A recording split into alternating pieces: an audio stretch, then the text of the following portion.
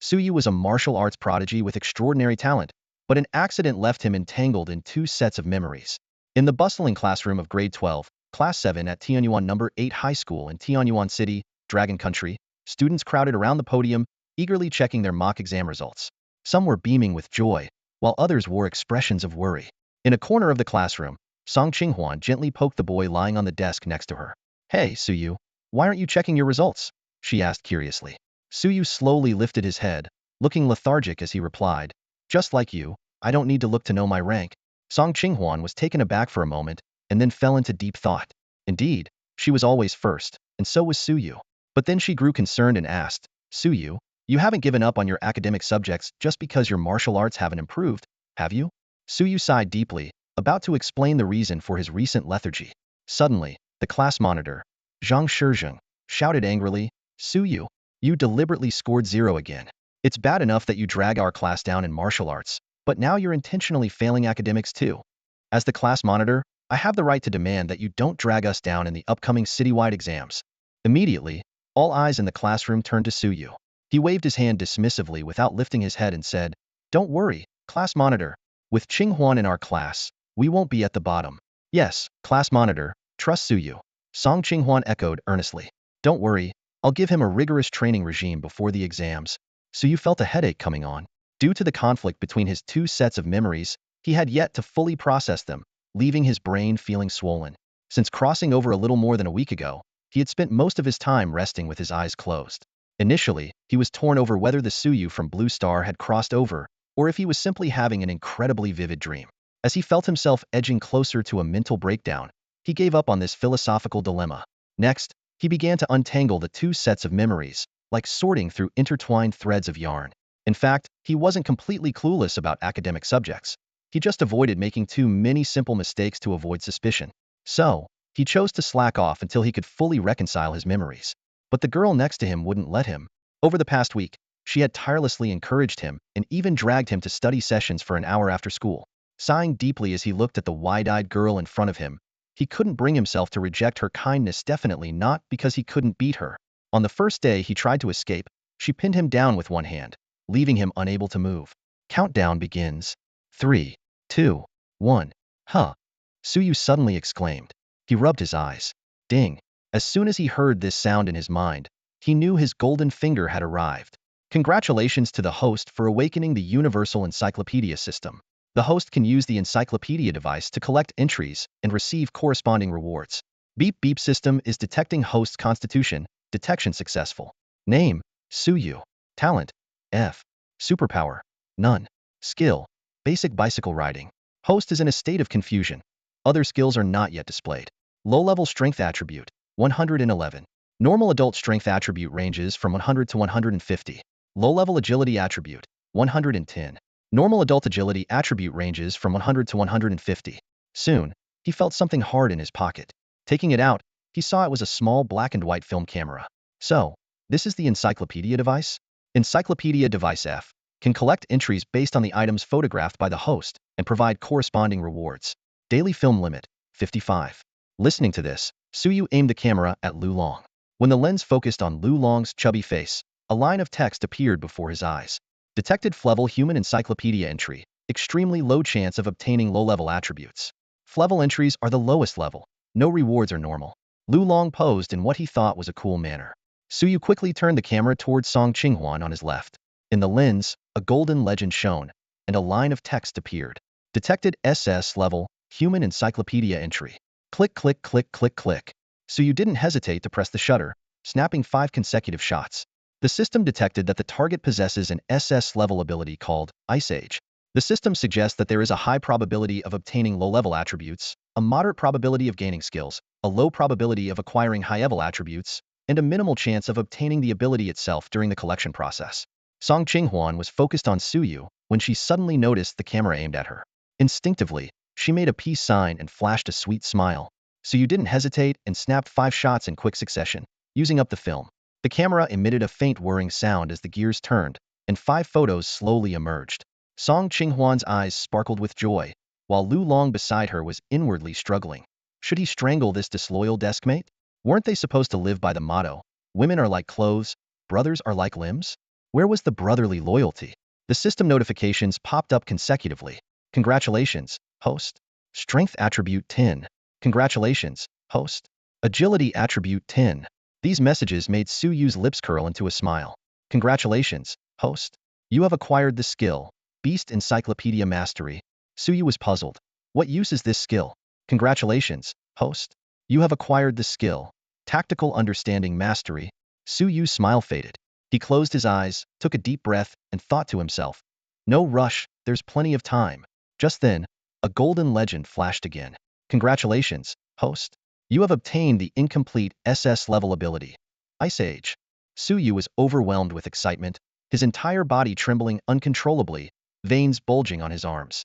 Noticing Su Yu's unusual behavior, Song Qinghuan turned to ask Lu Long, is Su Yu okay? Lu Long, equally baffled, replied offhandedly, maybe the photos he took turned out too good. Before he finished speaking, Su Yu suddenly turned and hugged Song Qinghuan tightly. The unexpected embrace left the girl flustered, her face turning red to her ears. Zhang Shizheng, who was secretly observing from the podium, flashed a jealous red glint in his eyes, while Lu Long looked on with admiration. Time seemed to stand still at that moment. Unable to hold back any longer, Zhang Shizheng shouted with red eyes, class is about to start. I hope some students will put away unrelated items immediately. Su Yu snapped back to reality, quickly releasing Song Qinghuan and hastily putting away the camera. He looked to his right, where Lu Long gave him a thumbs up, then to his left, where Song Qinghuan's face was still burning red. Awkwardly, Su Yu explained, I got excited because I took the best photos ever. Qinghuan, do you believe me? Song Qinghuan nodded like a pecking chick. Seeing this, Lu Long teased, look at that. He's already calling her Qinghuan. What's next? Calling her Huan Huan. At the front of the classroom, Zhang Shizheng clenched his fists, veins bulging.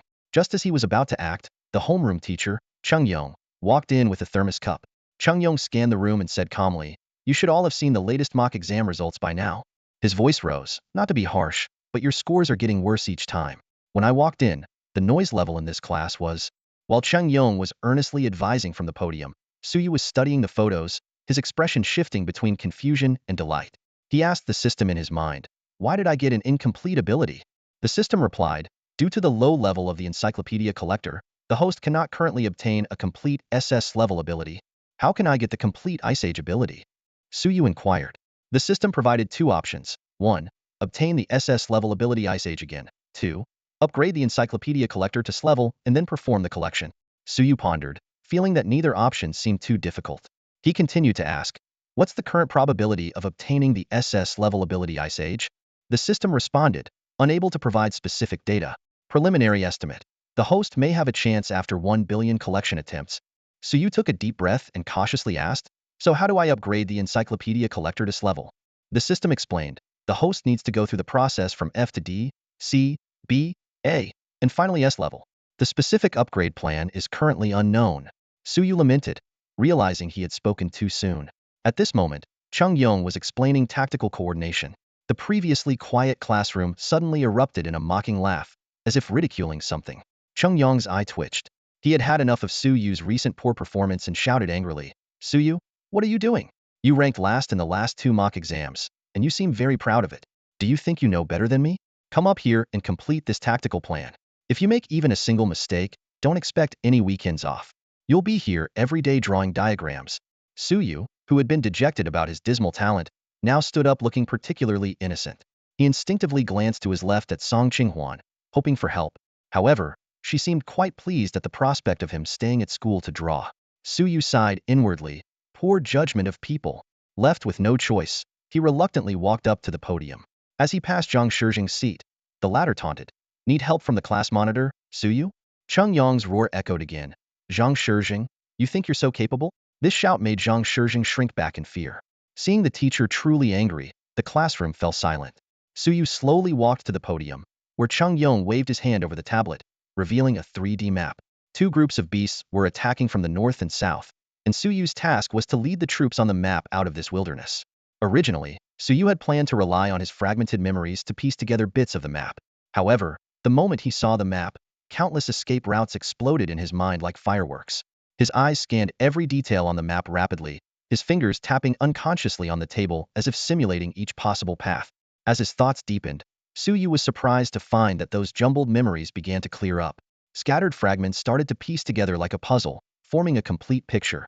Once he fully processed all the information, the map in front of him seemed to come alive, presenting hundreds, even thousands, of strategies. What was even more astonishing was that Suyu realized he could roughly gauge the success rate of each route and the potential unexpected events he might encounter. Just then, a voice echoed in his mind. Congratulations, host. Your skill, tactical understanding, has been upgraded to master level. At this moment, Suyu, combining his own skills with those of Song Qinghuan, found that the collision of these two entirely different tactical mindsets had elevated his understanding of tactics to a whole new level. Seeing that Suyu hadn't moved for a while, the class teacher, Cheng Yong, grew impatient and said, "What? Aren't you supposed to be a tactical genius? You've dared to hand in blank papers in the past exams. Are you going to do the same now?" Suyu opened his mouth, thought for a moment, and then reorganized his words. "Teacher, what is it? Don't think you can come up with an excuse to beg for mercy," Cheng Yong said, determined to punish Suyu.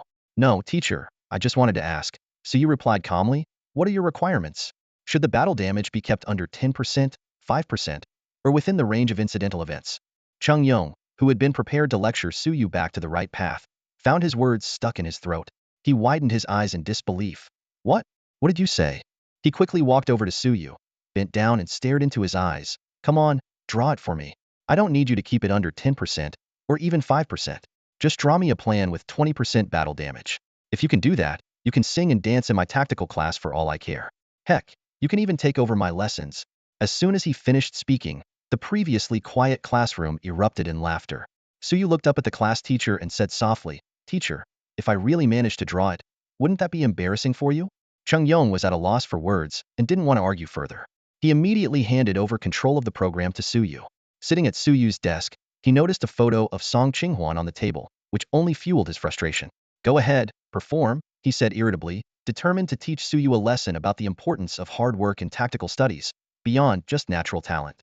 He didn't believe for a second that Suyu could draw a tactical plan with a battle damage ratio under 20%. The exam paper was from the third-year tactical department's final exam at Jubiai University. The full score required keeping the battle damage ratio under 20%. This exam had just been taken a few days ago, and Cheng Yong knew he was the only one in Tianyuan City who had seen it. He thought that if Suyu could lead his team to escape, it would already be a commendable performance. Amidst the laughter of the classmates and Cheng Yong's angry gaze, Suyu began his drawing. In the following moments, he showcased all 36 ancient war strategies.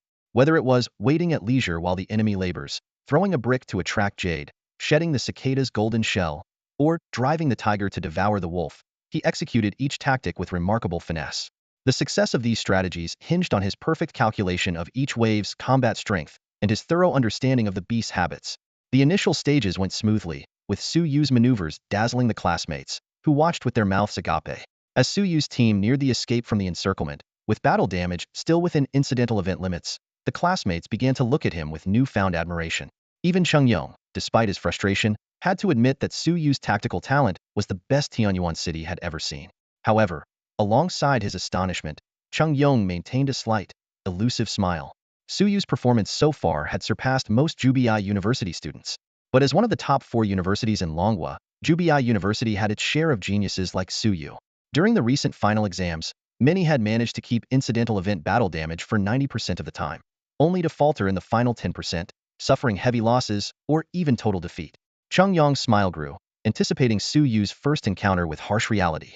Just as he eagerly awaited this moment, Suyu, who had been progressing smoothly, suddenly slowed down his march. Suyu began to dispatch reconnaissance units and cautiously had the terrain manipulators follow. He upgraded the tactical assignments to the highest level. His sudden cautious approach left the classmates bewildered. "There shouldn't be any problems ahead," someone murmured. "If Suyu keeps being so cautious, the beasts behind will catch up. Is he deliberately holding back to avoid embarrassing the teacher?" As everyone speculated, Cheng Yong suddenly stood up, exclaiming, "Impossible." All eyes turned to the shocked Cheng Yong. Only Suyu remained focused on the terrain. The next moment, in what seemed like a normal desert, his scouts discovered a shadow bug typically found only in swamps. "No way. How is that possible? This is a desert," someone exclaimed. "Did Suyu do this exam before? How could there be shadow bugs here?"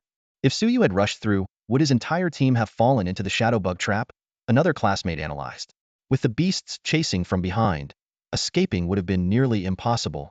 As the classroom buzzed with chatter, Suyu pulled off another series of brilliant maneuvers, successfully navigating the hidden trap. The 3D map finally displayed the word perfect. Meanwhile, at Jubai University, a young, scruffy man stared at the message on his screen in disbelief. He muttered, "Which master got bored and redid the exam I set for the students? This was supposed to teach them a lesson. What's the point of you masters achieving a perfect run?" Grumbling, the man pulled up the system to check. After a moment of searching, he was puzzled again. Chung Yong? Although I told him about the trap, he shouldn't be able to pass the incidental event battle damage level. Did he finally make a breakthrough? His eyes lit up. If that's the case, I need to recruit him to our university. We can't let him waste his time in high school under the guise of nurturing talent. With that, the man immediately grabbed his phone, ready to contact Cheng Yong and get to the bottom of this. In the classroom of Senior Class 7, Cheng Yong stood at the podium, his expression chaotic. He had planned to discuss today's problem with the students, a problem he had specially obtained from an old classmate.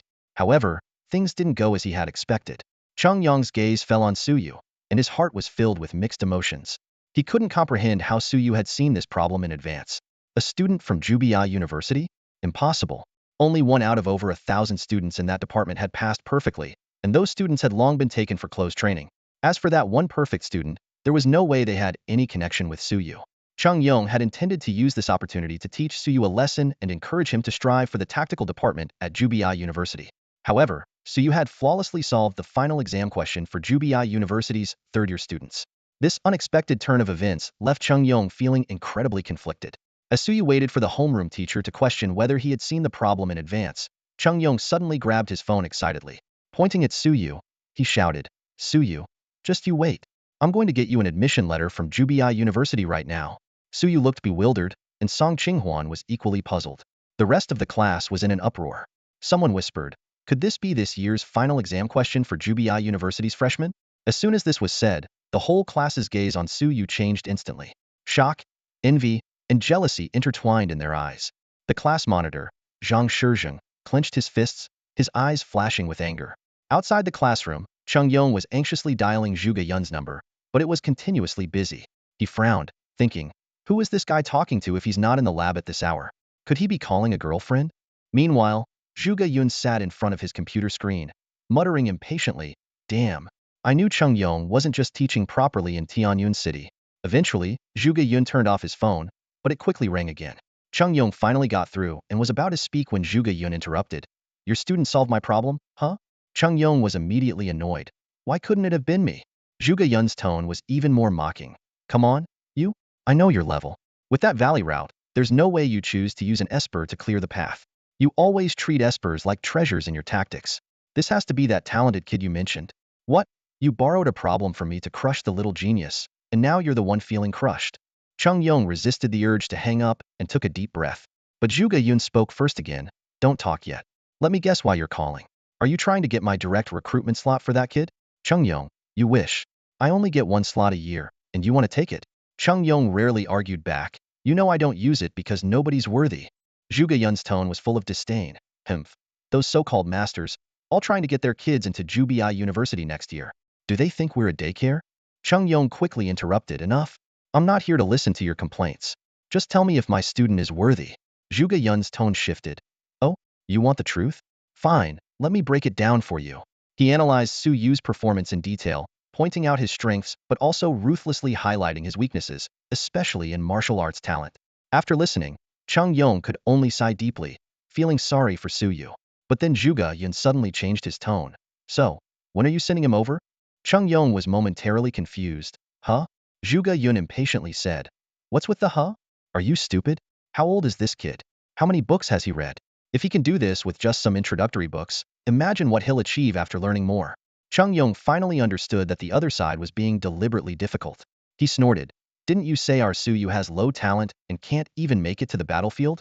Zhuge Yun's voice rose. "That's nothing. So he's a bit less talented. Bring him to me, and I'll feed him blood crystals every day until he becomes a third-grade warrior." "What? You expect our tacticians to be on the front lines?" he added. "But let me warn you, you better ensure his safety until the college entrance exams. If he loses an arm or a leg, you'll be ruining the future of a great tactician." Cheng Yong smiled broadly, though his tone was feigned impatience. All right, enough with the greatness. You first be great yourself." Hanging up now. In the classroom, Suyu stood at the podium, feeling the admiring gazes of his classmates while mentally calculating how to politely decline the enthusiastic invitation from the head teacher that was sure to come. Two memories flashed through his mind, two different lives. In peaceful times, Suyu would be thrilled by short videos of his predecessors fighting bravely, while in this world, Suyu dreamed of eliminating all exotic beasts and foreign races. Now that he possessed SS-level abilities, how could he be content with just being a tactician? At that moment, Mr. Chung Yong returned to the classroom. Suppressing his excitement, he looked at Suyu and sighed. Suyu, you must not waste your talent. Professor Zhuge Yun from Reject North University has agreed to offer you a direct admission spot. The admissions office will contact you after the college entrance exams. The classroom was instantly filled with the sound of gasps. Under the expectant gaze of the head teacher, Suyu reluctantly said, Mr. Chung, I actually don't plan on majoring in tactics. After a pause, he added, of course, I might consider minoring in tactics in the future. The room fell silent, and everyone looked at Suyu as if he were out of his mind. Surprisingly, Mr. Cheng's face broke into a mischievous smile. He laughed heartily and patted Suyu on the shoulder. Good lad. Well done. Come on. Let me record this, say it again. Mr. Chung took out his phone, leaving Suyu and the entire class stunned. On the podium, Mr. Chung continued, Don't worry. I'm not angry. It's normal for young people to have their own aspirations. Suyu, say it again, and I'll relay it to Professor Zhuge Yun. Confused but determined, Suyu repeated what he had just said. Mr. Chung recorded it, put away his phone, and smiled. All right, go back to your seat.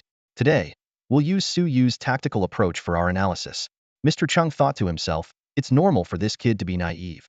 In a small city like Tianyuan, not many people know the name Zhuge Yun. This tactical genius, who has led multiple victories by the age of 30, is now one of the brightest stars on Blue Star. His direct admission spots are coveted by almost every master for their children, yet no one has ever succeeded. As for Suyu's other ambitions, Mr. Chung wasn't worried. What else did this kid have besides tactical prowess? Blood energy weaker than an average person? Or an overnight awakening of S-level abilities? He might not even get into a third-year school, let alone the 4 major colleges. Once he hits a wall, he'll naturally understand the importance of the direct admission spot from Reject North University. At this moment, at Reject North University, Zhuge Yun had just arrived at the dean's office to report on using his direct admission spot this year. The dean's eyes lit up. You're using your direct admission spot? Is there another genius from the Zhuge family? Or is it the student Master Jiang recommended earlier? Zhuge Yun shook his head. Neither. It's a student of my classmate, Suyu from Class 7, senior year at Tianyuan High School. He perfectly solved my problem on his first attempt. The one you recently posed? The dean asked. Zhuge Yun nodded in confirmation. The dean's smile grew wider. Great. With more geniuses emerging, we ultimers can retire with peace of mind. If you're an ultimer, then no tactician in the world can claim their tactics are innovative, Zhuge Yun joked. As they chatted, Zhuge Yun's phone vibrated. It was a video from Cheng Yong, featuring the student named Suyu. He projected it. Dean, this is the Suyu I mentioned. In the video, Suyu said, Teacher, I don't plan on majoring in tactics, but I might minor in it. Those words etched themselves into Zhuge Yun's mind. His eyebrows twitched, and his smile took on a sinister edge. Beside him, the dean burst into laughter. Interesting. This kid is something else. Ha ha ha. All right, I have no objections to you giving him the direct admission spot. Thank you, Dean. I'll head back to the lab now, Zhuge Yun said, noticeably slowing his speech. After Zhuge Yun left, the dean was still savoring the moment, but his expression darkened when he remembered the third-year final exam results. It wasn't long before the entire Reject North University knew that Professor Zhuge Yun had used his direct admission spot this year because someone had perfectly solved his problem. The tactical department was abuzz, and even the combat department was lively. Zhuge Yun was aware of the commotion, but paid it no mind. At that moment, he was busy devising a more challenging problem, ensuring it wouldn't exceed that kid's knowledge. You want a minor in tactics? Let's see if you have what it takes. Back at Tianyuan High School, Class 7, senior year, an 80-minute tactical analysis class ended. The students finally realized how terrifying Suyu's perfect solution was. Every time they wanted to admire him, they turned around to find Suyu sleeping. This contrast made the students striving to master tactics even more frustrated. Bang, bang, bang. Mr. Chung slammed the table until Suyu woke up. I have an announcement. Next Monday, our class will go on a field trip to the wilderness. Make sure you're prepared this weekend. Bring combat gear, food, water, and anything else you might need. He turned to Suyu, his tone leaving no room for argument, and Suyu, once we're in the wilderness, don't wander off. Stay within 3 meters of me. Although they knew the head teacher was protecting Suyu, the class erupted in laughter. After all, the school-organized wilderness trips were in low-level areas, and Suyu was the only one who needed special protection due to his lack of physical strength. Seeing everyone's eyes turn towards him, Suyu put on an innocent face. The atmosphere in the classroom froze instantly, with his classmates' stares feeling like sharp arrows. Internally, he grumbled about the homeroom teacher's meddling. Couldn't this be discussed privately? Did they really think he was so immature that he needed to be publicly reprimanded? He muttered to himself, I just want to take some photos. What's the big deal? With a look of helplessness, Suyu thought the homeroom teacher was being rather immature. Putting on an earnest expression, he replied, Don't worry, teach. I'll make sure to stay on your good side. Ha, I hope so, Chung Yong replied with a cold laugh. Knowing Suyu's tendencies all too well, he thought to himself that believing half of what Suyu said would be a mistake. But then again, the class area was usually filled with ordinary beasts, not even ranked. With him around, it was unlikely anything would go wrong. The extra caution was only due to threats made against him. Just then, Qing Huan eagerly chimed in. Don't worry, teacher. I'll keep an eye on him. Chung Yong nodded in approval, thinking to himself how wonderful it was to be young. As the day's classes ended and the weekend approached, Suyu was about to leave when Song Qing Huan blocked his way again. Suyu asked proactively, Song Qing Huan, do you still think I need to join your study group? Blushing slightly, Song Qing Huan retorted softly, You rascal. Suyu was a bit taken aback. Song Qing Huan continued, Suyu, I'm not asking you to study. I wanted to know if I could have one of the photos you took today. Oh, that, Suyu said, taking out 4 photos from his backpack. Then he pulled another one from his chest, smiling. This one is my lucky charm, so I'm keeping it. Song Qing Huan's face turned crimson, and she quickly grabbed the photos from Suyu's hand before dashing out of the classroom. Suyu shook his head with a smile. He realized she might have misunderstood something, but decided not to explain. If both liked each other, why complicate things? Before, without the system, he would have kept his distance, knowing they lived in different worlds. But now, things were different. If he liked her, he should pursue her boldly. Just as Suyu was about to leave the classroom, he encountered another obstacle. Zhang Shijing glared at him, eyes burning with anger. Suyu, don't think you can do whatever you want just because you have some talent, Zhang Shijing said through gritted teeth. Let me tell you, you and Qing Huan are from different worlds. She's a combat genius from Tianyun City, destined to become a master and protector. You, on the other hand, will always be hiding behind us, the strong ones. Suyu calmly looked at him, slung his backpack over his shoulder, and asked flatly, Done with your melodrama? With a loud bang, Zhang Shijing slammed his hand on the desk, cracking Lu Long's desk in half. Suyu, don't go too far. I'm serious. Suyu sighed and replied in a calm yet mocking tone, Class rep, Qing Huan is in the top 3 of Tianyun City, while you're barely in the top 100. Last year, only 9 students from our city got into the 4 major academies. Whether or not I'm in the same league as Qing Huan, you should think about the huge gap between you and her. He patted Zhang Shijing's shoulder in mock sympathy. I'm worse off, not even in the top 100. I had to rely on the homeroom teacher's connections to get into Jubi University.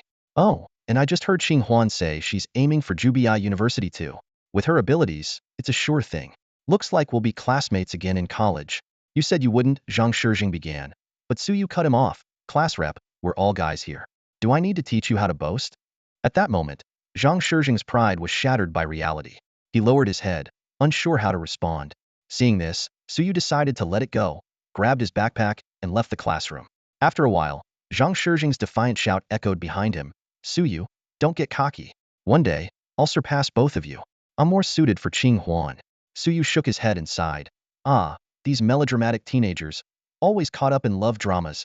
But he couldn't deny that the high school rivalry over a girl brought back nostalgic feelings. He pondered that such fair competitions wouldn't exist in college. Suyu leisurely made his way to the parking lot. After unlocking his bike with an iris scan, he hopped onto his BMW bicycle. The sleek black frame, advanced technology replacing traditional chains, made for a particularly cool ride.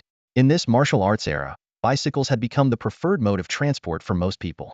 Lightweight, flexible, sturdy, and with more powerful engines, the new bicycles had gradually replaced flashy but impractical vehicles. Suyu pedaled down the road. The streets were nearly devoid of other vehicles. Though everyone rode bicycles, some seemed to be flying just above the ground, while others pedaled laboriously, resembling crawling turtles. In a world where physical strength was the norm, Suyu's speed seemed out of place. Riding home, he parked his bike at the community entrance. The security guard, with his mechanical arm, greeted Suyu. He smiled and waved back, then ran home with his backpack. Hey, Suyu, you're back early today. We made dumplings. Come grab some later, called out a bald man with half his body replaced by machinery, practicing Tai Chi. Suyu, your dad went out for a walk again and didn't cook. I made extra. Come get some food, shouted an ant from the second floor, her electronic eye glowing blue. Sure thing, Auntie. Suyu responded warmly to the neighbor's kindness. Initially, he felt uneasy around the cold mechanical limbs, but now he felt more empathy. In an era overrun by beasts, just being alive was a blessing. Suyu collected some food here and there, carrying plates as he pushed open his front door with his foot. Dinner was ready. Inside, Soo-jun was lounging in a rocking chair, listening to rock music. His multicolored mechanical leg tapped to the rhythm, occasionally flashing lights. Suyu instantly knew his dad hadn't cooked. Dad, did you forget to cook again? Suyu waved his hand in front of Soo-jun's face. Only then did Soo-jun take off his headphones, with a touch of guilt in his voice. Oh, I got back late from my walk today, that's all. Suyu looked exasperated and was about to say something when Soo-jun quickly interrupted. Wait, didn't Aunt Wu bring over some food? He hurried to the table, his eyes lighting up. Look at this spread. Meat, veggies, and even dumplings. Taking Suyu's backpack, Soo-jun urged, go wash your hands and get ready to eat. Just as Suyu turned around, the colorful lights on his dad's mechanical leg caught his eye, making him squint. Turn that thing off, will you? Oh, right. Soo-jun quickly switched off the lights on his silver prosthetic leg, which immediately returned to its plain appearance. While Suyu was in the kitchen washing his hands and getting utensils, Soo-jun mumbled to himself as he set the table. Is this kid not emo anymore? He couldn't help but wonder if his son's recent silence was due to struggles at school or heartbreak. When Suyu came out with the bowls and chopsticks, he saw his dad taking 2 beers out of the fridge. 2 beers tonight? He asked, surprised.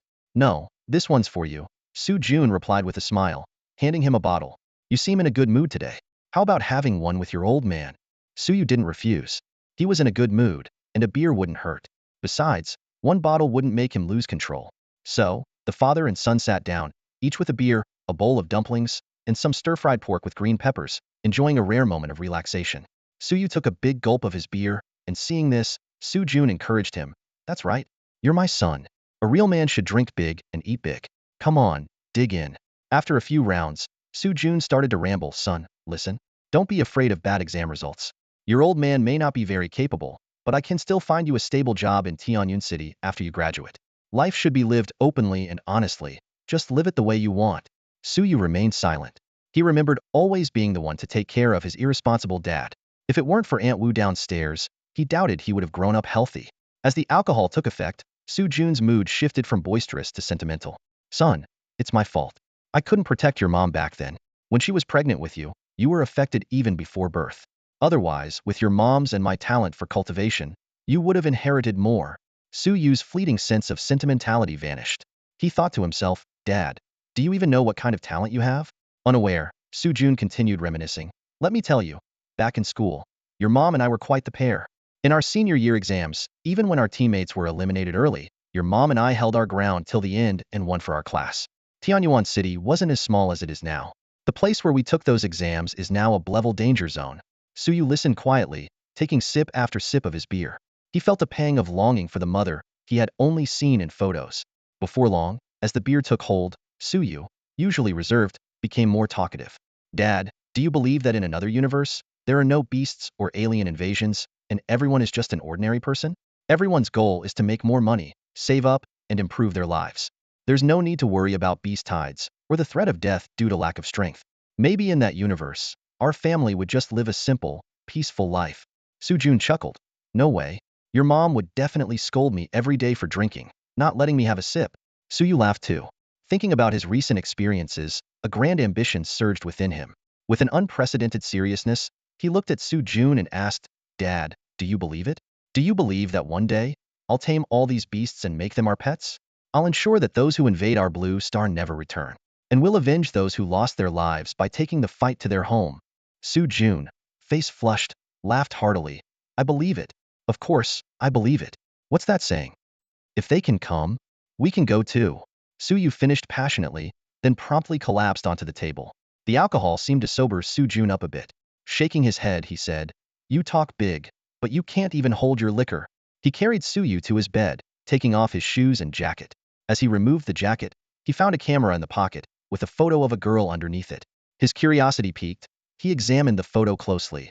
So that's why you've been down lately, a heartbreak. Soo-jun chuckled, shaking his head. This girl, Song Ching-hwan, is no ordinary one. She's a top talent nurtured by Tianyuan City. You better work harder if you want to be worthy of her. With a sigh, Soo-jun made a decision. He picked up his phone and made a call before leaving the house, leaving Suyu to sleep peacefully. Sunlight fell on Su Yu's face as he groggily opened his eyes. He lifted his head and looked around, a wave of post-drinking headache hitting him instantly. Propping himself up on the bed with both hands, he took a moment to feel the warmth of the sunlight outside. What happened? How did I get knocked out after just one bottle? Su Yu muttered to himself. Suddenly, he remembered something. Wait, where's my camera? He quickly got up and scanned the room. Soon, he found his camera and a photo of Song Qinghuan neatly placed on his desk. Next to them was a small redwood box that caught his attention. Su Yu approached the desk and noticed a note beside the box. He picked it up and read, "The little girl is quite pretty. You've got your old man's taste. This little thing is my support for you." He slipped the note into a book and then opened the redwood box. A blood-red crystal came into view, and Su Yu's eyes widened in surprise. Just then, a notification sounded in his mind. Ding! One grade 1 blood crystal detected. It can be used to upgrade the compendium collector. So this is a blood crystal? Su Yu carefully held the crimson crystal in his hands, examining it closely. Knowledge about blood crystals surfaced in his mind. These were truly rare treasures, with only one appearing among 10,000 grade 1 exotic beasts. Its function was straightforward, and powerful humans could absorb it to directly boost their vitality without the need for training. Su Yu recalled the legendary story of a senior from Tianyuan High School last year. After absorbing a grade 1 blood crystal, his vitality skyrocketed from 100 to 200, allowing him to complete 3 body refinements and step into the warrior realm. He dominated the martial arts competition in the college entrance exams and graduated with the best score in Tianyuan City's history, ranking 6th in the Northwest region. It was said that during his recent return to give a speech, he was already a peak grade 2 warrior, just a step away from grade 3. These life-changing stories made blood crystals highly sought after in the market, fetching prices in the millions and often being unavailable even if one had the money. Su Yu fell into deep thought, hesitating on how to use the blood crystal. Should he absorb it directly to step into the warrior realm, or upgrade the compendium collector first? At that moment, the system's voice chimed in again. Please rest assured, host. When the blood crystal is used for upgrading the compendium collector, the system will automatically extract the absorbable vitality for you. Each blood crystal absorbed by the system will provide the maximum absorbable vitality to the host. Su Yu breathed a sigh of relief and asked, "How much can I absorb?" 15 vitality, the system replied coldly. This answer made Su Yu's heart sink. He realized that even after absorbing the blood crystal, he wouldn't be able to step into the warrior realm. Without further hesitation, he picked up his camera and took a photo of the blood crystal. As the shutter clicked, the blood crystal transformed into a red mist that surged into Su Yu's body. Instantly, he felt a boost in his energy and strength, clearly noticeable when he clenched his fists. Su Yu quickly checked his camera, and a system notification appeared. Ding! Congratulations, host, for successfully upgrading the compendium collector. Compendium collector. 1,010 film rolls available, 23 ability slots available, and a slight increase in the probability of obtaining abilities, skills, and attributes. Seeing 23 ability slots available, Su Yu realized he had hit the jackpot with this upgrade. What did 3 ability slots mean? He recalled a genius sophomore in Tianyuan City with dual abilities, who had been courted by the 4 major academies even before taking the college entrance exams, and was considered the next record breaker for Tianyuan City's exam scores. And now, Su Yu had the chance to possess 3 abilities. More importantly, he could choose them himself. Clenching his fists, his ambitions began to grow. He fantasized about one day having SS-level abilities, every move a powerful technique, leaving exotic beasts and other races powerless before him. Calming his excitement, Su Yu pulled up his personal stats. Name, Su Yu. Talent, F. Abilities, Ice Age Incomplete. Skills, Master of Tactical Understanding, Expert in Exotic Beast Compendium, Bicycle Riding Basic. High-dimensional physical attributes. 110 vitality. Normal adult vitality is around 100.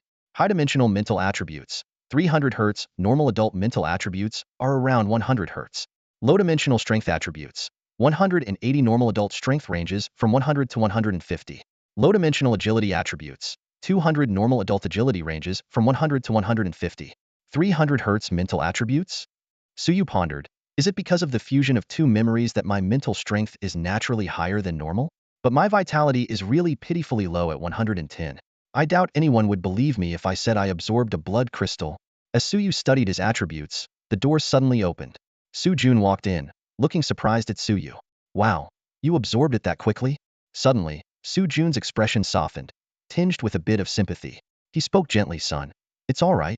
Some people need more than a month to fully digest the blood crystal. For at least the next week, your vitality should continue to rise. Su Yu remained silent, fully aware that he had already completely absorbed the blood crystal, leaving nothing behind. Su Jun was at a loss for words, unsure how to comfort his son. His eyes inadvertently fell on a photo on the table. An idea struck him, and he changed the subject. Hey, have you been dating someone recently? He continued. Since you have someone you like, you need to work even harder. Talent is something you're born with, but hard work is up to you.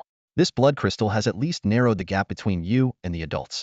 Once you're recovered, I'll personally train you in combat techniques. I guarantee someone will want you for the college entrance exams. Listening to his father's clumsy attempt at comfort, Suyu thought to himself that his dad was indeed not good at this. After a moment of contemplation, he said softly, Dad, actually, my homeroom teacher told me yesterday that a professor from Jubei University's tactics department is willing to give me his direct admission slot. What? Su Jun's voice rose sharply, a mix of shock and joy on his face. Are you serious? Yes, Suyu replied calmly, but I turned it down. The smile on Su Jun's face froze instantly. He pulled a chair over, sat down, and tried to calm himself. Wait a minute. Let me get this straight. You mean you could have skipped the college entrance exams and gone straight into Jubei University's tactics department, becoming a professor's student? And you turned down that opportunity to take the exams yourself? Yes, I want to go for the combat department, with tactics as a minor, Suyu answered firmly. Faced with his son's decision, Su Jun did not scold him. Instead, he looked at him with a questioning gaze. Suyu almost wanted to demonstrate a ice age on the spot to prove his abilities. Before Suyu could explain, Su Jun had already come to terms with it. He said, It's fine. I was just thinking that trading a merit for a blood crystal might not be worth it. After all, that merit could have helped you secure a public position in Tianyuan City in the future, ensuring a stable life. But now it seems unnecessary. My son is capable. If a professor from Jubei University sees your potential, you can always aim for the tactics department if things don't work out. With a serious expression, Su Jun earnestly taught, Son, there's something you need to learn today. Sometimes, you have to know when to back down. Pride is worthless. Seeing his usually carefree dad being so considerate, Suyu felt a warm surge in his heart. Suddenly inspired, he said, Dad, let me take a picture of you. Oh, my son can take photos of his old man now. Su Jun's face lit up with a brilliant smile as he started striking various poses. One moment he was showing off his right leg, the next he was trying to hide it, and he even considered detaching it and holding it up. Seeing this, Suyu quickly directed, Dad, look over here. Say cheese. Instinctively, Su Jun flashed a peace sign, and Suyu promptly pressed the shutter. With the sound of the gears turning, a fresh photo emerged. Su Jun's radiant smile perfectly complemented his rugged features. Although not entirely satisfied with his poses, Su Jun happily tucked the photo into his chest pocket, while Suyu felt quite pleased with his work. Suddenly, a system notification sounded. Congratulations, host has acquired the skill. Intermediate hand-to-hand combat. Suyu was momentarily stunned as a surge of combat techniques flooded his mind, and his muscles seemed to develop a memory of their own. He was astonished to realize that he could now easily subdue his non-combat self within 10 seconds. The significant change brought by just an intermediate skill made Suyu, who had always been fascinated by supernatural powers, realize the terrifying potential of seemingly limitless skills. He even fantasized about becoming a master of all trades one day. Meanwhile, Su Jun was still enjoying himself.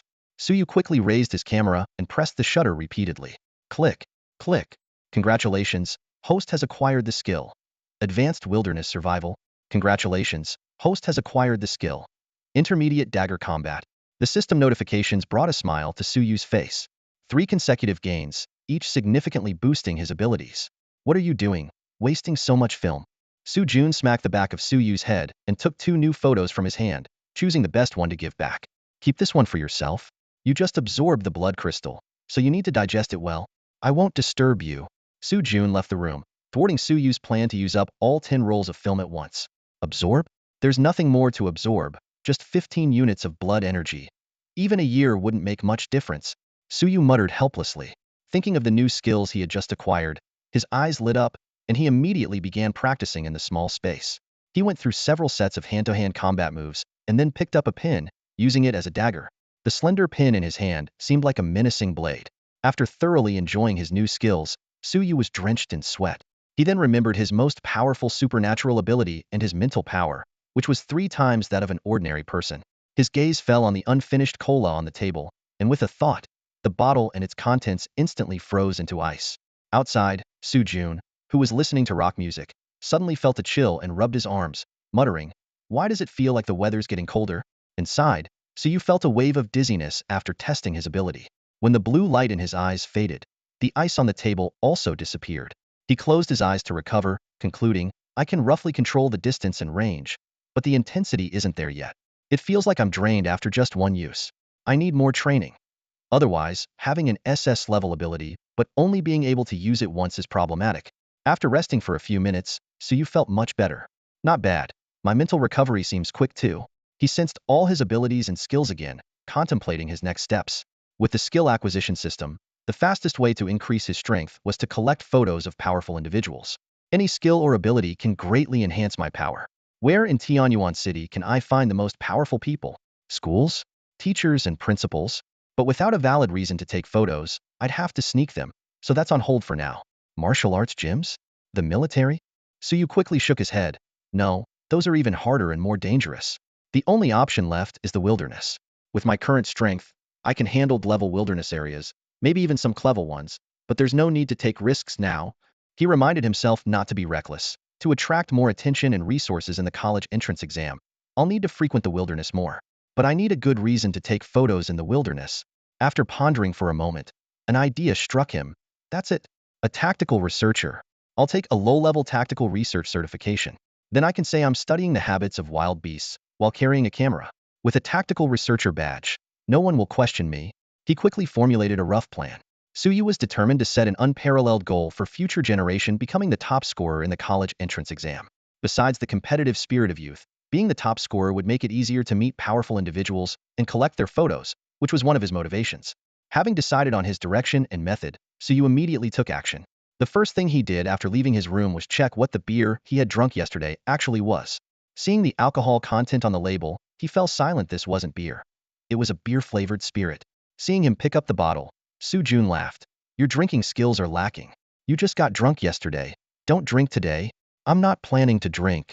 Suyu put the bottle back in the fridge and asked, Dad, do you have any money? Su-jun was taken aback. How much do you need? Not much, 50,000. I plan to get a tactical researcher certification. Don't have it. Su-jun's decisiveness was surprising. Suyu was stunned too. He had given him a blood crystal worth over $1 million. So how could 50,000 be an issue? This was the first time he had asked his father for money. Really don't have it. If you want to get certified, find a way yourself.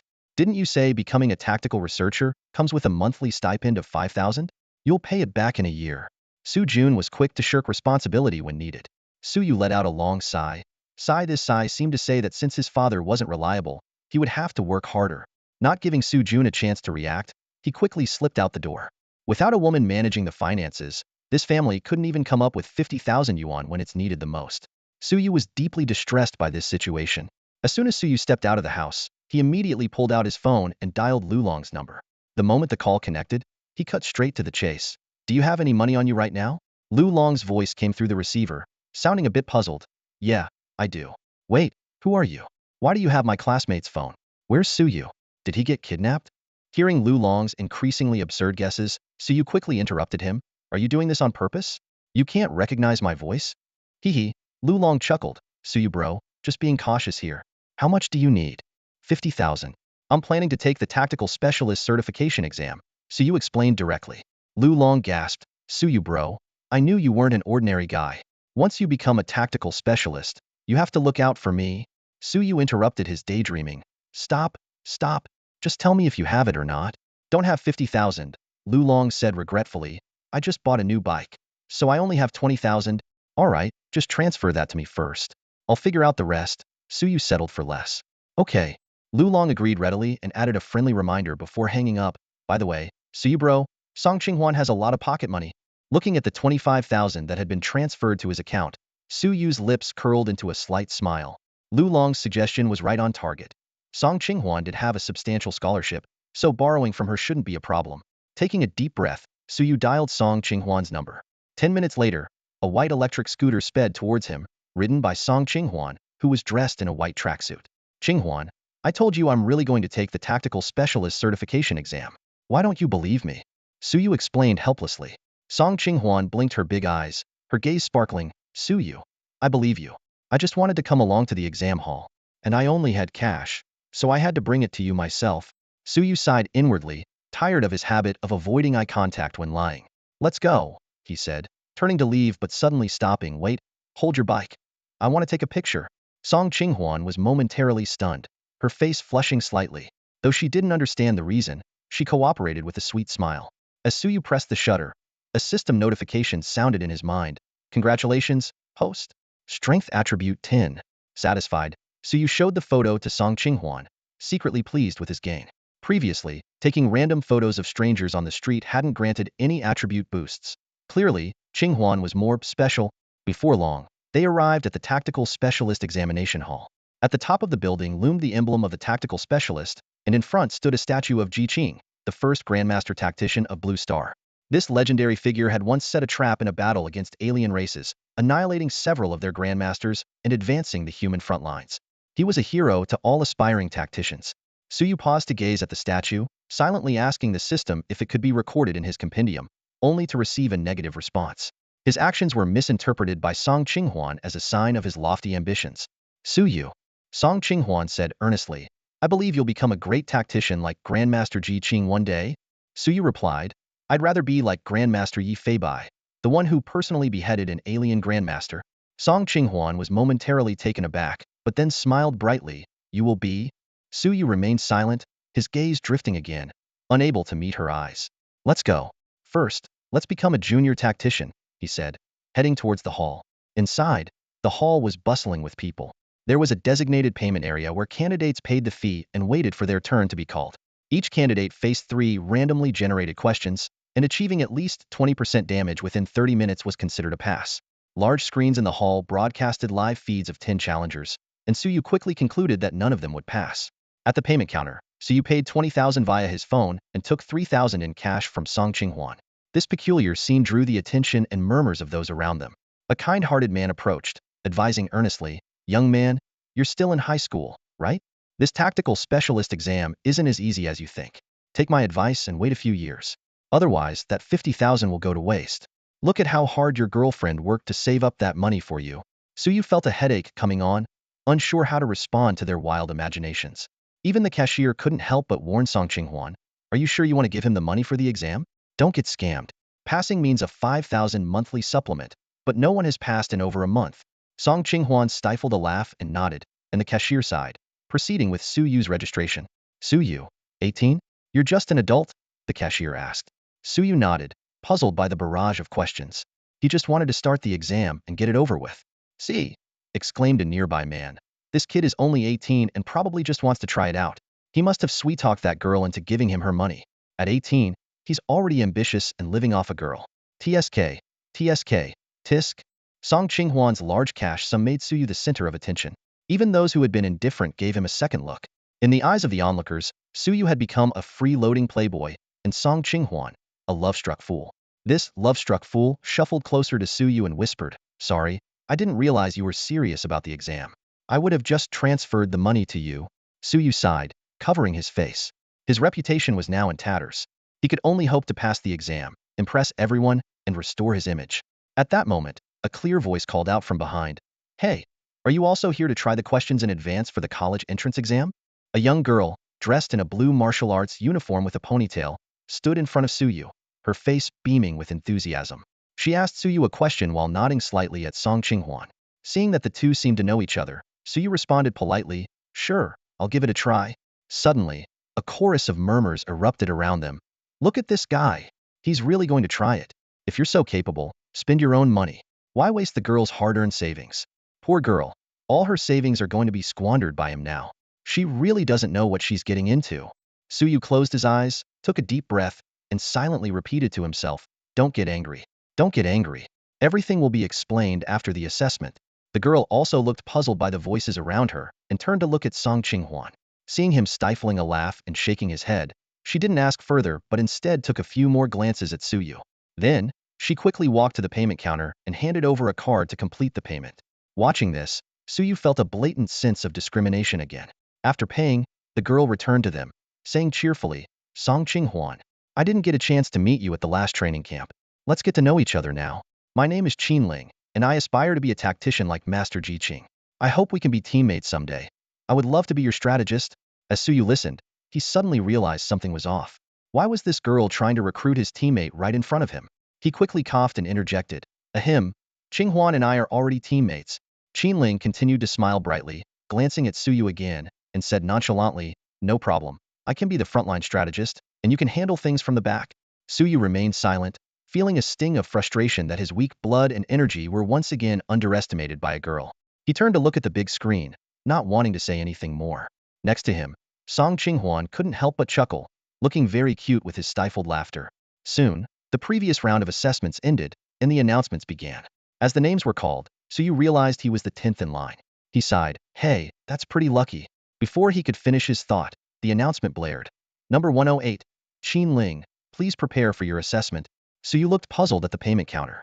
Qin Ling apologized, "Sorry, since I come here often, I have a VIP card. I didn't expect it would push you to the next batch." Silence enveloped Suyu again, and he harbored a deep disdain for all the wealthy people. As Qin Ling headed to the assessment room, Song Qinghuan explained to Suyu. She's a senior in Class 1 at Tianyuan High School. Her father is the head of the Qingtian Martial Arts School here in Tianyuan City. She ranked 5th in the comprehensive scores at a training camp organized by Tianyuan City. She's highly talented in martial arts, with solid fundamentals, but it seems her goal has always been to become a tactician. Suyu nodded, suddenly curious about the rewards he might get from Qin Ling.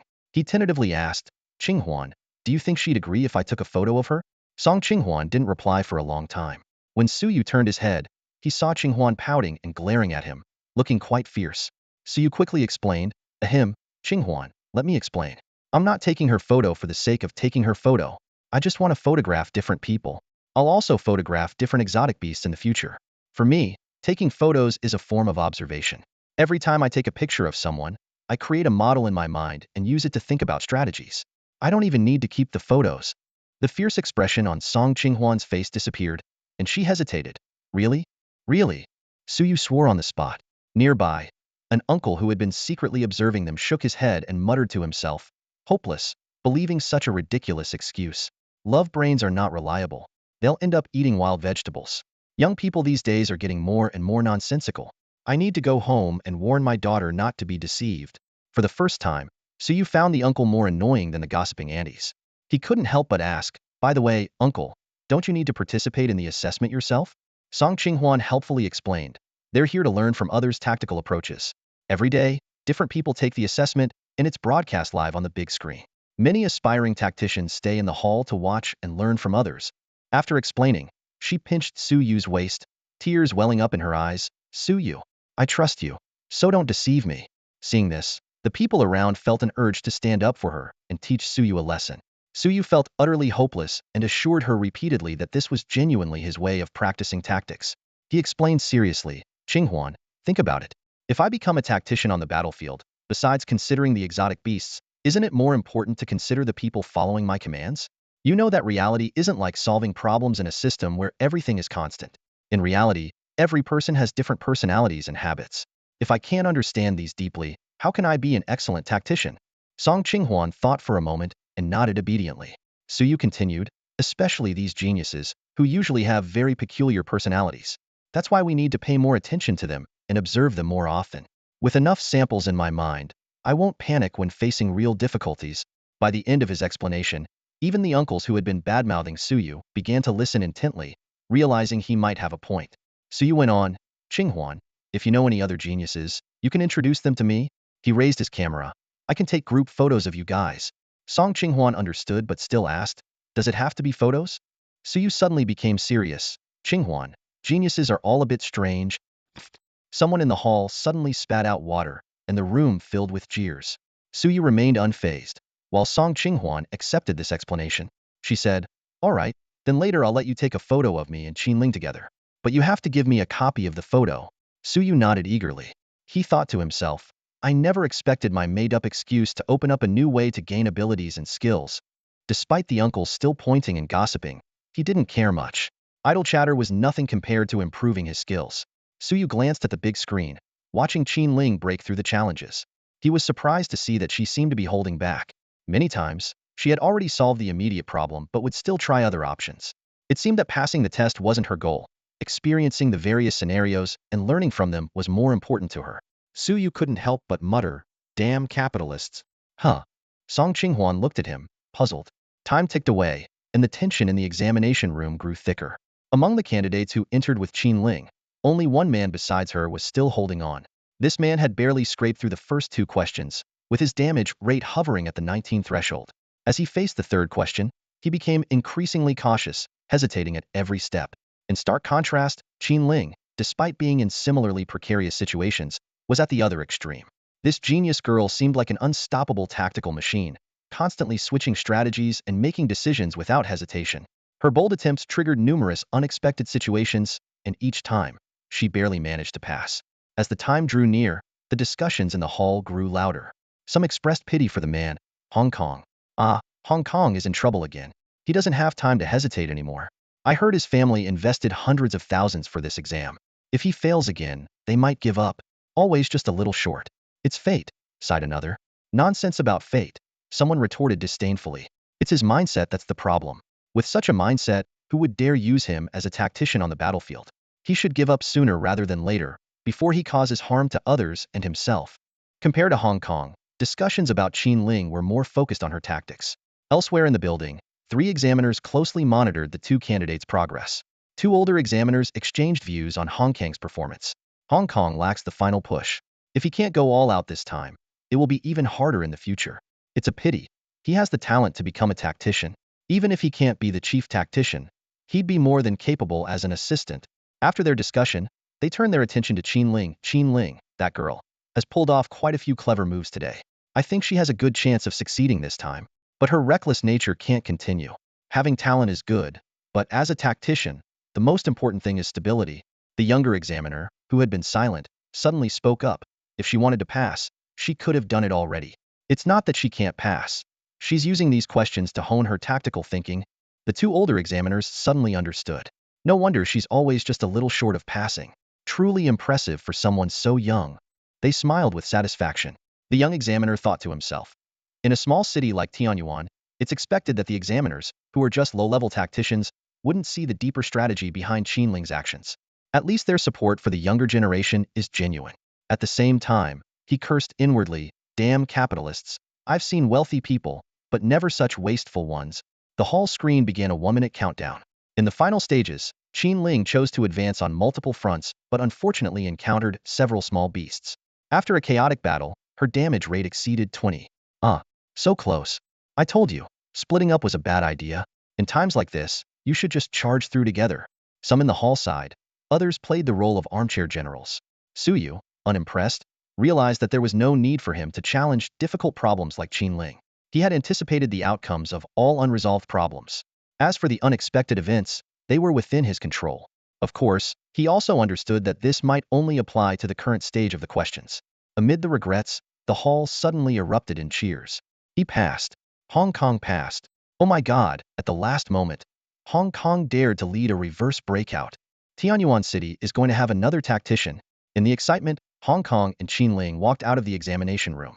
Qin Ling was the first to congratulate Hong Kong, and others quickly surrounded him. Even those who had mocked him earlier now approached with enthusiasm. Only Su Yu and Song Qinghuan remained in place, their expressions calm. Song Qinghuan looked around and said to Su Yu, "Looks like you might have to wait a bit longer." "No problem, good things are worth the wait," Su Yu replied with a smile. As Song Qinghuan had predicted, the next round of examinations did not start immediately due to Hong Kong's success.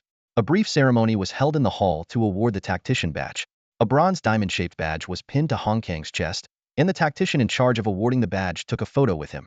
Seeing this, Song Qinghuan curiously asked, "Aren't you going to take a picture?" "It's a great opportunity." Su Yu shook his head. "I'm only interested in geniuses." Song Qinghuan found this reasonable and didn't think much of it. In fact, while waiting for Qinghuan, Su Yu had already tried taking photos of people who were doing impressive things, like riding a bike at breakneck speeds, but he hadn't gained any attributes from them. He realized then that only capturing geniuses would be rewarding. After the brief ceremony, the hall resumed the examination process. This time, number 107, Su Yu, finally entered the examination room. Qin Ling did not leave immediately but approached Song Qinghuan. "I heard about Su Yu's ideas. He makes a lot of sense. Is he your classmate?" Song Qinghuan nodded. "He's the one who helped me with my tactical understanding." "Oh." Qin Ling's gaze shifted to the big screen, her eyes becoming serious.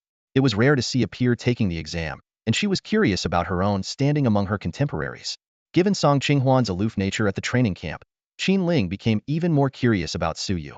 In the hall, aside from those still trying to curry favor with the new tactician, the others turned their attention to Su Yu. Although they had previously mocked Su Yu as a pretty boy and felt sorry for Song Qinghuan, After hearing Su Yu's insights, they began to have some expectations for the young boy. Can he pass even one round? I think he should be able to. Otherwise, he wouldn't dare to take the exam. No, no, no. Whether he can pass depends on luck. Kids have seen too few tactics. Even if they have some skill, they might be helpless in unfamiliar situations. Yeah, that's true. Amid the chatter, Song Qinghuan gazed at the screen showing Su Yu, her beautiful eyes full of trust and even a hint of pride. Dong! The bells signaling the start of the examination rang out, plunging the hall into an instant silence. All eyes turned to the big screen simultaneously. Suddenly, a shout broke the stillness. Why is his question so difficult? Someone exclaimed in astonishment. He's surrounded on all sides except the coast? This guy has some seriously bad luck. Indeed, the scenario was despairing. The coastline blocked one direction, while formidable fourth-rank beasts threatened from the remaining three. The strongest combatant the examinee could command was only a third-rank warrior. Discussions erupted. Is this really a question for a low-level tactician? Could there be a glitch in the system? Qinling's pupils contracted slightly when she saw the question. However, when she turned to look at Song Qinghuan, she found her unexpectedly calm, as if unperturbed. Aren't you worried about your boyfriend with such a tough question? Qinling blurted out. Song Qinghuan's face turned bright red. He's not my boyfriend yet, she explained, embarrassed. Qinling was taken aback, thinking, is that the main point here? She then realized what the old men meant by love-struck. Noticing Qinling's puzzled look, Song Qinghuan quickly waved her hand. Don't worry about him. His tactical understanding is exceptional. An older man nearby chimed in. Young lady, this tactician exam is nothing like what you learn in school. And given the difficulty of his question, I'm telling you, your money is as good as wasted. Newly minted tactician Hong Kong glanced at the question and shook his head. If I got this question, I'd admit defeat too. It would take hours to pass with less than 20% losses. Hong Kong's remark seemed to set the tone, and everyone in the hall presumed Su Yu had already failed.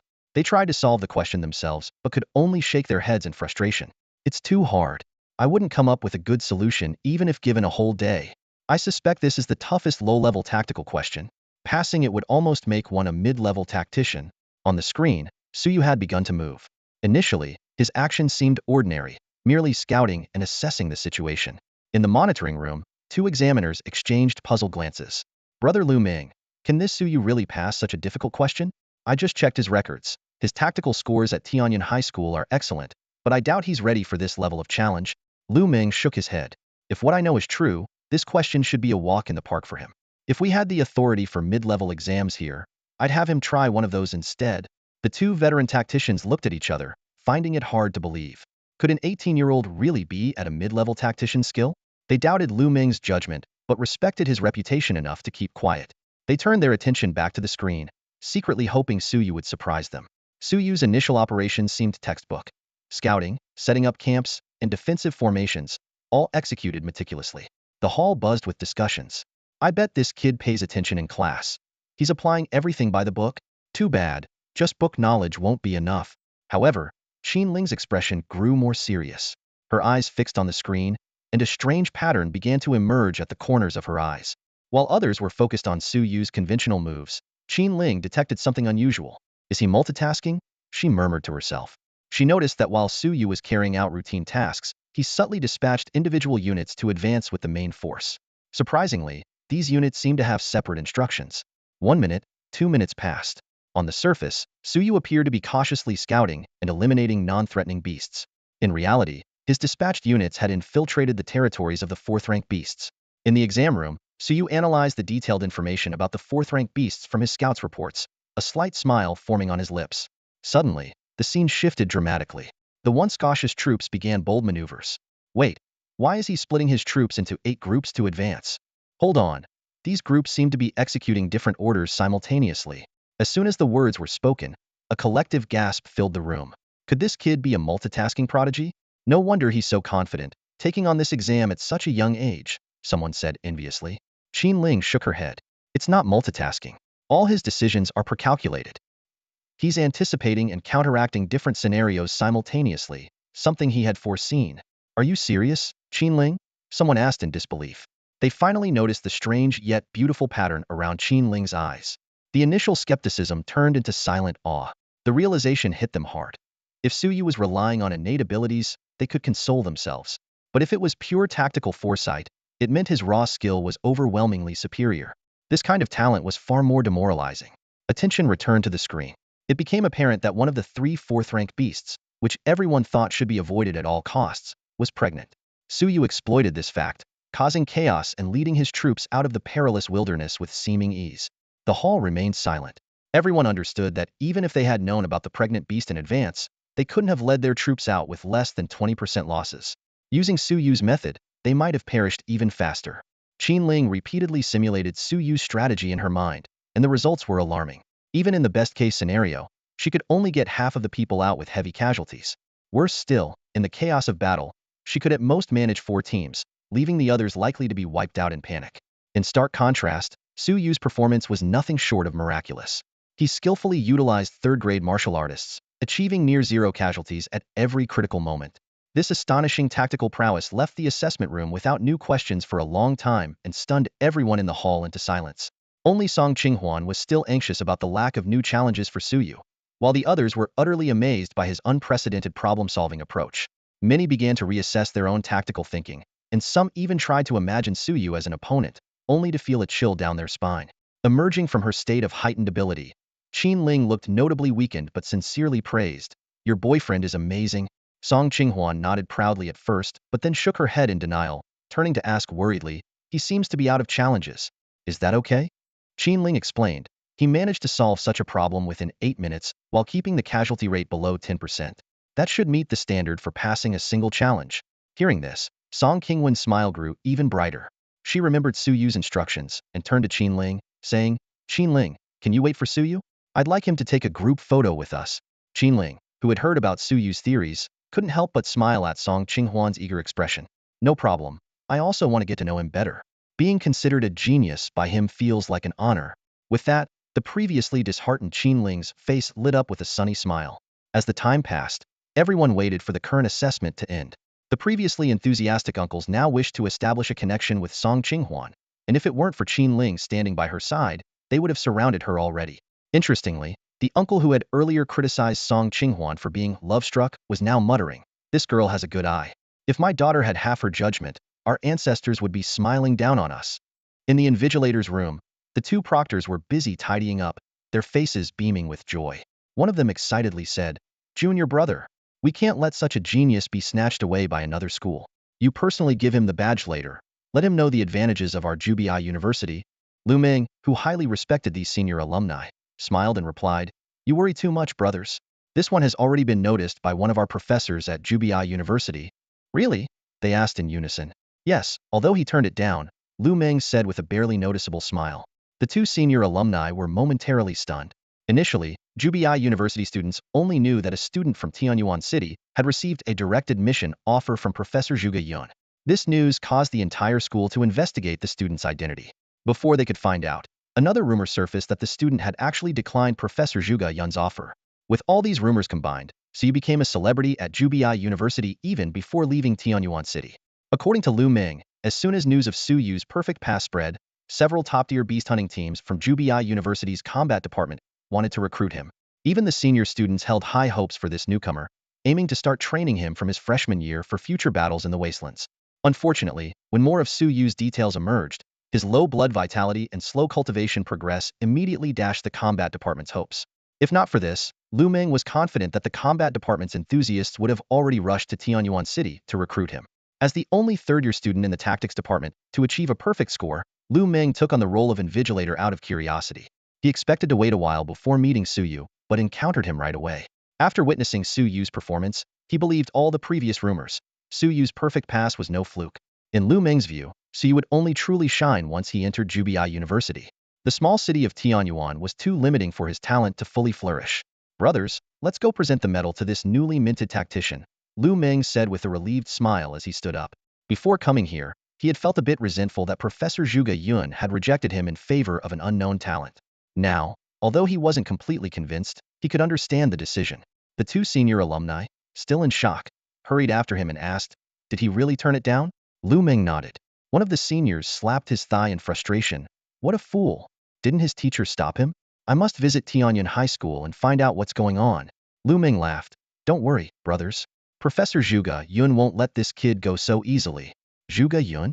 You mean the newly anointed Master Zhuge Yun?" they asked. stunned again. Yes, he even turned me down when I first entered the school. Lu Meng nodded. The two senior alumni began to grumble. Ridiculous. Does he even know what he turned down? What kind of teacher would allow this? They walked ahead, their initial joy turning into frustration, eager to see Suyu and give him a good lesson, as well as to question his tactical teacher. Meanwhile, back in the assessment hall, Suyu had just walked out. Suyu stepped out of the examination room into a silent hall, a stark contrast to the lively atmosphere earlier when Hong Kong passed his test. The moment everyone saw Suyu, it felt as if an invisible barrier had formed, keeping them from approaching him. Only Song Qinghuan and Qin Ling greeted him with smiles. Excitedly, Song Qinghuan said, Suyu, congratulations on officially becoming a strategist. I knew you could do it.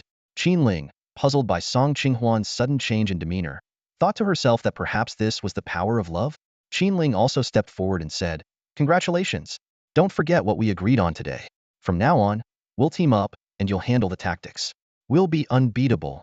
Suyu replied with a smile, That's not going to happen. I want to be on the front lines too. As they were talking, two examiners stormed in angrily, leaving everyone stunned. Some began to whisper, speculating if Suyu had cheated during the test. A bald man confidently asserted, Think about it. With such difficult questions, how could he come up with those solutions? I bet he cheated. The crowd buzzed with speculation, waiting to see what would happen next. When the examiners reached Suyu, the room fell silent. Suyu? One examiner asked. Yes, that's me. Suyu replied calmly, though he was wondering who had provoked these senior examiners. What's your teacher's name? The other examiner demanded. Suyu answered honestly, My teacher is Cheng Yong. The examiner fired off another question. When you declined Jubi University's direct admission offer, didn't Cheng Yong stop you? Didn't he know that was a spot given by the youngest grandmaster? He just let you turn it down? These words shocked everyone around. Someone exclaimed, What? He turned down a direct admission from a grandmaster? The crowd erupted in chatter, with some looking for the bald man who had accused Suyu of cheating, but he was nowhere to be found. Suyu finally understood and silently apologized to his teacher. Feigning surprise, he said, No way. My teacher even had me repeat it and recorded it on video. I had no idea Professor Zhuge Yun was a grandmaster. If I had known, I would never have refused. I just wanted to get into Jubi University on my own merits, not through the back door. The hall fell into silence. The two examiners clenched their fists and muttered, Cheng Yong. Song Qinghuan blinked, feeling that things were not as she had imagined. Suyu maintained a bewildered expression, though he was inwardly frustrated. He truly didn't know Professor Zhuge Yun was the youngest grandmaster on Blue Star. Had he known, he would never have agreed to repeat it on video. It was clearly a trap set by his homeroom teacher. The examiner's anger soon subsided, and they began to comfort Suyu. Don't worry, kid. We'll help clear things up for you. As for your teacher, we'll make sure to have a good talk with him. Mentioning Suyu's teacher, their anger flared up again. All right, let's present you with the badge first, the examiner announced. Although they had already conducted the ceremony once today, they decided to hold it again for Suyu. As everyone eagerly awaited Suyu to receive the badge, an unexpected scene unfolded. It wasn't the examiner who came forward to present the badge, but a young man standing behind them. The young man walked up to the stage unhurriedly, a golden, diamond-shaped badge gleaming on his chest, radiating brilliance. The hall fell silent instantly, and everyone's eyes were fixed on the dazzling badge. Even Qin Ling, who had been shocked by the direct recruitment, stood there with her mouth agape. Oh my god, is that a high-level tactician badge? Qin Ling exclaimed internally. Since when did Tianyuan City have a high-level tactician? Wait, could he be here specifically for Suyu? No wonder Suyu's exam was so difficult today. It wasn't a system error, but a test set up by this high-level tactician. The young man approached Suyu and whispered with a smile, Things aren't exactly as you think. As he spoke, he pinned the badge onto Suyu. I'll be waiting for you at Jubi University. Right now, you're still too weak. Study at Jubi for a year, and then we'll have a proper match. Suyu gave a wry smile, Senior brother, half jokingly, I'm really too scared to go to Jubi now. The young man laughed heartily, If you really don't go, I'd be impressed by your guts. Hearing this, Suyu couldn't help but smile as well. After receiving the badge, the two quickly took a photo together. The young man didn't stay long and soon took his leave.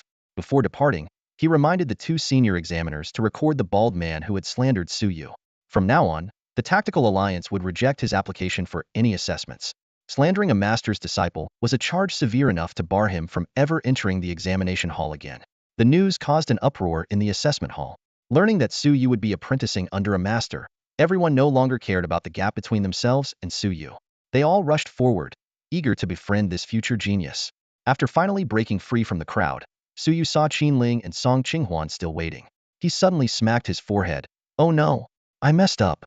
The two looked puzzled, and Su said regretfully, I forgot to take a photo with him. The two girls exchanged a glance and finally believed that taking photos was indeed Su's peculiar hobby and not some superficial attraction. After all, this guy took pictures of both men and women indiscriminately. Su thought regretfully of Lu Ming's hurried departure, even wondering if it was intentional. He sighed deeply, silently reminding himself that there's always someone better. There's always a taller mountain beyond the tallest mountain. He then perked up and eagerly looked at the two girls. Let's go take some photos by Master Ji Qing's statue, Su said, taking the lead. Ling pulled Song Qinghuan aside and whispered, Are you sure Su will give us the photos? She couldn't help but ask, mainly because Su's gaze felt like he was scrutinizing prey. Despite feeling a bit creeped out, there was an inexplicable thrill. Song Qinghuan frowned. Su isn't that kind of person? Ling sighed. Well, this couple sure is odd. The three of them arrived at the statue, and Su skillfully raised his camera. The system prompt flashed again. Target detected with a level ability, extreme analysis. High probability of obtaining low-dimensional attributes, moderate probability of obtaining skills, low probability of high-dimensional attributes, very low probability of obtaining abilities. Su's finger paused for a moment. Earlier today, while taking photos of passersby, the highest ability detected was only clevel. Now, he had finally encountered something above level. Extreme analysis. No wonder Ling aimed to be a tactical analyst. This skill would also be very beneficial to him. Obtaining it would be a great opportunity. As he pondered, Su pressed the shutter button. Click. The moment he thought about acquiring the ability, he fell silent. Today's luck seemed to have been used up on his dad. Once again, he got nothing. Not giving up, he pressed the shutter again. Congratulations, host. You have gained 10 agility. A slight smile returned to Su's face. He didn't continue taking photos, and instead, sent the pictures to the two girls before putting away his camera. He planned to head to the wilderness later, and needed to save some film. Moreover, going overboard with photos the first time they met could lead to misunderstandings, which wasn't good for long-term relationships. Somehow, the system seemed to have an auto-correction feature, as Su's photos always turned out quite well. Both girls were very pleased with the pictures they received. Su, your photography skills are really good.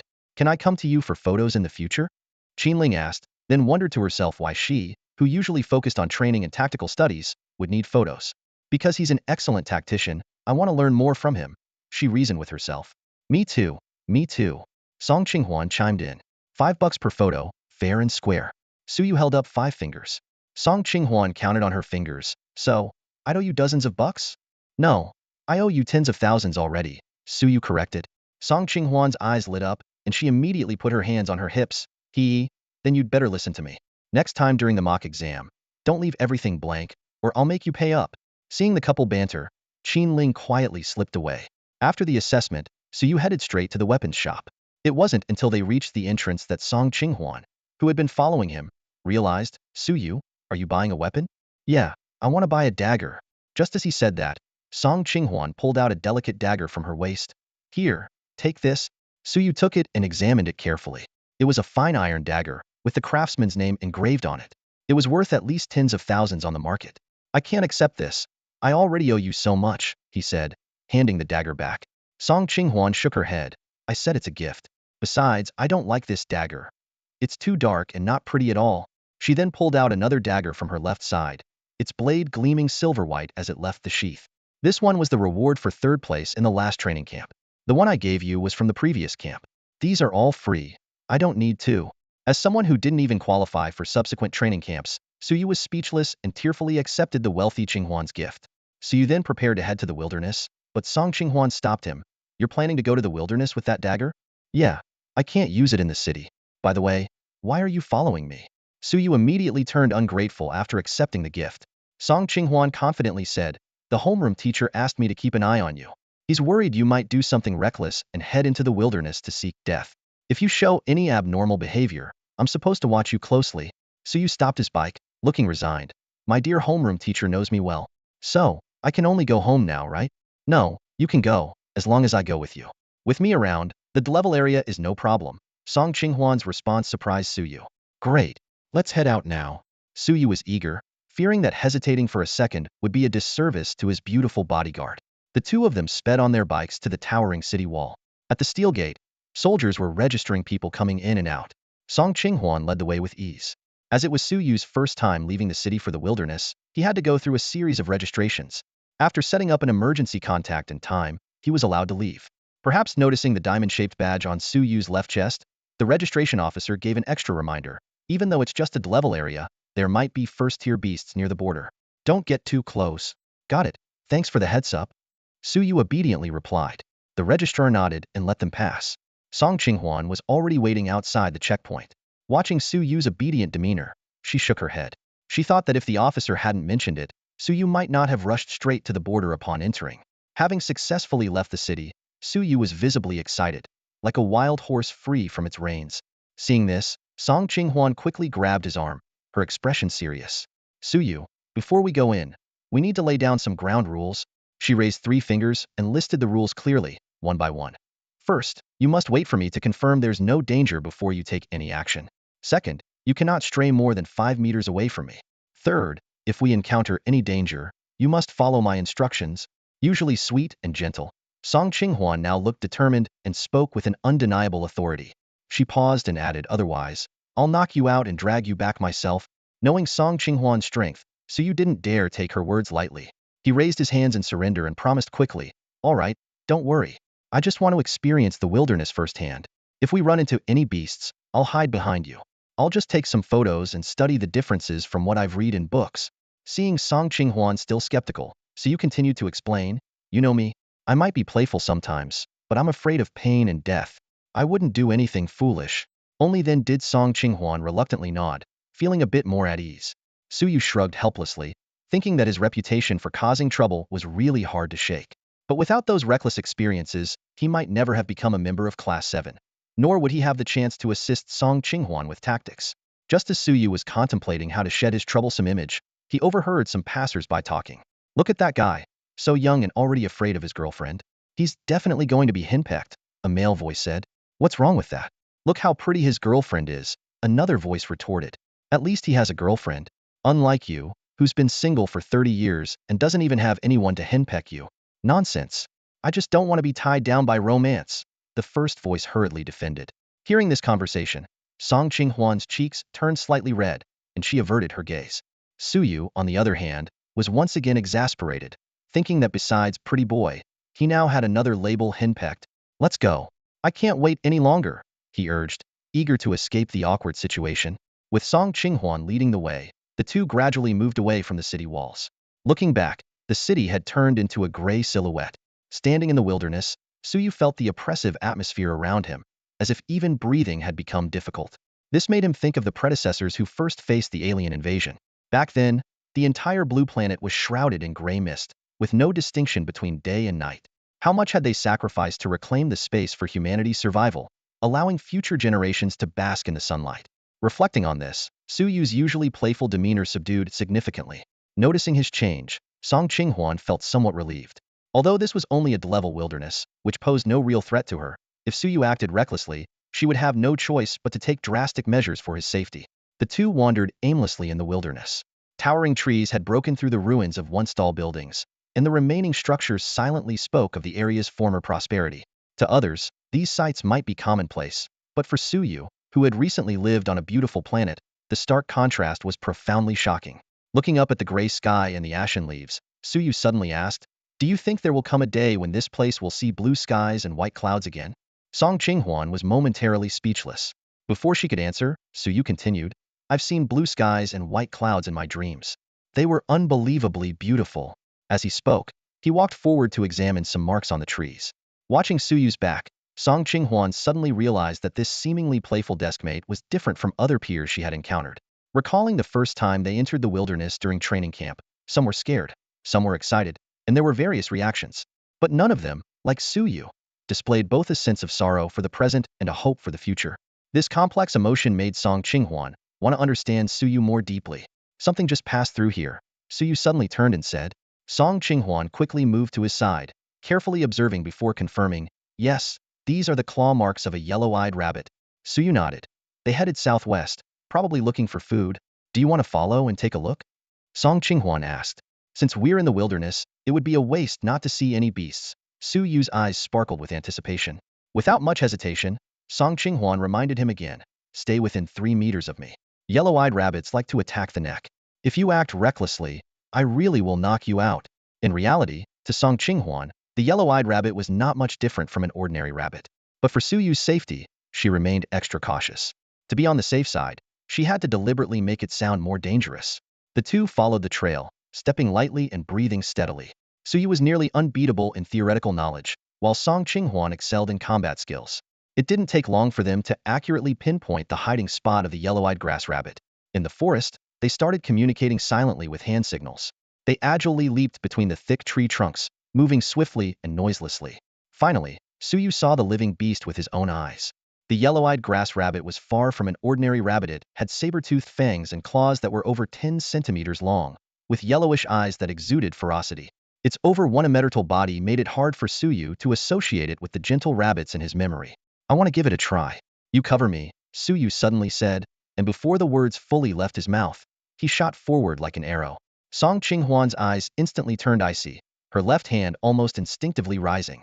She reassured herself silently. This counts as giving a heads-up in advance, right? It's not exactly breaking our previous agreement. Witnessing Su Yu's agile movements and the exceptional skills he displayed while following her leaps, Song Qinghuan realized that Su Yu was far from the weakling he appeared to be. Clearly, he had held back not only in tactical understanding but also in his true strength. Nonetheless, Song Qinghuan's eyes still flickered with a hint of wary blue. She kept a close watch on the battlefield, ready to use her SS-level ice abilities to freeze the so-called formidable rabbit. Anyone would think it was overkill given the disparity in their strength. Fortunately, Su Yu didn't give Song Qinghuan the chance to unleash her ultimate move. With a couple of swift, clang-clang sounds, Su Yu's dagger precisely blocked the yellow-eyed rabbit's counterattack. He bent down, spun gracefully, and his black dagger was instantly stained with fresh red blood. Following that, the dark blade slashed through the rabbit's throat. As if to prevent any last struggle from the dying rabbit, Su Yu followed up with a powerful flying kick, sending it flying 10 meters away. The entire process was smooth and swift, taking only a matter of seconds. From her perch on a tree branch, Song Qinghuan watched the whole scene unfold, her eyes widening in shock, unable to hide her astonishment. If Su Yu got close and suddenly launched a surprise attack, would Song Qinghuan be in danger given his current skills? This question suddenly popped into Song Qinghuan's mind. Just by observing a few of his movements, she realized that if it came down to pure technique without considering physical strength, she was no match for Su Yu when it came to using a dagger. Every move he made was precise and swift, his agility evident from years of rigorous training. In Song Qinghuan's memory, only the person who consistently ranked first in the training camp could rival Su Yu in dagger skills. Other geniuses couldn't compare. Su Yu efficiently dealt with the yellow-eyed grass rabbit and then leisurely took out his camera. As he summarized and took pictures, he said, "The book was right. The yellow-eyed grass rabbit's attacks always start with a lunge. Block the first strike, and the second can be fatal. But this is just an ordinary beast. Beasts ranked above the first grade develop consciousness, so it won't be that simple." Song Qinghuan landed beside him, full of questions, but chose to remain silent. Suddenly, a series of prompts appeared. "Congratulations, host, for recording the yellow-eyed grass rabbit in the bestiary. You have received a reward. Agility 10, Vitality 1. Fixed reward notice. Recording beasts in the bestiary requires the host to kill them. Notice. Recording 10 different beasts will grant an additional reward." These prompts made Su Yu pause. He immediately asked the system, "Does the fixed reward apply to any beast I kill and record, or is it just for the yellow-eyed grass rabbit?" The system responded, "Recording any beast in the bestiary will reward vitality. For ordinary beasts, excluding special ones, the vitality reward is 1. With this answer, Su Yu's eyes lit up. Fixed vitality increase. This was better than anything else. He thought excitedly, "The wilderness is my playground for the next while." With a daily increase of 10 vitality points, and over a month until the college entrance exam, that's 300 vitality. It doesn't matter if my cultivation talent is rated F. If I can break through as a martial artist before the exam, my goal will instantly raise to becoming the top scorer in the national exam. Meanwhile, in a swampy area of the wilderness, for young people were worried about their predicament. Suddenly, a blue-haired girl's eyes lit up. I sensed an ability user nearby. They seemed to be preparing to use their ability. The red-haired guy immediately asked, "How strong is it?" The blue-haired girl glanced at the other three and replied, "Stronger than the three of us combined." Hearing this, the three of them showed a hint of excitement.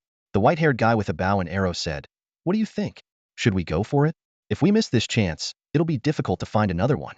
Plus, recruiting someone this strong is no easy task." The purple-haired guy hesitated. "What if they refuse?" "Doesn't matter. We'll try first. If it doesn't work, we can offer them 50 of the loot and battle contributions." The red-haired guy decided firmly. All right, let's give it a shot. Cece, lead the way. The four quickly agreed and followed the blue-haired girl, Cece, towards Su Yu and Song Qinghuan. On the other side, Song Qinghuan and Su Yu had just finished handling the yellow-eyed grass rabbit's corpse. They took the valuable fangs and claws, destroying the rest with a bottle of corpse-dissolving powder. This was because humans had discovered that these corpses could become nutrients for the environment, fostering stronger beasts. Since then, proper disposal of remains became a mandatory skill for all students. As they were about to leave, Song Qinghuan suddenly stopped. Someone's coming. Su Yu listened carefully and also heard the sound of branches snapping, getting closer. They seemed to be heading straight for us without trying to hide, Su Yu noted. Song Qinghuan nodded. Maybe they've encountered a beast they can't handle. If they ask for help, should we go? She looked at Su Yu for his opinion. After realizing Su Yu's impressive skills, she no longer saw him as a helpless child. Of course, the school teaches us to help each other in the wilderness whenever possible, Su Yu said eagerly, but added, but we also need to understand their intentions. Song Qinghuan placed her hand on her waist. My main task is still to protect you. They're here, Su Yu said, looking ahead as four young people with distinctive hair colors approached. Su Yu and Song Qinghuan were momentarily surprised, and Su Yu thought to himself, is this some kind of edgy hunter squad? After stopping, Cece stepped forward and introduced herself. Hello, I'm Peng Si. We are the fantastic beast hunting squad. We recently encountered a newly promoted first-grade beast, the star-spotted frog, not far from here. We came for that frog today, but when we arrived, we found not just one first-grade star-spotted frog, but dozens of ordinary ones. With our current setup, it's challenging to take them all down. My ability is enhanced perception, and I sensed an ability user nearby. So we came over to ask if you'd be willing to team up with us temporarily. We can form a temporary hunting squad, and we're willing to share 50 of the loot and battle contributions with you. Cece spoke quickly, fearing that mentioning a first-grade beast might scare Su Yu and Song Qinghuan away. She then introduced her team. The four of us are all ability users. Xiaowei's ability is paralysis attachment, which can imbue his weapons with a paralyzing effect. Lu Qiu's ability is petrification. He can petrify his upper body, making him resistant to the star-spotted frog's poison.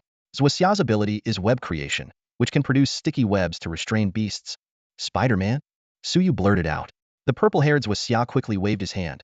Not that impressive. I can only create webs, not shoot web lines like Spider-Man. This display of sincerity from the ability user hunting squad made an impression. Song Qinghuan looked at Su Yu, thinking that she could handle the first-grade beast alone, and the remaining ordinary star-spotted frogs could be managed by Su Yu and the four others. Without hesitation, Su Yu replied, we accept your invitation. When Su Yu made his decision, Cece and the other three couldn't help but take another look at him.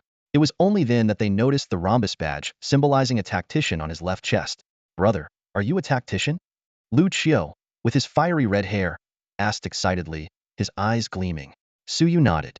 I just passed the assessment not long ago.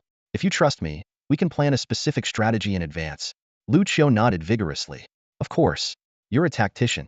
I always dreamed of becoming one, but I didn't have the talent. I ended up being a tank instead. Xiaowei glanced at Lu Qiu and unceremoniously teased. Since you already know this, don't waste your money on the assessment when we get back to school. The group quickly formed a temporary beast hunting team through their wristbands, setting up the distribution of loot and contributions. So you couldn't help but admire the wisdom of Longwa's leaders. These features significantly reduced unnecessary suspicion and defense. When the four saw Su Yu and Song Qinghuan's ages on the wristbands, they were stunned. Not even 18? Are young people this impressive nowadays? They had thought the two were university students like themselves. After about 10 minutes, they cautiously entered a swamp. They stopped 300 meters away from the star-spotted frogs, and CC transmitted the detailed information she had gathered to their wristbands. Everyone, including Song Qinghuan, eagerly awaited Su Yu's tactical plan. After carefully reviewing the data, Su Yu quickly assigned roles. Lu Qiu and Zuoxia charge in from the front. Lu Qiu, you attract the frogs, while Zuoxia restricts their movements from behind. Peng Si and Xiaowei, you handle the beasts. Xiaowei, start with arrows, and Peng Si, go for the kill. Peng Si, your keen senses make you perfect for finishing them off. If you can't kill in one strike, move on to the next one. You two must coordinate continuously. What about the grade 1 star-spotted frog? They all asked in unison. Su Yu smiled. Leave it to Qinghuan. We'll clear the way, and Qinghuan will take down the grade 1 star-spotted frog. Xiaowei and Zuoxia, you should try to restrict it at the start to make it easier for Qinghuan. Okay, but our effect may be limited, they nodded. Su Yu waved his hand. No problem. I'll handle any gaps. The group found the plan a bit odd, and Lu Qiu murmured, this plan isn't that complicated. I could have thought of it too. Peng Si repeatedly looked at Song Qinghuan, asking, Qinghuan, are you sure you can handle it? Song Qinghuan nodded firmly. No problem. So you understood their thoughts but knew it was really that simple. With 6 people, 5 of whom had special abilities, including 1 SS level ability user, plus 2 control type ability users, how complicated did the strategy need to be? If not for their expectant looks, he might have suggested just bulldozing through without any fancy tactics. Ultimately, Suyu's rhombus badge and Peng Si's previous sensing of his ability strength convinced the 4 to agree to the plan. As Lucio forged ahead, Suyu approached Song Qinghuan and said, Qinghuan, if possible, could you let me deliver the final blow to the grade 1 star-spotted frog? I want to try killing a grade 1 beast myself. Song Qinghuan agreed without hesitation. For her, it was no big deal to freeze it and let Suyu deliver the final strike. While the two discussed the frog's fate, the other 4 couldn't help but wonder. Are we really challenging a grade 1 beast? Why does it feel so different? As they stepped into the star-spotted frog's territory, deafening croaks echoed around them, almost piercing their eardrums. Tongues as thick as several centimeters lashed out, glowing with star-like spots and carrying poison. If touched, one would dissolve into a puddle within half an hour without an antidote. However, due to years of alien invasions, almost everyone carried an antidote for star-spot poison. Lu Qiu charged ahead, his upper clothing tearing apart as his torso swelled and turned a grayish-brown. Suyu marveled at Lu Qiu's muscular build, thinking it would have surely been considered steroid-enhanced in his previous life. While Lu Qiu blocked the first wave of attacks, Peng Si and Xia Wei launched their assault on the 3-meter-long grade 1 star-spotted frog. 3 nets and 3 arrows simultaneously targeted the frog.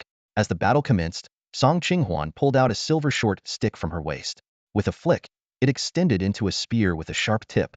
In the blink of an eye, Suyu saw Song Qinghuan, dressed in white and wielding the silver spear, dash forward. He couldn't help but think, so cool. Song Qinghuan seemed intent on easing their burden, slaying 2 ordinary star-spotted frogs on her way to the grade 1 frog. Her spear clashed with the thick, sticky tongue, and a blue light flashed in her eyes. A chill spread from the spear, freezing the tongue instantly, with the cold spreading through the frog's body. Without holding back, Song Qinghuan struck several more times, freezing different parts of the frog. When the moment was right, she glanced back at Suyu. He understood immediately, cutting off a tongue with a dagger and leaping towards the frog. As he landed, his dagger sliced around the frog's neck, and its ugly head fell to the ground. Meanwhile, the other 4, still battling ordinary frogs, were stunned. That was too easy. After dealing with the star-spotted frog, Suyu took out his camera from his pocket.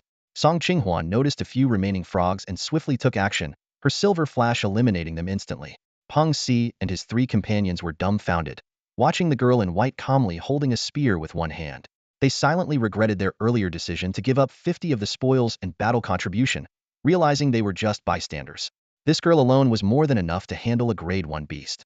Song Qinghuan put away her spear, turned to the 4, and smiled slightly, explaining, this star-spotted frog had just advanced, which made it easier for me to deal with. If it had more time to adapt to its new strength, it would have taken me much more effort. The 4 nodded blankly, still in shock. On the other side, Suyu, already aware of Song Qinghuan's abilities, was focused on capturing the image of the grade 1 star-spotted frog. With a click, he used up the last shot of the film for the day. A system notification sounded in his mind. Congratulations, host, for recording star-spotted frog, grade 1 beast. You receive a fixed reward of 10 blood chi and 100 strength attribute. Total recorded beasts, 210. Would you like to claim your reward now? Suppressing his excitement over the 100-point attribute boost, Suyu calmly replied, not now. He knew that an immediate increase of 10 points in blood chi would cause a noticeable change in his energy flow, and a 1/3 increase in strength would take time to master. Claiming the reward now wasn't wise. After taking the photo, Suyu instructed everyone to clean up the area. They quickly divided the spoils and cleared the bodies. Perhaps due to Song Qinghuan's overwhelming display of strength, or Peng Si and his group's eagerness to return to school, they parted ways with little conversation. Peng Si and his friends hurried back according to the map. On the way, Lu Qiu asked, Peng Si, shouldn't we invite such talents to our school? I remember the teacher mentioned this during the break. His question drew incredulous looks from the others. Someone retorted, do you think someone like Song Qinghuan would want to join our school? Even if she did, would our school dare to accept her? And would other schools agree? Their discussion left Lu Qiu red-faced. He stubbornly said, well, so you could be a good fit for our school? This time, everyone fell silent. Judging by Suyu's performance, his combat skills were within their school's admission range, and being a young tactician was a significant advantage. Peng Si pondered for a moment before saying, you might not believe this, but I sensed a similar energy fluctuation in Suyu as in Song Qinghuan. Even if it's slightly different, it can't be by much. Hearing this, Lu Qiu fell silent. The group trudged on, their spirits dampened by the day's events, overshadowing any joy from completing their assignments. Suyu smiled as he saw his contribution to defeating the Grade 1 beast. He had also gained access to the Clevel area. He opened his wristband and grinned at his personal panel. Song Qinghuan approached silently, warning, "Don't even think about entering the Clevel area. If you do, I'll knock you out." Su Yu's smile froze, and he quickly assured, "I wouldn't risk my life like that. Don't worry, I won't enter the Clevel area until I'm stronger." "Good," Song Qinghuan replied skeptically. "Any more plans?" Su Yu shook his head. "I've had enough for today. Let's head back." Satisfied, Song Qinghuan nodded.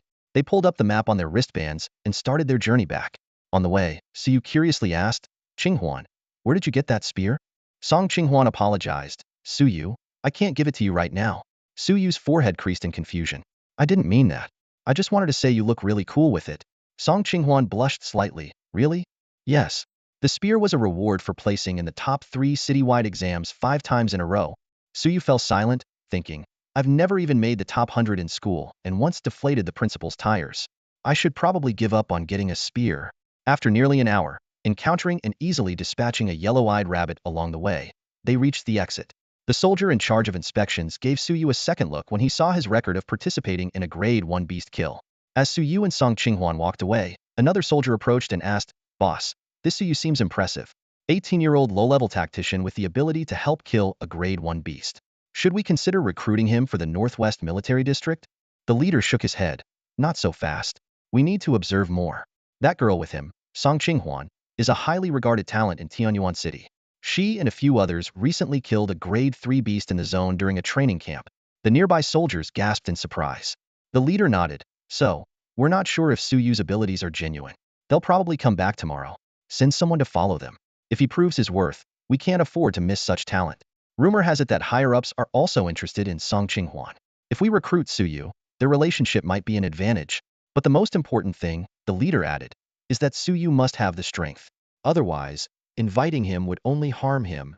"Understood, boss. I'll follow them tomorrow." Su Yu, who had been escorted home by a girl, was now sitting in the living room, facing a group of curious neighbors. The room was filled with laughter and the aroma of barbecue, as these enthusiastic neighbors had already prepared a feast to celebrate. "So, after your assessment as a tactical master today, where did you go?" Aunt Wu's eyes gleamed with gossip, her mechanical pupils seemingly brighter than usual. Su Yu's astounding performance in the assessment hall had already spread throughout Tianyuan City. The news of a prodigy about to be taken under the wing of a tactical grandmaster had caused quite a stir. The neighbors, upon hearing this, quickly slaughtered a pig and prepared wine to celebrate. They hadn't expected Su Yu to arrive so late, just before dusk, accompanied by a beautiful girl. In response to Aunt Wu's interrogation, Su Yu explained helplessly, "After the assessment, we went to the wilderness. Our homeroom teacher was worried I might do something reckless, so he asked Qinghuan to keep an eye on me." "Your teacher really knows you well," one of the uncles quipped, eliciting a burst of laughter. During the conversation, Su Yu was surprised to learn that these neighbors had not only investigated Song Qinghuan's neighborhood, but had also visited her home. "Little Su Yu, you need to work hard," one aunt said meaningfully. "Qinghuan's mother said she's not opposed to you two being together, but she's worried Qinghuan might end up like her, waiting alone." Su Yu was puzzled, but before he could think further, the topic shifted. Meanwhile, Song Qinghuan's home was equally crowded with enthusiastic neighbors. Blushing, she faced their questions, while her mother stood by, smiling silently. As the entire Tianyuan city buzzed with talk about Su Yu and Song Qinghuan, Zhang Shijing's home was filled with a heavy atmosphere. The sound of fists hitting a punching bag grew louder, while Zhang Shijing's parents whispered outside the door, trying to give their son space to cope with his heartbreak. After sending off the drunken neighbors, Su Yu finally lay down to rest. Despite his exhaustion, a happy smile spread across his face. In this dangerous world, the warmth of his neighbors gave him an unprecedented sense of belonging. Su Yu got up to receive his system rewards, feeling his physical attributes enhance. He began practicing his body refinement technique, and soon, the room echoed with sounds like firecrackers. Sweat soaked his clothes, and despite the pain, excitement shone through his expression was finally experiencing progress from his training. Outside, Su Jun listened to the noises from his son's room and sighed quietly. "If only I could get you more blood crystals." The next morning, Su Yu was awakened by the commotion in the living room. Opening his door, he saw Song Qinghuan surrounded by the enthusiastic neighbors.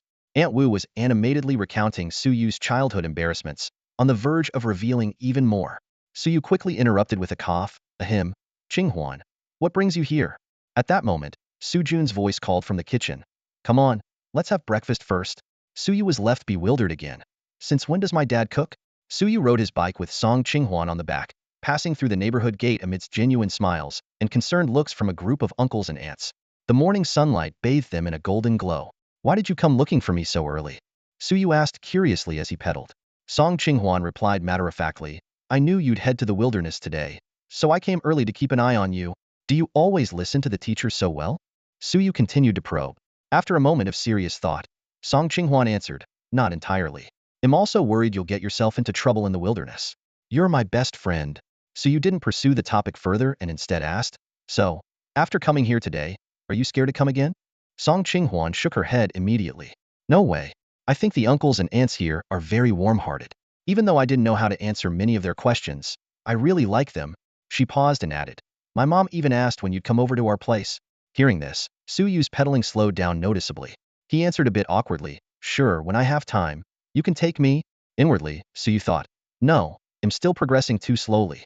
It's bad enough being told off at home by Aunt Wu.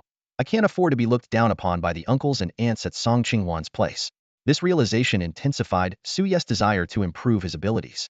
The two of them arrived at the steel gate with ease. As they passed through the checkpoint, a square-faced soldier approached Suyu.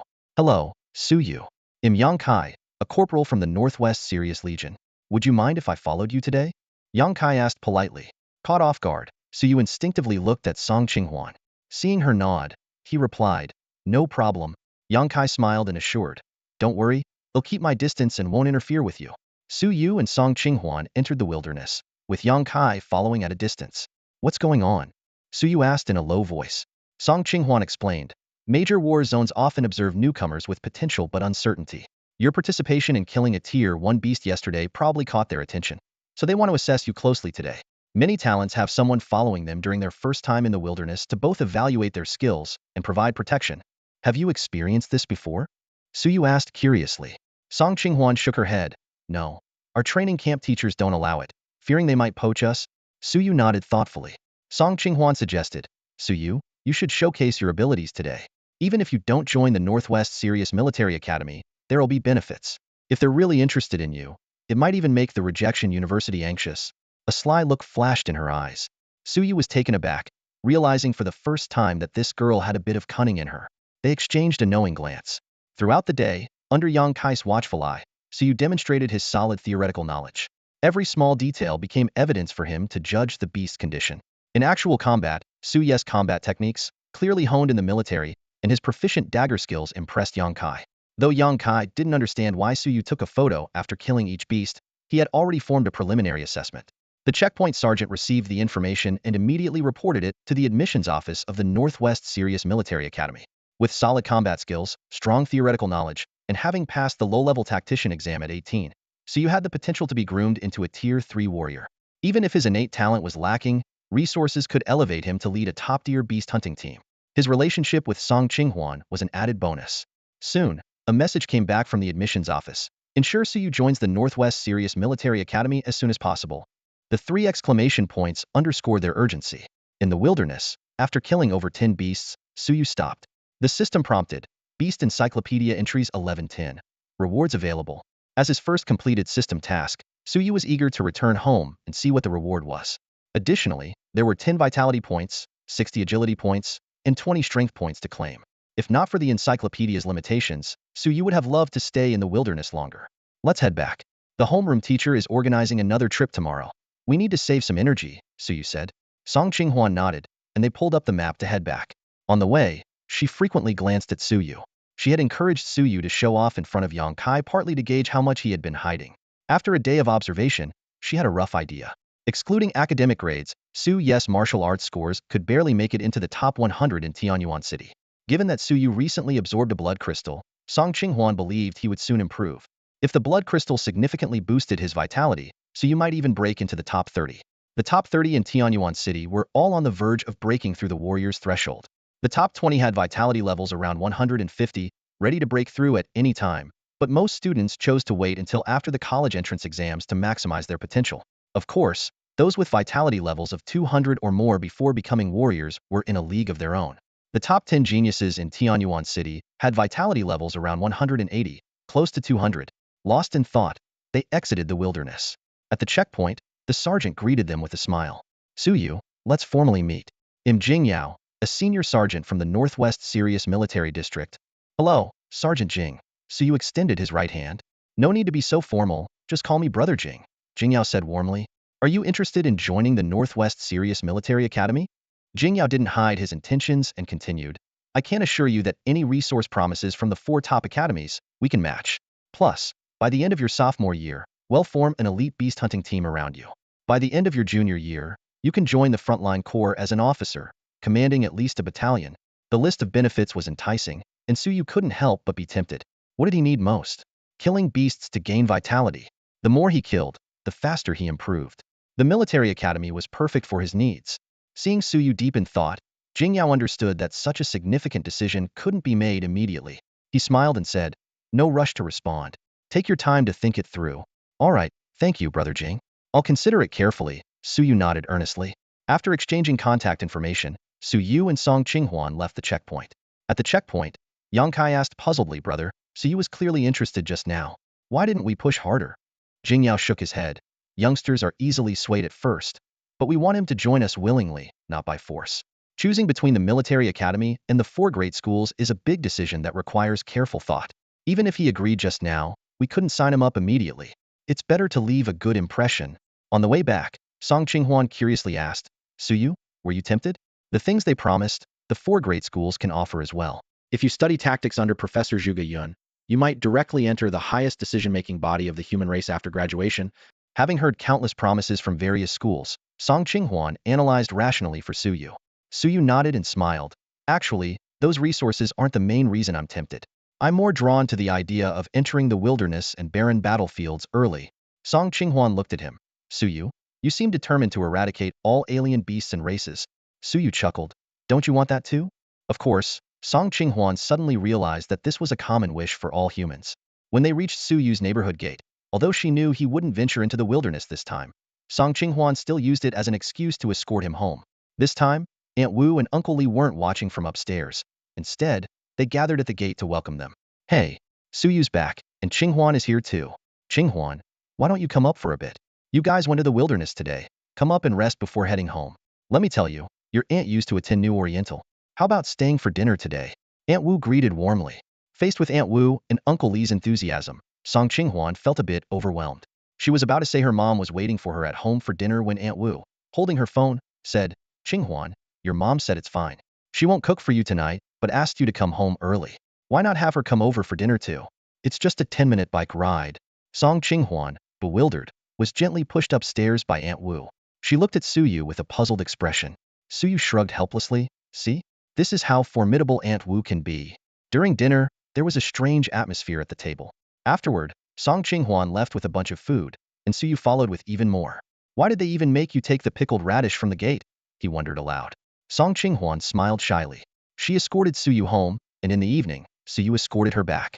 As they neared her neighborhood, Suyu abruptly stopped, tying the bags securely to his bike's rear rack.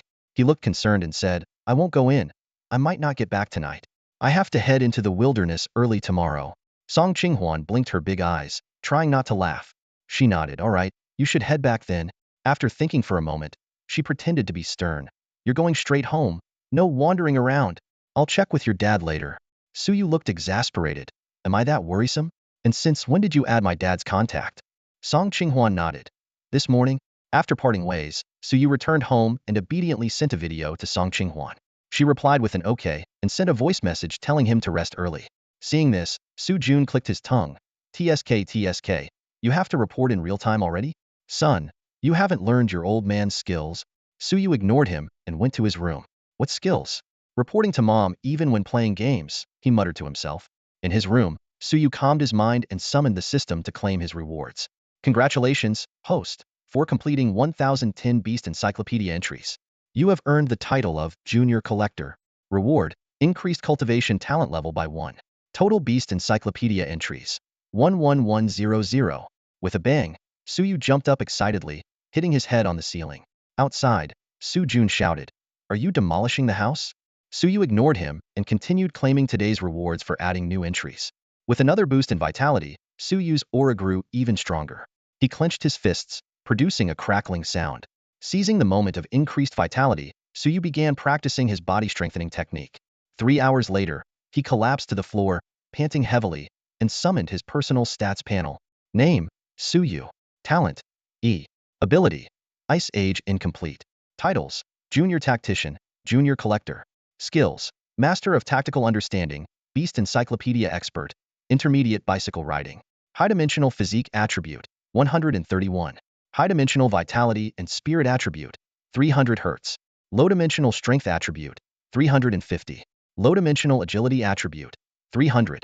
His talent had risen from F to E, and he had gained 2 junior titles. His strength and agility attributes had increased significantly due to the vitality boost. Seeing his progress in numbers, Suyu was thrilled. But remembering Song Qinghuan's demonstrated abilities, he quickly calmed down. He was still far from being the top student in Tianyuan City, let alone the National College Entrance Exam champion. After a shower, Suyu sat cross-legged and began practicing his breathing technique. Despite his talent being F or E, he still struggled to sense much improvement in vitality. With a long sigh, Suyu persisted in practicing for over an hour. Progress was slow, but there was some improvement. He consoled himself, maybe one day, his cultivation talent would reach SSS. By then, the hardships he endured now would lay the foundation for his future success. Thinking this, Suyu felt much more at peace. The next morning, sunlight filtered through the curtains into the room. Suyu opened his eyes to find Song Qinghuan already waiting at his doorstep. He was puzzled, not understanding why she would come to his house before school. The moment Song Qinghuan saw Suyu, her eyes lit up. "Suyu, has your vitality increased again?" she asked, her face brimming with joy. Suyu nodded and explained, "These past few days, while practicing the breathing techniques and body-strengthening methods, I have indeed felt my vitality increase. It's likely the effect of the blood crystal." Song Qinghuan exclaimed excitedly, "Suyu, this is also a sign of talent." Seeing her happier than himself, Suyu nodded along but couldn't bring himself to tell her that one blood crystal only gave him a maximum of 15 points of vitality. He muttered to himself, "This case, how embarrassing." Arriving at Tianyuan High School, Class 7 of Grade 12, Lu Long mysteriously sidled up to Suyu. "Suyu, I've got a surprise for you." Suyu glanced at him. "What is it? Has your vitality increased?" Lu Long nodded vigorously, excitedly saying, "5 points. My dad spent over $1 million to buy a vitality pill. My vitality has officially surpassed 130 now. I don't have to worry about not getting into a school." He patted his chest confidently.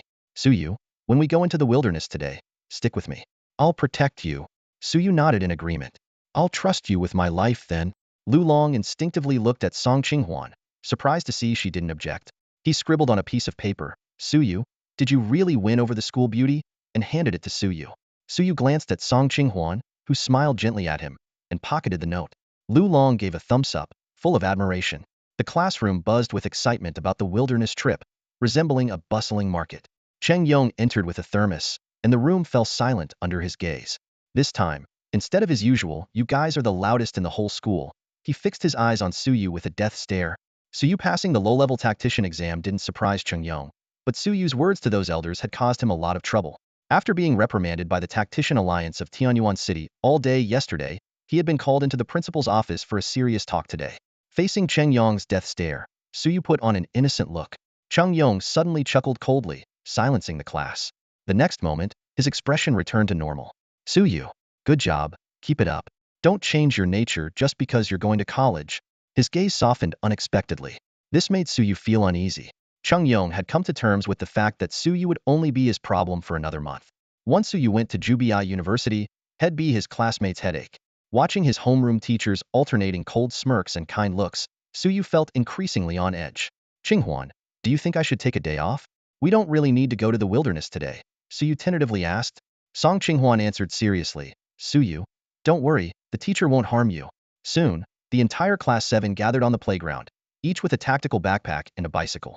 Suyu felt like they were going on a spring outing. Of course, it would feel more so if those classmates carrying large knives and hammers put their weapons away.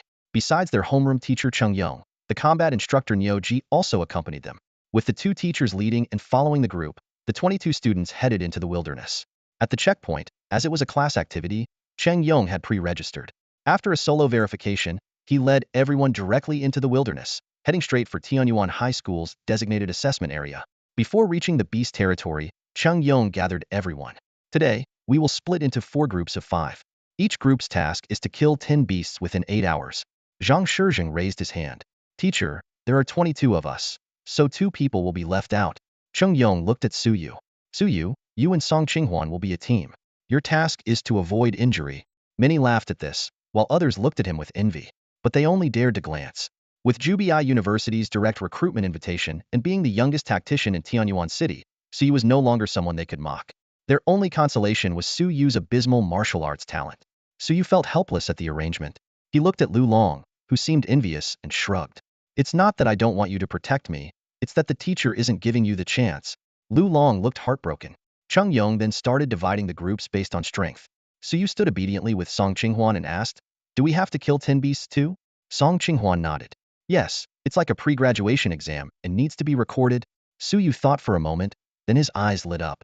Qinghuan, I have a suggestion. As the group leader, Zhang Shizheng watched Su Yu and Song Qinghuan whispering together, jealousy burning in his eyes. Su Yu, just wait. I'll prove I'm more suitable for Qinghuan. Once the groups were set, Cheng Yong wasted no time. All right, you can start hunting the beasts now. With that, the group of teenagers, weapons in hand, charged into the beast territory with both excitement and nervousness. Watching from behind, Cheng Yong shook his head. Tisk, they've forgotten everything from the books. He then looked at Su Yu. Why haven't you started yet? Su Yu asked sincerely. Teacher, do you want me to demonstrate the scouting methods from the books? Cheng Yong's face darkened. Get lost. Su Yu and Song Qinghuan quickly dashed away. Cheng Yong told Niu Ji, Niu, you follow groups 3 and 4. I'll take care of groups 1 and 2, along with Qinghuan and Su Yu. Niu Ji asked, by the way, did Su Yu absorb a blood crystal? I feel his vitality has increased quite a bit. Cheng Yong nodded. Probably, but even with increased vitality, he's likely the same as before. Su Yu's image as a battle idiot was deeply ingrained. Meanwhile, the 4 teams had barely ventured 100 meters before encountering a beast. As for Su Yu and Song Qinghuan, the moment a beast appeared, Song Qinghuan struck it with her spear. Freeze! Su Yu leisurely followed up, finishing it off. This scene left the other 20 students dumbfounded. Chen Yong and Niu Ji, who had just caught up, couldn't help but twitch their eyes and lips at the scene before them. Chen Yong glared at Su Yu with gritted teeth, his anger boiling inside. What could have been resolved with a single shot by Song Qinghuan, Su Yu deliberately took his time to finish off, clearly trying to provoke his classmates. Chen Yong shifted his gaze to Song Qinghuan, silently blaming her.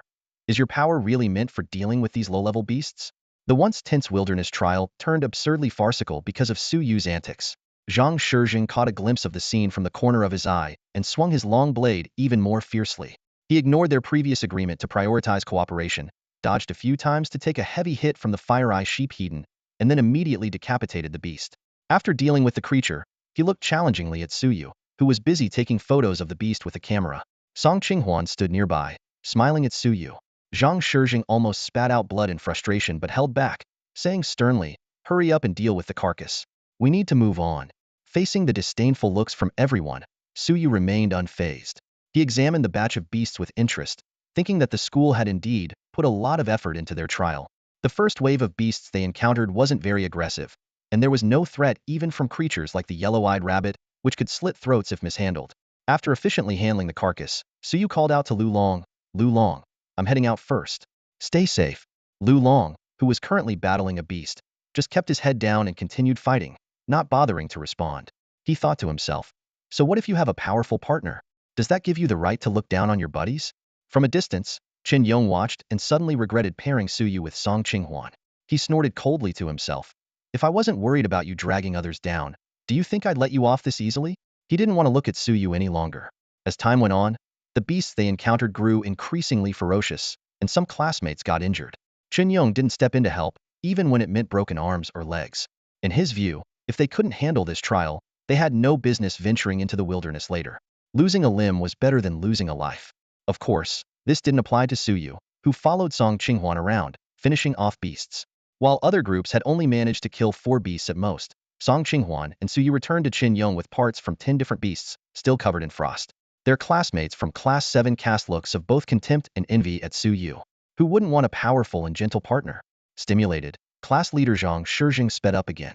Soon, as the trial neared its end, the beasts they faced became even more dangerous. Su Yu, bored, yawned. At this moment, Chen Yong said, Song Qinghuan, help watch over Group 4. Teacher Lu Ji, you focus on Group 3. Both nodded and moved quickly to stay close to their assigned groups. The beasts these groups faced now, like bears, snakes, and leopards, were extremely dangerous, requiring constant vigilance and readiness to pull the students back from the brink of death. It was thanks to Song Qinghuan that Class 7's trial only needed 2 teachers. Zhang Shijing led one group, capable of passing the trial on his own. This arrangement allowed the other 3 groups to each have a dedicated overseer. Thinking this, Chen Yong looked at Suyu, who was staring at him expectantly. With a frown, he asked, "What do you want to say? Which group should I watch over?" Suyu asked. Chen Yong glanced at him and replied irritably, "What can you do? Don't you have any self-awareness?" Suyu got the hint. "Then I'll go with group 2. Hearing this, Chen Yong almost slipped off the tree branch. After a moment, he said irritably, "You go with group 1. Keep your distance and learn from the class leader's combat techniques. Just because Song Qinghuan is by your side now doesn't mean you can relax. You'll have to face these beasts alone someday." "Got it," Suyu responded and dashed off. Chen Yong paused, somewhat doubtful. Has this kid gotten faster? Not far ahead, Suyu caught up with Zhang Shizheng's group.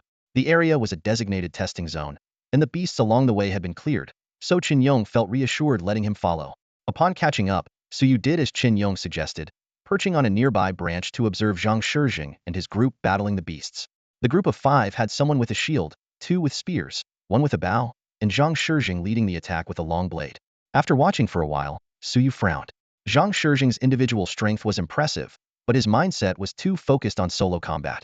The other 4 members turned out to be a burden for Zhang Shijing. Facing the ferocious Qing Wangmong, Zhang might have had an easier time if he wasn't held back by them. The intense battle lasted for 10 minutes before the Qing Wangmong was finally subdued. However, the cost was high. 2 team members were knocked to the ground by the beast's tail. One was as pale as a sheet, while the other's arm hung limply at their side. Suyu watched coldly, without uttering a word. He knew full well that injuries were the inevitable result of inadequate strength. This scene made him acutely aware of how a lack of skill could drag down the team, intensifying his resolve to improve his own abilities. As he observed, he mentally placed himself in the scenario, replaying the entire battle in his mind. Before long, the team encountered the last Biastadicha. This 3-meter-long monster, with its earth-colored body, could blend seamlessly with the ground, hence its name.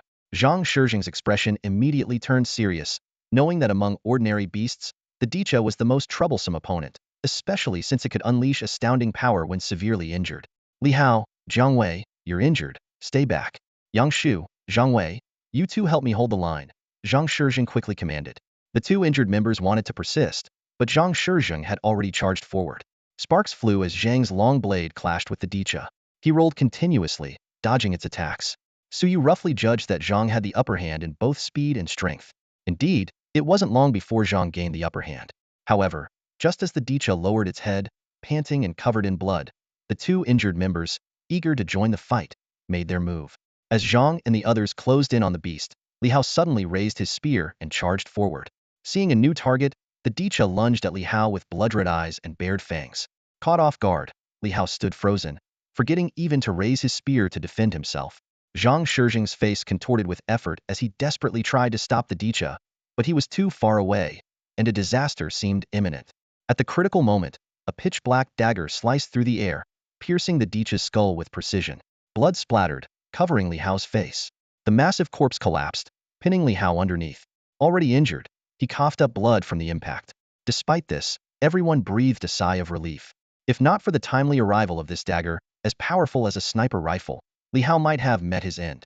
Following the direction from which the dagger came, they saw Yang Shu sitting on the ground, exhaling deeply. Thank goodness the teacher arrived. It turned out that teacher Cheng Yong had received Yang Shu's emergency call and rushed to the scene like the wind, saving Li Hao's life at the last moment. When Cheng Yong arrived with lightning speed, a harrowing scene unfolded before his eyes. A pitch-black dagger, as precise as a sniper's bullet, had shattered the mouth of the ground jackal and pierced through its skull. Cheng Yong instantly recognized the dagger as the one Song Qinghuan had received as a reward during training camp. His heart sank as he realized that Suyu was using this very dagger today. Following the direction from which the dagger had flown, Cheng Yong saw a familiar figure standing on a tree branch. Despite having anticipated this, he was still somewhat shocked upon seeing it with his own eyes. Simultaneously, Zhang Shijing stared intently at Suyu, his pupils contracting sharply, his eyes wide open, and words failing to escape his mouth. The other 2 stood frozen, as if turned to stone. Yang Shu hadn't fully recovered from the shock. Struggling to get up, he tried to reassure everyone. "It's okay. The teacher is here. However, No one responded. Following their gaze, he turned around to see Suyu still wearing that enigmatic smile, slowly walking towards them. No, it can't be, Yang Shu muttered in disbelief. Li Hao lay on the ground, gasping for breath. The other four watched as Suyu walked past them and retrieved the dagger embedded in the tree trunk. Suyu nonchalantly wiped the blood off the dagger. Looking up, noticed the homeroom teacher quietly observing him from a distance. His face immediately lit up with a warm smile. Hey, teacher, what brings you here? Chung Yong ignored Suyu's greeting, merely glancing at the ground jackal's corpse before issuing a succinct directive. Handle the body and wait here. Your task is complete. With that, he turned ahead towards the second group. After a few steps, Chung Yong paused and turned back to Suyu. Suyu, you wait here too. Don't wander off. Then he looked at the others. Keep an eye on him for me. The students exchanged complex looks with Suyu. Suyu, looking innocent, said, Do I seem like someone who doesn't understand the rules? I just saved a classmate. Shouldn't I get some praise? Chung Yong couldn't fathom Suyu's true intentions. On the way back, he began to reflect on the mistakes he had made today. Firstly, he had overestimated Zhang Shijing's ability to handle the beasts alone, overlooking his possible lack of experience in leading a team against such creatures. Not assigning a teacher to accompany them was a significant oversight he needed to address. Secondly, he had underestimated Suyu's capabilities, thinking he wouldn't wander off and allowing him to act alone. Although Suyu inadvertently corrected his first mistake, if Suyu had left the area instead of following the group, the consequences could have been disastrous.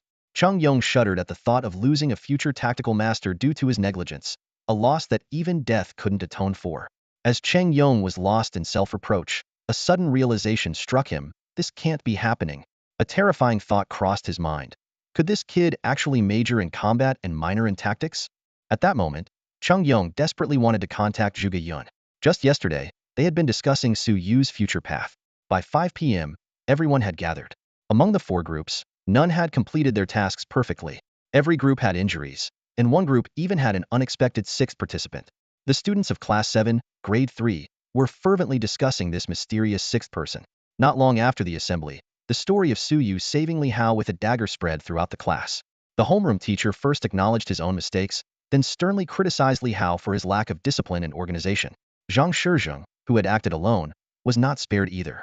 However, Suyu was puzzled. He had saved someone, so why was he being scolded?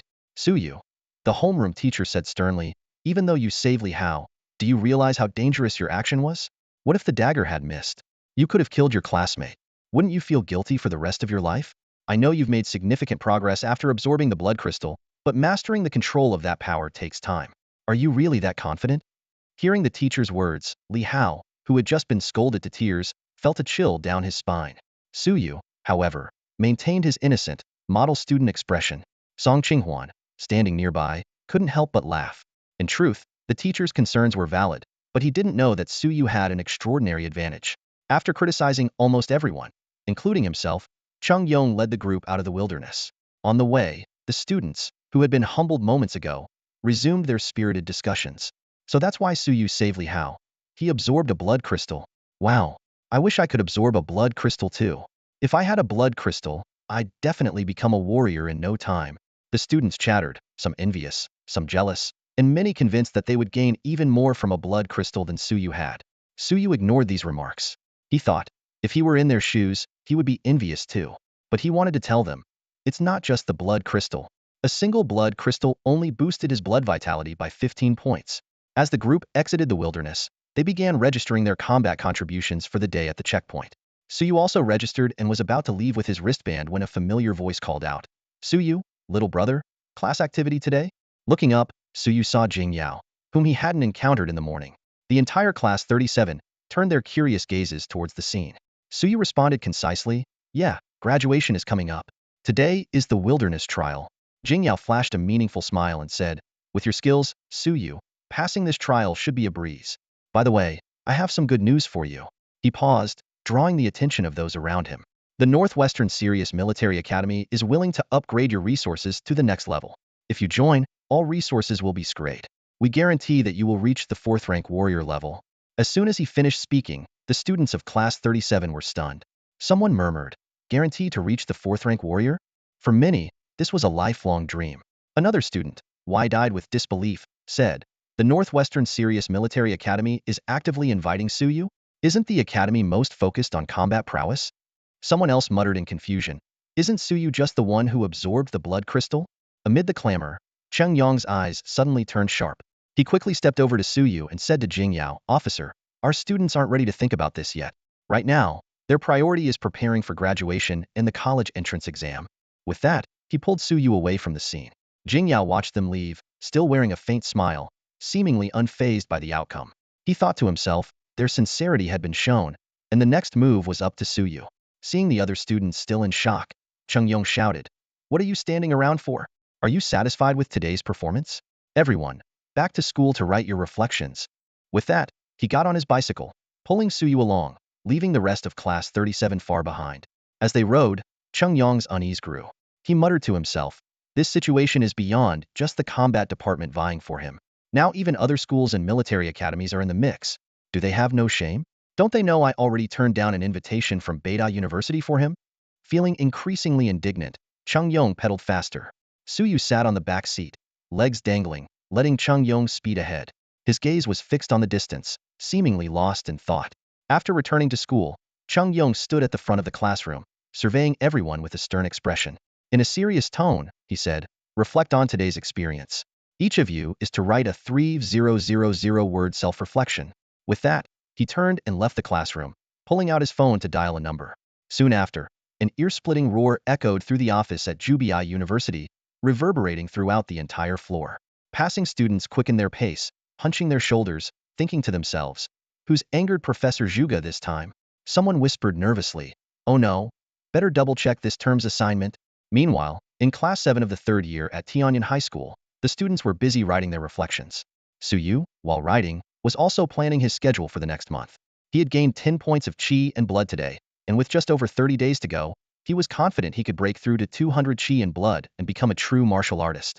Suyu glanced at the beast encyclopedia on his desk, noting 6 new entries.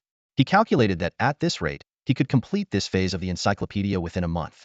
He couldn't help but think about his talent level. The improvement from F to E wasn't significant, but reaching D level would at least allow him to keep pace with ordinary people. Thinking of this, a wave of bitterness washed over Suyu. The pain of striving desperately just to reach the level of an average person was something few could understand. He felt increasingly that he couldn't afford to waste any more time at school. Suddenly, Suyu stood up. The classroom fell silent, and all eyes turned to him.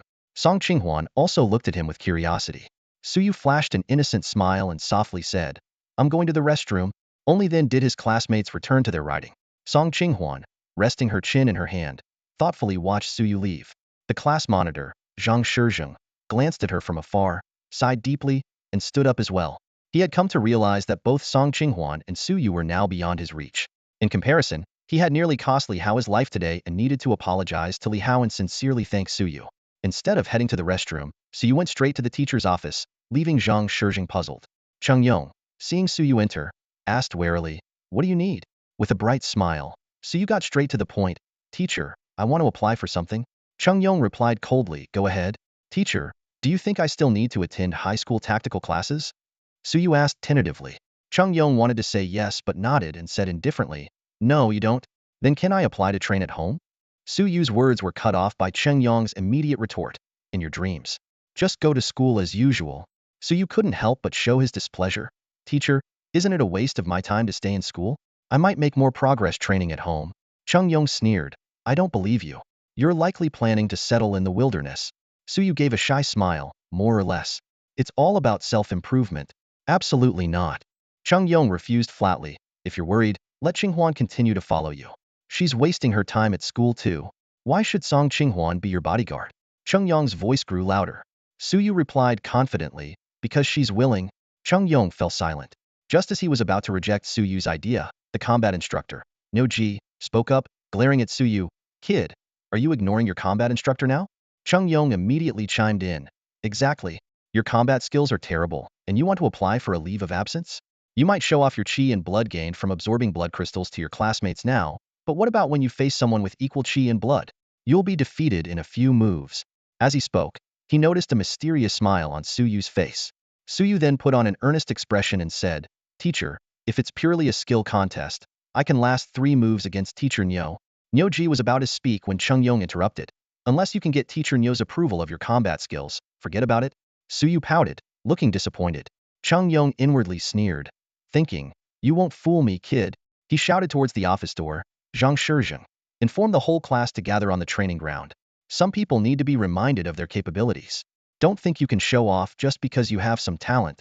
Suyu looked aggrieved, thinking, "Heaven and earth, I just want to make the most of my time to improve my skills." Outside the office, Zhang Shizheng hesitated for a moment before running back to the classroom. Upon arrival, he immediately gathered the students to head to the training ground. Class monitor, why are we going to the training ground? A scrawny boy asked as he caught up. Maybe for extra combat practice, Zhang Shizheng replied absent-mindedly. The boy, unimpressed, curiously asked, "Did you just go to teach Suyu a lesson?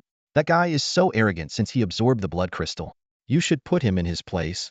Zhang Shizheng suddenly stopped, his eyes turning cold. "Teach you a lesson? Want me to arrange it for you?" The boy shrank back and walked away sheepishly. Seeing that even the class monitor, who usually disliked Suyu the most, had no intention of confronting him, he joined the others in badmouthing Suyu. However, before the conversation could start, Song Qinghuan appeared before them. "Suyu is not someone you can mess with," Song Qinghuan said calmly, a chill in her eyes, even a hint of blue in her gaze. "And I wouldn't recommend speaking ill of him." The boys noticed frost forming on their noses and quickly waved their hands. "Song Qinghuan, you misunderstood. We didn't mean anything by it."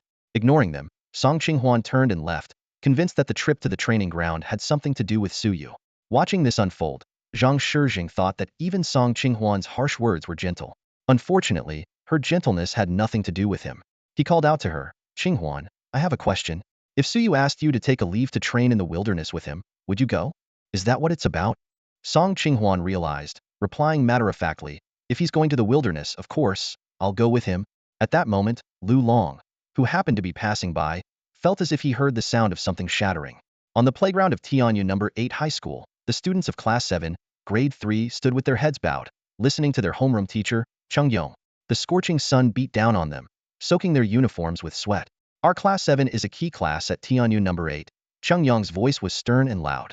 "Each one of you is among the top 50 students in the senior year rankings." He paused, his eyes sweeping over the group. "Though one of you isn't even in the top 100. Cheng Yong's gaze landed on Suyu. Noticing it, Suyu looked up and gave him a wide grin, showing his white teeth. "You are the pride of Tianyu No. 8, Cheng Yong continued, his tone tinged with disappointment, but today's performance in the wilderness was incredibly disappointing. Without comparing to other high schools, your results today are far below those of your senior classmates from previous years." The students hung their heads even lower under Cheng Yong's reprimand, all except for Suyu and Song Qinghuan. Suyu wore a harmless smile, while Song Qinghuan attentively listened, eyes fixed on Cheng Yong. "So," Cheng Yong's tone softened slightly, "I hope you can clearly recognize your own abilities. In the remaining month or so, think hard about where you can improve and what you can do better." Suyu nodded repeatedly, as if in full agreement with Cheng Yong's words. Seeing this, Cheng Yong finally lost his patience and shouted, "Suyu, step forward." "Yes."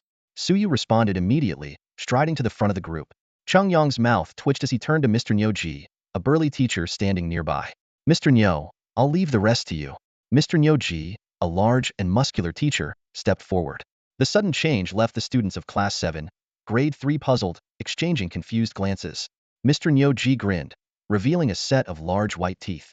"Your classmate Suyu thinks he can't learn anything more at school and has requested to take a break from school to study at home. Your homeroom teacher approved his request for tactical courses, but for combat training, he needs my approval." He looked around. "Next, I'll have a purely technical sparring session with Suyu. If any of you think you can do the same and don't want to attend combat classes anymore, feel free to step forward."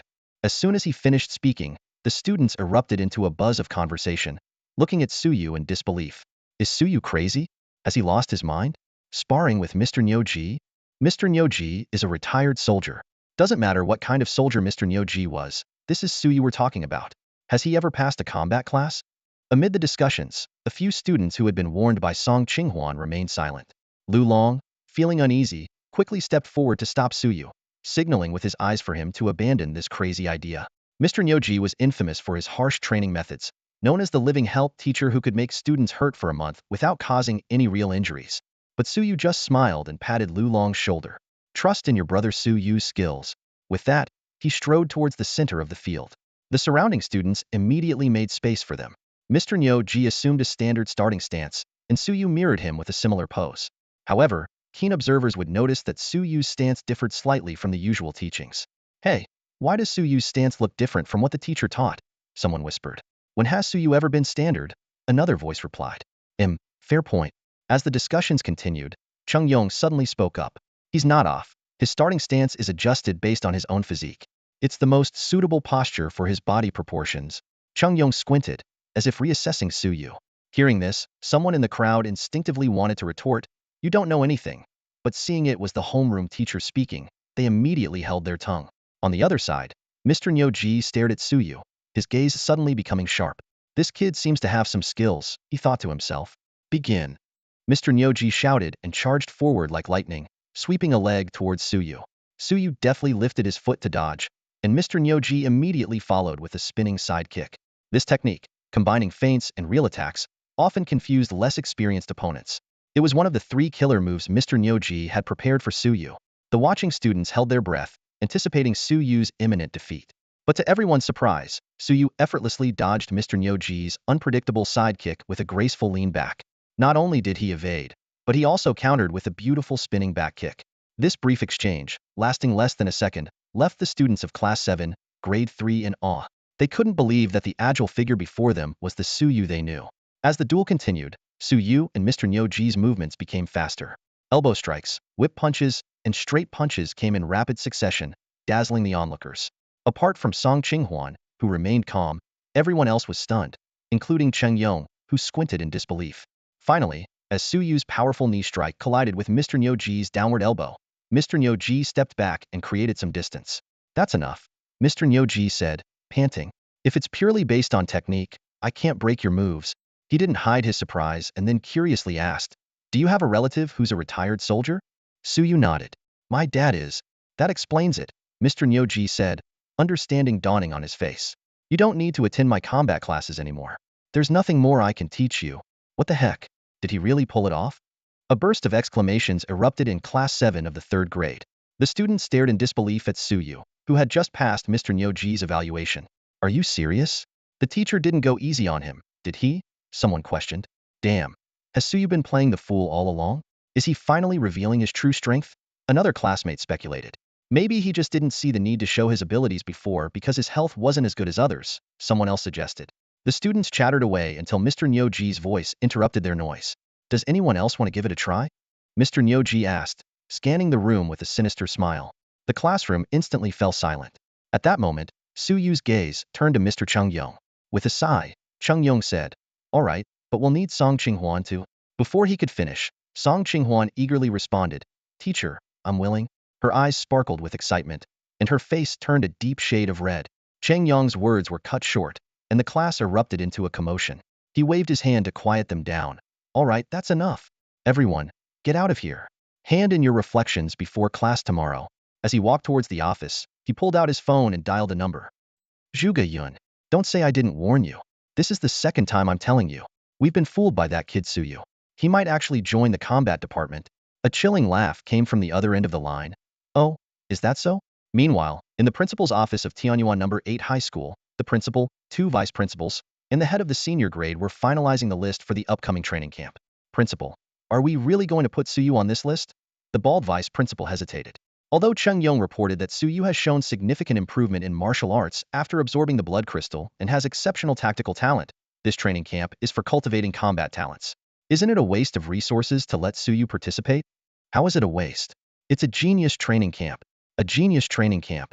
Isn't Su Yu a genius? The other vice principal argued. The head of the senior grade reminded, "We can let Su Yu go, but won't other schools have objections if we do?"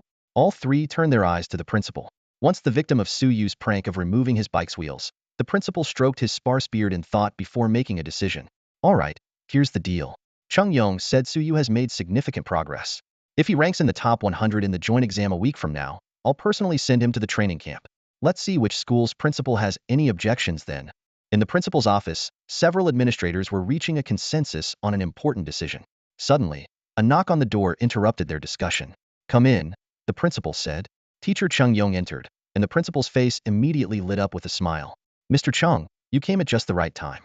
We were discussing Su Yu from your class attending the Genius training camp for the last half-month.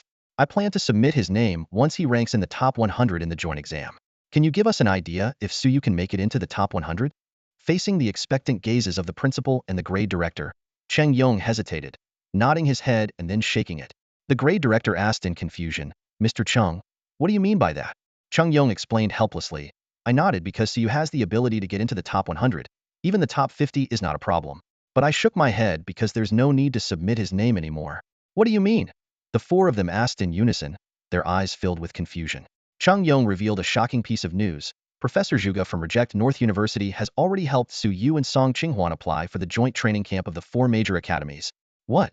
The training camp of the four major academies in Huagua? Their voices rose and fell, clearly astonished. Chung Yong shrugged.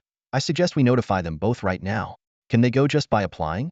The bald vice principal asked instinctively. Chung Yong explained, Professor Zhuge Yun's intention to mentor Su Yu is well known in the four major academies. Who wouldn't want to make friends with a future tactical master in advance? This matter is practically settled.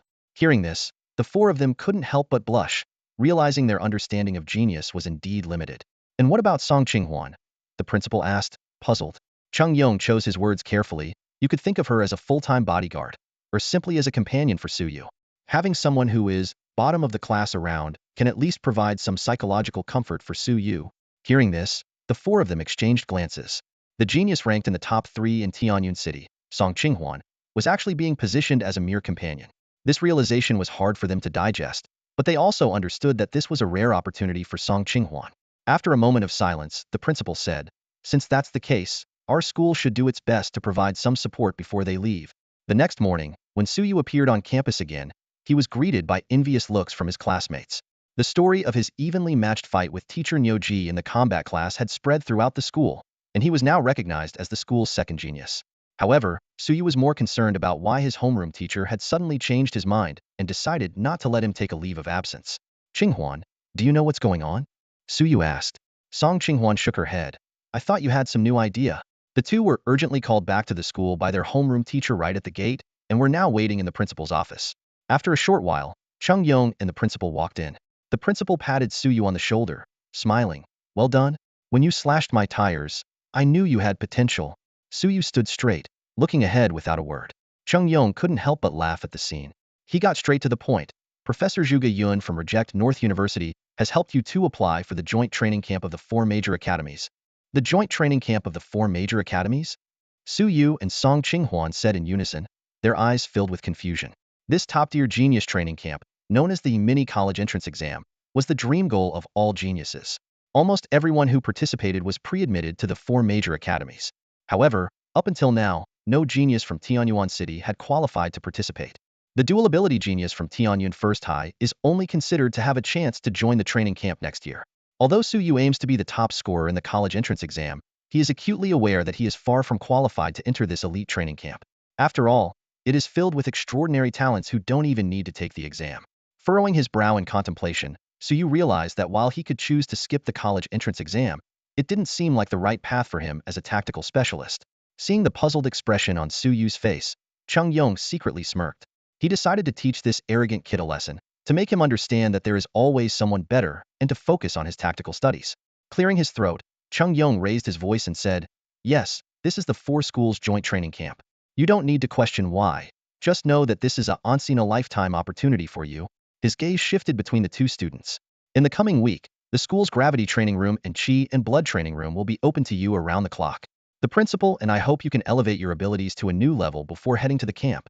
Turning his attention to Song Qinghwan, Chung Yong's tone became serious. Qinghwan, even though you possess an A-level ability, making you one of the top talents in the city, you must understand that this training camp is so competitive that even those with S-level abilities may not qualify. He paused before continuing, therefore, the principal and I hope you can push your chi and blood to the martial artist limit within the next week. The school will apply for a blood crystal for you to maximize your enhancement. Song Qinghwan nodded earnestly, her eyes gleaming with determination. Teacher, I will give it my all. Standing nearby, Su Yu was confused and couldn't help but interject, Teacher, did you just say Qinghwan's ability is a level? The principal stepped in to clarify for Su Yu. That's right. Qinghwan has an A-level freezing ability, which holds significant potential in combat. Hearing this, Su Yu fell silent. He thought to himself, no wonder an SS-level ability isn't as noteworthy as a regular dual ability. He turned to look at Song Qinghwan, a hint of surprise and admiration in his eyes. Qinghwan, you're much stronger than we imagined. Su Yu's sudden motivational speech left the three people present momentarily stunned. While Song Qinghwan was puzzled, she responded earnestly, yes, Su Yu, I will. Chung Yong glanced at Su Yu, feeling that he was up to something again. Before he could issue a warning, Suyu raised his hands excitedly and shouted, "Teacher, principal, what about me? Can I also get 10 or 8 blood crystals?" The principal's kindly smile froze, and a few veins appeared on his forehead. Chung Yong shot Suyu a cold look and said, "No blood crystals for you. Make good use of the gravity training room and the blood energy training room first. Squeeze out all your remaining potential before asking for more." Suyu deflated momentarily, but quickly perked up again.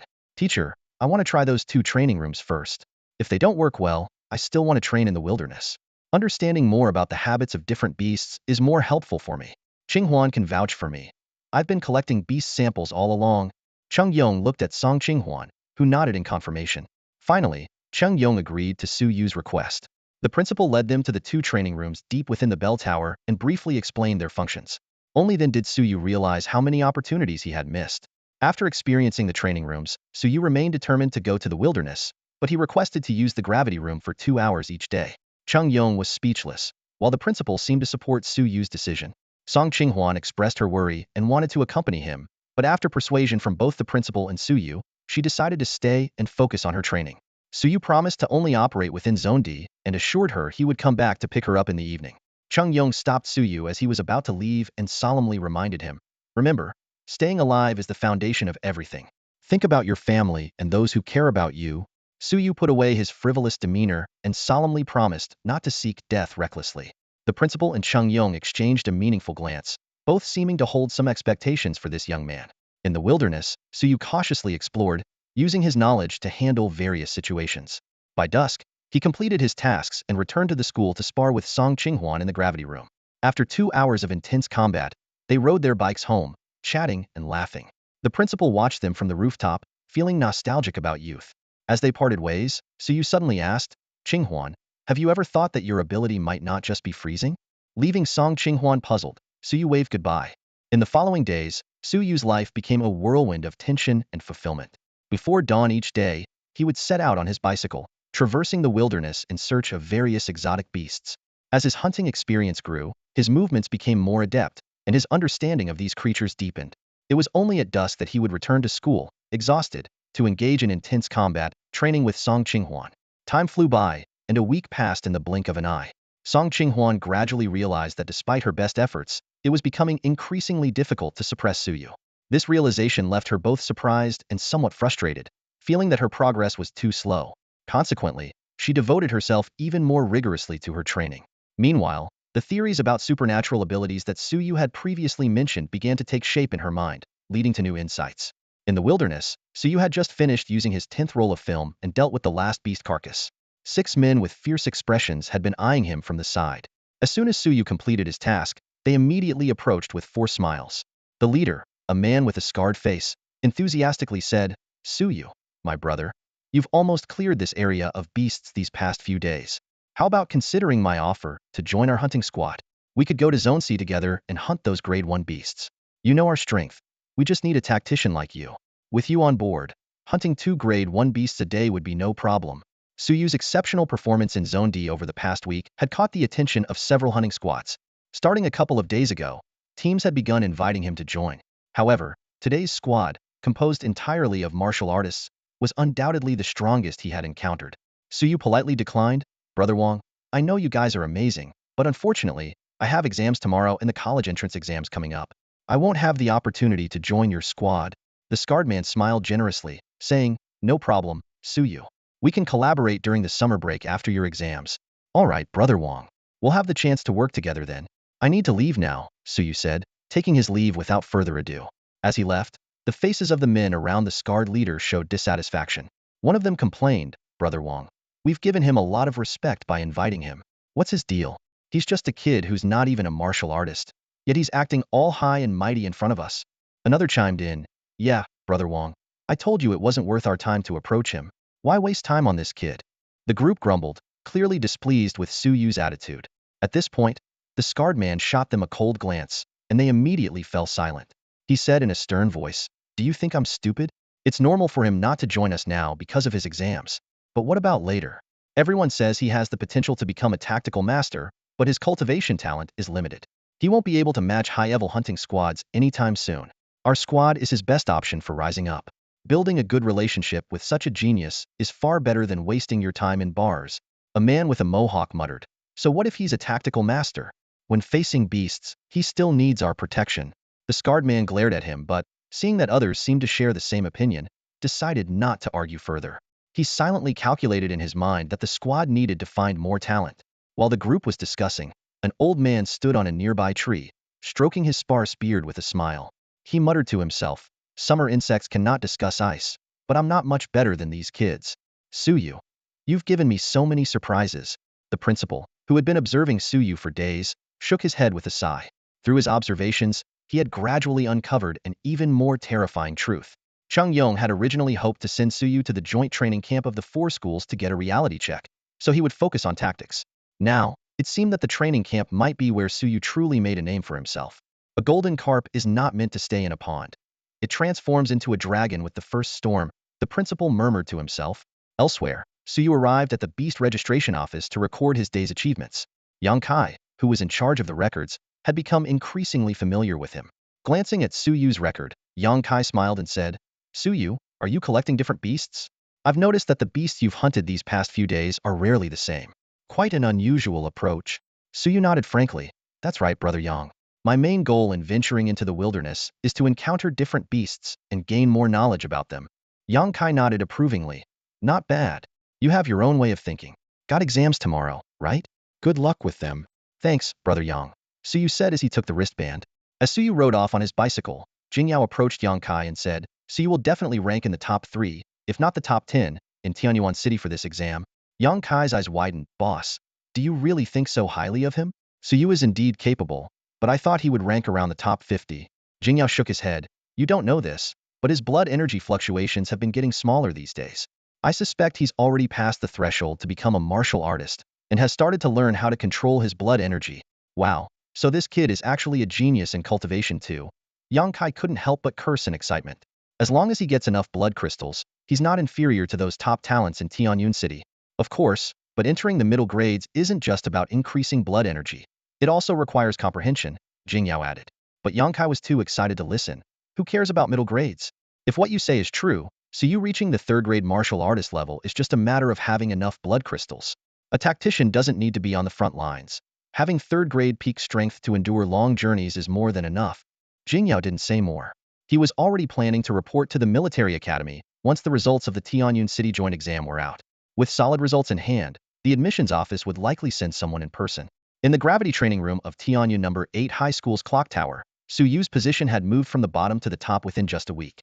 He loosened his limbs as Song Qinghuan adjusted her clothes and asked, "Suyu, I feel like you've improved again recently." "I can't beat you anymore," Suyu modestly replied. No, it's just that you didn't use your abilities.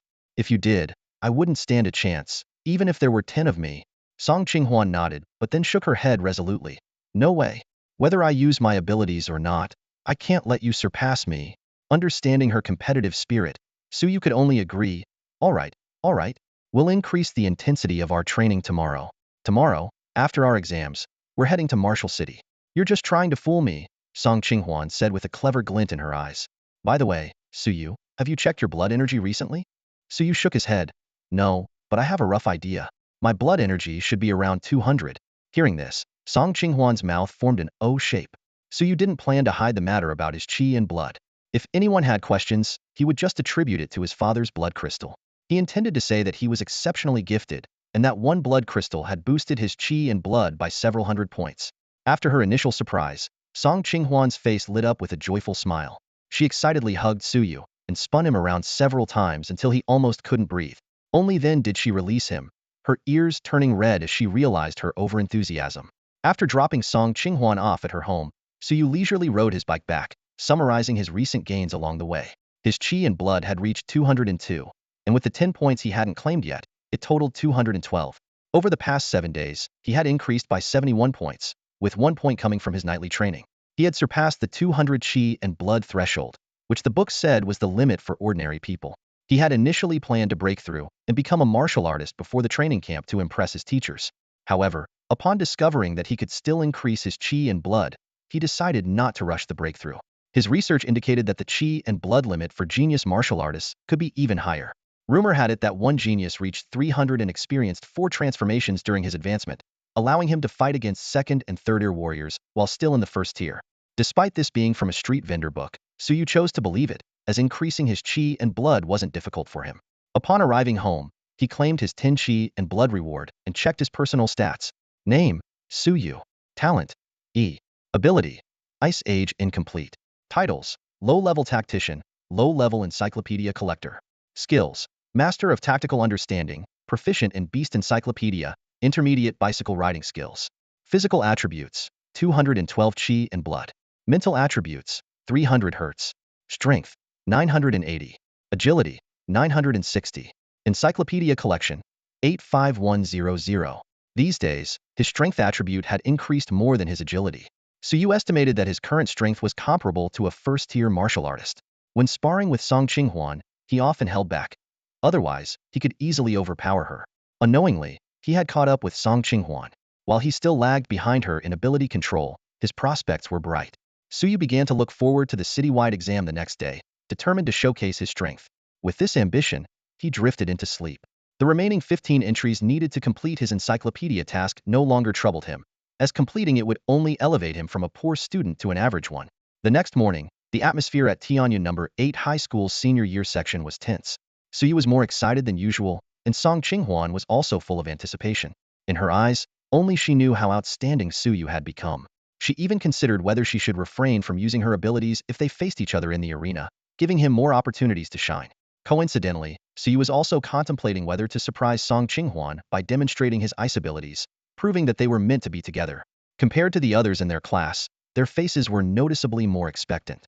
Lu Long clutched his stomach and complained, "Every time there's an exam, my stomach hurts from nerves.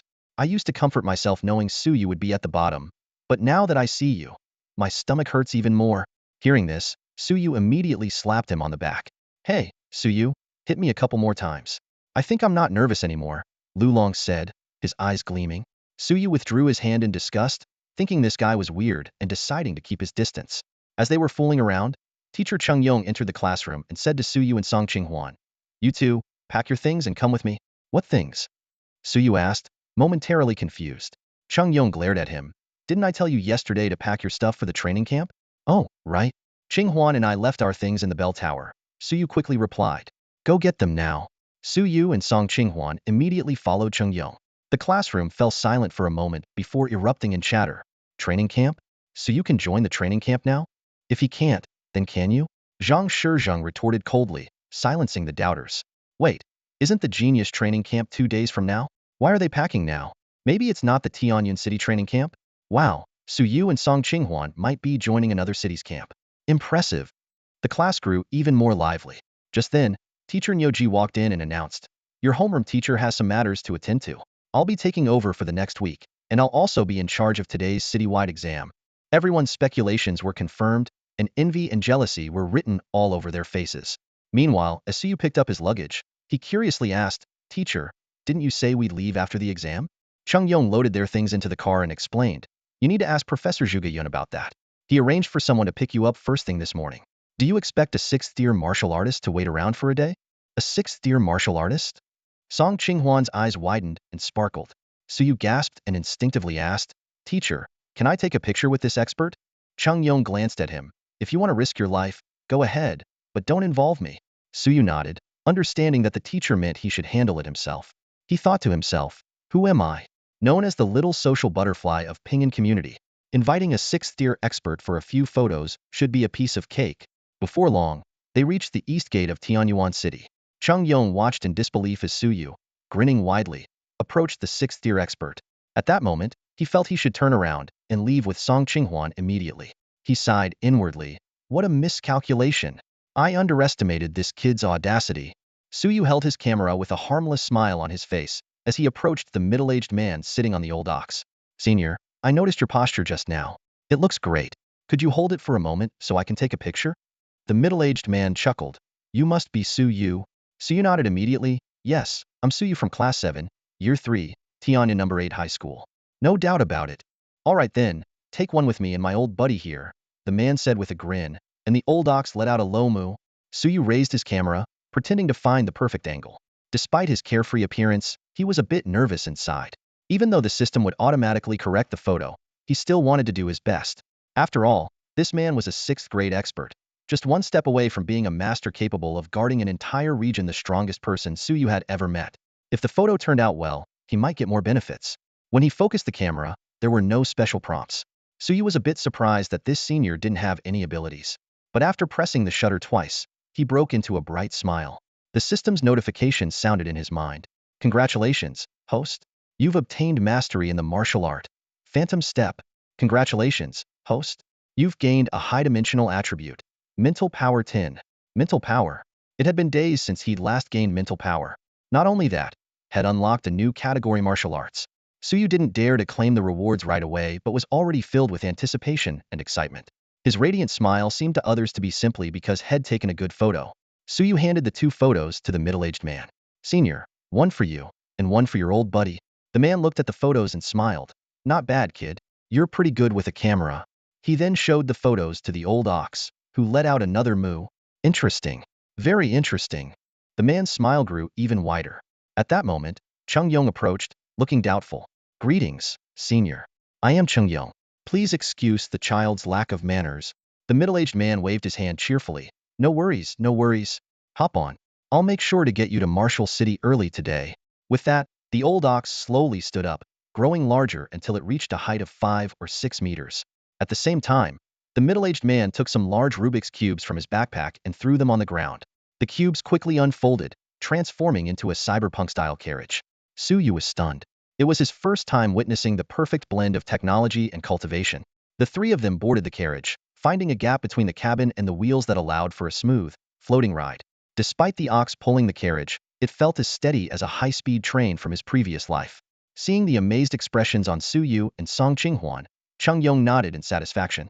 He explained, if we traveled on our own from Tianyuan City to Martial City, it would take us a full day due to delays. With the senior's help, we'll be there in less than 2 hours. Tianyuan City was over 1,000 kilometers away from Martial City. Reaching it in 2 hours was as fast as a plane from his previous life. Suyu opened the window, watching the scenery flash by, his eyes filled with awe. Chung Yong continued, that's because there are many areas we can't pass through directly. If it were a straight line, we'd be there in an hour. And that's with a mid-grade beast helping us, saving a lot of unnecessary detours. If it were just us, we'd have to take the safe roads, passing through several cities to get there. Even on the so-called safe roads, we might encounter some low-grade beasts. If we're unlucky, we might run into mid-grade beasts. With your current strength, you wouldn't even be able to handle a long journey, let alone fight.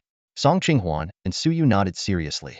Realizing they didn't even have the strength for a safe journey, let alone saving the world, was a sobering thought. Chung Yong was pleased with their understanding. The carriage ride wasn't quiet for long. Soon, Suyu asked, Teacher, I've been reading about martial arts lately. Is martial arts the same as traditional kung fu? Yes and no, Chung Yong explained. Every form of martial arts evolves from traditional kung fu. With the advent of the martial arts era and the emergence of martial arts masters, these pioneers researched and refined traditional kung fu into what we now call martial arts. The training camp you're heading to might have such martial arts legacies. Hearing this, Song Qinghuan and Su Ye's eyes lit up. Chung Yong continued, but learning martial arts isn't as simple as inheriting it. You need to reach the peak of the 3rd grade warrior stage, fully refining your muscles and bones, and achieving unprecedented control over your body. Only then can you officially learn and perform martial arts. This is merely the qualification to learn. Whether you can master it depends on your comprehension and suitability. Is it that demanding? Song Qinghuan was surprised. Chung Yong nodded, looking at them intently. But there are true martial arts geniuses who can learn and perform martial arts even without fully refining their bodies. Such talents are 1 in a million, and masters compete to take them as disciples. You might encounter such geniuses at the training camp. When you do, you'll realize your combat skills are no match for those who push human limits with martial arts. Chung Yong deliberately looked at Suyu, wanting him to understand there are always people better than you and not everyone can be called a genius. However, he saw Su Ye's face full of excitement and eagerness, even a fighting spirit to compete with all geniuses. Oh no, this kid might really go all out on this path, Chung Yong thought, a bit panicked. After the teacher's explanation, Suyu realized how valuable the phantom step he had just acquired was. It was something that could truly narrow the gap between him and those geniuses. His eyes sparkled with anticipation, eager to reach the training camp. The collector device in his arms was already raring to go. In the classroom of Senior Class 1 at Tianyan High School, Qin Ling was particularly eye-catching today. She had put on meticulous makeup and wore an exquisite outfit, drawing the attention of many young boys. During the morning exam, although Qinling was focused on solving the problems, her mind kept drifting to thoughts of Suyu, imagining how he would tackle these questions. After the written exam, her classmates habitually praised her, predicting she would once again secure the top spot. However, Qinling surprised everyone by saying, "Suyu from class 7 at Ba High School is much better than me?" Her remark left the flattering classmates momentarily stunned. Someone tried to comfort Qinling, saying, "It's okay, Qinling. That Suyu might have a knack for strategy, but I heard he has never ranked in the top 300 in the city's martial arts exams. You consistently rank in the top 5 overall. There's no need to compare yourself to him. You two are not even on the same level." Qinling couldn't be bothered to respond to these comments. She knew that this was just a matter of perception. Not only her classmates, but even the teachers' discussions about Suyu revealed that almost no one understood the true meaning of being a master strategist. A master. A master. A master strategist. Rarer than a martial arts master. How could he and I be on the same level? Qinling thought to herself. At the same time, she was filled with anticipation for the afternoon's martial arts competition. Having been following Suyu's information closely these days, she knew that he now had the strength to rank in the top 300 in the city's martial arts arena competition. Hee. I'll call the top few from the training camp over to take pictures for you then, Qinling secretly planned. 2 hours later, Suyu and Song Qinghuan stood before an endless blood-red city wall, their mouths agape in shock. The middle-aged man put away the carriage, and the big yellow ox reverted to its old, regular self. The wall you're looking at has withstood hundreds of beast tides. Even 7th-rank master-level beasts can only stop at this point. The red on the wall is a mix of beast blood and the blood of our human warriors, the middle-aged man explained to them. Suyu looked at the wall with deep respect. Led by the middle-aged man, they completed the registration and entered the real martial city. Upon entering the city, Suyu and Song Qinghuan were once again wide-eyed. The sky was filled with futuristic floating buildings, and the dome occasionally emitted blue light from a giant shield. The ground was dotted with continuous pavilions and towers. Floating vehicles traversed the sky, while people with long swords and spears were bustling on the ground. At this moment, Suyu couldn't resist taking out his camera to capture the breathtaking scene. "Senior, teacher, Qinghuan, stand here. I'll take a group photo of you," he said, immediately getting to work. Song Qinghuan cooperatively made a peace sign, while teacher Qingyong, despite his reluctance, posed accordingly. The middle-aged man also cheerfully held the old yellow ox. "It's common for young people to be amazed the first time they come to Martial City and want to take photos," the middle-aged man thought. Even though this kid is a bit obsessed with photos, it's not unusual for a genius to have quirks. He recalled other geniuses at the academy who had peculiar habits, like shouting from the highest building every day or running around the school shirtless. Compared to them, Suyu's hobby seemed quite normal, and the photos turned out well, too. Suyu snapped 5 photos in one go, giving everyone a copy, including the old yellow ox. Chung Yong glanced at the beaming Suyu. "Kid, don't tell me your suitcase is filled with film rolls." "Of course not. Only half of it," Suyu replied with a smile. Suddenly, a system notification sounded in Suyu's mind. "Congratulations, host. You have acquired the skill. Mastery in spearmanship. Congratulations, host. You have acquired the skill. Mastery in combat. Congratulations, host. You have acquired the skill. Mastery in swordsmanship. Congratulations, host. You have gained the attribute. Agility 50. Congratulations, host. You have gained the attribute. Agility 50. Suyu realized that this senior was a versatile master of speed, the perfect target for skill acquisition. Although he didn't receive a martial arts reward this time, mastering spearmanship and swordsmanship was incredibly valuable. Remembering how intermediate unarmed combat allowed him to fight teacher Nyoji to a draw, Suyu became even more excited about the training camp. Genius training camp? Who isn't a half-genius these days? Suyu thought smugly. The middle-aged man continued, "Let's go. I'll take you to register first. The training camp officially starts tomorrow. Today, we'll settle you into your accommodation and help you get familiar with the place. Once you enter the training camp, you probably won't come out until you return to Tianyun City. Senior, will you be the one to take us back then?" Suyu asked eagerly. Cheng Yong's mouth twitched, wishing he could sew this kid's mouth shut. "This is a 6th-rank master. A 6th-rank master. Not your personal chauffeur," he roared internally. Realizing his forwardness, Suyu quickly explained, "I didn't get the chance this time, and I have some cultivation questions I wanted to ask you." The middle-aged man laughed heartily. "That depends on whether Professor Zhuge Yun is willing to spend another mid-grade blood crystal to hire me." At these words, everyone's eyes, including Cheng Yong's, widened in astonishment. Just then, the middle-aged man tossed a book to Suyu. Suyu instinctively caught it and saw the title Mysterious Steps written on it.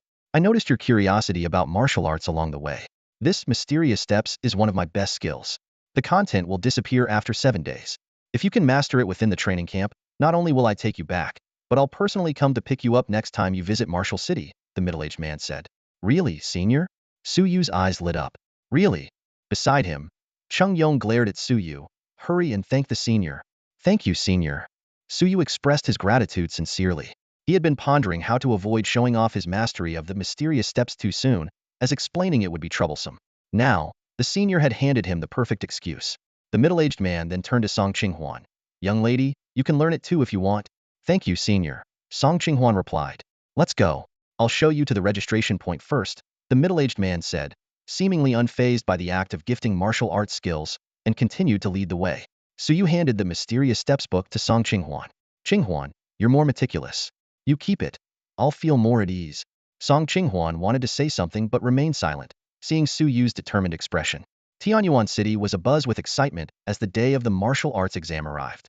The top 300 students from the city would battle it out in a grand tournament to determine the final rankings. At the large competition square, the principals from various schools took their seats on the stage, while the 300 students lined up in front of their respective arenas. However, a notable absence caught everyone's attention. Song Qinghuan and Suyu from school number 8 were nowhere to be found. Qinling anxiously scanned the crowd, unable to find either Suyu or Song Qinghuan. She wasn't the only one perplexed. The boys who idolized Song Qinghuan were whispering among themselves, trying to figure out her whereabouts. Some who had planned to teach Suyu a lesson in front of Song Qinghuan could only sigh in disappointment. Suyu not qualifying, I get that. But why isn't Qinghuan here? One boy grumbled. What's going on with school number 8? Is Suyu dragging Qinghuan down? I've always said that school number 8 can't nurture real talent, another chimed in. And now, their top 2 aren't even here for the citywide exam. Zhang Shijing listened to the chatter around him, his face expressionless.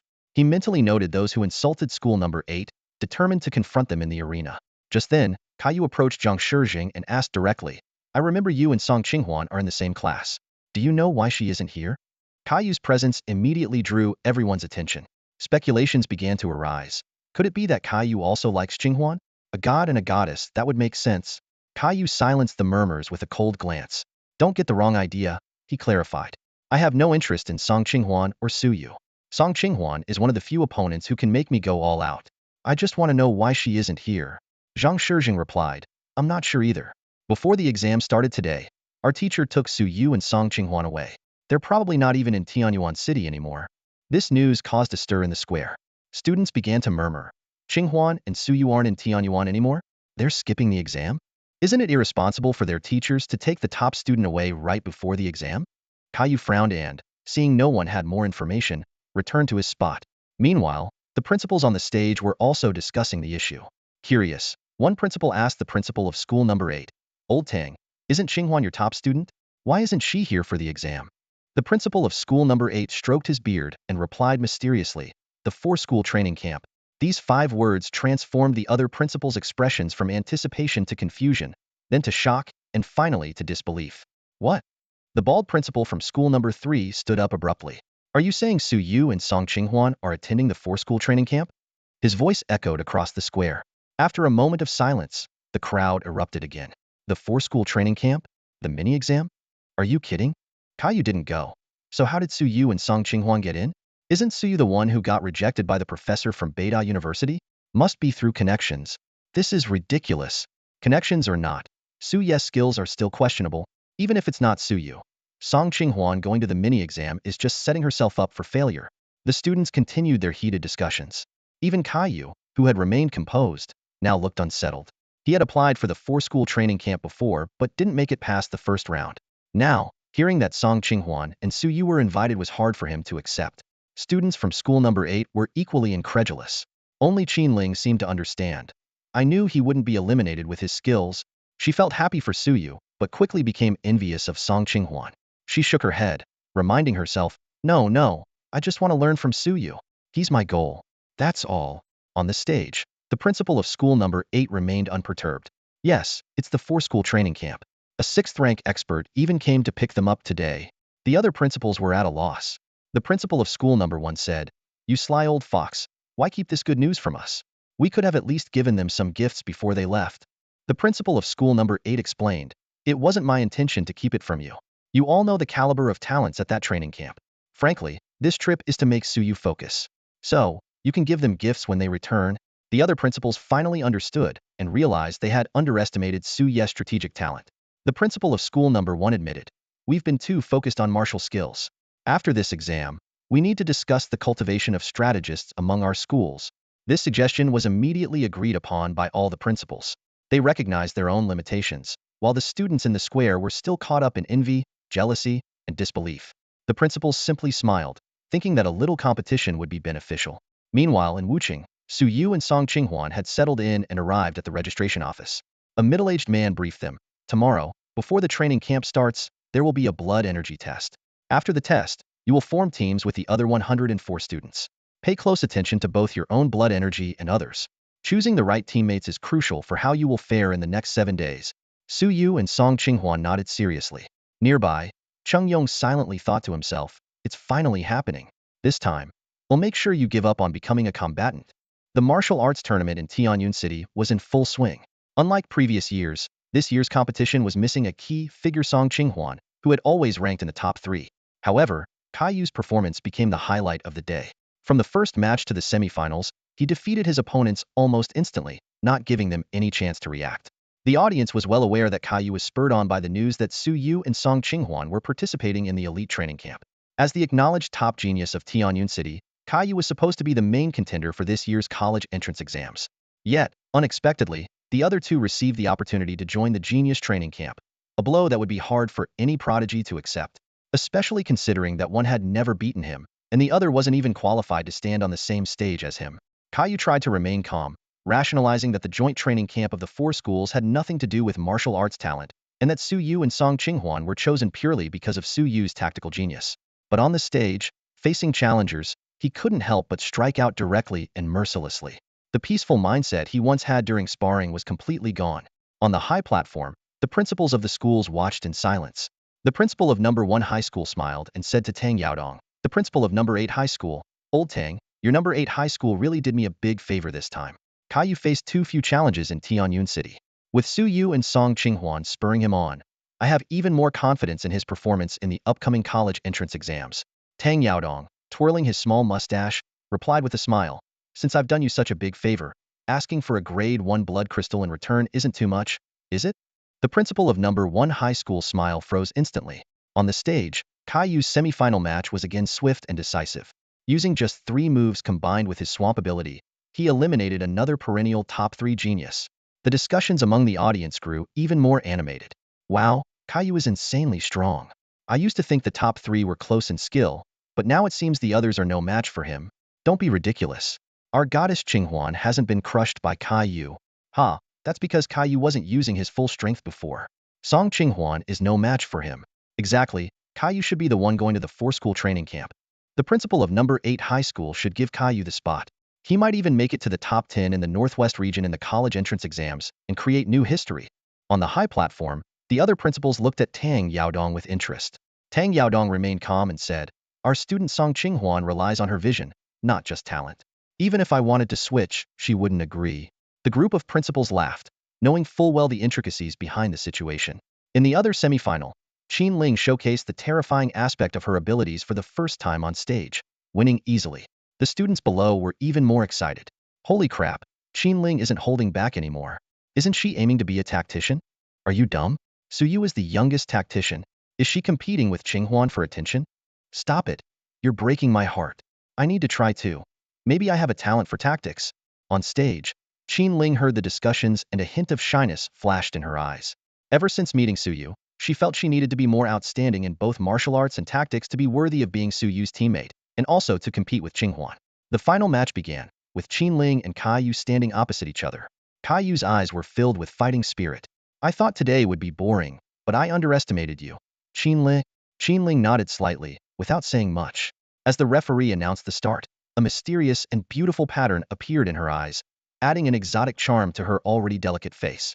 Caillou lunged at her with explosive speed, causing a gust of wind on the stage. Qin Ling initially planned to dodge to the left but changed her mind and faced Caillou's attack head-on. While the audience was still puzzled, they saw that the left side had turned into a swamp that could devour everything.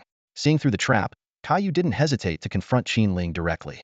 With her martial arts background and the aid of her abilities, Qin Ling was able to match Caillou's strength in close combat. In the blink of an eye, they exchanged hundreds of blows. When Caillou withstood several of Qin Ling's powerful kicks, the audience gasped, thinking the title might change hands this time. At that moment, after a punch and palm clash, Caillou's energy suddenly surged. On the high platform, the principal of number 1 high school stood up abruptly, unable to conceal his joy. Old Tang, 2 blood crystals. I'll deliver them to your school, number 8 high, tomorrow. The principal of number 1 high school laughed heartily, his voice echoing through the conference room. The other principals stood up, warmly congratulating him. That kid, Caillou, broke through his limits in the battle. 200 chi and blood. Is our Tianyuan city about to see an ultimate martial artist? Principal Tang of number 8 high school said excitedly, his eyes gleaming with anticipation. Old Lin, it looks like your middle grade chi and blood crystal from number 1 high is finally paying off, the principal of number 3 high school said with a smile. At a time like this, you can't be stingy. If you are, we have a middle grade crystal at number 3 high. Why not have Caillou transfer to our school? Get out of here. Stop daydreaming. Principal Lin of number 1 high waved his hand impatiently. You think you can poach Caillou? No one can take our number 1 high students. His face was full of unconcealed joy. After a brief pause, Principal Lin sighed. It's all about timing and fate. That boy had been stuck at the last step for months. I was thinking if he couldn't reach the limit soon, I'd let him start bone refinement as a martial artist. But today, with the stimulus from Su Yu and Song Qinghuan's issues, plus Qin Ling's outburst, he finally broke through the last barrier. He chuckled proudly. Hey, wasn't that old guy from Tushur bragging about their genius aiming for the Northwest top 10 this year? Now we have one in Tianyuan City too. Next year's resource allocation is looking good. The principals on the high platform were elated by Caillou's breakthrough. They knew this small step signified a huge gap between an ordinary genius and a top-tier one. Below the stage, the students watched Caillou intently. His chi and blood surged, his vitality reaching an unprecedented peak. In the ensuing match, though Qin Ling often saw through Caillou's intentions, her movements were always a beat slower. In less than 20 moves, Qin Ling couldn't hold on and lost. Qin Ling lost. Sighs of regret echoed below the stage. Everyone loves an underdog story, and it almost happened this time. Despite losing, Qin Ling's status among the students soared, second only to Caillou. Even the previously acknowledged top female genius, Song Qinghuan, couldn't compare to her now. Because of this, number 1 high students were even more convinced that those who should join Su Yu in the training camp should be from their school. Their gazes towards number 8 high students were filled with disdain and hostility. The principals on the high platform noticed this but didn't intervene. If a rivalry developed between number 1 and number 8 high, it was something they welcomed. In today's student training, competition is the driving force, whether within schools, within the city, or across the Northwest region and the whole country. Meanwhile, in Wuqing, after visiting most of the attractions, Su Yu and Song Qinghuan returned to their lodging. Su Yu used the remaining opportunities of the day to take photos of Song Qinghuan. After all, the big spender had left, teacher Cheng Yong was unlucky, and he didn't dare to randomly photograph strangers. Since coming to Wuqing, Song Qinghuan was the best choice to ensure obtaining low-dimensional attributes, and there were still some incomplete abilities to perfect. To Cheng Yong, Su Yu's photo-taking of Song Qinghuan seemed like showing off their relationship in front of him. During dinner, Cheng Yong briefly introduced the situation of the Tianyuan City martial arts competition. Qin Ling's rise and Caillou's breakthrough had become hot topics, along with the news of Su Yu and Song Qinghuan joining the 4 schools' joint training camp. Cheng Yong deliberately conveyed some of the pressure from these discussions to the two, hoping they would be prepared. After Cheng Yong left, Su Yu curiously asked, Qinghuan, they say Qin Ling and Caillou are hiding their strength. Did you ever do that? Song Qinghuan nodded first, then shook her head, confusing Su Yu. After thinking for a moment, she explained, it's not really hiding strength. During my matches with Caillou, sometimes when he trapped me in his swamp, I felt my freezing ability could break through, but I couldn't control that power well. A few times, I thought it might even threaten Caillou's life, so I didn't use it. Abilities not fully mastered shouldn't count as hidden strength, right? Su Yu nodded in understanding and smiled. No worries, after we return from the training camp, we can win without using abilities. Song Qinghuan's eyes widened as she nodded seriously. Yes, we definitely can, she added. I feel like I've gained a deeper understanding of my abilities now, so breaking his swamp shouldn't be a problem. Su Yu laughed. Learn the phantom steps first. Once you master it, his swamp will be a joke. He won't even be able to track your movements, let alone trap you. Song Qinghuan nodded in realization, but then shook her head firmly. No, I'll wait until you learn it first. She handed the phantom steps manual to Su Yu. Su Yu took the manual, still warm from her touch. He wanted to refuse but remembered how stubborn she could be sometimes, so he said, all right, I'll learn it first, then you can practice. Song Qinghuan beamed. Su Yu, you're a genius. I believe you can master it within 7 days. The next morning, news spread from Tianyuan City number 1 high that Caillou was entering seclusion and would not participate in the final phase of the genius training camp. The entire city speculated whether Caillou was about to officially step into the martial artist realm. Everyone eagerly awaited his performance after seclusion. Caillou took the 4-grade blood crystal and entered the Qi and blood cultivation room, stepping onto the path beyond the limit. Meanwhile, in Wucheng, Su Yu and Song Qinghuan arrived at the entrance of the 4 schools' joint training camp, waiting for it to start. It was 7 in the morning, an hour before the camp began. 105 geniuses gathered in the square, and the elders who had brought them there wisely withdrew. As tradition dictated, this hour was for the geniuses to get to know each other. Seeing the prodigies around them holding booklets and being well-versed in each other's information, Su Yu and Song Qinghuan exchanged glances and then found Cheng Yong in the crowd. Meeting their gaze, Cheng Yong immediately put on a not my problem look. He thought, you two joined last minute. Where was I supposed to get intel for you? Su Yu's lips curled slightly, revealing a hint of a smirk. Cheng Yong felt an urge to rush into the square and give this kid a good lesson. Su Yu chuckled. Given his past performance, he felt lucky that anyone even bothered to talk to him. Yet, Song Qinghuan was still earnestly cheering him on. No worries, we'll rely on ourselves. Besides, we're mainly here to gain experience. How about we find a place to sit for a while? Su Yu suggested, deciding to take it easy for now. Song Qinghuan always followed his lead. Just as they were about to move, a figure suddenly appeared in front of them. The first thing Su Yu noticed was the boy's unibrow. You must be Su Yu, right? I'm Su Yincheng. We're family. I'm ranked 4th in the preliminary rankings of this training camp. Su Yincheng said straightforwardly. Su Yu, have you formed a team yet? My team already has 4 members, all with vitality levels over 200, and 2 of them have S-level abilities. If you join us, we're confident we can secure a top 3 spot in this camp. Su Yu didn't immediately respond. Song Qinghuan, however, was visibly excited, eager for Su Yu to agree. Su Yu politely replied, I'm sorry, but there are 4 of you, and there are 2 of us. If I were alone, I would gladly join you. Su Yincheng was a bit surprised. He glanced at Song Qinghuan and then back at Su Yu, saying seriously, I've heard you're an excellent strategist, making the best decisions on the battlefield. That should be your forte. Su Yu beamed with confidence. But even strategists have their youthful recklessness. Su Yincheng was taken aback again, then laughed. You're an interesting guy. I hope we can be friends in the future. As he turned to leave, he added, if you were alone, many top teams would consider teaming up with you since you're a strategist. But if you insist on teaming up with Song Qinghuan, it might be challenging. Be prepared for that. After all, 3 carrying 2 is much harder than 4 carrying 1. It's just not practical. After Su Yincheng left, Su Yu immediately felt Song Qinghuan's piercing gaze. Why didn't you agree? She complained. We agreed to team up. They have a shot at the top 3. Do you think I can't do it myself? Su Yu replied nonchalantly, looking around for a place to sit. Song Qinghuan followed him helplessly. The geniuses who initially planned to invite Su Yu gave up when they learned he insisted on teaming up with Song Qinghuan. Some suspected it was a ploy by Su Yincheng and approached Su Yu to invite him anyway. Su Yu refused each time unless Song Qinghuan could join. After several rejections, everyone believed it. Gradually, Su Yu was ignored again.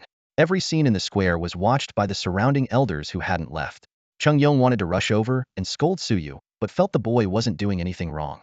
Just then, someone beside him remarked, he sure reminds me of you back in the day. Cheng Yong turned around in surprise. What are you doing here? Zhuge Yun, dressed in a robe and hat, smiled. My good old classmate is here. Of course, I had to come and greet you. He continued. This kid has some spirit. If he had agreed, I'd have to seriously consider if he'd betray us in the future. Why can't it be that he simply lacks the qualities of an excellent strategist? Cheng Yong retorted. Zhuge Yun glanced at him. I chose him as my disciple, so I'll decide what qualities he has. Humph. Cheng Yong scoffed, showing his disdain. Disciple? What if he ends up in the combat department? Zhuge Yun looked at Su Yu from a distance. If he chooses combat, I'll make sure he understands what cruelty means. Let's go. There's nothing interesting to see here. How about watching from above for the next few days? Let's go. Cheng Yong agreed without hesitation. The two left the crowd, heading to the sky ladder beside the square, which took them to a floating building at the top. Led by Zhuge Yun, they passed through several checkpoints to a room spanning hundreds of square meters. The room was projecting a holographic view of the square, with every student's conversation audible. The admissions directors of the 4 major universities were observing their favorite talents. Each had a team of dozens of data analysts behind them. Seeing the two enter, they greeted them warmly. Feng Wan, the admissions director of Pingyuan University, was the first to approach. Professor Zhuge, it's an honor to have you here helping us supervise the exam. Zhuge Yun smiled. I had to come. Or how else could you agree to let Su Yu participate in this training camp? Deng Ji, the admissions director of Nanjing University, also smiled. A talent that Professor Zhuge values is someone we definitely can't miss. This must be the famous Cheng Yong, one of the legendary Northern defense strategists, right?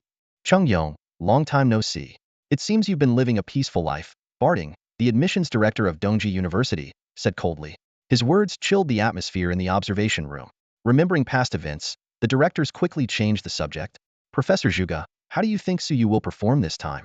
Deng Ji asked. Zhuge Yun had a peculiar expression. You all know why I brought him here. The four directors exchanged knowing smiles. Feng Wan focused all the cameras on Suyu. At that moment, Suyu was teaching Song Qinghuan a footwork technique. Qinghuan, I practiced last night and have basically mastered it. We have 6 more days. Practice hard. Suyu's voice echoed in the observation room. Everyone fell silent, exchanging glances, unsure of what to say. Is this kid flirting? The silence in the conference room was broken by Qian Yun, the admissions director of Jubiai University. He turned to Zhuge Yun and curiously asked, Brother Zhuge, did Zhou Zhan give the mysterious step to Suyu? Zhuge Yun nodded slightly and explained, I asked Brother Zhou to bring this kid to Wuching. Unexpectedly, Suyu managed to get his hands on Zhou Zhan's signature technique, the mysterious step, just by taking a few photos of him. The room fell silent again, eyes filled with astonishment. The renowned martial arts technique, mysterious step, exchanged for just a few photos? Someone couldn't help but mutter, maybe we should take some photos for Zhou Zhan too? Zhuge Yun chuckled lightly and added, this technique only lasts for 7 days. If the kid can't learn it in time, he'll miss his chance. Qian Yun suddenly understood and laughed, shaking his head. So Brother Zhou is just playing with a child. Learning a martial art in 7 days is pure fantasy. Batten from Dongji University interjected. There seem to be only 8 trainees in this camp who have learned martial arts before becoming martial artists. Qian Yun nodded in agreement. These 8 come from martial arts families, exposed to martial arts from a young age, and possess unique talents. Their preliminary rankings are all in the top 10, and it looks like they are ready to lead their teams. He then teased Brother Zhuge. If Suyu really masters the mysterious step, our combat department might want to steal him away. Zhuge Yun ignored Qian Yun's teasing and turned to Cheng Yong. Your student really has your flair from back in the day? Cheng Yong's forehead creased slightly, and he retorted, not much worse than you. You always brag without a draft. The 2 former classmates exchanged jabs, making the others laugh, except for Batten, who remained silent. Feng Wan remarked nostalgically, ah, youth. We were like that when we were young too. Deng Ji suddenly chimed in. You never had Suyu's knack for making girls happy. Feng Wan immediately fell silent, looking around awkwardly. Cheng Yong sensed some gossip brewing between the two. The group didn't chat for long, and soon dispersed to observe the talents they had their eyes on. Zhuge Yun brought Cheng Yong to his spot and handed him a list. This is the basic information of the students in this training camp. Cheng Yong quickly skimmed through it. Before the camp officially started, the 4 universities had conducted a preliminary ranking of the 105 students. Suyu unsurprisingly ranked 105th, and Song Qinghuan was 102nd. As Cheng Yong read, he muttered, 101, Chow Chow Chow, blood energy 195, power. Good luck. Preliminarily judged to be level or higher. This, 102, Song Qinghuan, blood energy 191, power. Ice, a level. 103, Lin Yin, blood energy 187, power. Hypnosis? And you gave an a level rating? Zhuge Yun calmly responded, he can hypnotize himself, and a level isn't unreasonable. Cheng Yong had no words and continued reading. 104, Fu Yu, blood energy 179, power. Mind control a level. This ability seems more normal. He didn't have the heart to read out Su Yu's information. After reading, he curiously asked, so these last 3 are the teammates you found for Su Yu? Zhuge Yun righteously replied, don't talk nonsense. These 3 have potential powers that need to be developed. Since Su Yu and Song Qinghuan are here, the training camp decided to let them try too. Cheng Yong pouted, showing his serious doubts. The 3 clearly intended to join Jubiai University, making it obvious they were chosen as Su Yu's teammates. The 4 universities training camp had an unwritten rule. Students with the same intended university should team up, as many teams formed here would stay together until the end of their university years, and sometimes even for life. It's not that I doubt you, but I can't see how this 5-person team can make any waves, Cheng Yong commented. Zhuge Yun gave him a look of disbelief. Make waves? With your student's blood energy of 150? Cheng Yong felt a surge of frustration. He's also your future student. Zhuge Yun fell silent. Both took a moment before simultaneously saying, our tactical department doesn't need martial arts talent. Nearby, fellow Jubiai University teacher Qian Yun sighed. Are all Jubiai University graduates like this? Meanwhile, the team formation on the square was becoming clear. Most had already made their connections in advance, and with ample preparation, 5-person teams quickly formed. Only a few were left standing alone. Su Yu and Song Qinghuan sat by a flower bed, watching like outsiders. Su Yu recalled what the uncle had said yesterday and remarked, "I naively believed we'd form teams after the blood energy test." Song Qinghuan comforted him, "It's okay. We're here to gain experience. It doesn't matter who we team up with." Su Yu glanced at her and feigned seriousness. "Qinghuan, you need a better attitude. We're here to compete for the top spot. Our goal is to secure second place and aim for first." Song Qinghuan immediately changed her tone and echoed, "Yes, secure second and aim for first." The two were clearly bored and talking nonsense when a tough-looking guy approached them. "Hello, I'm Fuyu, ranked 104. If nothing goes wrong, we should be teammates." Suyu stood up and curiously asked, "Wait a minute, can you explain what this preliminary ranking is?" Fuyu replied mechanically, "The preliminary ranking is based on past performance and achievements. It's a projected ranking made by the 4 universities. Every student participating in the camp receives this list." Su Yu and Song Qinghuan exchanged glances, clearly hearing this for the first time. "Do you have it with you? Can I take a look?" Su Yu asked. Fuyu nodded and took out a piece of paper from his pocket, listing the 105 students' names and rankings. Su Yu, fully aware of his position, started from the bottom. "I'm last. Qinghuan, you're 4th from last. Ever been ranked this low before?" Song Qinghuan nodded obediently and then laughed. "It's fine. I was prepared for this. So, it looks like the 5 of us will be a team?" Suyu pointed to the bottom 5 names. Fuyu nodded, finally showing some expression. "We should thank you. Without you, we wouldn't have this chance to join the camp." Suyu waved it off. "No big deal. Since it's destined to be us, we might as well form our team proactively. Do you know who the other 2 are?" Fuyu nodded expressionlessly and pointed to 2 people in the crowd. One had a confident smile as if he were the chosen one, while the other looked around curiously like a little cat. Suyu led the group to find Lin Yin, the chosen one. This young man indeed had a strikingly handsome appearance, with refined features and a well-proportioned build, as if he had stepped right out of a comic book. However, his overly perfect looks gave off a strange sense of dissonance, as if each feature was outstanding on its own but somehow didn't quite harmonize together. When Lin Yin saw the 3 approaching, he flashed a confident smile. "I knew I wouldn't be left out. Are you here to invite me to join your team?" So you couldn't help but tease, "Yeah, I'm the last on the list, he's second to last, and you're 3rd from the bottom. It would be a crime against nature if we didn't team up." As soon as the words left his mouth, Lin Yan's confidence as the chosen one vanished, and he slumped in dejection. "I knew it. In the end, it's us bottom dwellers banding together for warmth." The stark contrast in his demeanor shocked Suyu and Song Qinghuan, while Fuyu just nodded indifferently, seemingly unsurprised. Fuyu explained, "His ability is hypnosis. He can hypnotize others and himself, even altering his appearance and height. A year ago, he was a short, chubby, average-looking student. Since awakening his ability, he's grown from 160 centimeters to 182 centimeters in a year, and his small eyes and flat nose have morphed into large eyes and a high-nose bridge." Song Qinghuan and Suyu were even more astonished upon hearing this, with Song Qinghuan's eyes practically sparkling. Suyu curiously asked, "If he can hypnotize himself to look more handsome, can he also hypnotize himself to have better talents?"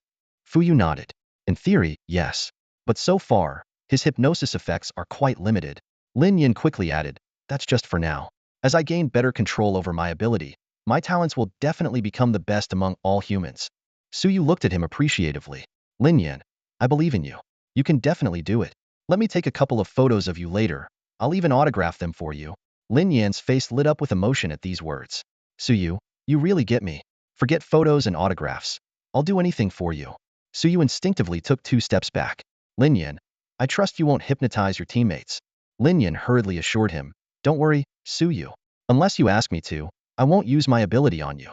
Let me tell you, many people in our class want me to hypnotize them, so they can have Dre." He cut himself off as he felt a chill in the air, quickly shutting his mouth. "Is this the famous Qinghuan?" Lin Yin quickly changed the subject. Song Qinghuan nodded coolly, already feeling a strong aversion to this oddly attractive person, worried he might be a bad influence on her dear Suyu. The team of 4 had just successfully formed, and were about to find their last teammate when a girl with twin pigtails approached. "Are you Suyu? I'm Xiao Xiao. I've heard about you. It's because of you that I was lucky enough to join this training camp. By the way, are you still looking for someone? If you don't mind my lack of strength, can I join your team? I have a special ability, good luck. People around me also become lucky.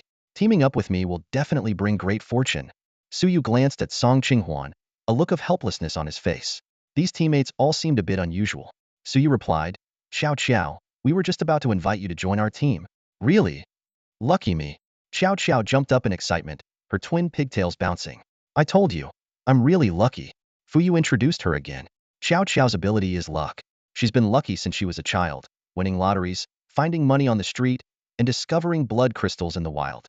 However, her extreme luck also caused her to lose the chance to become an extreme warrior early on. Her current chi and blood level is 195. Reaching 200 is necessary to break through and become a warrior. Suyu asked curiously, what's an extreme warrior? Fuyu explained. An extreme warrior is someone who pushes their chi and blood to 200 before using a blood crystal to break through the human body's limits. The opportunity to break through only comes the first time a blood crystal is used. If a blood crystal is used before reaching 200, even the highest quality blood crystals won't help break through the limit afterward. Song Qinghuan immediately grew concerned. Suyu, what should we do?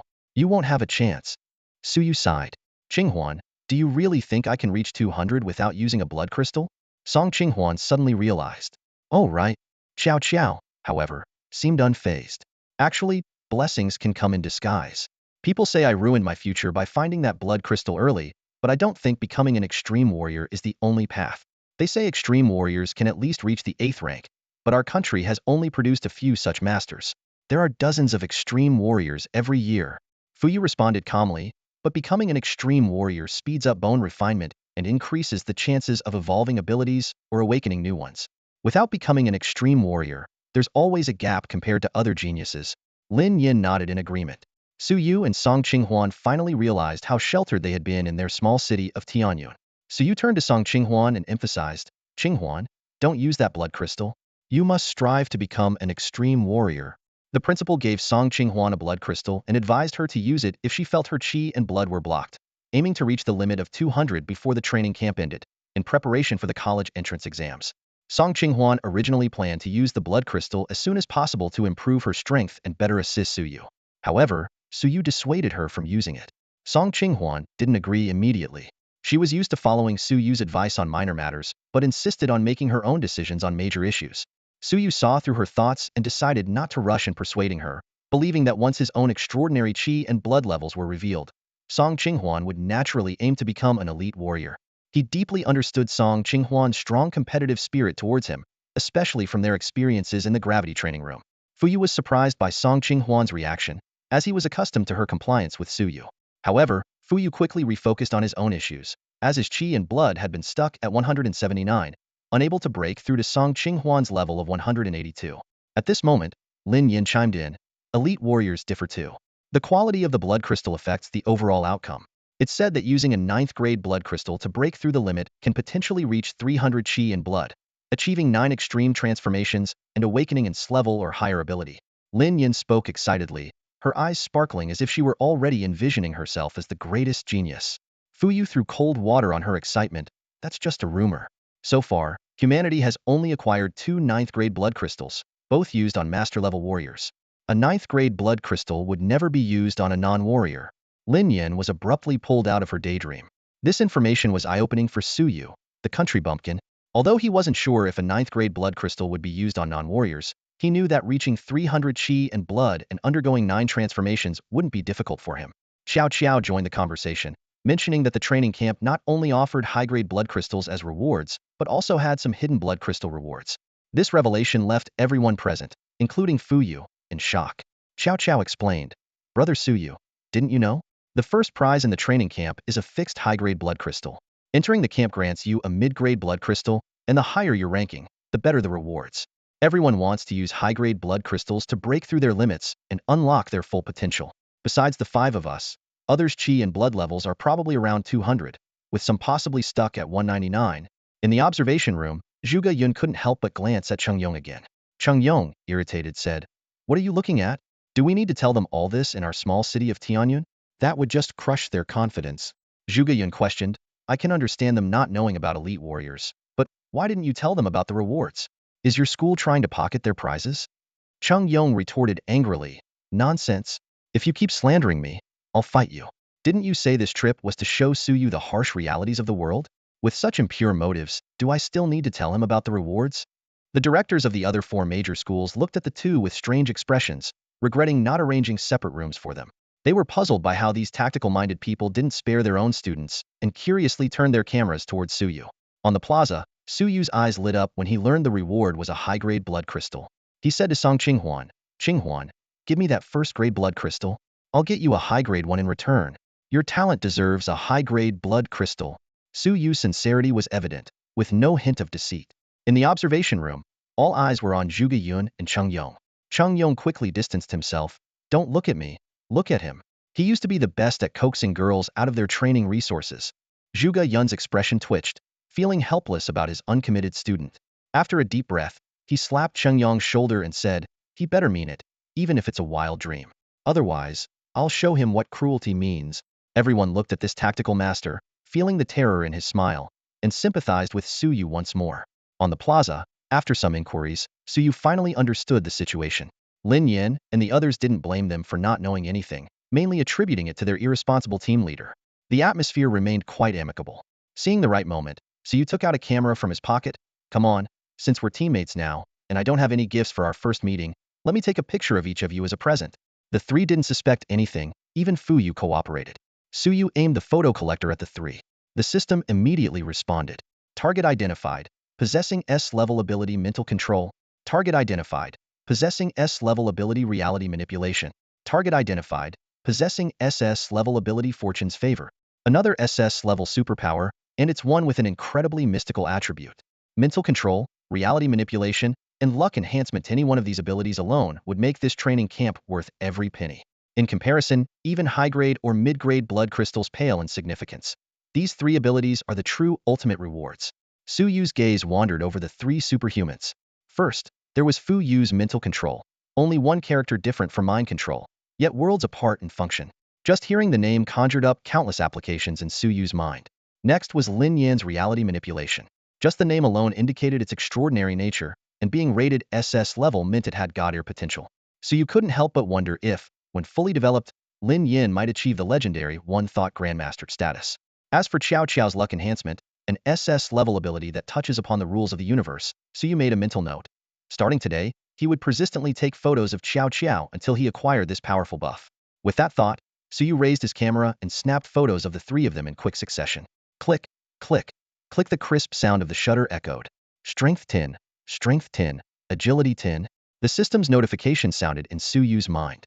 Although he didn't get another golden attribute, he wasn't discouraged. After photographing the three, he turned his lens towards Song Qinghuan. One click later, a photo of her smiling radiantly emerged. Strength 20. The system notified again. As expected, Song Qinghuan was truly his lucky charm. After handing the photos to the four of them, Su Yu's gaze became more profound. His eyes now held a mix of inquiry and expectation as he looked at them. Lin Yin, perceptive as always, noticed the change. He nudged Fu Yu carefully and whispered, "Why do I feel like Su Yu is looking at us differently after taking those photos? Has he finally realized how handsome I am?" Fu Yu, with an expressionless face, ignored his usual vain remarks. However, he too noticed the change in Su Yu's gaze and felt a spark of curiosity. Narrowing his eyes, he quietly activated his ability. At that moment, Su Yu, who was complimenting Song Qinghuan on her photogenic qualities, felt a subtle string being plucked in his mind. Without hesitation, he turned to look at Fu Yu. Fu Yu, whose mental probe had failed, was taken aback when their eyes met. Su Yu smiled innocently and asked, "What's up, Fu Yu? Did you discover something?" Fu Yu shook his head and remained silent. Su Yu let out a soft "oh," as if nothing had happened. Internally, he thought, having a mental superhuman in the team requires caution. Not sure if it's because my mental strength is high or if it's due to the system, but Fu Yu's mind-reading attempt definitely failed. Still smiling, Su Yu turned to the two girls and said, "Qinghuan, Xiao Qiao, how about I take a group photo of you two?" "Sure." Xiao Qiao responded happily. Song Qinghuan, however, looked puzzled. She knew that for Su Yu, taking photos was a way of gathering intelligence. But she wondered, isn't one photo enough? Holding up the camera, Su Yu emphasized, "I'll take 2 photos, one for each of you." "That's fine then." Song Qinghuan's cautious expression instantly relaxed. Just then, the grand clock in the square chimed 8 times, signaling the time. The bustling square fell silent. A man in a black leather jacket strode into the square and ascended the platform. "Good morning, everyone. I am your instructor for this training camp, Wei Kuan." His voice was loud and clear, resonating through the silent square. Everyone's eyes were glued to him as he smiled and said, "You can just call me instructor." "Good morning, instructor." The chorus of voices from the young prodigies was perfectly synchronized. Wei Ikuan nodded in satisfaction and then turned his gaze to the onlookers. "Ladies and gentlemen, The training camp is starting. You may leave now."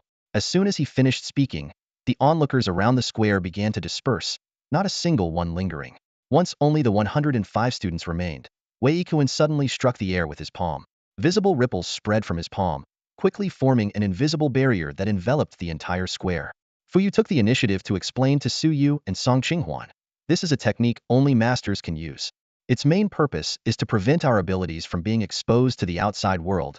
Su Yu nodded, his eyes full of admiration as he looked at Wei Ikuin on the platform.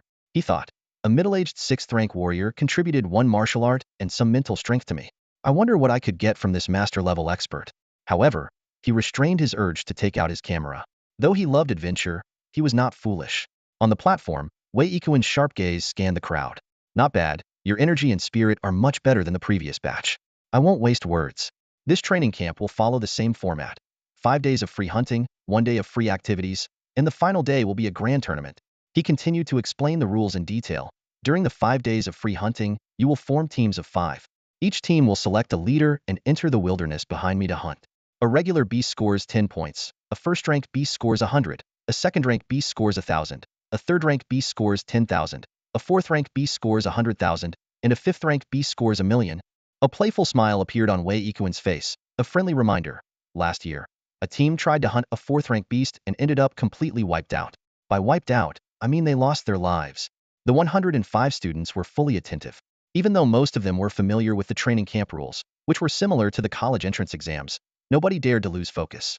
Since it's free hunting, you're free to hunt 5th-rank or even 6th-rank beasts. I won't stop you. It's your choice." Wei Ikuin added, "However, I must warn you that during the first 5 days, all teams are in a cooperative state.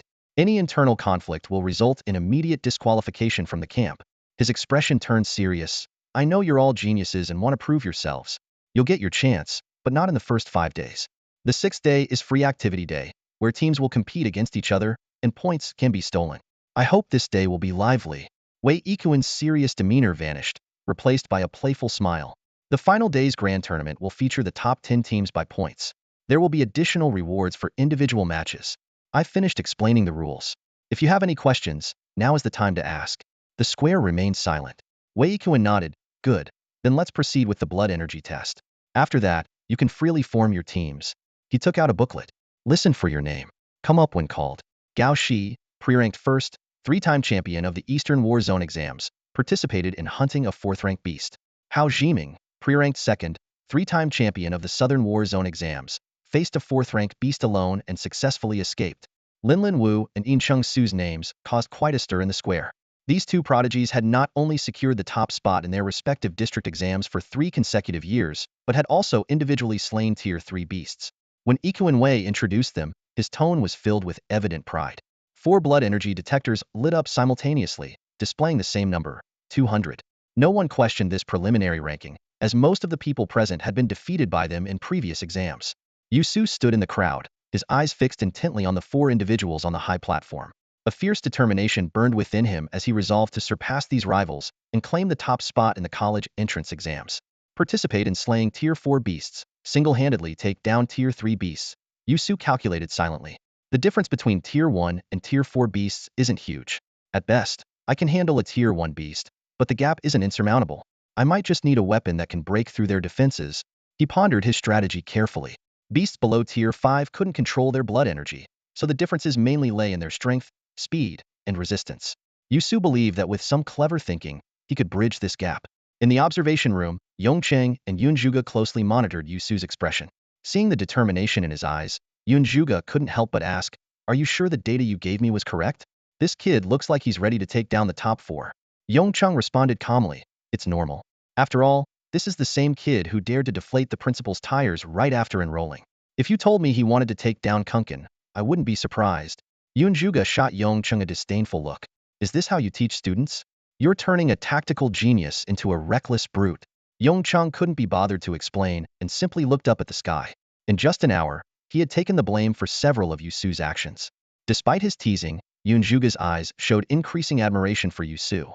He had initially planned to decide whether to take Yu Su as a disciple after he entered Jubiai University, but now he felt that Yu Su was practically tailor-made to be his apprentice. If you have talent and strength, who wouldn't want to be a fearless warrior? Yunzhuge thought to himself. Why bother using your brain when you can solve problems with your fists? On the square, the four celebrated prodigies placed their hands on the detectors simultaneously. As expected, the machines displayed the number 200. Iku and Wei nodded in approval. All right, you can go prepare your teams. The four of them descended from the platform without any interaction. Whether due to their pride as geniuses or the fact that the team leader's reward was higher than that of team members, they were not going to form teams. The next group also showed four individuals with 200 blood energy. It wasn't until the third group that people started teaming up. The ninth-ranked Yao Yu headed straight for Yinsheng Su, and the two shared a hug and a kiss, causing a wave of exclamations. No way, showing off their relationship? I shouldn't have looked. Unbelievable. Yinsheng Su and Yao Yu must be doing this on purpose. This scene lightened the atmosphere in the square. Yu Su shook his head in disdain, his eyes inadvertently meeting Qinghuan's songs. Her face flushed instantly. Wouldn't it be inappropriate if we did that too? She asked. Yu Su looked puzzled. Oh? The blood energy test continued. Over a dozen groups all showed the maximum of 200 blood energy. Everyone present was a genius, so it became routine. Yu Su was more concerned about the fact that, although half the people had finished testing, the top 8 teams had not yet formed. Even those ranked from 10th to 20th remained solo. When the 16th group took the stage, the numbers on the machines caused an uproar. Jianqin Wu blood energy 234. Shua Lu blood energy 238. They've broken through the limit? 234 and 238. They must have used at least tier 4 blood crystals. Are they trying to secure the top spot by breaking through early? Doesn't make sense. Even breaking through, they can't beat Gao Shi and the others. I don't get it. The training camp's blood crystals are rare. Even the last place gets better rewards than regular school-provided ones. In the observation room, the eyes of the 4 training directors sharpened instantly. Ji Ding tied up her long hair, a cold glint in her eyes. Something's off. They used rare blood crystals for their breakthrough. I've seen their profiles. Their schools and backgrounds can't provide mid-tier rare blood crystals. They must have support from some powerful families. Wan Feng nodded in agreement. This might happen again in the future, but usually with those ranked at the bottom trying to make a last-ditch effort. Their preliminary rankings are in the middle. Except for a gap with the top 10, they aren't far behind others. There's no reason to prepare like this unless someone had prior knowledge of the training camp rewards. 8-tier blood crystal, right? Zhuge Yun suddenly spoke, breaking the silence in the observation room. Qian Yun immediately became alert. Facing the stares of the 3 others, he hastily defended himself. I didn't say anything. Zhuge Yun's lips curled into a knowing smile. He slowly revealed his reasoning. The news that Rain Master and Blood Master ambushed and killed 3 8-tier exotic beasts has already spread throughout the human alliance. These 2 masters have always valued the younger generation, so offering 1 or 2 blood crystals as training camp rewards isn't surprising. He paused, glancing around the room. I only confirmed it now because of the reactions from those major families. For a grandmaster, an 8-tier blood crystal is a treasure for forging a golden body. But if these young talents use it, it could create astonishing individuals. Zhuge Yun's gaze fell on Gao Shi's data. Gao Shi's ability is S-tier Dark Devouring. If he uses an 8-tier blood crystal to break through his limits, his power would be unimaginable. In comparison, a few rare mid-tier blood crystals are nothing. As Zhuge Yun's analysis sank in, the observation room fell into deep thought. Initially, everyone was shocked by the leak of the information, but upon reflection, his deduction made perfect sense. A woman from the data team couldn't help but express her indignation. But that's so unfair to the others. Barton responded calmly. Fair? When have we humans ever enjoyed fairness against exotic beasts and other races? Besides, the intentions of those families don't matter. What matters is that nurturing a true genius benefits all of humanity. Their support for people like Wu Jianqin and Lu Shua is genuine. If every family were willing to do the same, we could save resources and create opportunities for more potential talents. Meanwhile, the blood energy monitoring on the plaza was nearing its end. Following Wu Jianqin, several more talents with blood energy values exceeding 200 emerged. Without exception, these talents joined the top-ranking teams. Suyu wasn't particularly concerned about the team arrangements. What mattered to him was that he was no longer the only one to break the 200 mark. His hope of standing out seemed to have faded. When Song Qinghuan and others took the stage, Suyu's interest in the blood energy monitoring had waned significantly.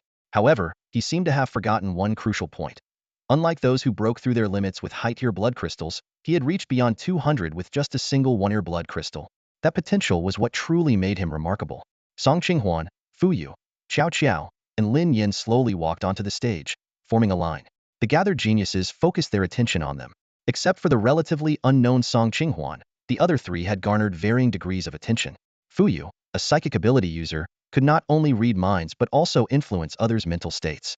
Compared to the extreme martial artists present, his potential might not be the highest, but his baseline was firmly in the grandmaster realm. Even the top-ranked Gao she couldn't guarantee breaking through to the 7th grade grandmaster level, while Fu, you could easily surpass this threshold. However, fate seemed exceptionally fair. While granting him psychic talents, it also imposed a 180 blood energy limit on him. Despite his family's best efforts, they couldn't help him break through. His elders suggested absorbing blood crystals directly, but Fuyu insisted on pursuing the path of an extreme martial artist. He knew that without becoming an extreme martial artist, even as a 7th grade grandmaster, his progress would be much slower than his peers.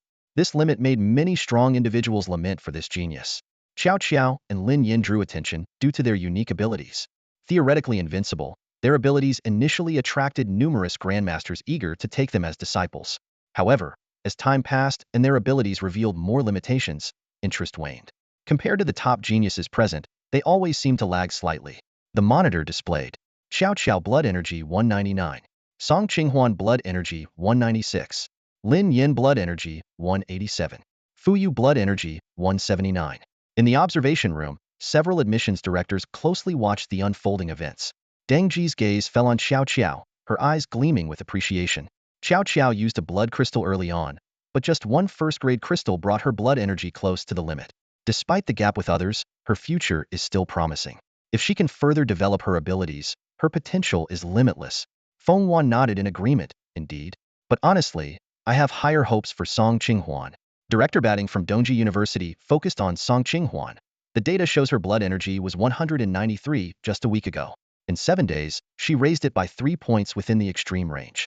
If she weren't from the small city of Tianyuan, her performance today might rival anyone here.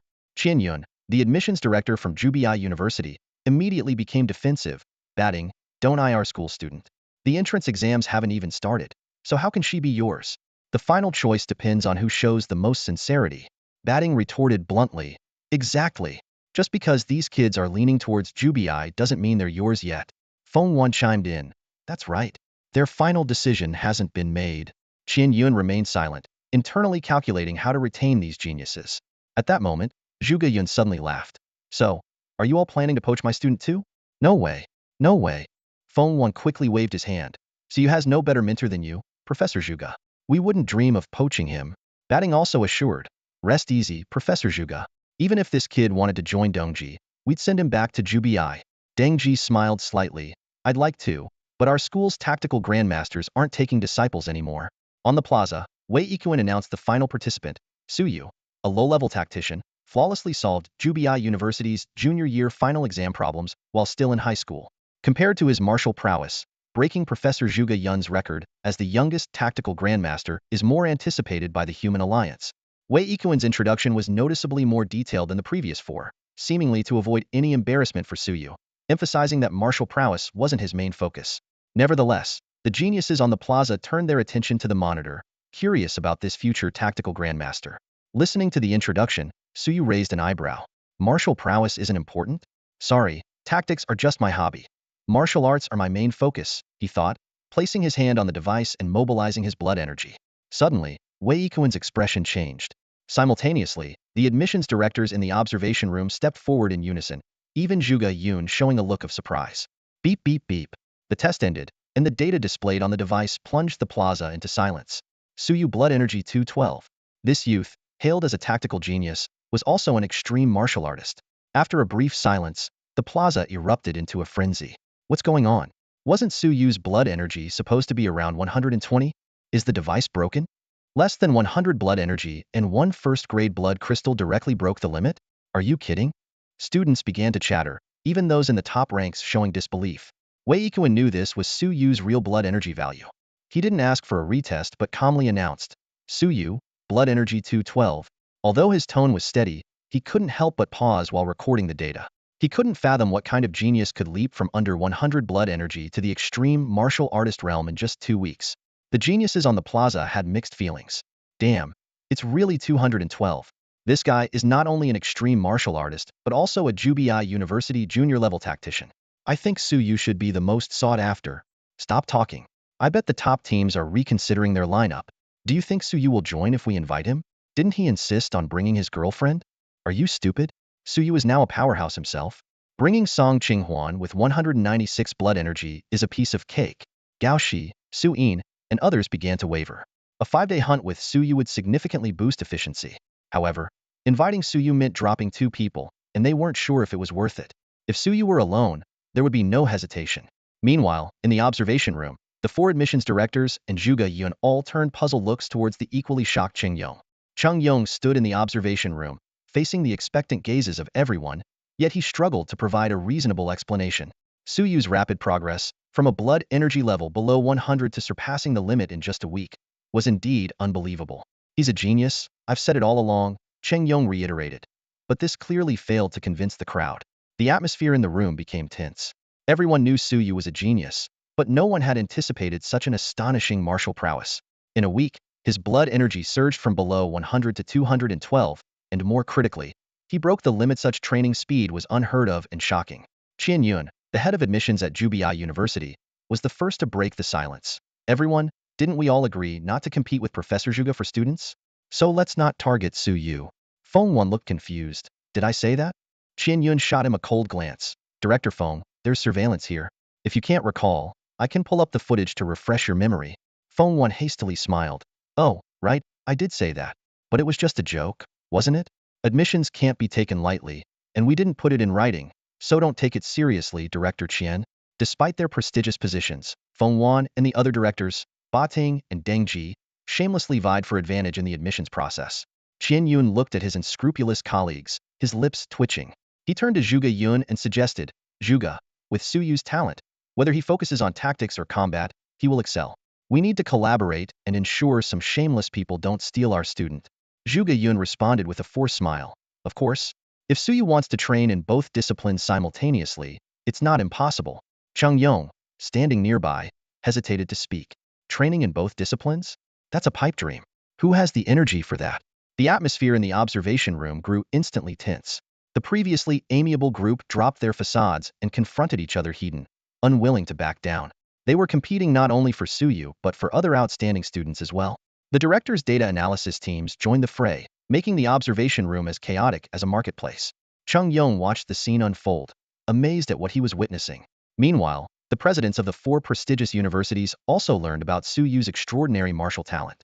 Except for Jubiai University, the other 3 presidents immediately contacted their tactical masters, urging them to come out of retirement to recruit Su Yu. These masters, who had previously avoided competing with Zhuge Yun, set aside their reservations upon learning of Su Yu's remarkable talent. In the observation room, Qian Yun was busy coordinating while Zhuge Yun, who had recognized Su Yu's potential early on, remained unusually calm. He curiously asked, every year, the training camp gives students a talent rating. What's Su Yu's rating now? This question made everyone pause to think. Deng Ji was the first to speak. The rating mainly targets martial talent. If we include Su Yu's tactical talent, an SSS rating wouldn't be excessive. But right now, we only know his blood energy cultivation speed is fast.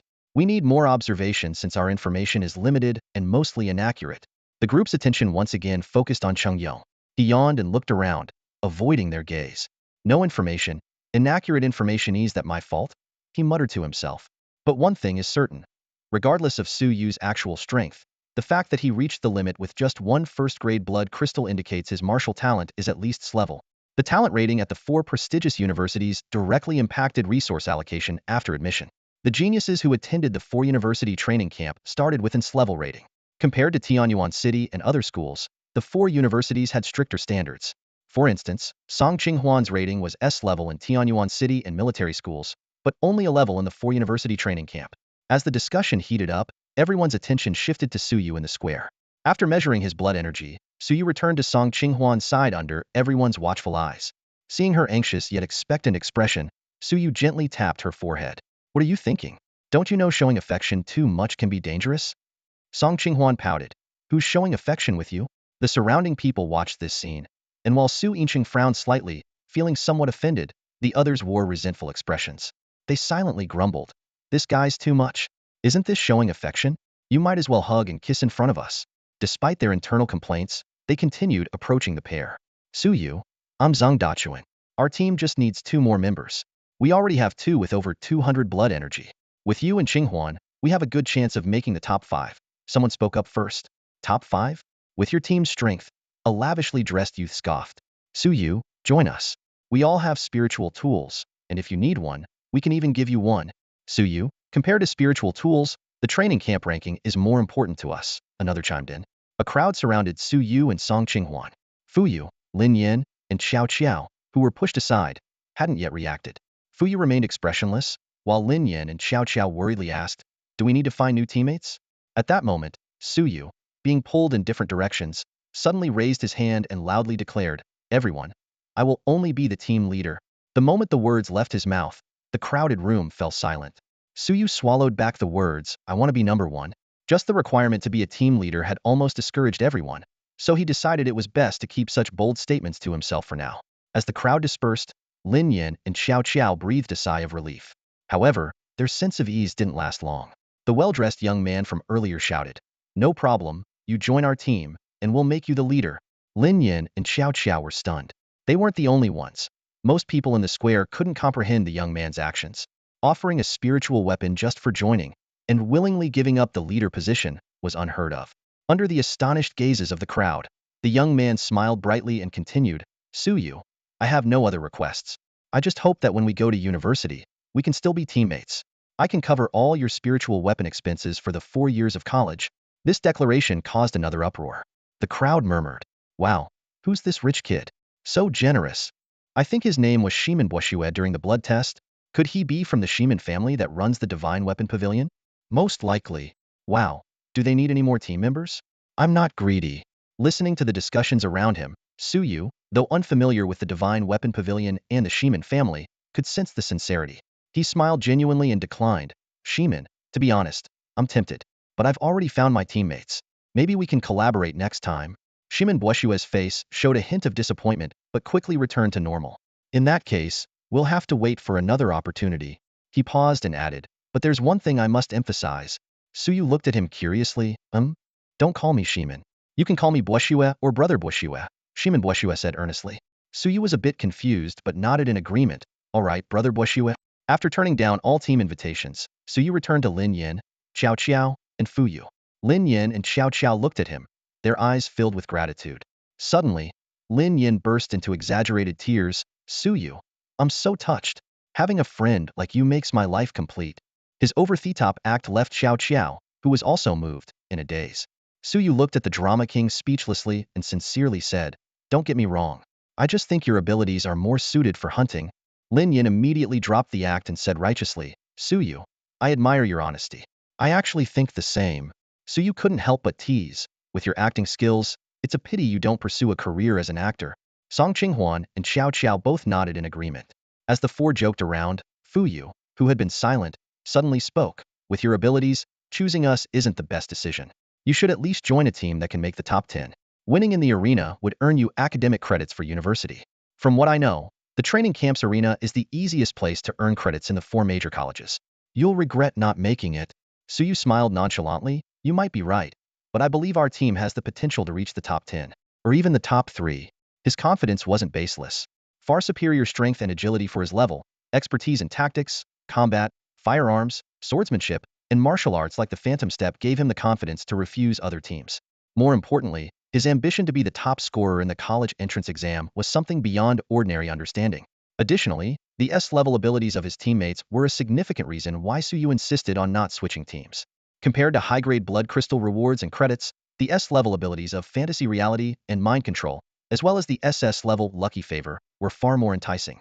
Suyu said seriously, "So, from any perspective, the 5 of us are the most suitable team." Fuyu nodded and introduced his ability. "My ability is of the mental type. I can read minds and exert some mental control, but that requires the other person to be very weak. My blood strength is 179 cards, which you all know I've been stuck at for a long time. However, in actual combat, I believe I'm not weaker than others. My weapon is a bow and arrow, and because of my ability, I never miss." Suyu responded with a smile, "All right, we'll discuss the specifics later. Let's go to the instructor to get our wristbands first." "Sure, let's make it official." Lin Yan's nonsensical remark earned him eye rolls from everyone, including Fuyu. The 5 approached Wei Yikuan to register their identities and receive their team wristbands. Once the wristbands were on, there was no turning back. Wei Yikuan specifically asked Suyu if he was sure, and seeing Suyu's confident gaze, he grew more curious about this promising student. After officially forming the team, the 5 stepped off the platform. The rest of the crowd began to talk. I don't get why Suyu insists on teaming up with them. Looks like this training camp's last place team is decided. What a pity. If Suyu joined us, we could aim for the top 10. I'm not interested in their ranking. I'm just wondering if Suyu can be a competent strategist. I don't know if he's qualified, but if he were my strategist, I'd trust him. Meanwhile, in the observation room, Chung Yong smiled at Zhuge Yun. So, do you regret picking such weak teammates for Suyu now? Zhuge Yun shook his head. Who knew this kid was hiding so much? If I had known, I wouldn't have let him join this training camp. Now we might lose him. Chung Yong reassured him. Don't worry. I have a feeling he'll choose our Jubei University. Zhuge Yun's eyes were deep. Can you guarantee he'll choose the strategy department? Chung Yong was silent for a moment, then reluctantly said, maybe he could minor in the strategy department. Chung Yong, get out. Zhuge Yun roared. In the observation room, the two old classmates started arguing again. The others, used to this, continued focusing on their work. Wei Yikuan announced an hour for team formation, and the training ground immediately erupted with noise. Amidst the chaos, Suyu's team formed with astonishing speed, becoming the first to complete their lineup. Following closely were the 8 teams led by prodigies, who had already made their selections well before the assembly. Interestingly, despite Suyu's impressive blood value being revealed and causing quite a stir, none of these prodigies extended an invitation to him. Especially after hearing Suyu declare his intention to be the team leader, people like Gao Shi began to take him more seriously. With Suyu's team established, the training ground buzzed with discussions. Most people doubted the strength of Suyu's chosen teammates, believing that his team posed no threat in the upcoming hunting competition. However, Gao Shi, Su Yinchen, and others quietly took note of Suyu's team. Perhaps due to a genius's intuition, they sensed that this seemingly ordinary team might turn out to be a formidable opponent. Once the teams were formed, Suyu immediately led his group to a quiet corner to begin their pre-battle preparations.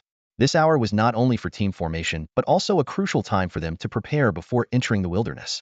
Suyu had a few questions he wanted to clarify before stepping into the unknown dangers ahead. The 5 of them sat in a circle and Suyu began, since we're now teammates, I think we need to get to know each other better. Fuyu has already introduced his specialties. Lin Yin, Xiao Qiao, and Qing Huan. Why don't you give a brief introduction as well? The 3 nodded in agreement. Song Qing Huan spoke first. My ability is ice manipulation, and my weapon is a spear. My main combat style is to infuse my ability into the spear, which can partially freeze enemies or beasts, reducing their agility and speed. At full power, I can freeze 5 first-grade beasts for 5 seconds, or focus all my power to instantly kill 1 first-grade beast.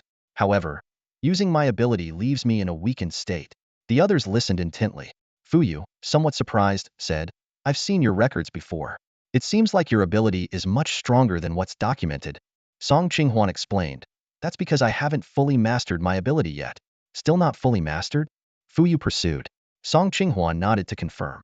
Fuyu seriously remarked, I have a feeling your ability might be rated higher than the recorded grade. Accurately assessing abilities has always been a challenge for the human alliance.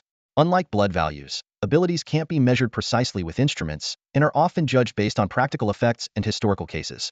Since the martial arts era began, abilities have emerged alongside it, and there have been instances where SS-grade abilities were mistakenly rated as grade, or grade abilities were wrongly considered SS-grade. Song Qinghuan's grade rating was already a bold assessment in Tianyuan City, where grade ability users were extremely rare. Fuyu's comment made Lin Yin and Xiao Qiao lower their heads, as they were typical examples of overestimated ability ratings. Lin Yin, feeling a bit uneasy, introduced himself. My ability is hypnosis, once rated SS grade, now a grade. But I think even this rating is too low. Suyu agreed with this, which moved Lin Yin, as it was rare for someone to believe in him. My weapon is a long sword, and my swordsmanship is top-notch. Better than any teacher at our school, Lin Yin added. Suyu curiously asked, is that also because of your ability? Without hesitation, Lin Yin replied, no, it's purely because of my martial arts talent. Suyu fell silent, suddenly feeling that Lin Yan's declining ability rating might be due to his stubbornness. Lin Yin continued, I can hypnotize ordinary beasts and people weaker or in worse condition than me. I can only hypnotize severely injured first-grade beasts. Also, I can hypnotize myself to temporarily gain someone else's strength. This revelation intrigued the others. Can you gain their abilities too? Fuyu asked. No, Lin Yin admitted, and I can't hypnotize those much stronger than me. My best record is gaining the strength of a peak first-grade warrior for 30 seconds. Apart from Suyu, the others looked a bit disappointed. That's all for me, Lin Yin concluded. Xiao Qiao immediately raised her hand. My turn. My weapon is a whip, and I'm lucky enough to hit vital points or weak spots of beasts easily. My ability is good luck, though I'm not exactly sure how it works. But being with me, your luck will definitely improve. We might even encounter weakened beasts as soon as we enter the wilderness. Xiao Qiao's words left the group in silence. After the introductions, everyone turned their attention to Suyu. Suyu briefly said, "My strength and speed far exceed normal levels. I'm proficient in martial arts, marksmanship, and swordsmanship." He then added, "Oh, and I recently learned the martial art Mizong step." In the observation room, several master-level figures exchanged glances. Did this kid really learn Mizong step in one night? Chung Yong questioned skeptically. He probably thinks just mimicking a few steps counts as learning it. Qian Yun agreed. This explanation was accepted by those present. In the plaza, Lin Yin and Xiao Qiao looked at Suyu with envy, genuinely believing his words. With the introductions complete, Suyu prepared to share his bold idea. He first looked at Fuyu. "Fuyu, have you ever thought about synchronizing our mental frequencies, like controlling radio waves? If we could do that, our communication in the wilderness." Before Suyu could finish, Fuyu's eyes lit up. Though he hadn't tried it before, he felt it was worth a shot. If it worked, it would be quite interesting. In the observation room, the listeners also became intrigued by Suyu's suggestion. Ba Ting remarked, "If Fuyu can really do that, he'll be highly sought after on the battlefield." Synchronizing everyone's mental frequencies means that on the battlefield, true telepathic communication can be achieved. Suyu's idea caused a slight stir in the square. All eyes turned to Fuyu, the psychic ability user, hoping he could accomplish this seemingly impossible feat. Fuyu closed his eyes and concentrated intensely. Everyone in the observation room held their breath, watching every move on the square. Suyu was filled with anticipation, confident that Fuyu could succeed, even if it required more attempts and time. Suddenly, Suyu, Song Qinghuan, and Xiao Qiao simultaneously turned to look at Lin Yin. A strange connection had formed among them, with their thoughts flowing like a gentle stream through each other's minds. "No way, did it really work? Can you guys actually read my thoughts?" Lin Yin asked in astonishment. "Take a guess," Suyu teased. Song Qinghuan's face instantly turned red as she shyly thought, "Suyu is amazing. No wonder I like him. How embarrassing. Why are all my thoughts coming out?" Song Qinghuan's face flushed to her ears. Suyu cleared his throat. "I think we should save this method for combat situations." As soon as he finished speaking, the strange connection vanished. Fuyu opened his eyes and, with a neutral expression, analyzed, "I'm still not proficient. Right now, I need to concentrate fully to control it precisely. In the short term, it might not be usable in combat. When using it, one of you will need to protect me. Also, not all thoughts will be perceived in the same frequency. If you forcefully suppress your thoughts, others won't be able to sense them." Everyone listened intently and nodded in agreement. Suyu smiled. "No problem, we can practice more. If it's not dangerous facing the beasts, we can try it a few more times. Maybe after a few attempts, we'll be able to control it while fighting. As for suppressing thoughts you don't want others to know, I have some experience." He shot a glance at Song Qinghuan, who wished she could bury her head in the ground. Suyu continued to share his insights. While in that state, you can try to actively channel your mental energy to create a private domain within the frequency, so not all thoughts are perceived by others. Song Qinghuan, Lin Yin, and Xiao Qiao looked confused. Suyu asked, "Is this hard to understand?" The three of them nodded simultaneously. Fuyu explained, "To achieve that, your mental energy needs to reach at least 200 Hz. Without mental energy training, it's practically impossible before we become martial artists. I've been training in mental energy techniques since childhood, and I'm only at 210, with no progress in the past 2 years." The people in the observation room exchanged glances, astonished by Suyu's powerful mental energy. The eyes of several master-level individuals lit up, especially the three from outside Jubi University, who began considering how to win over these gems. Suyu turned to Lin Yin. "Have you ever hypnotized yourself into thinking you're not human?" Lin Yin quickly stepped back. "Suyu, although my ability is special, I'm not a pervert." Suyu clarified, "I mean, have you ever tried hypnotizing yourself into being a beast or a plant? If you can do that, you'd be a natural scout in the wilderness." Lin Yin tried it, and instantly, all eyes in the square were on him. Wei Kuan suddenly appeared before them. "Was that grade 3 wind wolf aura from you?" "Don't simulate beast auras in the square. It can cause a disturbance." Lin Yin excitedly realized he could indeed mimic beast auras, even those of mid-tier beasts. Suyu quickly stopped him. "Calm down. You'll have plenty of chances in the wilderness." In the observation room, Deng Ji and others began re-evaluating Lin Yan's potential, considering if he was also worth vying for. Before even becoming a martial artist, Lin Yin could already mimic the aura of a third-rank exotic beast, even deceiving a master-level expert. This far surpassed simple hypnosis abilities and was arguably the most powerful disguise ability known so far. The people in the observation room couldn't help but wonder. If Lin Yan's strength increased further, could he simulate the aura of the strongest beings? Such an ability would be invaluable to humanity, deserving an SSS rating. In a short period, 2 abilities with real value rated as SSS had emerged, leaving everyone feeling a bit overwhelmed. Qian Yun couldn't help but ask Zhuge Yun, "Brother Zhuge, could Su Yu's talent be not in tactics, but in unlocking others' potential?" Fu Yu and Lin Yan seem reborn under his guidance. Zhuge Yun glanced calmly and replied, "Brother Yun, you're mistaken. This is precisely part of tactical talent. Fully utilizing everyone's maximum potential is the duty of a tactician." Seeing Cheng Yong's skeptical look, Zhuge Yun added without changing his expression, "Of course, Su Yu's talent in this regard is indeed extraordinary." Everyone was shocked, their eyes once again focusing on Su Yu. If Fu Yu and Lin Yan had their potential unlocked by him, what about Xiao Qiao? Xiao Qiao blinked her big eyes, looking at Su Yu with anticipation. "What about me? What can I do?" Su Yu stroked his chin, pondered for a moment, and then said in front of everyone, "Xiao Qiao, you are our team's lucky charm. Just being with us is the greatest boost." Hearing this, Xiao Qiao felt a mix of disappointment and joy. After a moment's thought, Su Yu added, "From now on, keep telling yourself, you are our lucky charm. With you around, we will all be blessed with luck." Xiao Qiao thought seriously and replied, "I think I've always believed that." Su Yu nodded silently and said, "Then your belief is correct. Believe in yourself." After dealing with Xiao Qiao, Su Yu turned to Song Qinghuan, who was looking at him expectantly. He said, "Your ability is not just to freeze. You can encase everything in ice. One day, with a wave of your hand, you could bring an ice age to a planet, a galaxy, or even the entire universe." Although Su Yu's words seemed exaggerated and no one, including Song Qinghuan, believed them, she still smiled happily. In the observation room, Feng Wan suddenly laughed. "We expect too much," hoping he can unlock new abilities for everyone. Fu Yu and Lin Yan are already pleasant surprises. Others who felt their expectations unmet also nodded in agreement. Batten checked the time and said, "On the contrary, I'm more interested in seeing Su Yu's actual strength." Dengji echoed, "Yes, I'm curious about what rank he can achieve with this underdog team." Batten responded, "Top 15, maybe." If Fu Yu and Lin Yan had met Su Yu earlier, top 10 wouldn't be impossible. In the square, as the time to enter the wilderness approached, all teams began their tense pre-battle preparations. Su Yu told his teammates, "Let's agree on this.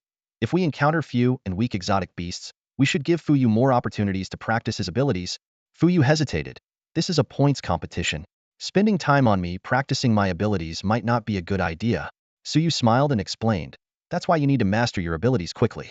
Once you do, the time we spend on you will pay off manifold. Besides, we won't always let you try. We'll seize the opportunities." After Fu Yu nodded in agreement, Su Yu turned his gaze to Lin Yan. "Lin Yan, your main tasks are scouting and baiting. Once you spot an exotic beast, I'll analyze it, and you mimic the aura of the same kind to scout closely. If the target is in an unfavorable environment for us, you can simulate the main prey of the exotic beast, and we'll set an ambush while you lure them out." Lin Yan raised his hand. "I can only mimic the beasts I've seen." Su Yu smiled. "No problem. Exotic beasts don't get along with each other. Mimic an intruder of the same rank, and they'll come looking for you." "Can you simulate mid-rank exotic beasts?" "Yes." Lin Yan confirmed firmly. Su Yu nodded, not saying more, but forming a plan in his mind. At this moment, Xiao Qiao eagerly raised her hand again, swinging her twin tails like a swing. "What about me? What's my task?" Su Yu sincerely replied, "You are the team's strongest boost. With you, I guarantee we can achieve at least a top 10 finish." His expression and tone were so sincere that Xiao Qiao fully believed him. "Then I'll stay within 10 meters of you." Su Yu nodded in satisfaction and then looked at Song Qinghuan. "Qinghuan, you and I are the main combat forces. Be prepared for a tough 6 days ahead." Song Qinghuan's face was resolute. "Su Yu, don't worry. I won't drag you down." Soon, the 1-hour preparation time was up. Wei Yikuan returned to the square, scanned the crowd, and said, "It looks like everyone is ready. Follow me." He led the group across the square into a nearby military training base. Passing through the patrolling crowds, they reached the depths of the base, where a horizontal brass door appeared. Wei Yikuan explained, "Beyond this door lies the wilderness. Inside, life and death are at your own risk, unless someone breaks the training camp rules. Otherwise, the camp will not intervene." "I'll ask one last time. Are you sure you want to go down?" "Yes." All 105 people answered in unison, without hesitation. Wei Yikuan nodded, stood above the brass door, and took out a silver key. With a gentle grip, the key turned to powder, falling on the door and emitting a dim light. As the light grew brighter, the door gradually opened.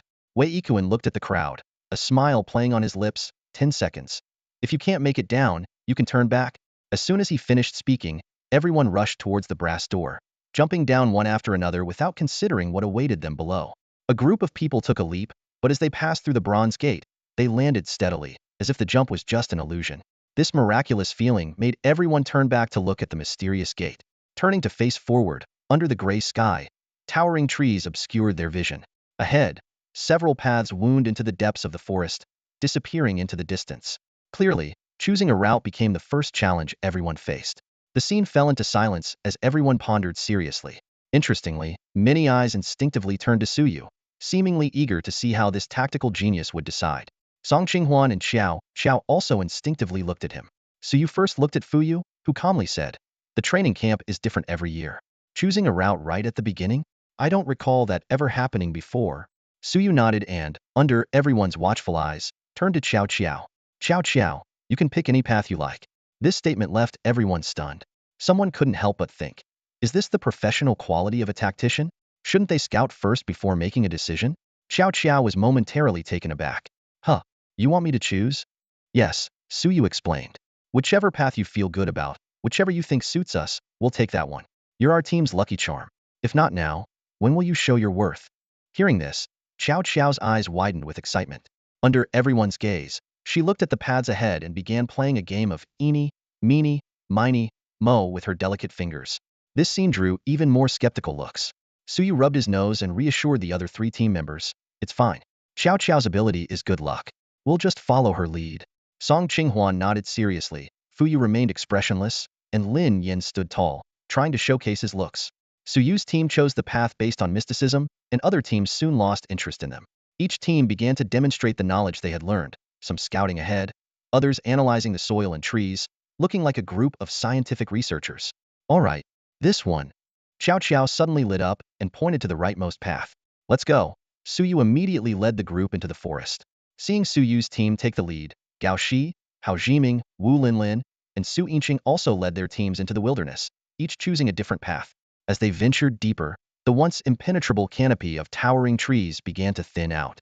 Along the way, Xiao Qiao played eeny, meeny, miny, mo a few more times to decide their direction.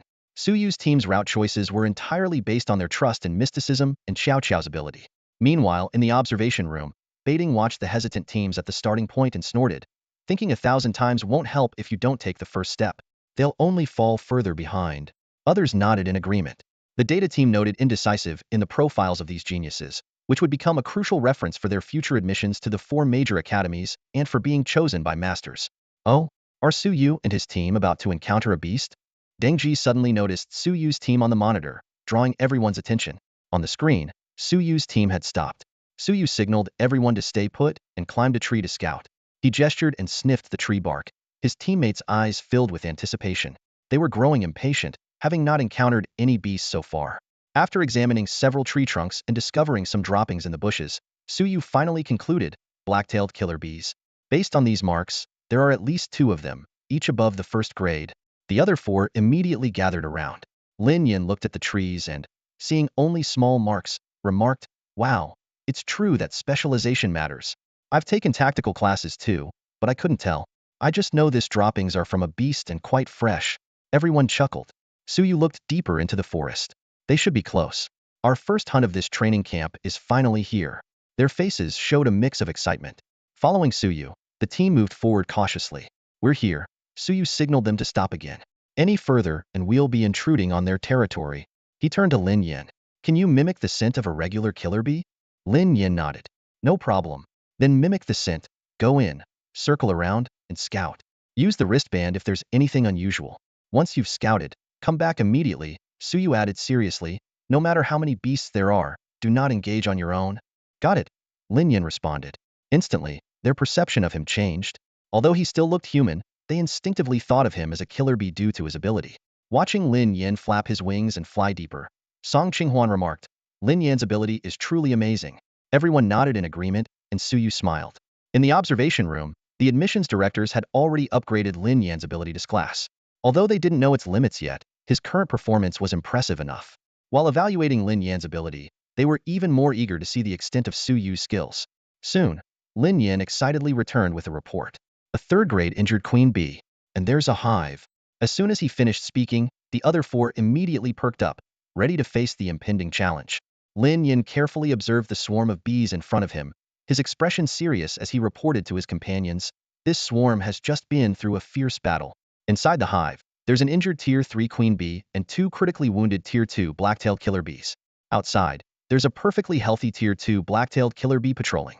Additionally, there are 8 Tier 1 black-tailed killer bees and 27 normal black-tailed killer bees."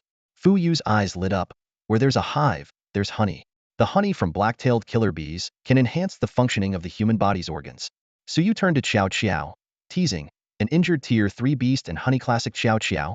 Lin Yin immediately knelt on one knee, exaggeratingly saying, "Goddess of fortune, accept my worship." Xiao Qiao blushed and smiled shyly. "I'm just happy to be able to help everyone." Song Qinghuan chimed in, "Xiao Qiao, you're too modest. Without you, we wouldn't have such good luck." Even Fu Yu, with his usual indifferent expression, nodded in agreement. Su Yu quickly formulated a battle plan. "Our primary targets are those 3 killer bees, especially the 2 Tier 2 ones. Otherwise, the queen might consume them to recover. Lin Yin, you mimic the aura of a peak Tier 1 wild bull and charge into their territory from the other side. Wild bulls are a prime source of nutrition. They'll definitely send the healthy Tier 2 killer bee after you. Fu Yu, you go with Lin Yin. Can you handle the other killer bees?" Both nodded simultaneously. "Qinghuan, you focus all your strength on freezing those 2 dying Tier 2 killer bees. Xiao Qiao, you handle the normal killer bees and the remaining Tier 1 killer bees. I'll take care of the queen." Seeing the skeptical looks from everyone, Su Yu sighed. "You can come help me once you've finished your targets. I can hold off an injured Tier 3 killer bee for a while." Everyone began their preparations. Fu Yu lightly tapped his chest, and a lightweight mechanical armor quickly enveloped him. He then took out a golden cylinder, which instantly unfolded into a golden longbow, with a quiver of arrows ready on his back. Su Yu watched intently, his envy evident. Lin Yin took out 2 crescent-shaped blades, Xiao Qiao retrieved a green long whip, and Song Qinghuan held a silver spear. They all turned to look at Su Yu, who silently drew a pitch-black dagger from his waist. Fu Yu didn't mince words. "Su Yu, are you really going to face a Tier 3 queen bee with that little dagger?" Su Yu replied confidently, "It's not the weapon that matters, it's the individual's skill." As they moved into position, Song Qinghuan asked with concern, "Su Yu, do you want to use my spear?" Su Yu lightly tapped her head. "Silly girl, if you give me your weapon, what will you use?" Fu Yu communicated through his wristband, "Su Yu, do you need a weapon? I have spears, swords, and knives in my backpack." Su Yu didn't respond, thinking to himself, "Why didn't you mention this earlier? We're already splitting up now, so it's no use." "We're in position," Fu Yu reported again. "Lin Yin, release your aura," Su Yu ordered. "Understood," Lin Yin replied. "We'll hold here," Su Yu instructed. The 3 of them stopped simultaneously on a tree branch. After silently counting to 10, Su Yu shouted, "Go!" Su Yu led the charge, and everyone unleashed their full strength. After a few swift movements, the massive hive came into view. A swarm of normal killer bees buzzed around, their black stingers aimed at the 3 of them. "Xiao Qiao, clear the way," Su Yu shouted. The green long whip lashed out, precisely striking down several killer bees that couldn't dodge in time. The whip struck precisely at the junction between the killer bee's abdomen and thorax, causing the ordinary killer bee to stagger in midair. Su Yu shouted, "Qinghuan," and then launched himself like a cannonball, his dagger gleaming coldly as he pierced through the abdomens of 2 first-grade killer bees in an instant. Song Qinghuan was astonished by Su Yu's terrifying speed and power, but she did not dare to slack off and followed closely behind. Fixing her gaze on 2 second-grade killer bees ahead, Song Qinghuan's eyes turned sky blue, and tiny ice crystals formed on her delicate face. A chill filled the air. Even Su Yu, who was charging ahead, could feel it. The queen bee, initially ready to devour the killer bees, suddenly realized that the 2 delicacies before her had turned into lifeless ice sculptures. As she lightly touched the ice sculptures, they shattered into pieces. The queen bee's eyes turned blood red, emitting a piercing shriek. She frantically flapped her wings, the buzzing sound resembling a helicopter's rotor, stirring up fallen leaves and sand. The weakened Song Qinghuan wanted to join the battle, but Su Yu commanded in an indisputable tone, "You and Xiao Qiao deal with the other killer bees."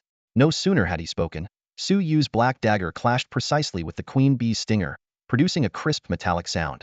The queen bee flapped her wings, and the fur on her upper body bristled like steel spikes, rushing towards Su Yu. Simultaneously, her stinger redirected, attempting to block Su Yu's retreat. In a split second, Su Yu tapped his foot and evaded the attack with a bizarre maneuver. As they brushed past each other, he reversed his grip on the dagger, slicing accurately across the queen bee's previous wound. The queen bee let out an even sharper screech, plunging into complete madness. Her stinger thrust towards Su Yu like a torrential rain. Su Yu continuously dodged, evading the lethal attacks. Towering trees fell one after another, and deep pits appeared on the ground. Amidst the flying debris, many ordinary killer bees were also inadvertently injured. Song Qinghuan and Xiao could no longer see the specific situation from the side. Meanwhile, in the observation room from afar, everyone watched Su Yu's fierce battle with the queen bee with clear astonishment written on their faces. Cheng Yong was speechless, finally closing his mouth in silence. Even the usually composed Zhuge Yun couldn't remain calm, thinking to himself, "It's over. My student might really be taken away." The first time Su Yu dodged the queen bee's attack, the observers were merely impressed by his speed, which was already comparable to a peak first-rank martial artist. However, as Su Yu continued to narrowly avoid the queen bee multiple times, their focus shifted from his speed and strength. They were astonished to realize that in just one day, this young man had not only learned the elusive Mizong step, but had also mastered it to a level far beyond the basics, reaching proficiency. As the battle progressed, the once rugged battlefield, littered with fallen trees and potholes, gradually became stained with blood. Su Yu moved nimbly around the queen bee, each strike of his dagger precisely targeting its wounds. Even if it took time, he was confident he could defeat the injured third-rank queen bee. In the observation room, silence reigned as everyone watched Su Yu's agile maneuvers. His lethal dagger skills, speed and strength on par with the peak first-rank martial artist, his blood energy surpassing limits, and his overnight mastery of martial arts all left them in awe. More impressively, this young man possessed tactical talents that future grandmasters admired. When the other team members finally dealt with the beasts before them, a prompt suddenly appeared on their wristbands. Ding! Congratulations to Su Yu's team for reaching the top of the leaderboard. The four of them were initially stunned, then let out a sigh of relief. As the dust settled, they saw Su Yu sitting atop the now-dead queen bee, panting and casually stroking its now soft fur. Song Qinghuan rushed over and jumped down. Seeing her, Su Yu gave a wry smile and said, "I messed up. I should have borrowed your spear." Using a dagger was exhausting. Song Qinghuan's tense expression turned into a smile. Su Yu then looked at his blood-stained clothes and worriedly said, "Great, I think I didn't bring enough clothes. By the way, I just got a notification that we're in first place. Qinghuan, check our points, will you?" Song Qinghuan nodded obediently and replied, 14,070. "We're in first place, and the second team only has 7,800. Su Yu grinned.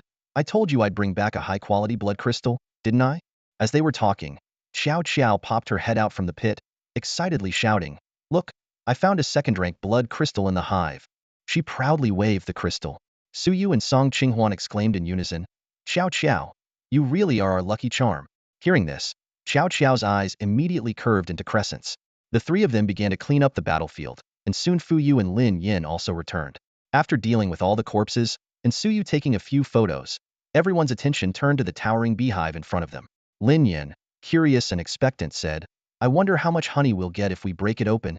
Fu Yu suddenly handed Su Yu a silver scroll, saying, "Su Yu, you're the team leader, you should do it. I'm not skilled with a spear, and it would be wasted on me. Better to use it to boost our team's strength." Su Yu took the scroll without hesitation. This was no time for modesty. "Borrowing this," he said, gripping the scroll, his blood energy surging. The scroll activated and transformed into a spear emitting a silver glow. Su Yu wielded it effortlessly, finding that it channeled his blood energy as if it were an extension of his body. Without hesitation, Su Yu leaped up, and with a flash of silver, the tall beehive collapsed, spilling amber-colored honey. As Lin Yin prepared to collect the honey, Fu Yu reminded, "This honey isn't from the queen bee's core. Only the innermost part will be beneficial."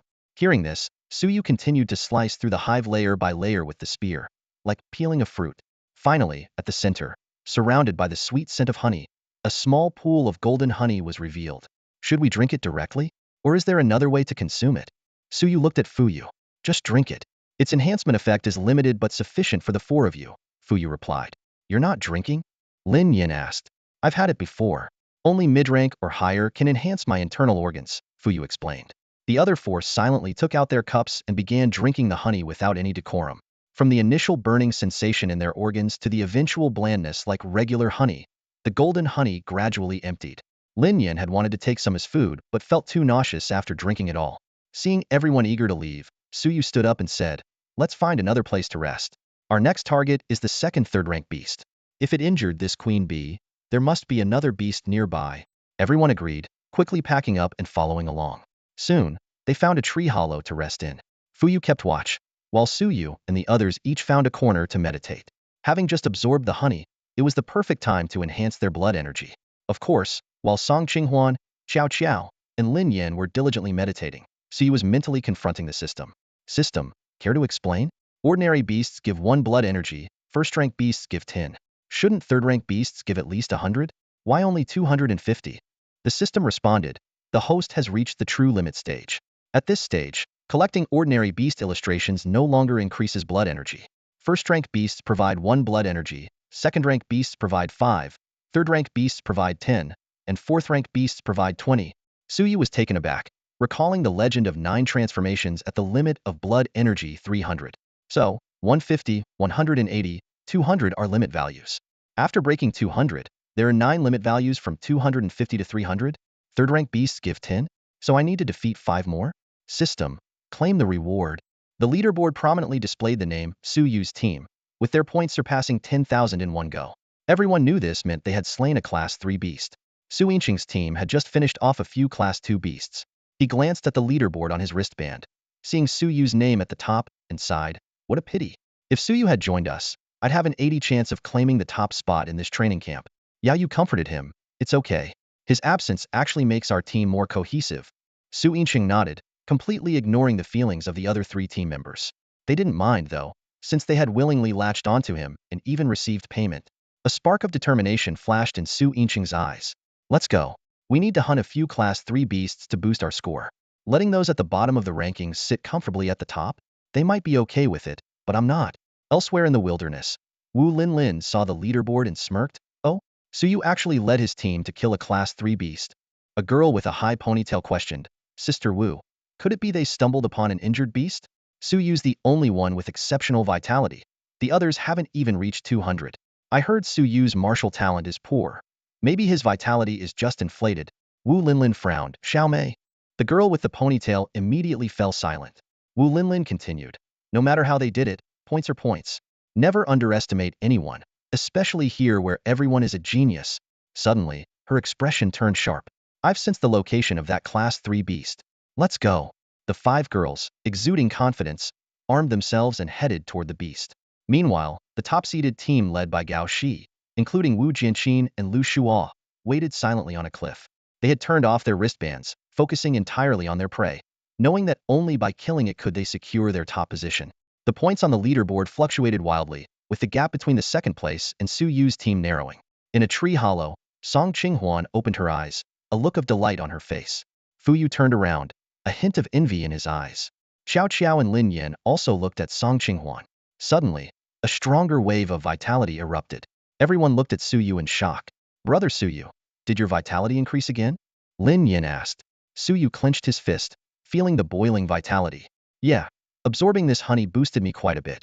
I feel like I could take down that queen bee with one punch now, he joked, knowing it was just an illusion. The others were speechless, and Fu Yu once again felt the gap between them. Su Yu smirked and immediately began practicing his body strengthening techniques to consolidate his newfound strength. In the observation room, Feng Wan asked numbly, has this ever happened before?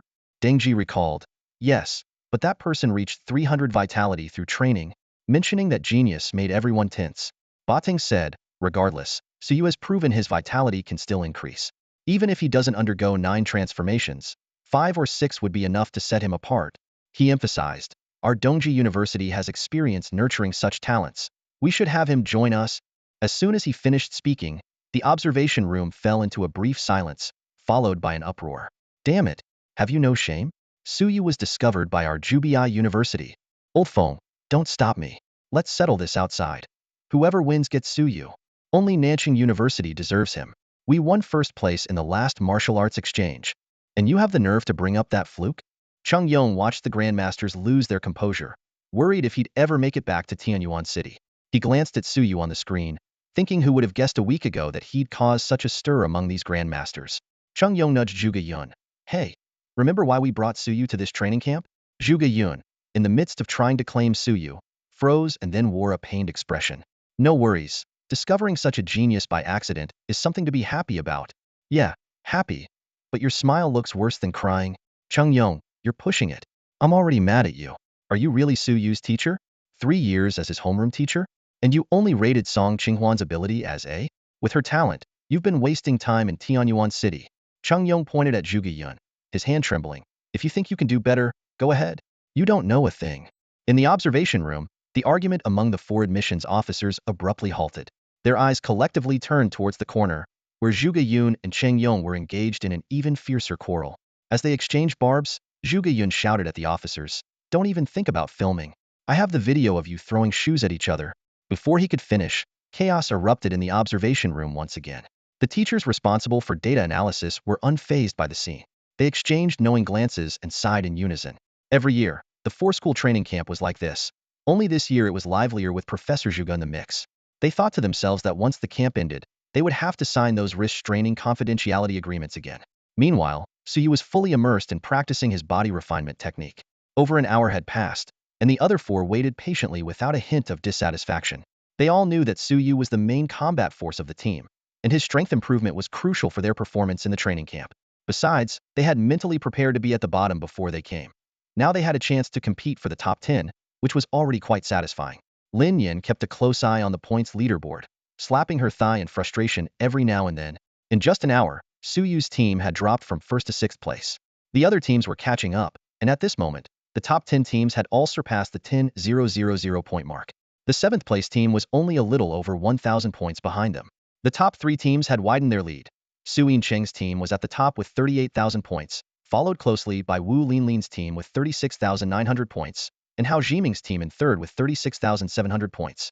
The 4th place had dropped sharply to just over 20,000 points. What surprised everyone was that Gao Shi, who was expected to rank 1st, still had 0 points and was in last place. Suyu stretched, his joints cracking audibly. "Sorry to keep you waiting," he said. Fuyu calmly responded, "No worries. Your strength improvement benefits us all." Suyu nodded and got straight to the point. "We've lost quite a bit of time, and the point gap is widened. We need to target the Tier 3 beast next. The beast that injured the Queen Bee should be nearby. Let's find it." "All right," Lin Yin cheered, raising her hands in excitement. "Let's get back to 1st place." The group left the tree hollow, and under Suyu's lead, the traces of the beast's activity became increasingly evident. They arrived at a cave entrance, where Suyu stopped. "Sunshade bat, one of the natural enemies of the black-tailed killer bee," Suyu explained. "There should be no more than 2 or 3, probably just one Tier 3 sunshade bat, or the queen bee wouldn't have survived." Everyone's gaze turned to Lin Yin, who looked troubled. "I've never encountered this before."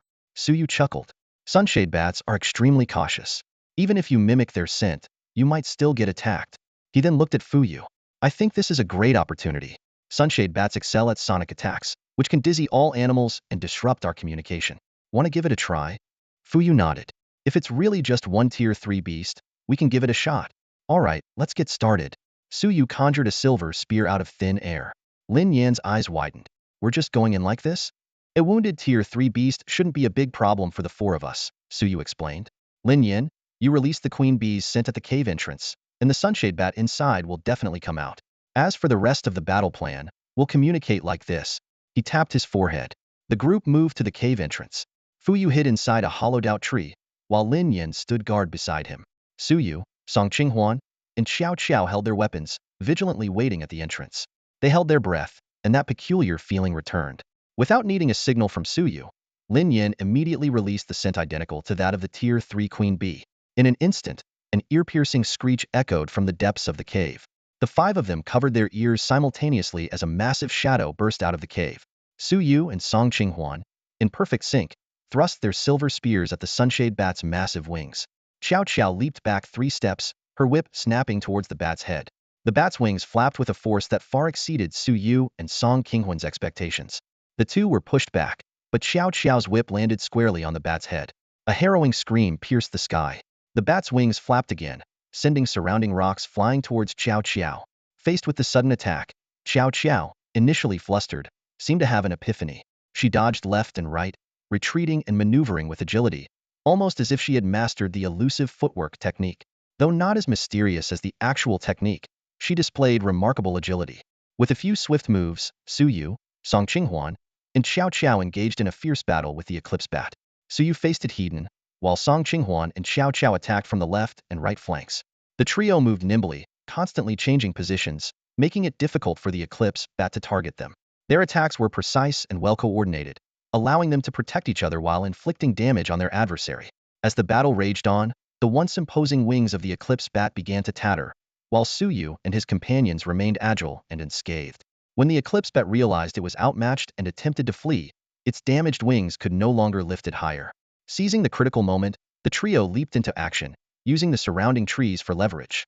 Xiao Qiao's long whip coiled around the eclipse bat like a serpent, while Su Yu and Song Qinghuan simultaneously pierced the creature's chest from either side. The eclipse bat let out a horrific screech, and Su Yu unleashed a burst of incredible strength, slicing upwards with his spear and nearly tearing the creature in half. He followed up with another strike, a flash of silver light, driving the spear through the eclipse bat's head. With a thud, the eclipse bat's lifeless body crashed to the ground. The battle was over, and the group slowly returned to their senses from the intense combat. Lin Yin excitedly shouted, "Next time it's my turn. Xiao Qiao, you guard Fu Yu next time. I want to join the fight too." Recalling the scene, she felt her blood boiling, even though she had only watched from the sidelines. The battle had been exhilarating, seemingly without danger, and filled with a sense of accomplishment. Just getting up, Fu Yu calmly said, "There's no need. Next time, I can handle it alone. I feel much more confident now. A few more times, and I might be able to join the fight." A glimmer of anticipation flashed in his eyes, clearly intrigued by the tactical maneuvers during the battle. Everyone turned their eager gazes towards Suyu, awaiting his next instructions. Feeling the pressure of their expectations, Suyu quickly ran to the backpack, grabbed a camera, and said, "You guys go ahead and debrief. I'll take some photos of the corpse." The room remained silent. The admissions officers were quietly calculating the boost Suyu's abilities had shown in the recent battle. Dengji, who also wielded a spear, couldn't hold back and spoke first. "Everyone, Suyu's spear skills are indeed as he claimed. His mastery in techniques like thrusting, sweeping, chopping, and stabbing far surpasses the average person. If he were to learn spear martial arts, he would definitely progress rapidly." Qian Yun immediately reminded, "Ahem, Teacher Dengji, let's not forget that as admissions officers, we are not allowed to take on disciples." He keenly noticed that everyone present was trying to prove that their school was the best fit for Suyu. Silently, Qian Yun cursed. Tisk. Dengji, unhurried, smiled and said, "Of course, I know we can't take on disciples. But don't forget, my teacher is the #1 spear master in Huagua. What if my teacher takes him on?" Qian Yun couldn't hold back any longer. "Tisk. Dengji, do you have no shame? If that's the case, wouldn't Suyu have to call you senior sister?" Dengji, with a matter-of-fact expression, replied, "If he becomes my teacher's disciple, he would naturally call me senior sister."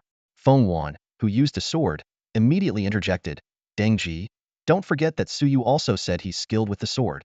Dengji retorted without hesitation, "Well, Teacher Feng, let me ask you, is your teacher the #1 sword master in Huagua?" Feng Wan was at a loss for words. As another argument seemed imminent, Zhuge Yun suddenly spoke softly, "Everyone, compared to Suyu's martial prowess, isn't his tactical talent in this battle the truly outstanding aspect? 3 non-martial artists, unscathed, even easily killed a third-grade beast. Suyu's every command was precise, with no wasted movement. I'd like to ask, do any of your universities have a master more suitable than me to teach Suyu tactics?"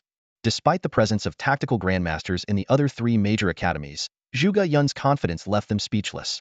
After a moment of silence, Dengji suggested, "No problem, Professor Zhuge Yun. We at Nanjing University are willing to co-train Suyu with you." Qian Yun immediately objected. "Dengji, what do you mean? It's bad enough you're trying to poach our student, and now you're after our teachers too." Dengji quickly denied, "I didn't mean that. How could I? You're overthinking it." Others chimed in, "Actually, I think Teacher Dengji's proposal is good. Professor Zhuge, would you consider it?" The observation room descended into chaos once again. Chung Yong smiled as he watched Zhuge Yun's back. A tactician, or military advisor in old terms, Zhuge Yun's confidence made it clear that the role of a tactician might soon shed its past image. After Suyu's team killed the third-grade shadow bat, their ranking on the leaderboard jumped to 4th place. At this point, the geniuses in the wilderness no longer doubted Suyu's team's ability to kill third-grade beasts. Once might be luck, but twice his skill. Watching Suyu's team gain another 10,000 points, Himei from Wu Linlin's team felt inexplicably annoyed, as if she had been slapped in the face. She made a mental note of Suyu's name, vowing to show him what true martial talent was if they met in the ring. Not only Himei, but other teams hovering in the top 10 also set their sights on Suyu. Chai Zhonglai, ranked 52nd, stopped his team to analyze. Their team has unique abilities. I think they killed a third-grade beast mainly by leveraging their abilities. Their raw strength is definitely not as strong as ours. So, I have an idea. Since they're good at killing beasts, why don't we take their points to push for the top 3? The suggestion was met with approval. Chai Zhonglai immediately ordered, "Let's go. We'll trace Suyu's path." After 2 consecutive battles, they must have left many traces. By the sixth day, their hard-earned points will be ours. The five of them turned and started sprinting back. Meanwhile, other teams in the wilderness also decided to target Suyu. As many teams viewed Suyu as the ultimate prey in this hunt, Shimanbueshue, ranked 9th, noticed this and immediately called his team. Let's go. We can't let brother Suyu be ambushed. Since we recognized him as a friend, we must help him in need. His team appeared a bit reluctant. Shimanbueshue then shouted, if you help brother Suyu, I'll give each of you a grade spiritual weapon. As soon as he finished speaking, the other four became enthusiastic. Since brother Bueshue said so, of course, we'll support you.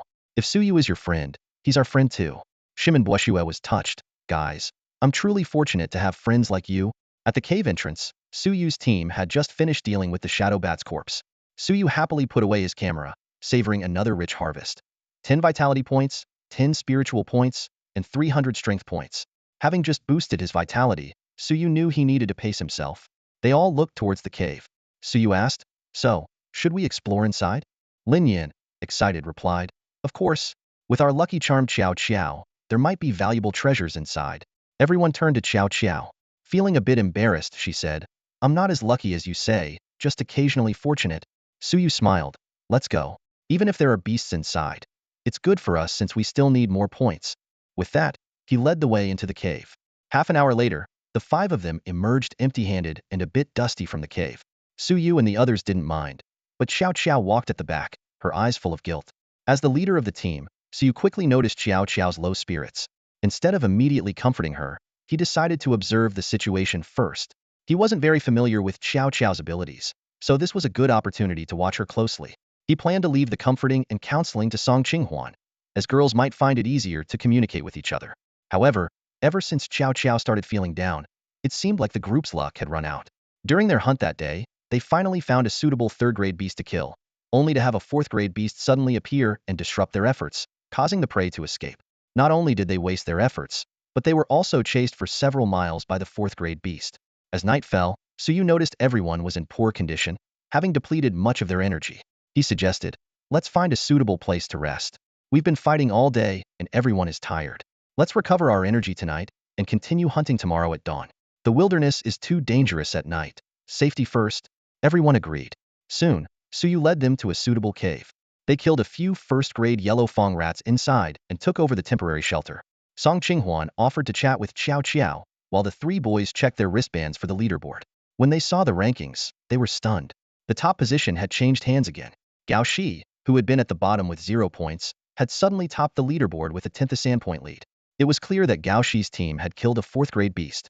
Recalling their own encounter with a fourth-grade beast earlier, Suyu felt a bit helpless. This is tough.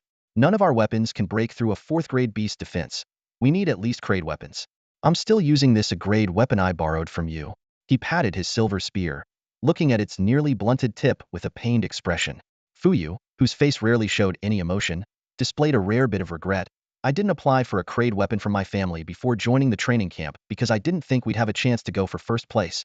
Suyu chuckled and teased, Fuyu, there's a difference between us. You didn't apply, and we just don't have the money. Lin Yin nodded vigorously in agreement. But we shouldn't be too pessimistic, Suyu continued. Our current score is 36,000, putting us in 5th place. As long as we don't let the gap widen too much and focus on the 6th day, we still have a chance to go for first place. His words left the others momentarily stunned. Fuyu asked, you want to ambush other teams? Lin Yin added, it's not like other teams are ambushing us. Suyu was puzzled. Isn't the 6th day designed for those of us with subpar weapons but superior skills? In team battles, weapon advantages are less significant. Teamwork and individual skill are what matter most. I have the individual skill, and we have the teamwork. Why can't we be the final day's big boss? Lin Yin suddenly understood. I get it.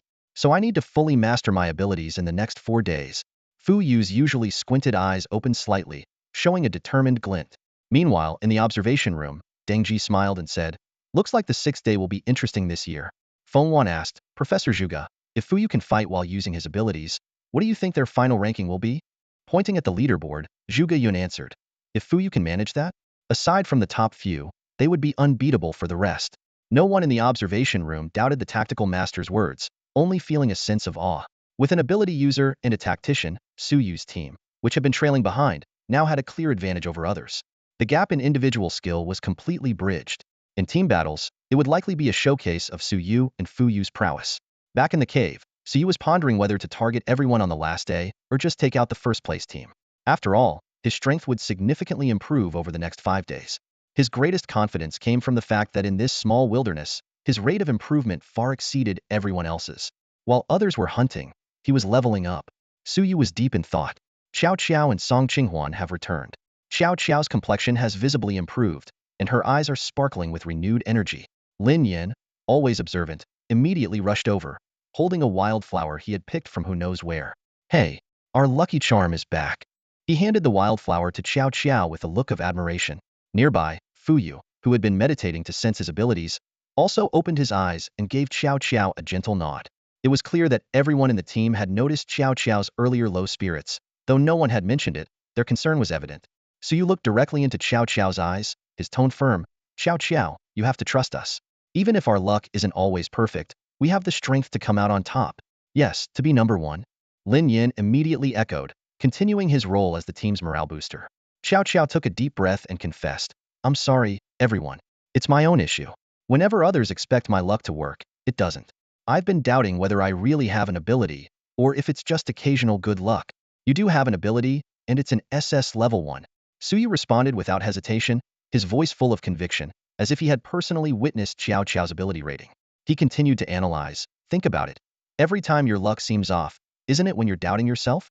Xiao Qiao frowned and thought for a moment, then slowly nodded. Suyu pressed on. So you see, this proves you have this ability. It's just that your ability brings luck, not makes every dream come true. If it did, it wouldn't be an ability. It would be godlike. Lin Yin suddenly shouted, startling Suyu. Xiao Qiao finally broke into a smile. Seeing this, Suyu intensified his pep talk. Because you're not a god, your luck is an ability, which means sometimes things don't go perfectly. But just because expectations aren't met doesn't mean you're not lucky. Without you, there might have been a mid-level or even high-level beast in that cave today. He concluded lightly, Xiao Qiao, your ability is luck, not wish fulfillment. Believe in yourself, and we believe that with you, every step we take is a lucky one. Of course, we did have a bit of bad luck later today. This made everyone laugh, and Xiao Qiao's smile grew even brighter. Fuyu, who had been silent, suddenly spoke. So what happened this afternoon proves even more how important you are to us. Xiao Qiao. Suyu glanced at Fuyu helplessly, thinking, why does someone always have to steal my lines? Xiao Qiao's eyes became resolute, and she said earnestly, thank you, everyone. I understand now. I'll continue to bring us good luck. Meanwhile, in the observation room, someone suddenly asked, didn't you say today that Suyu has never lied? This question plunged the room into silence. After a moment, someone muttered softly, so, Xiao Qiao's ability really is SS level? Is Xiao Qiao's superpower really at SSS level? The 4 admissions officers fell into deep thought simultaneously.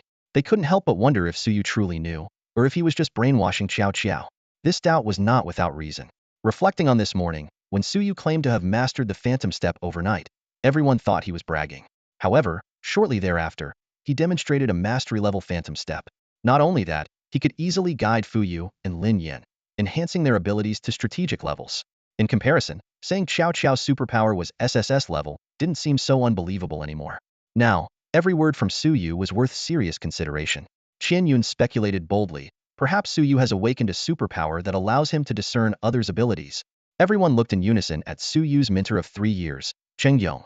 Seeing him equally puzzled, they realized that these 3 years of interaction seemed meaningless. Cheng Yong had already given up resisting this realization. Zhuge Yun suggested, we don't really need to speculate here. After the training camp, we can just do a superpower test and ask him directly. If he can truly identify others' abilities, I think the positions of you admissions officers might be at risk, he said half-jokingly. Upon hearing this, everyone laughed. Someone said, if he really has that ability, why not let him take over our jobs? Feng Wan, you're too confident.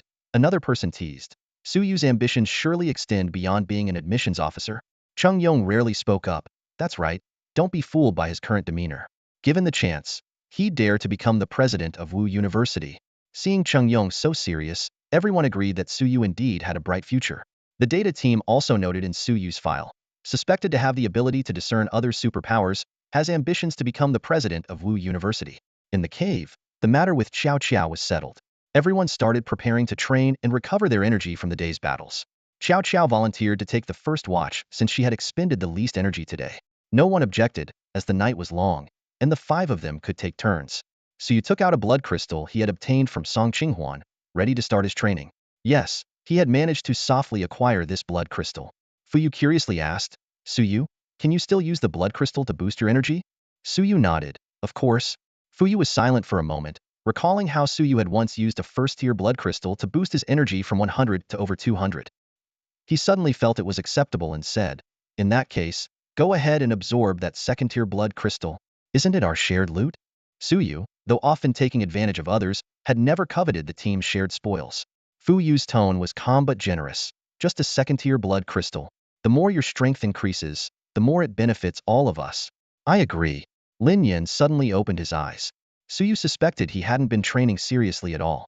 Song Qinghuan also opened her eyes and said, Suyu, I think Fuyu is right. From the cave entrance, Qiao Qiao shouted, Brother Suyu, you're the team leader. This second-tier blood crystal should be your reward. With 4 out of 5 team members in agreement, Suyu knew that any further refusal would seem insincere. All right, I'll use this second-tier blood crystal for training. As Suyu spoke, Qiao Qiao immediately took out the second-tier blood crystal from her backpack and handed it to him. The moment Suyu received the blood crystal, a system prompt sounded. Ding. Detected a second-tier blood crystal. Can be used to upgrade the encyclopedia collector. Suyu was startled. So second-tier blood crystals can be used for upgrades. Does this mean third-tier, fourth-tier, and so on? The day's hunting had made him forget about upgrading the encyclopedia collector. Without much hesitation, he took out his camera and, under the familiar gaze of the others, took a picture of the second-tier blood crystal. His quirky habit of taking pictures was something everyone had grown accustomed to. After taking the picture, Suyu held the blood crystal with both hands at his dantian and began practicing his breathing technique. Within 10 seconds, the others saw the blood-red crystal turning into an ordinary stone at a visible speed. The 4 were stunned, and if not for the fear of disturbing Suyu's training, they might have exclaimed out loud. They had never seen anyone absorb a blood crystal so quickly and completely. The system prompt sounded again. Ding. Congratulations to the host for successfully upgrading the encyclopedia collector.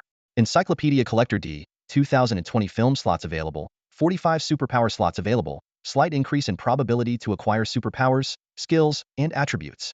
Second-tier blood crystal boosts energy 1. Seeing the system prompt, Suyu suppressed the urge to jump in excitement. He carefully reviewed the system message. The daily collectible slots had doubled, and the superpower slots had increased to 5. This meant his capacity and growth rate had significantly improved. The only somewhat disappointing part was the energy boost of just 1. System, claim today's reward, Suyu silently commanded in his mind. Instantly, his energy was fully restored, and his energy level surged once more. Those who hadn't yet started training were utterly shocked. Goodness, does Suyu ever give us a break? Someone muttered in amazement. In the observation room, the expressions on the faces of the directors became increasingly numb. This was the second time Suyu had boosted his energy in a single day. If he were still below the 200 threshold, they could understand, given the recent absorption of a blood crystal. But he was already above the 200 threshold, making his rapid progress almost unbelievable. This left the geniuses striving for minor improvements in a state of dismay. Everything about Suyu seemed too effortless. No one knew how to evaluate him. After a long pause, Deng Ji finally said, It seems our country is about to produce an absolute martial artist. In the cave, after claiming his reward, Suyu once again summoned his personal panel. Suyu opened his personal dashboard and carefully examined his attributes and skills. His name remained Suyu, with an 11 superpower talent, mastering the incomplete martial art of the Ice Age and the elusive mysterious steps.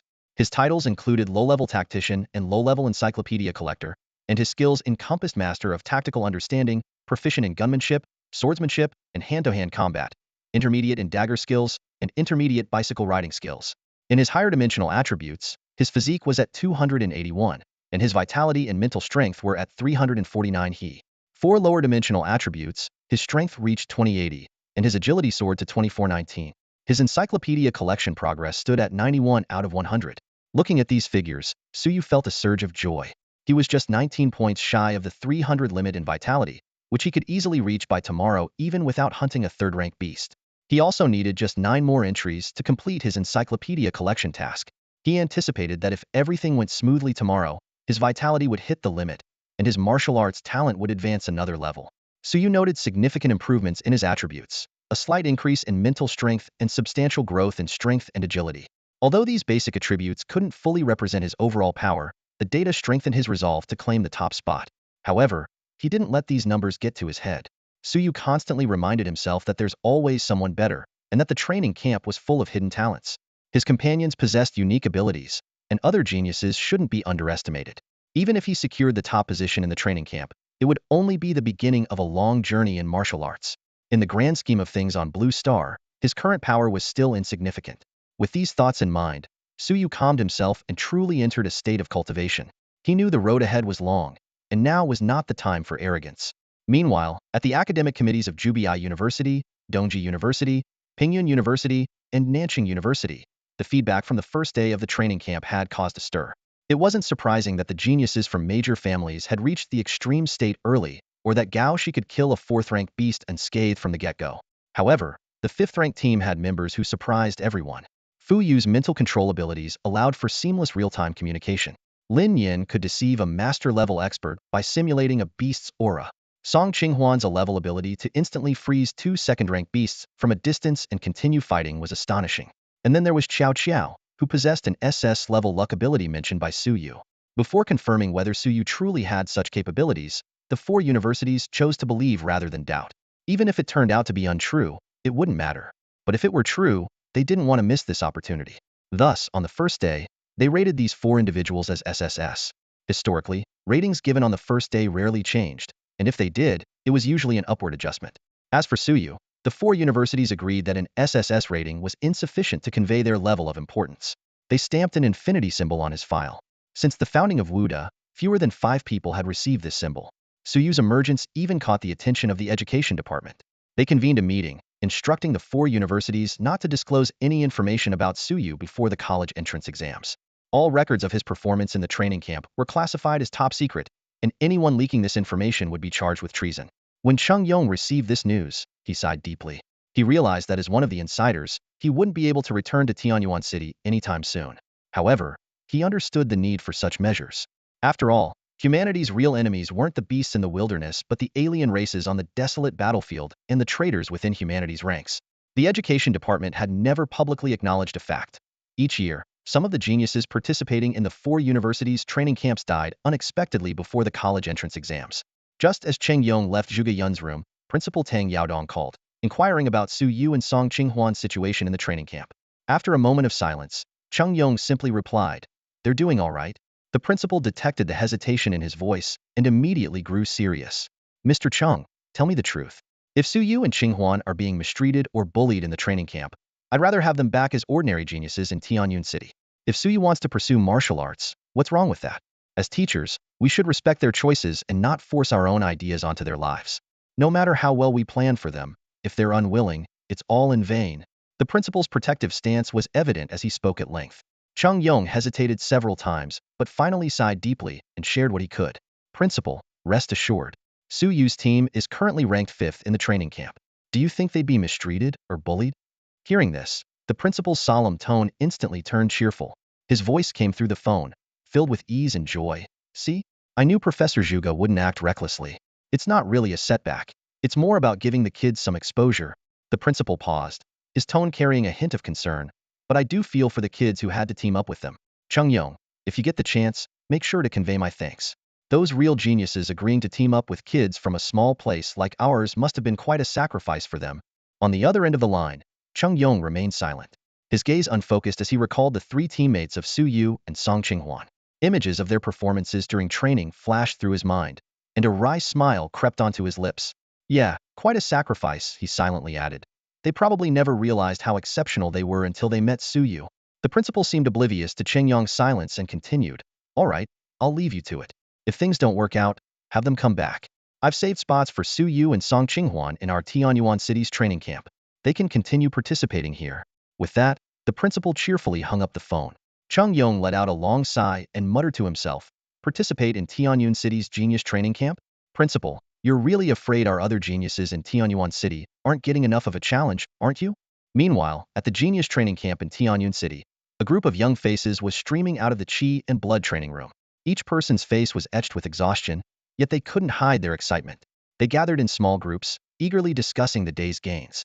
To prepare for the final push, these geniuses were only sleeping 3 hours a day, spending the rest of their time honing combat skills or enhancing their Qi and Blood. Wang Yang, currently ranked 2nd in the camp, squeezed next to Qin Ling, his eyes sparkling with curiosity. "Qin Ling, did you hear? I heard that Kai Yu has successfully advanced to a warrior."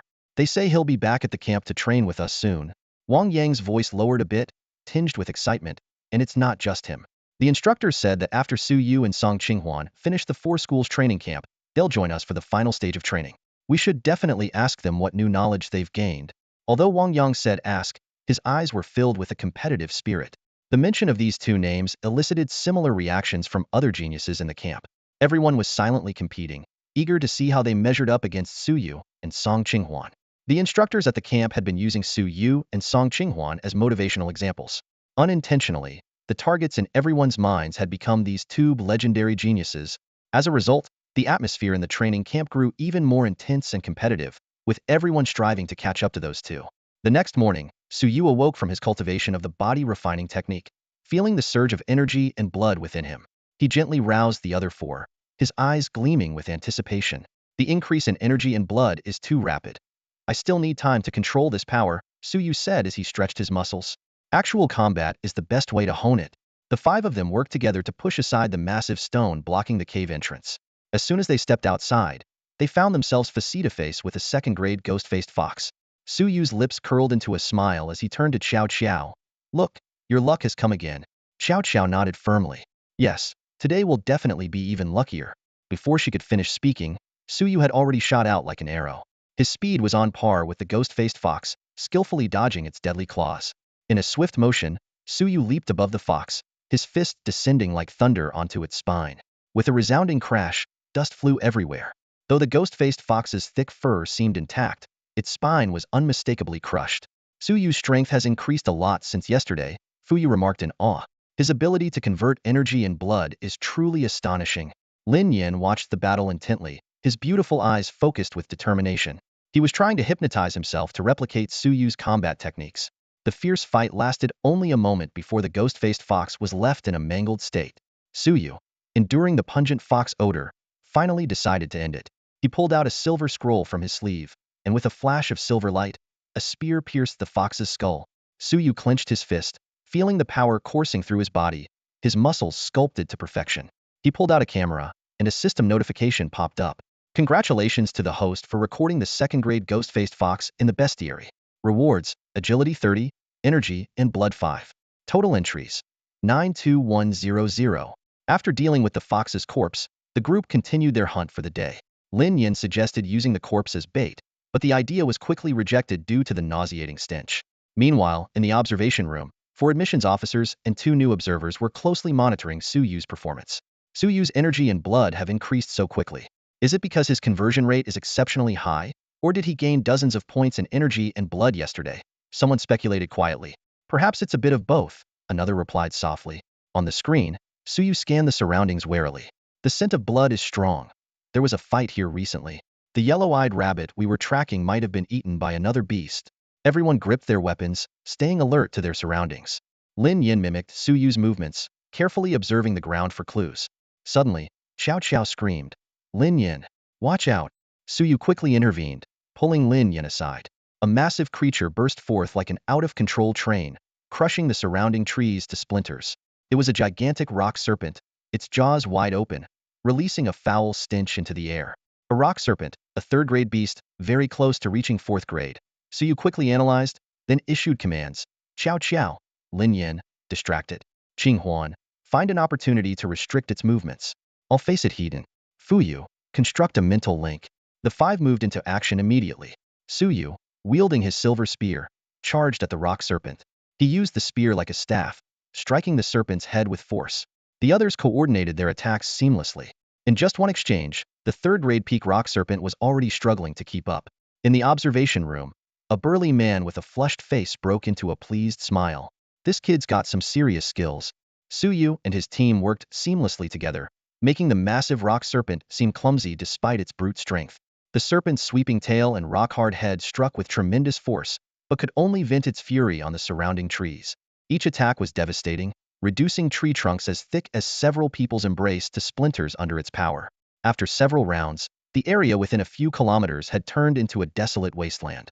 Under Su Yu's near-omniscient command, the team deftly dodged each of the rock serpent's attacks.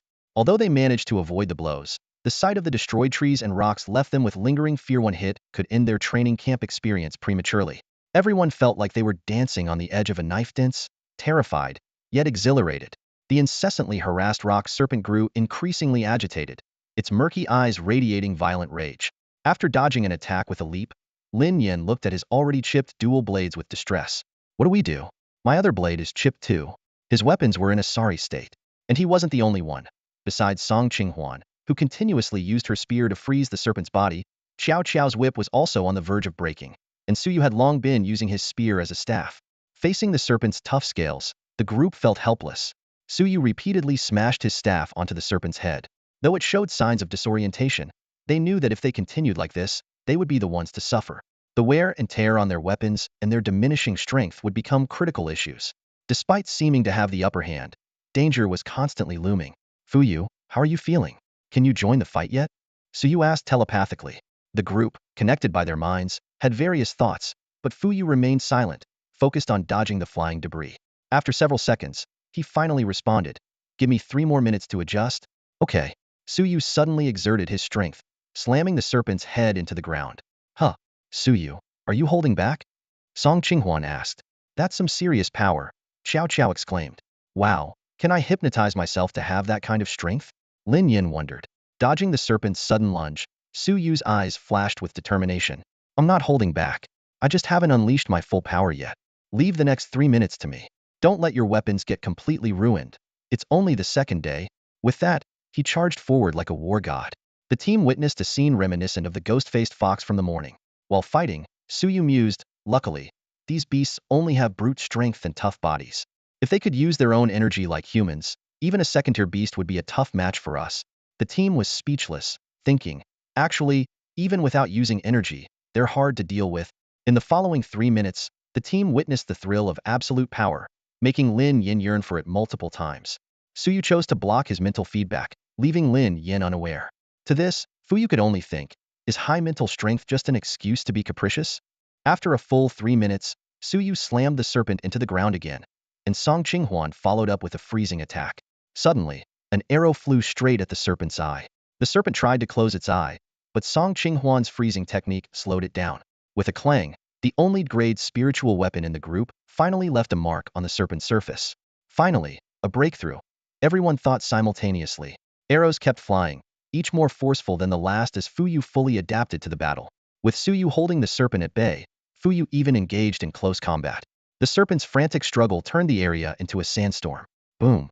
Outside the dust cloud, Xiao Qiao and Lin Yin, who had been waiting, finally heard silence and sighed in relief. So exhausting, even with Suyu's guidance during the fight. Otherwise, we'd be dead tired.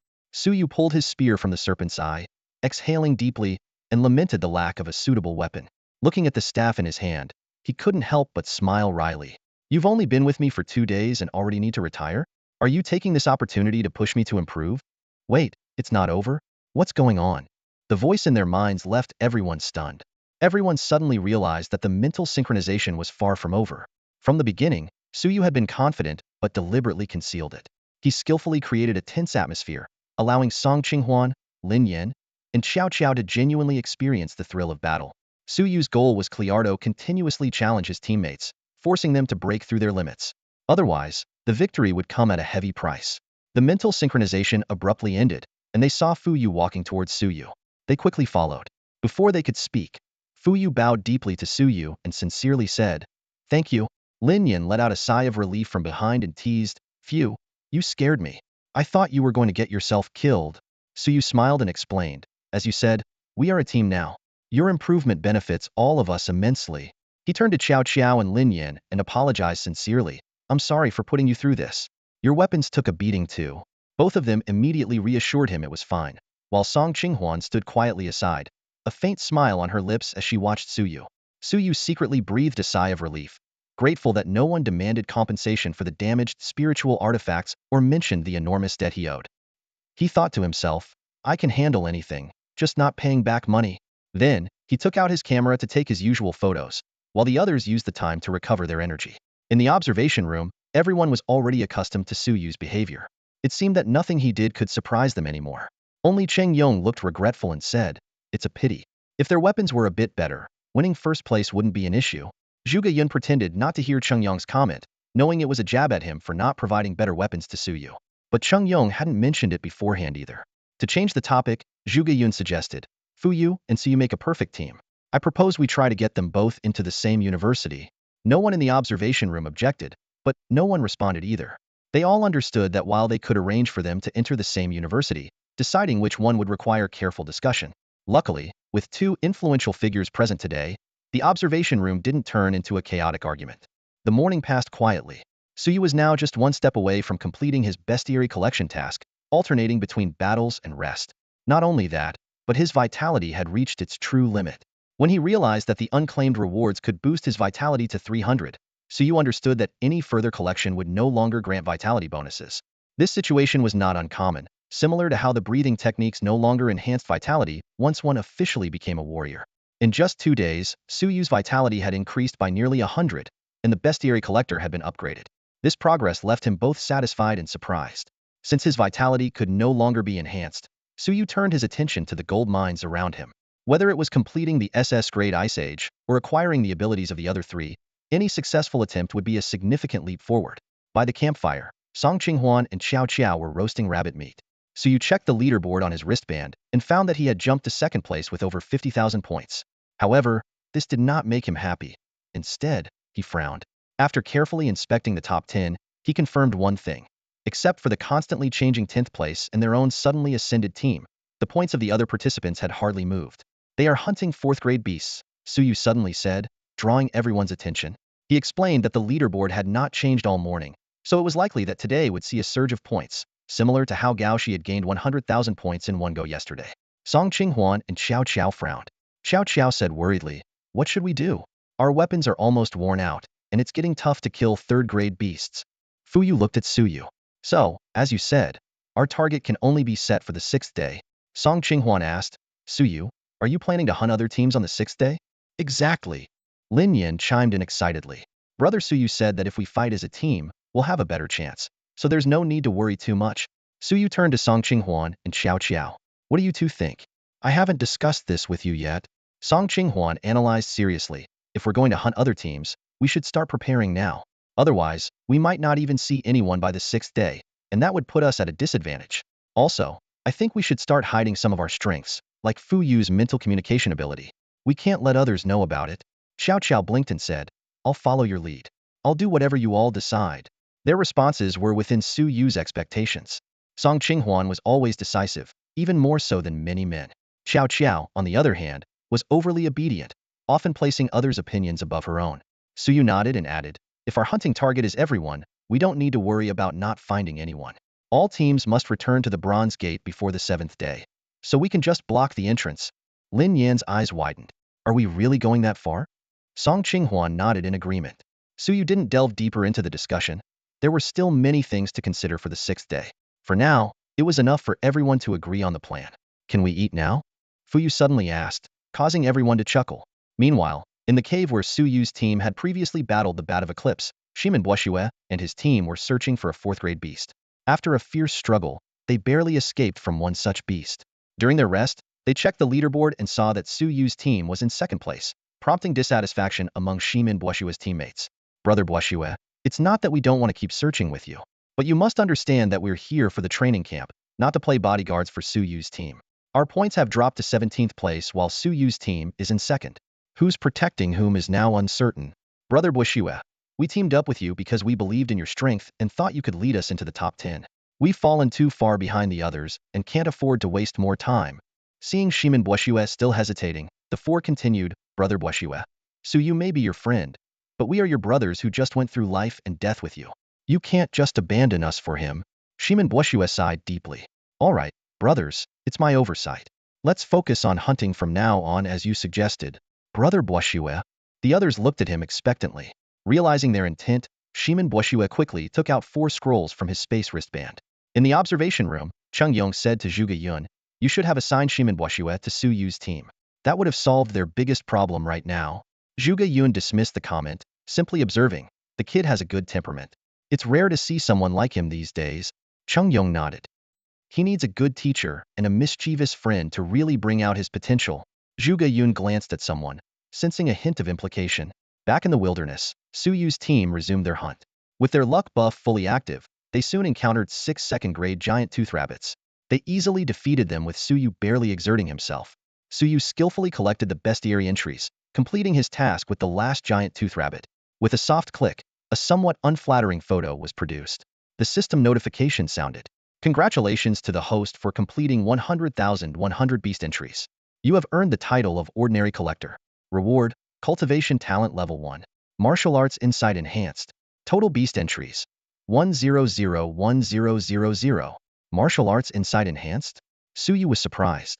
Besides his talent level rising to grade, there were additional rewards. Claim reward. Suyu instantly felt a profound clarity in his mind. He noticed that his already proficient skills in spear, sword, and combat techniques suddenly integrated seamlessly, offering new insights. His understanding of martial arts, especially in combining his phantom step technique with other skills, reached new heights. It was as if a cloud had lifted from his eyes, revealing an expansive martial arts horizon.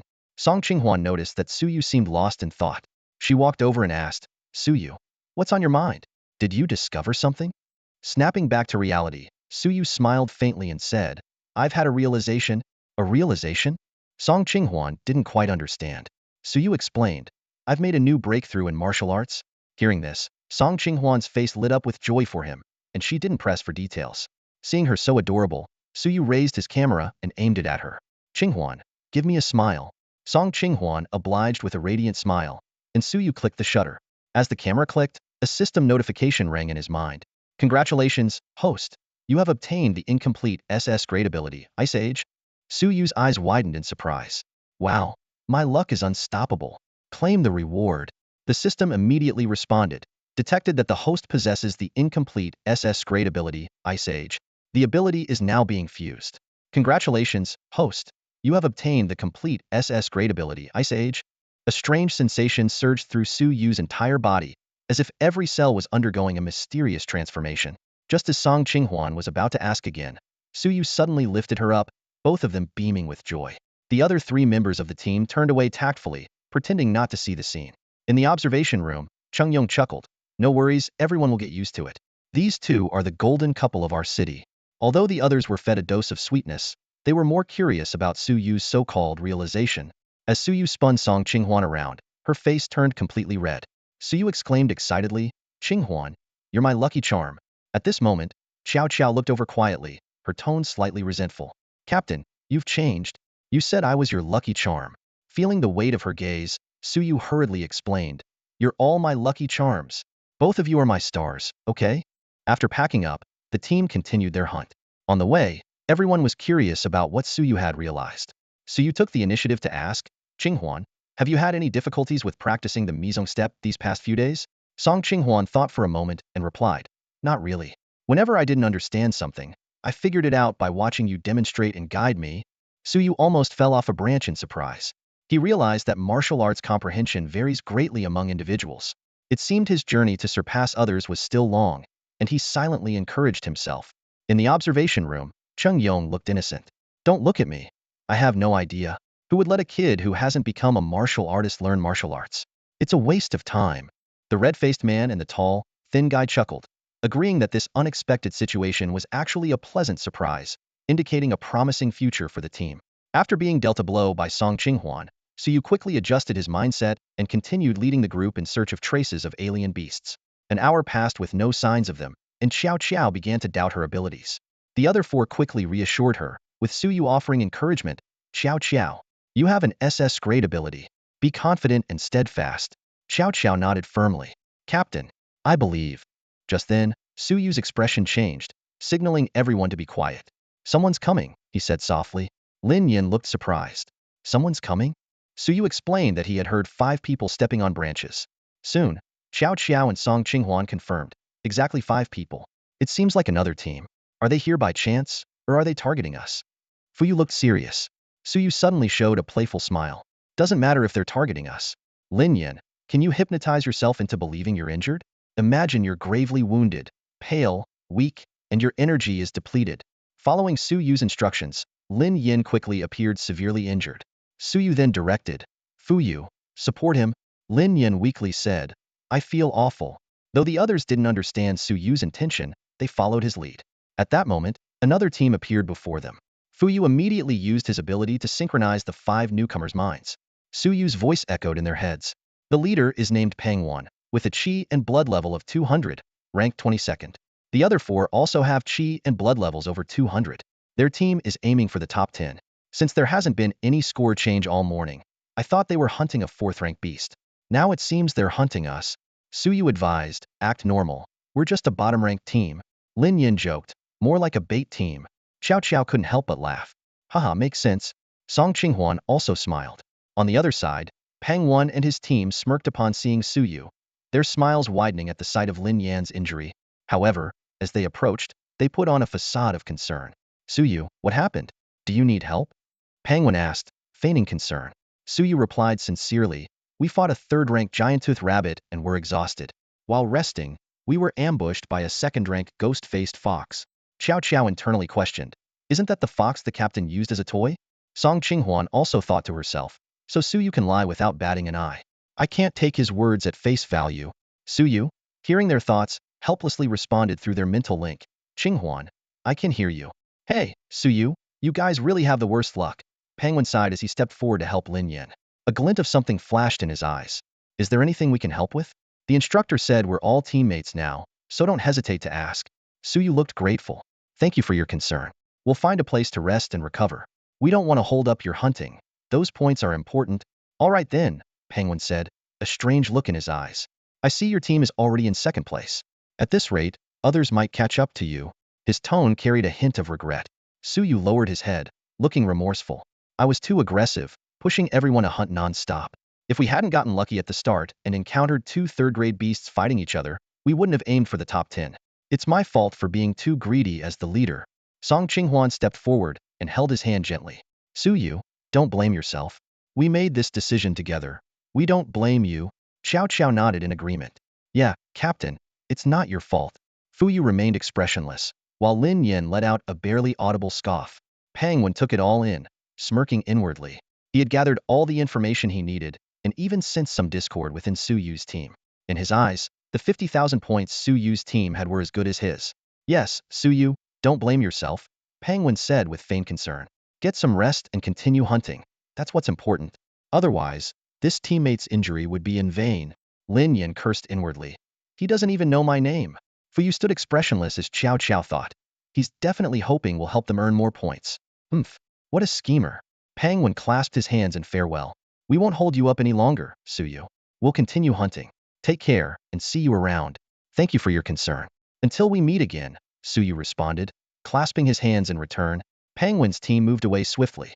Fuyu retracted his powers, and Lin Yin immediately dropped his injured act. Ugh, that was awful. Never pretending to be hurt again. Lin Yin complained loudly. He was just checking if I was really injured. Fuyu nodded.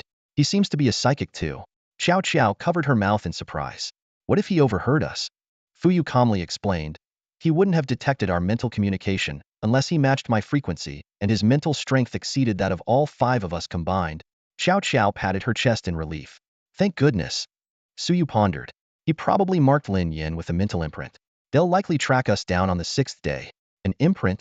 Lin Yin immediately began inspecting himself. Fuyu explained. It's a psychic mark, probably a part of his abilities. How do we get rid of it? Lin Yin asked urgently, feeling like he had something dirty on him. It will fade over time, or if you move far enough away. If your mental strength were as strong as Suyu's, you could erase it easily, Fuyu replied calmly. Meanwhile, Pang Wen confidently told his team, don't worry. I've marked them. Let's start hunting. Suyu's team got lucky with 20,000 points, but they have an injured member now. We can't rely on their bottom feeder points to make it to the top 10. Captain, but if we add their points to ours, we'll secure a top 10 spot, a teammate said.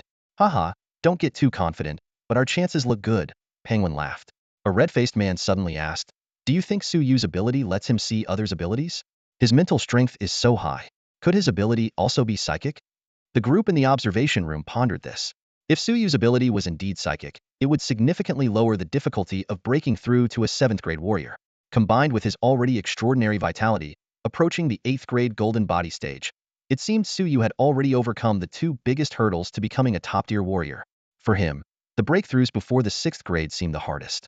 After encountering Pang Wen's team, Suyu found a secluded spot to rest, playing the part thoroughly.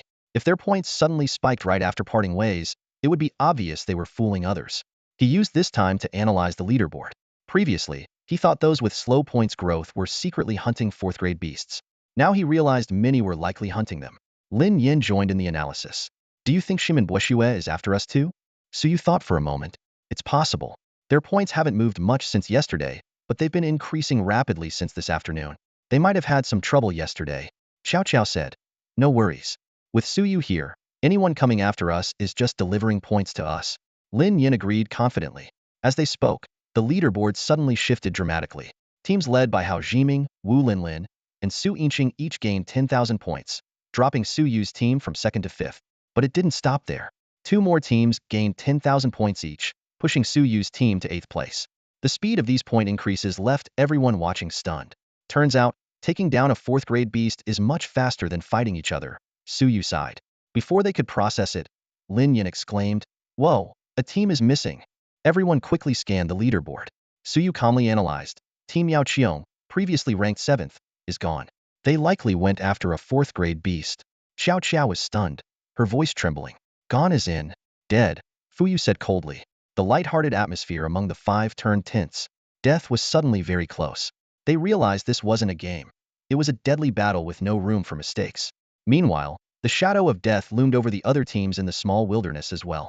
In the observation room, the images of various teams on the projection screen fell into silence. Batting chuckled softly, breaking the stillness.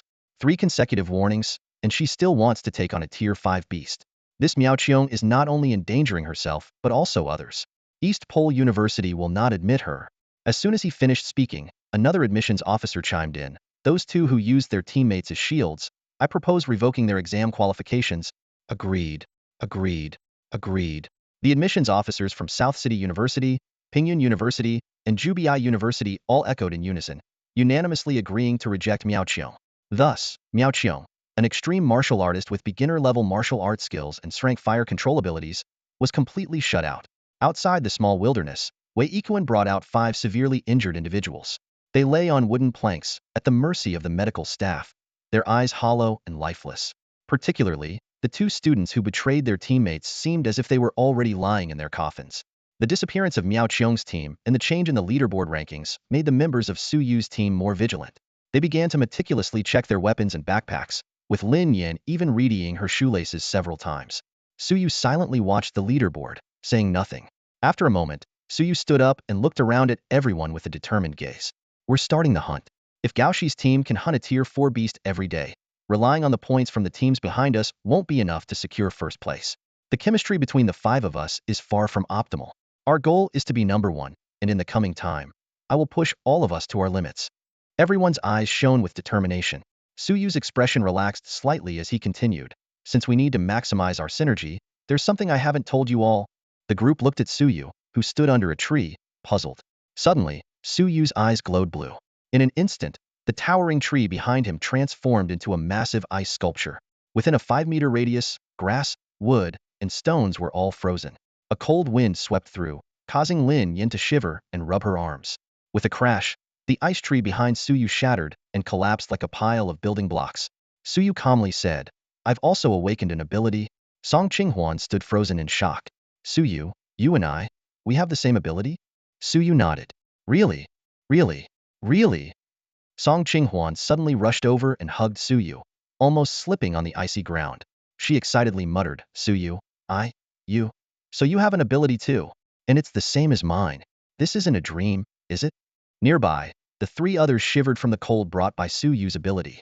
They thought to themselves, as if it wasn't shocking enough, now we have to deal with this lovey-dovey scene. The observation room fell silent once again. An ability that could freeze an entire area in an instant was definitely above Srank, in the realm of domain-level abilities. Now, there were 2 such geniuses, one of whom was recently speculated to have a psychic ability. A data team member picked up a pin, then put it down, hesitantly asking, Director, should we update our records? Qin Yun pondered for a long time without speaking. The red-faced man smiled. No need to change anything.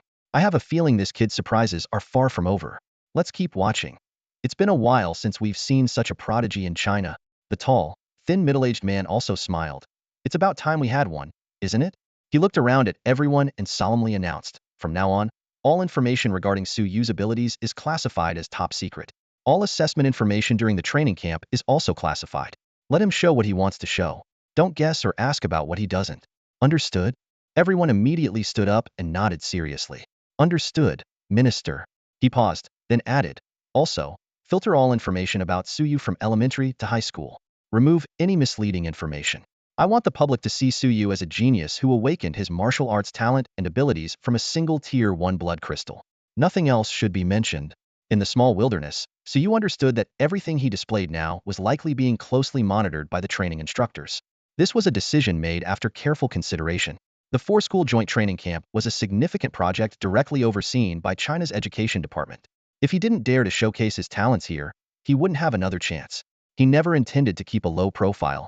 He wanted to grow quickly and safely. Now that the time was right, it was time to showcase himself. Fortunately, Suyu's image as a genius had already been deeply ingrained in everyone's minds. When he revealed his powers, the four teammates were shocked but quickly accepted it. After all, if they could enhance their vitality to over 200 with a blood crystal, awakening a special ability wasn't that surprising. What was even more remarkable was that Suyu's ability was strikingly similar to Song Qinghuan's, as if it were destined. Song Qinghuan firmly believed this, her eyes sparkling with joy. Under the gloomy sky, a hellhound with fur like flames suddenly appeared before them. Lin Yin nervously whispered, "Brother Suyu, how do we deal with this beast?" No one expected that right after Suyu showcased his true strength, they would encounter a fourth-rank beast. Their lack of weapons capable of penetrating its defenses was still a critical weakness. The shadow of Miao Qiong's team, which had just disappeared, still loomed over them, causing their hands to sweat as they gripped their weapons. In contrast, Suyu stood unarmed and appeared calm and composed. He casually flexed his wrist and shouted, "Fuyu!" Fuyu immediately activated his ability, synchronizing the team's mental frequencies. Without hesitation, Suyu dashed forward, conjuring a silver staff out of thin air with his left hand. His eyes glowed blue, and the staff was instantly covered in a layer of ice emitting a chilling aura. The hellhound, enraged at the sight of the tiny human, let out a deafening roar. All three heads opened their jaws wide, revealing gleaming, sharp teeth as it lunged at Suyu. Its fangs were clearly much tougher than the ice staff in Suyu's hand. Suyu swiftly swung his staff horizontally, forming an ice shield in front of him. At the same time, Song Qinghuan, her eyes also glowing blue, teleported to his side. Fuyu's face twisted with effort as he drew his bowstring. Xiao Qiao's whip lashed out, producing a thunderous crack. Lin Yan's aura surged, releasing the presence of a fifth-rank beast. Fuyu's ability then triggered a mental disruption. The previously aggressive hellhound suddenly lost its nerve, its fierce momentum dissipating as it even considered fleeing. Seizing this fleeting opportunity, Suyu shouted, "Qinghuan, no holding back, unleash everything."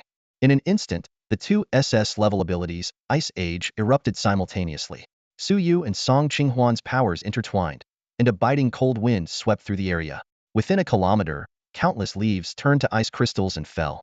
At the center of the battle, the extreme cold emitted a blinding light. The tremendous power shattered Suyu's staff and ice shield.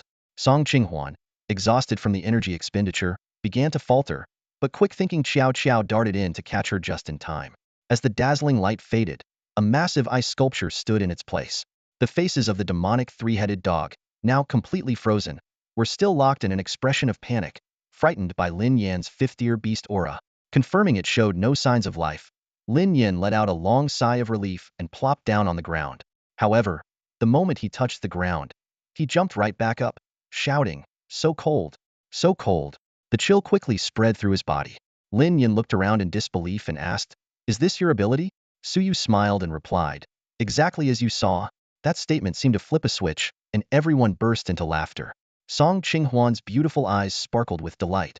"So my ability is that powerful." After a short rest, Lin Yin carefully examined the ice sculpture of the demonic three-headed dog, still amazed. He suddenly suggested, "Suyu, let's take a group photo with it. This is the first fourth-tier beast I've helped take down." He gazed at the ice sculpture as if admiring a piece of art. Suyu readily agreed and called everyone over to the ice sculpture. "Come on, let's take some photos with the sculpture." With a series of clicks, the photo session was over. Meanwhile, a series of system notifications echoed in Suyu's mind. "Congratulations, host. Mental attribute 5. Congratulations, host. Strength attribute 10. Congratulations, host. Skill. Intermediate whip mastery. Congratulations, host. Skill. Intermediate spear mastery. Detected host spear mastery has reached proficiency. Intermediate spear mastery will auto-fuse, resulting in a slight proficiency boost. Congratulations, host. Agility attribute 500.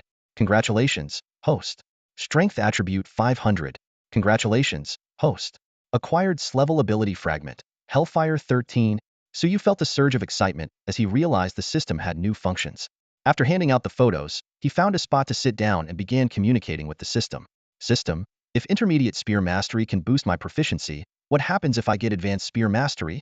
The system replied, skills below master level can be upgraded through fusion of the same level. Note, the same skill cannot be extracted from the same target repeatedly. This information delighted Suyu, as it significantly lowered the difficulty of acquiring master level skills. He continued to ask, what about Slevel ability fragments? Do I need to collect the same ones?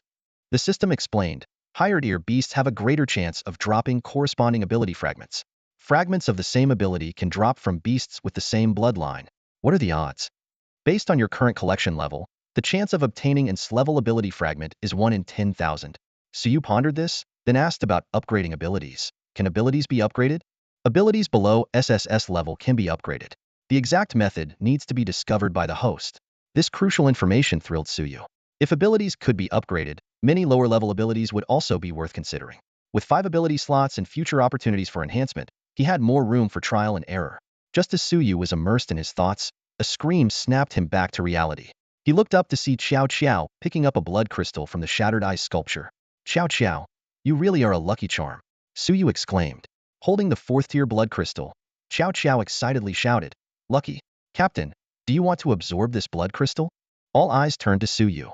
He calmly raised the camera. Lucky girl, say lucky lucky. With a bright, confident smile, Qiao Qiao raised the blood crystal for the photo. However, the system's prompt surprised Suyu. Detected 4th-tier blood crystal. As the host has reached the limit, this crystal can only be used for blood recovery. Suyu asked the system, can't this 4th-tier blood crystal upgrade my collection device? The system succinctly replied, conditions not met. With the camera already raised, Suyu decided to focus on Qiao Qiao. With a click, a photo of Qiao Qiao beaming with joy was captured. At that moment, a yellow flash appeared on Suyu's face. Congratulations, host. Acquired SS level ability. Incomplete lucky blessing. Would you like to claim it? Suyu was ecstatic inside, but maintained a calm exterior. This was the result of practicing in front of the mirror for an entire night before coming to the training camp. Claim the reward. Congratulations, host. Acquired SS level ability. Incomplete lucky blessing. Ability buff enhanced, increasing the host's chances of acquiring abilities, skills, and attributes. Suyu glanced at the time on his wrist device. Martial Era, May 18, 218. He silently decided that he would celebrate this day every year. It was his lucky day, his lucky number. Despite the tumultuous excitement inside, Suyu's expression remained calm. Under Song Qinghuan's gaze, he handed the photo to Qiao Qiao and said, no need. I haven't fully converted the blood crystal I absorbed yesterday. I don't think I'll need any more blood crystals for now. Let's keep this mid-tier blood crystal since it's rare. Using it just to restore my blood would waste its value. Qiao Qiao obediently put the blood crystal and the photo into her backpack. Suyu continued, after that battle, we've all exhausted ourselves. The environment here is unique, and no beast will disturb us for a while. Let's take this time to recover. Hearing this, everyone sat down. Lin Yin even used his backpack as a cushion. Meanwhile, in another location where a group of geniuses had just finished hunting a 4th-tier beast, they were resting. They habitually checked the leaderboard, but when they opened it, they rubbed their eyes and reopened their wrist devices. The leaderboard remained unchanged. For a moment, curses echoed through the wilderness. Suyu, interesting. The defeat of a single 3rd-rank beast could be attributed to luck. However, when Suyu's team consecutively hunted 2, 3, and even 4 of them, it was clear that this was no coincidence. What was even more shocking was that they successfully hunted a 4th-rank beast. At this moment, Suyu's team saw their points skyrocket by 100,000, silently proving wrong every genius who had underestimated them. Their first-day ranking was no fluke. They not only demonstrated the strength to remain in the top 10, but also showed potential to vie for the top 3 or even higher positions. The changes on the leaderboard caused an uproar. All the geniuses who were monitoring the rankings paused what they were doing, their faces filled with shock and confusion. They couldn't comprehend how Suyu's team of 5, with 4 members having blood energy below 200, 2 of whom had abilities that didn't directly enhance combat, and 1 with a mental ability that was of limited use against beasts, managed to hunt a 4th-rank beast under Suyu's leadership. Many found it hard to accept this reality. Suyu, hailed as the next tactical master, had never been underestimated, but he had never been seen as a true rival either. After all, their paths seemed different, and any force comparison felt somewhat unfair. Yet, in this scenario, Suyu led 4 teammates with blood energy below 200, first killing 3rd-rank beasts and then a 4th-rank beast, propelling their points to 2nd place and firmly securing a spot in the top 10. Confusion, disbelief, shock, and even bewilderment flooded the hearts of many geniuses. Meanwhile, in a secluded cave, Gao Shi, who had just completed a 4th-rank beast hunt, stood up and dusted off his clothes. He initially thought that hunting one 4th-rank beast a day would be enough to secure the top spot in the training camp. But now, he had to acknowledge the threat from Su Yu's team. While others were still astonished by Su Yu's team hunting a 4th-rank beast, Gao Shi keenly noticed that they had killed a 3rd-rank and a 4th-rank beast in just 1 hour. This indicated that this previously overlooked team had the capability to take down a 4th-rank beast in a very short time. A glint of anticipation flashed in Gao Shi's eyes. He had thought that only Hao Jiming was a worthy opponent in this training camp. Now, it seemed there was another intriguing tactical genius. "Captain, should we officially enter the warrior realm?" Lu Shuo suggested. His reminder made the other team members realize the astonishing speed at which Su Yu's team killed the 4th-rank beast. This efficiency was currently beyond their reach. To avoid being surpassed by Su Yu's team, Lu Shuo proposed breaking through to the warrior realm. Although the 4-school training camp prohibited warrior realm participants, it did not forbid students from breaking through during training. Over the years, many prodigies had used breakthroughs to become warriors, achieving results far beyond expectations. Of course, such a choice meant sacrificing many future possibilities. The training camp never discouraged this, as making choices and accepting consequences was a lesson these future pillars of humanity had to learn. Gao Shi shook his head. "No need. The potential from the blood crystals you absorbed hasn't been fully digested. You still have room for improvement. Every bit of progress will significantly enhance your bone-tempering speed and difficulty. It's not yet time for you to sacrifice your future. But Captain, Su Yu's team is advancing rapidly. If we don't secure 1st place, won't we waste your efforts?" Wu Jianqin voiced her concern. A confident light flashed in Gao Shi's eyes. "If Su Yu can lead 4 people with blood energy below 200 to 2nd place, why can't I lead you to 1st? He smiled. "From now on, we'll focus on night hunts." Since Su Yu had prematurely initiated this points battle, Gao Shi no longer needed to slowly coordinate with his team. Previously, he had allowed Wu Jianqin and the others to fully engage in battles, stimulating the residual blood crystal potential within them. After hunting the 4th-rank beast, he had given them ample time to digest it. Now, with the 1st place at risk, he understood that continuing this way would be self-limiting. At the same time, in Wu Linlin's team, he Mei began her official breakthrough to the warrior realm.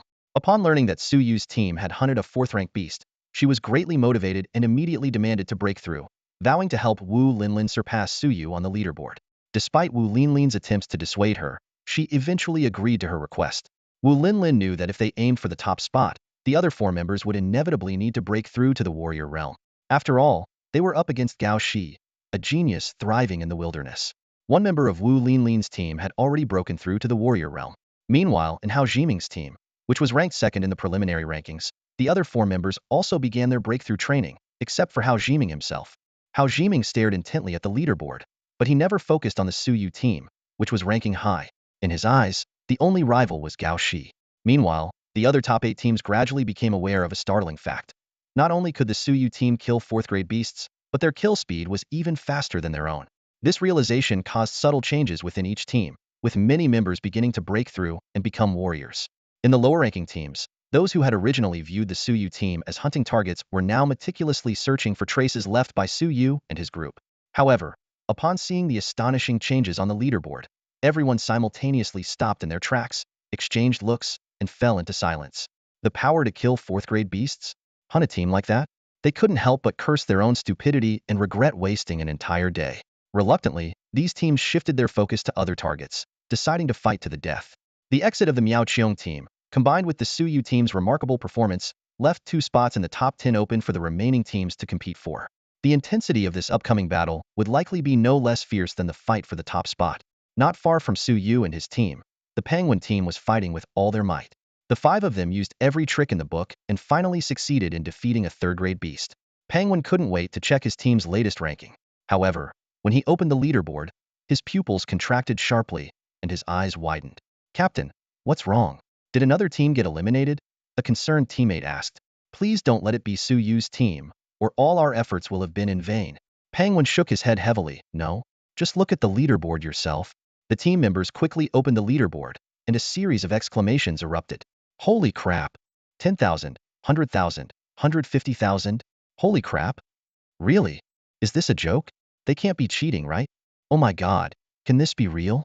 Their shocked voices echoed through the wilderness. Pangwon was momentarily lost in confusion. Unlike other teams who immediately recognized the Suyu team's strength, having witnessed Lin Yan's weakened state and knowing their stroke of luck, Pangwon started to have second thoughts. This doesn't make sense. They all voiced their deep-seated doubts in unison. Captain, doesn't one of their team members have a luck-based ability? I heard she used to find blood crystals just by walking around. Could it be possible that they stumbled upon a severely injured fourth-grade beast? Pangwon pondered, his fingers tapping the table unconsciously. His team exchanged puzzled looks. One of them bravely asked, if we encountered a half-dead fourth-grade beast, would we be able to kill it that quickly, especially with one of us seriously injured? Pangwon opened his mouth to respond but was interrupted by another team member. But Captain, do you really think they could kill a fourth-grade beast with one person seriously injured and their weapons nearly broken? This question left Pangwon speechless. Just then, one of the team members suddenly stood up, slapping his thigh in realization. Damn, could they have been deceiving us all along? Pangwon immediately dismissed the idea. Impossible. I checked Lin Yan's condition with my spiritual power. He's genuinely injured and extremely weak. There's no way he could fake that. His tone was filled with absolute certainty. For a moment, the team fell into silence, each member lost in thought. Suddenly, a bold hypothesis was voiced. Is it possible that Professor Zhuge is giving them special treatment, sending them a nearly dead fourth-grade beast? This idea seemed to provide a plausible explanation, and a look of sudden understanding appeared in their eyes. Meanwhile, in the observation room, all eyes were on Zhuge Yun. His mouth twitched slightly, but he quickly regained his composure and said with interest, "Ladies and gentlemen, you must clear my name afterward." Back in the wilderness, Pangwon's team found a reason that they could barely convince themselves with, but it still couldn't fully resolve their inner conflict. Captain, what should we do? Unless they're really just lucky, whether they're getting special treatment or have real strength, we can't hunt them down. One team member pointed out their dilemma. Why not? I'm going to take down those who rely on favoritism and backdoor deals. A young team member shouted indignantly. Right. We can't let this slide. The training camp is supposed to be fair. Another team member agreed. Their emotions stirred up. Faced with his team's agitation, Pangwon sighed deeply. All right, let's focus on hunting beasts for now. I've marked them, so we won't have trouble finding them on the 6th day. On the evening of the 5th day, we'll go after them. If they really have strength, we'll give up on targeting them. If it's just luck or favoritism, then they can't blame us for being ruthless. They need to learn that on the battlefield, luck and favoritism won't save them. By the end, Pangwon almost felt like a hero of justice. A team member timidly asked, what if they're really strong? Won't we be walking into a trap? Are you stupid? With their high points, unless they want to be first, they have no reason to attack us. Another team member retorted immediately. With that, Pangwon's team's overworked brains finally got a brief respite. Meanwhile, following the same path, Shimin Bueshue's team quickly climbed to 12th place thanks to their spiritual weapons. Seeing Suyu jump to 2nd place with 100,000 points, Shimin Bueshue's worries subsided, and he focused on hunting beasts. After chasing down a 3rd-grade giant-toothed rabbit, Shimin Bueshue suddenly felt a chill. What's going on? Why does it feel like winter up ahead? He muttered to himself, frowning. Brother Bueshue, I feel the temperature drop too. Should we go that way? Team member Niu Zichang asked hesitantly. Shimin Bueshue enthusiastically replied, yes, it's said there are relics in the wilderness. Maybe we'll get lucky and find one.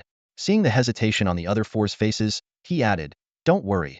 I have life-saving items that can get us out safely unless we encounter high-grade beasts. Niu Zichang's hesitation vanished, replaced by a determined expression.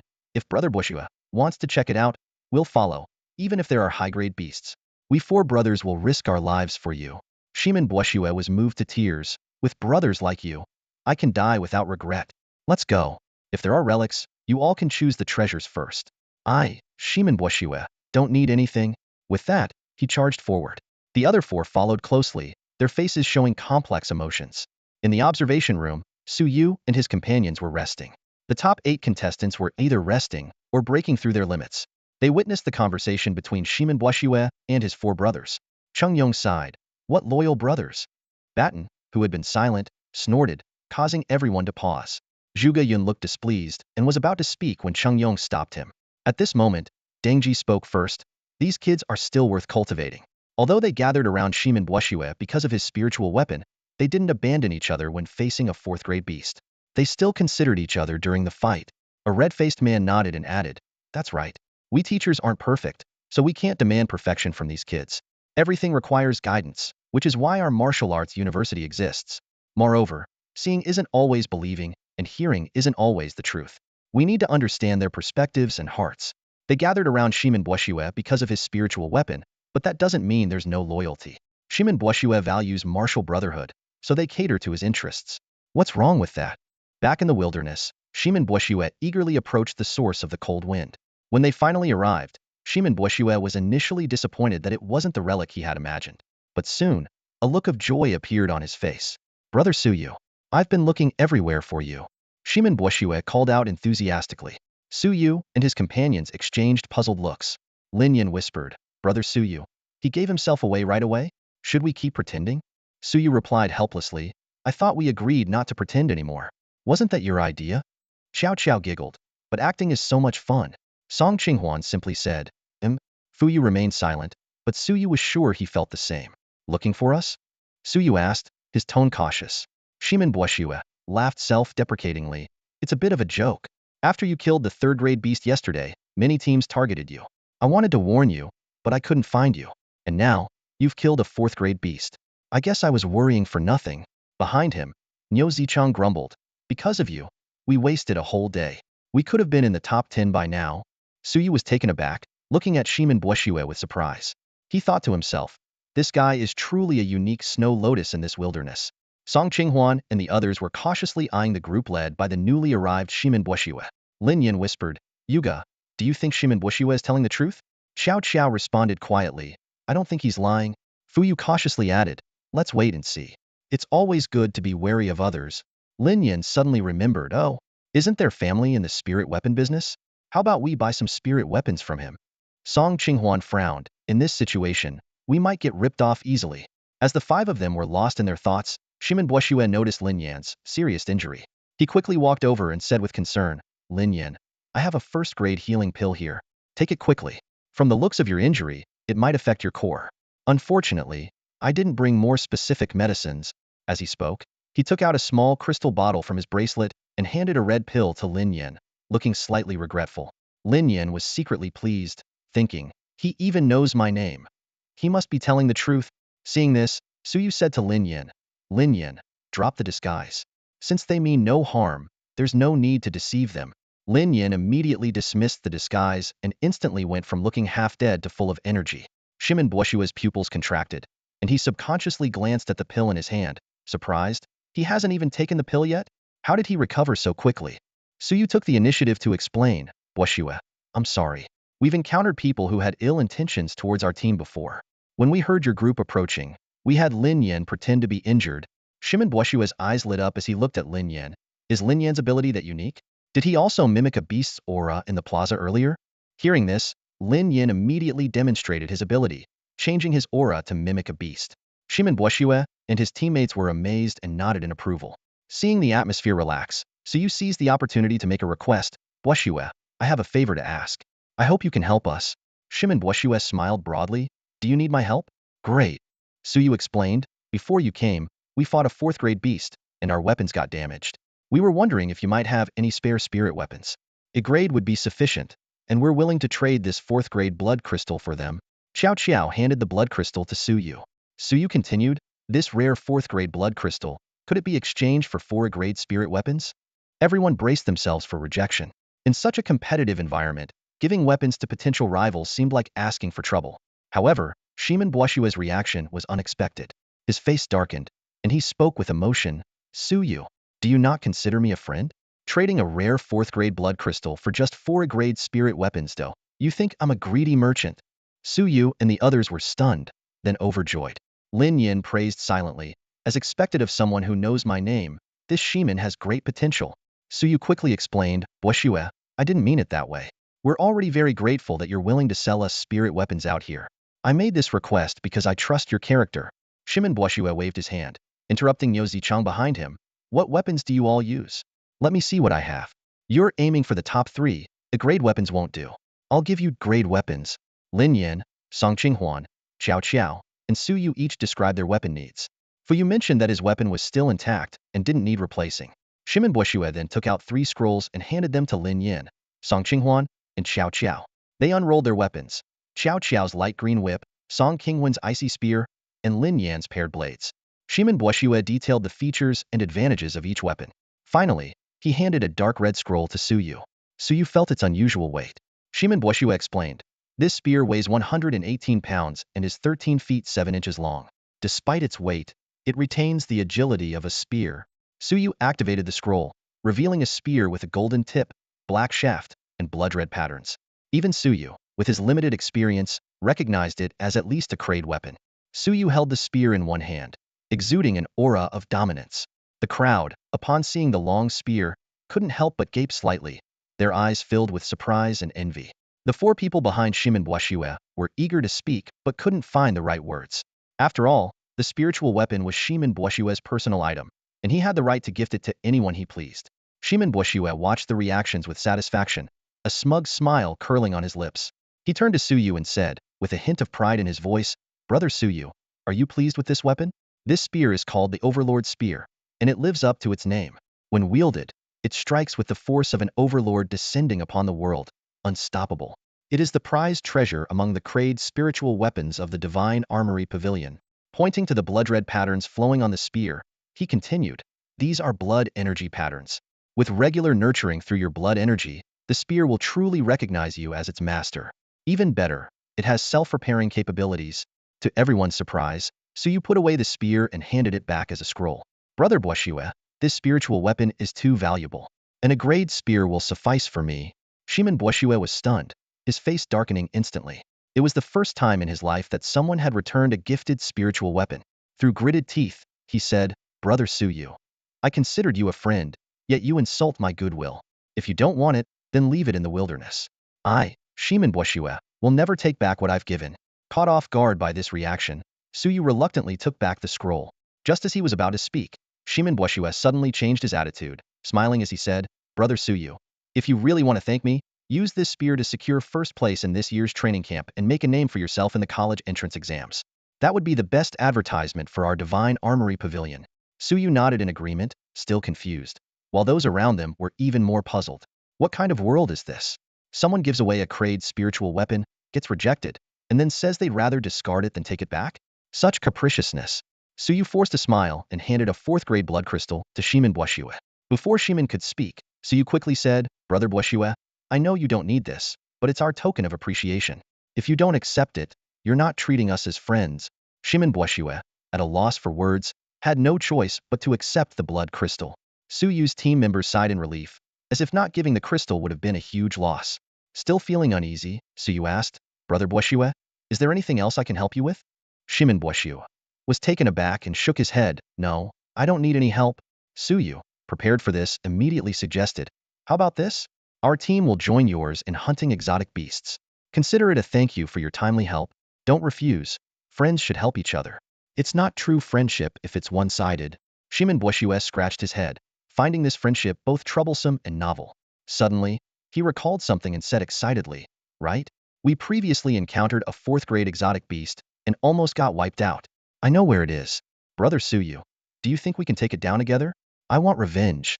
Suyu's team immediately began preparing their gear. "Let's go. We'll help you get your revenge," Suyu said, gripping the Overlord's spear tightly. Shimin Buoshue felt a rush of excitement in his chest. However, Niu Zichang frowned and interrupted their enthusiasm. "Even though you just killed a fourth-grade exotic beast, are you really in any condition to take on another one? Look at Song Qinghuan and the others. They're exhausted. This is a fourth-grade exotic beast we're talking about. One mistake, and you could lose your lives. This is too reckless, and I don't agree." Shimin Buoshue also realized the gravity of the situation and awkwardly said, "Right, Brother Suyu, maybe we should go tomorrow?" Niu Zichang insisted, "Captain, we can't just stay here." Suyu smiled at Niu Zichang. "Perhaps I didn't make myself clear. It's not our whole team going, just me. You don't need to come. Only your captain and I will go." "Brother Buoshue, do you dare to join me in seeking revenge?" Niu Zichang and his team stared in disbelief. One person hunting a fourth-grade exotic beast? That's insane. But Shimin Buoshue made up his mind. "Brother Suyu, I'm willing to go with you. Don't worry, I have my own means of survival if things go south." "Then let's go, Buoshue. You lead the way," Suyu said, ready to move. However, Song Qinghuan and the others also picked up their bags. Shimin Buoshue was puzzled. "Didn't you say Brother Suyu alone was enough?" Lin Yan smiled. "We're coming to cheer you on." Though puzzled, Shimin Buoshue was swept along with them. Left behind, Niu Zichang and his team exchanged looks, unsure of what to do. Finally, Niu Zichang said gravely, "Let's follow them. If Suyu wants to risk his life, so be it, but Shimin Buoshue is still our captain." Along the way, Suyu and his companions closely followed Shimin Buoshue's footsteps, and the surrounding scenery gradually became familiar. As they ventured deeper, everyone's expressions grew increasingly peculiar. Eventually, Shimin Buoshue stopped in front of a cave. Suyu couldn't help but speak up. "Buoshue, don't tell me that Forder beast is inside this cave." Shimin Buoshue nodded slightly. "That's right. When we came looking for you earlier, we noticed signs of a battle outside and decided to check inside the cave. To our surprise, it was hiding a 4-tier dark cave lizard."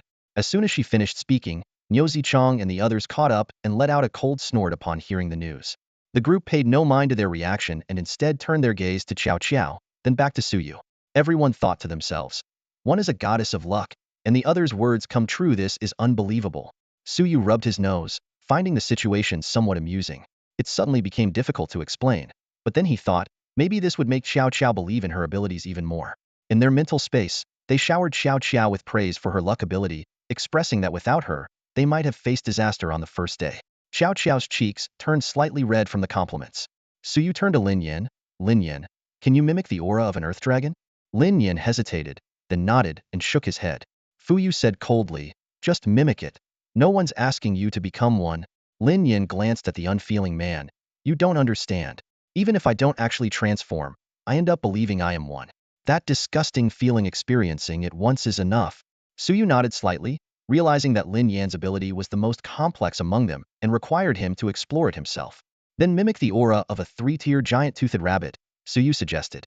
Lin Yan nodded, his pupils contracting as if his soul briefly left his body. Immediately, the aura of a 3-tier giant-toothed rabbit burst forth. Suyu launched an attack towards the cave entrance, as if to bury the entire cave. Niu Zichang and his group swiftly moved to nearby tree branches to observe. With a powerful sweep of the Overlord's spear, sand and stones fell from the cave entrance. Suddenly, a pitch-black dark cave lizard, spanning several dozen meters, lunged out. It had no scales. Its smooth body was covered in a slimy substance, and its head lacked eyes. It opened its large mouth, probing the air with its long tongue, filling the air with a nauseating stench. As the group was overwhelmed by the repulsive smell, the dark cave lizard's tongue shot towards Lin Yan like an arrow, moving so fast it was nearly untraceable. Just as it was about to strike Lin Yan, his legs suddenly swelled. With a bang, the ground beneath Lin Yan caved in, and he leaped into the air. His leap far exceeded that of an average person, leaving Niu Zichang and the others in awe. In their mental space, Suyu and the others acknowledged Lin Yan's progress. As Lin Yan had mentioned, the more he mimicked the giant-toothed rabbit, the more he seemed to gain not only its aura but also its unique abilities. This leap was a deliberate attempt, triggered by the dark cave lizard's attack, allowing him to unleash the powerful leg strength of the giant-toothed rabbit. However, despite Lin Yan's high jump, the dark cave lizard's sticky tongue seemed to extend indefinitely, still following closely behind. "Brother Suyu, I'm out of strength. It's up to you now," Lin Yan shouted from midair. "So quick to give up?" Qiao Qiao teased.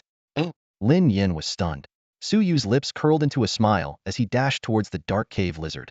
He flipped the Overlord's spear from his back, spun around, and struck down at the lizard's tongue with all his might. Boom! A massive pit appeared where the dark cave lizard had been, with sand and stones flying everywhere. Niu Zichang and his group, watching from the tree branches, widened their eyes in shock. "Whoa, is that the strength of a normal person?" one of them muttered. Although Suyu's strike didn't hit the lizard's tongue, the moment he approached, it sensed extreme danger. The tongue retracted faster than Suyu's spear could strike. Suyu didn't stop. He followed through with an upward thrust, aiming directly at the lizard's terrifying head. The dark cave lizard turned nimbly, swinging its tail to collide with Suyu's spear. The tremendous force pushed Suyu back several meters. Shimin Buoshue looked at him with concern. Suyu felt the Overlord's spear in his hand, a look of excitement appearing on his face. He no longer had to worry about his weapon. Since his base strength and speed were inferior to the dark cave lizard's, it was time to unleash his blood energy. Suyu's muscles began to swell with blood, and his aura surged dramatically. At this moment, Suyu stood with a gun in one hand, looking like a reincarnated warlord from a distance. The dark cave lizard, sensing the danger, half crouched in a defensive stance, its tongue flicking out as it prepared to strike. Suddenly, the dark cave lizard launched a fierce attack. Its long tongue shot out like lightning, moving so fast it became a blur. Song Qinghuan and the others silently assumed combat positions, while Niu Zichang and his group on the tree branches also drew their weapons. Shimon Buoshue quietly placed his right hand on the bracelet on his left wrist, ready to protect Suyu at any moment. The lizard's assault was like a storm, its tongue attacking with the ferocity of a machine gun. Towering trees fell one after another, and the ground was scarred with deep trenches. Yet, amidst this barrage, Suyu moved with ghostly agility, not only emerging unscathed but also counterattacking the lizard's tongue with precise strikes. Niu Zichang and his group were stunned. Someone muttered, "This must be martial arts." Niu Zichang shot him a glance, thinking it was an obvious conclusion. Just as everyone was on edge, the air suddenly filled with the scent of blood. The lizard's long tongue snapped in midair, and a piercing scream echoed through the wilderness. Suyu acted decisively, Brother Buoshue. You and Qinghuan block the entrance. Don't let it escape. Without hesitation, Shimon Buoshue and Song Qinghuan moved to seal the cave entrance. Niu Zichang and his group formed a perimeter to trap the creature. With its tongue severed, the dark cave lizard's threat significantly diminished. Suyu moved in closer, effortlessly dodging attacks while delivering powerful blows. Everyone gripped their weapons tightly, their palms slick with cold sweat. Finally, Suyu seized an opportunity and drove his spear through the lizard's head. The golden spear tip pierced through, and blood dripped down its shaft, starkly audible in the silence. A fourth-grade exotic beast had fallen. A strong scent of blood permeated the air. Suyu's black gold spear pierced through the head of the dark cave lizard, its blood-red patterns seemingly devouring the beast's life. With a squelch, the spear retracted, and the lizard's head thudded heavily to the ground. The once ferocious beast instantly lay lifeless. Niu Zichang involuntarily stepped back, the snapping of a branch underfoot echoing sharply. He and the other three were stunned by the scene before them. An individual who hadn't even reached the martial artist realm had single-handedly killed a fourth-grade dark cave lizard. This was an unprecedented feat. The way the four looked at Suyu had changed dramatically. Their initial arrogance vanished, replaced by deep shock and admiration. They had seen Suyu kill third-grade beasts alone before, which was impressive but something they believed they could achieve with time. The five of them working together to kill a fourth-grade beast was remarkable, though achievable. However, witnessing Suyu single-handedly slay a fourth-grade beast shattered all their pride and confidence. At this moment, they realized the chasm between them and Suyu was insurmountable.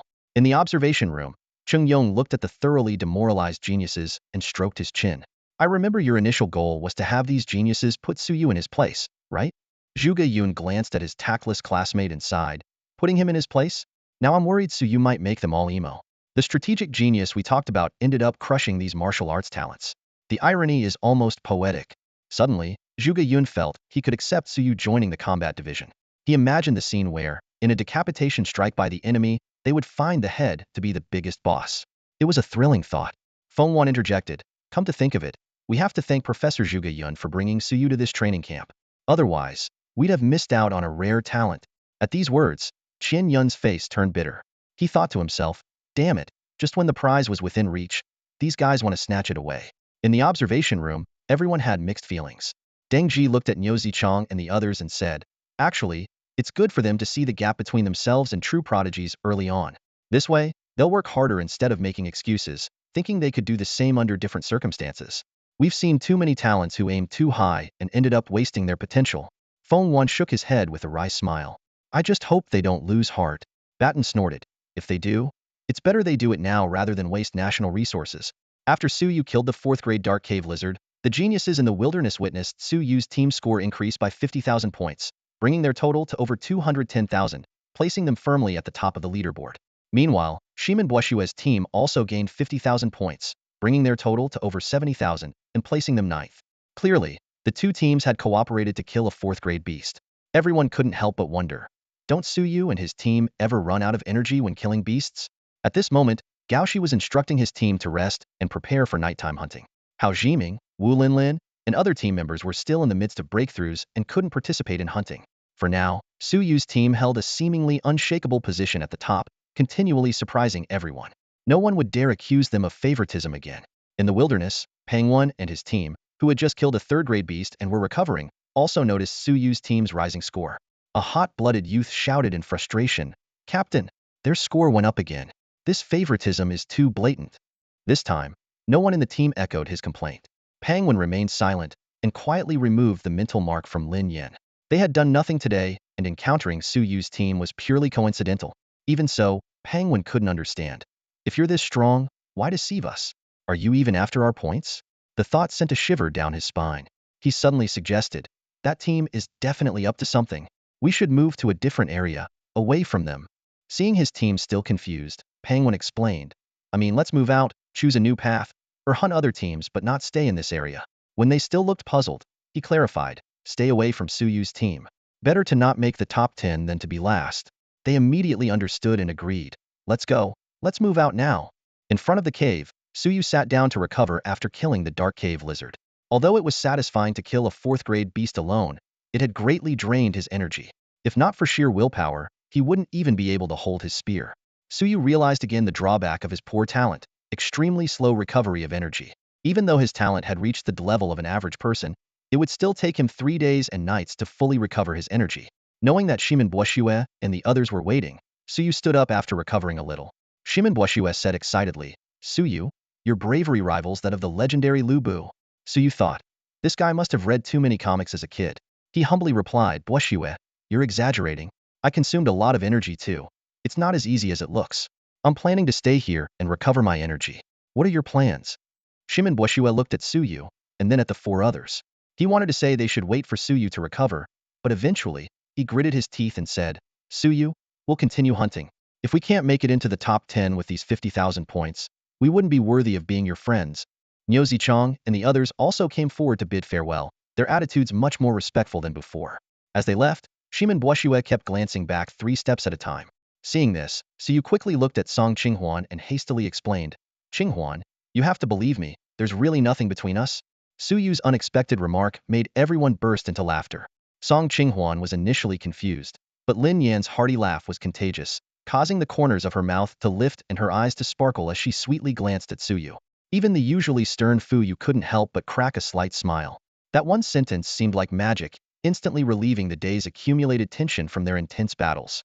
Unfazed, Suyu took out his camera and began positioning the dark cave lizard's corpse in various angles using his overlord spear. Unlike before, when he was merely collecting data, this time he genuinely wanted to capture a cool photo of his first solo kill of a tier 4 beast. However, to onlookers, his actions seemed more like he was desecrating the corpse.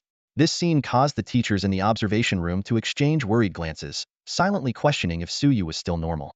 The system's notification chimed in at the perfect moment. "Congratulations to the host for obtaining the Dark Cave Lizard Tier 4 Beast entry. Attribute reward. Agility 500. Received Strength Hellfire Ability Fragment 1. Host can restore 100 of blood and energy." Suyu was stunned again. He thought to himself, wasn't there supposed to be a 1 in 10,000 chance? How did I just collect another one so easily? He couldn't help but worry, "System, if you keep this up, people are really going to think I'm cheating." Driven by curiosity, Suyu asked the system, "What's this new blood and energy restoration feature?" The system explained, "The host's blood and energy levels have reached their limit. Future rewards for collecting data entries will now include blood and energy restoration." Suyu inquired further, "Can I still increase my blood and energy through data collection in the future?" The system responded, "The host's newbie protection period is about to end. To increase blood and energy levels, the host must collect different data entries." Suyu realized, "So I'm still in the newbie protection period? What other changes will there be after it ends?" The system continued, "The system will introduce a bond collection feature.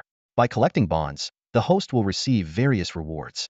For specific changes, please explore on your own." Suyu pondered these changes. Although increasing blood and energy levels would become more difficult, he now had a way to restore them, and the new bond system seemed promising. In his view, the system's assistance would be greater after the newbie period, albeit with increased difficulty. After all, if it were too easy to become overwhelmingly powerful, it wouldn't be as interesting. The upcoming challenges and rewards filled Suyu with anticipation. He realized that the so-called newbie period likely referred to the stage before becoming a true warrior. Although he already met the promotion criteria, he decided to wait a few more days out of caution. After all, a sudden surge in blood and energy levels to 300 in just 2 days could attract unnecessary attention. Given the uncertainty about the world's higher powers, he knew it was better to be safe. He planned to wait at least 4 or 5 more days before making a decision. After taking the photo, Suyu opened his wristband to check the points leaderboard.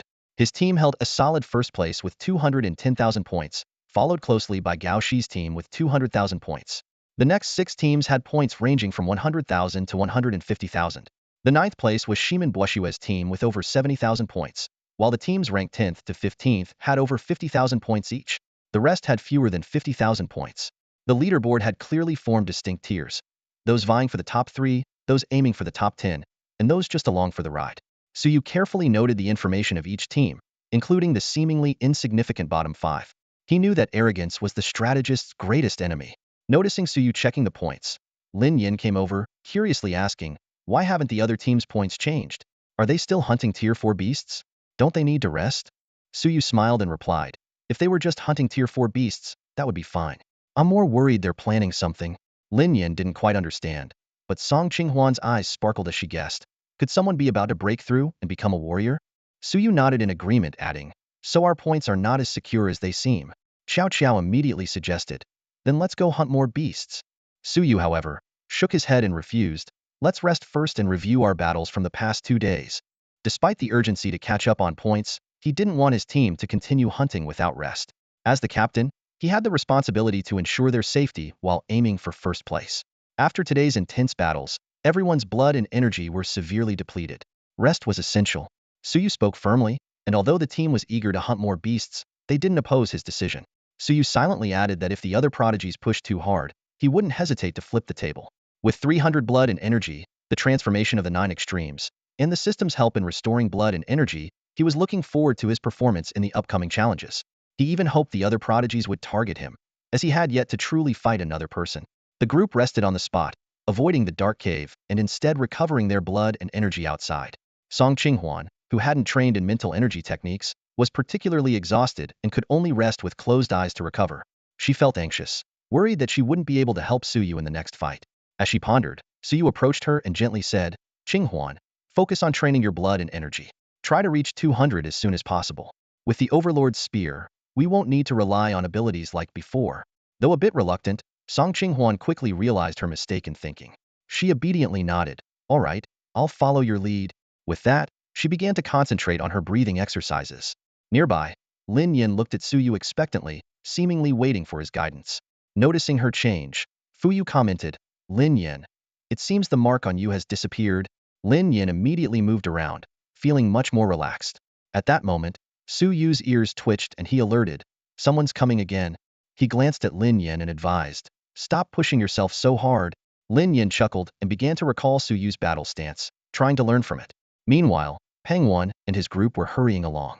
Pengwen confidently said, we're almost there. We've been here before. Let's try to get out before dark. If we can't part with tears in our eyes, can we still part with a smile? This lyric suddenly flashed through Suyu's mind as he gazed at the bewildered faces of Pengwen and his group, momentarily lost in thought. In the mental realm, everyone else looked confused. Pengwen stood frozen, his toes digging into the ground as if trying to leave marks. This unexpected reunion filled him with regret, cursing himself 100 times over. Why did you remove the mark? Are you stupid? Even if you couldn't hunt them, the mark could have at least helped you avoid them. The 10 of them stood in awkward silence, the air thick with unease. Lin Yan's overwhelming aura left Pengwen's group dumbfounded, their minds filled with countless questions.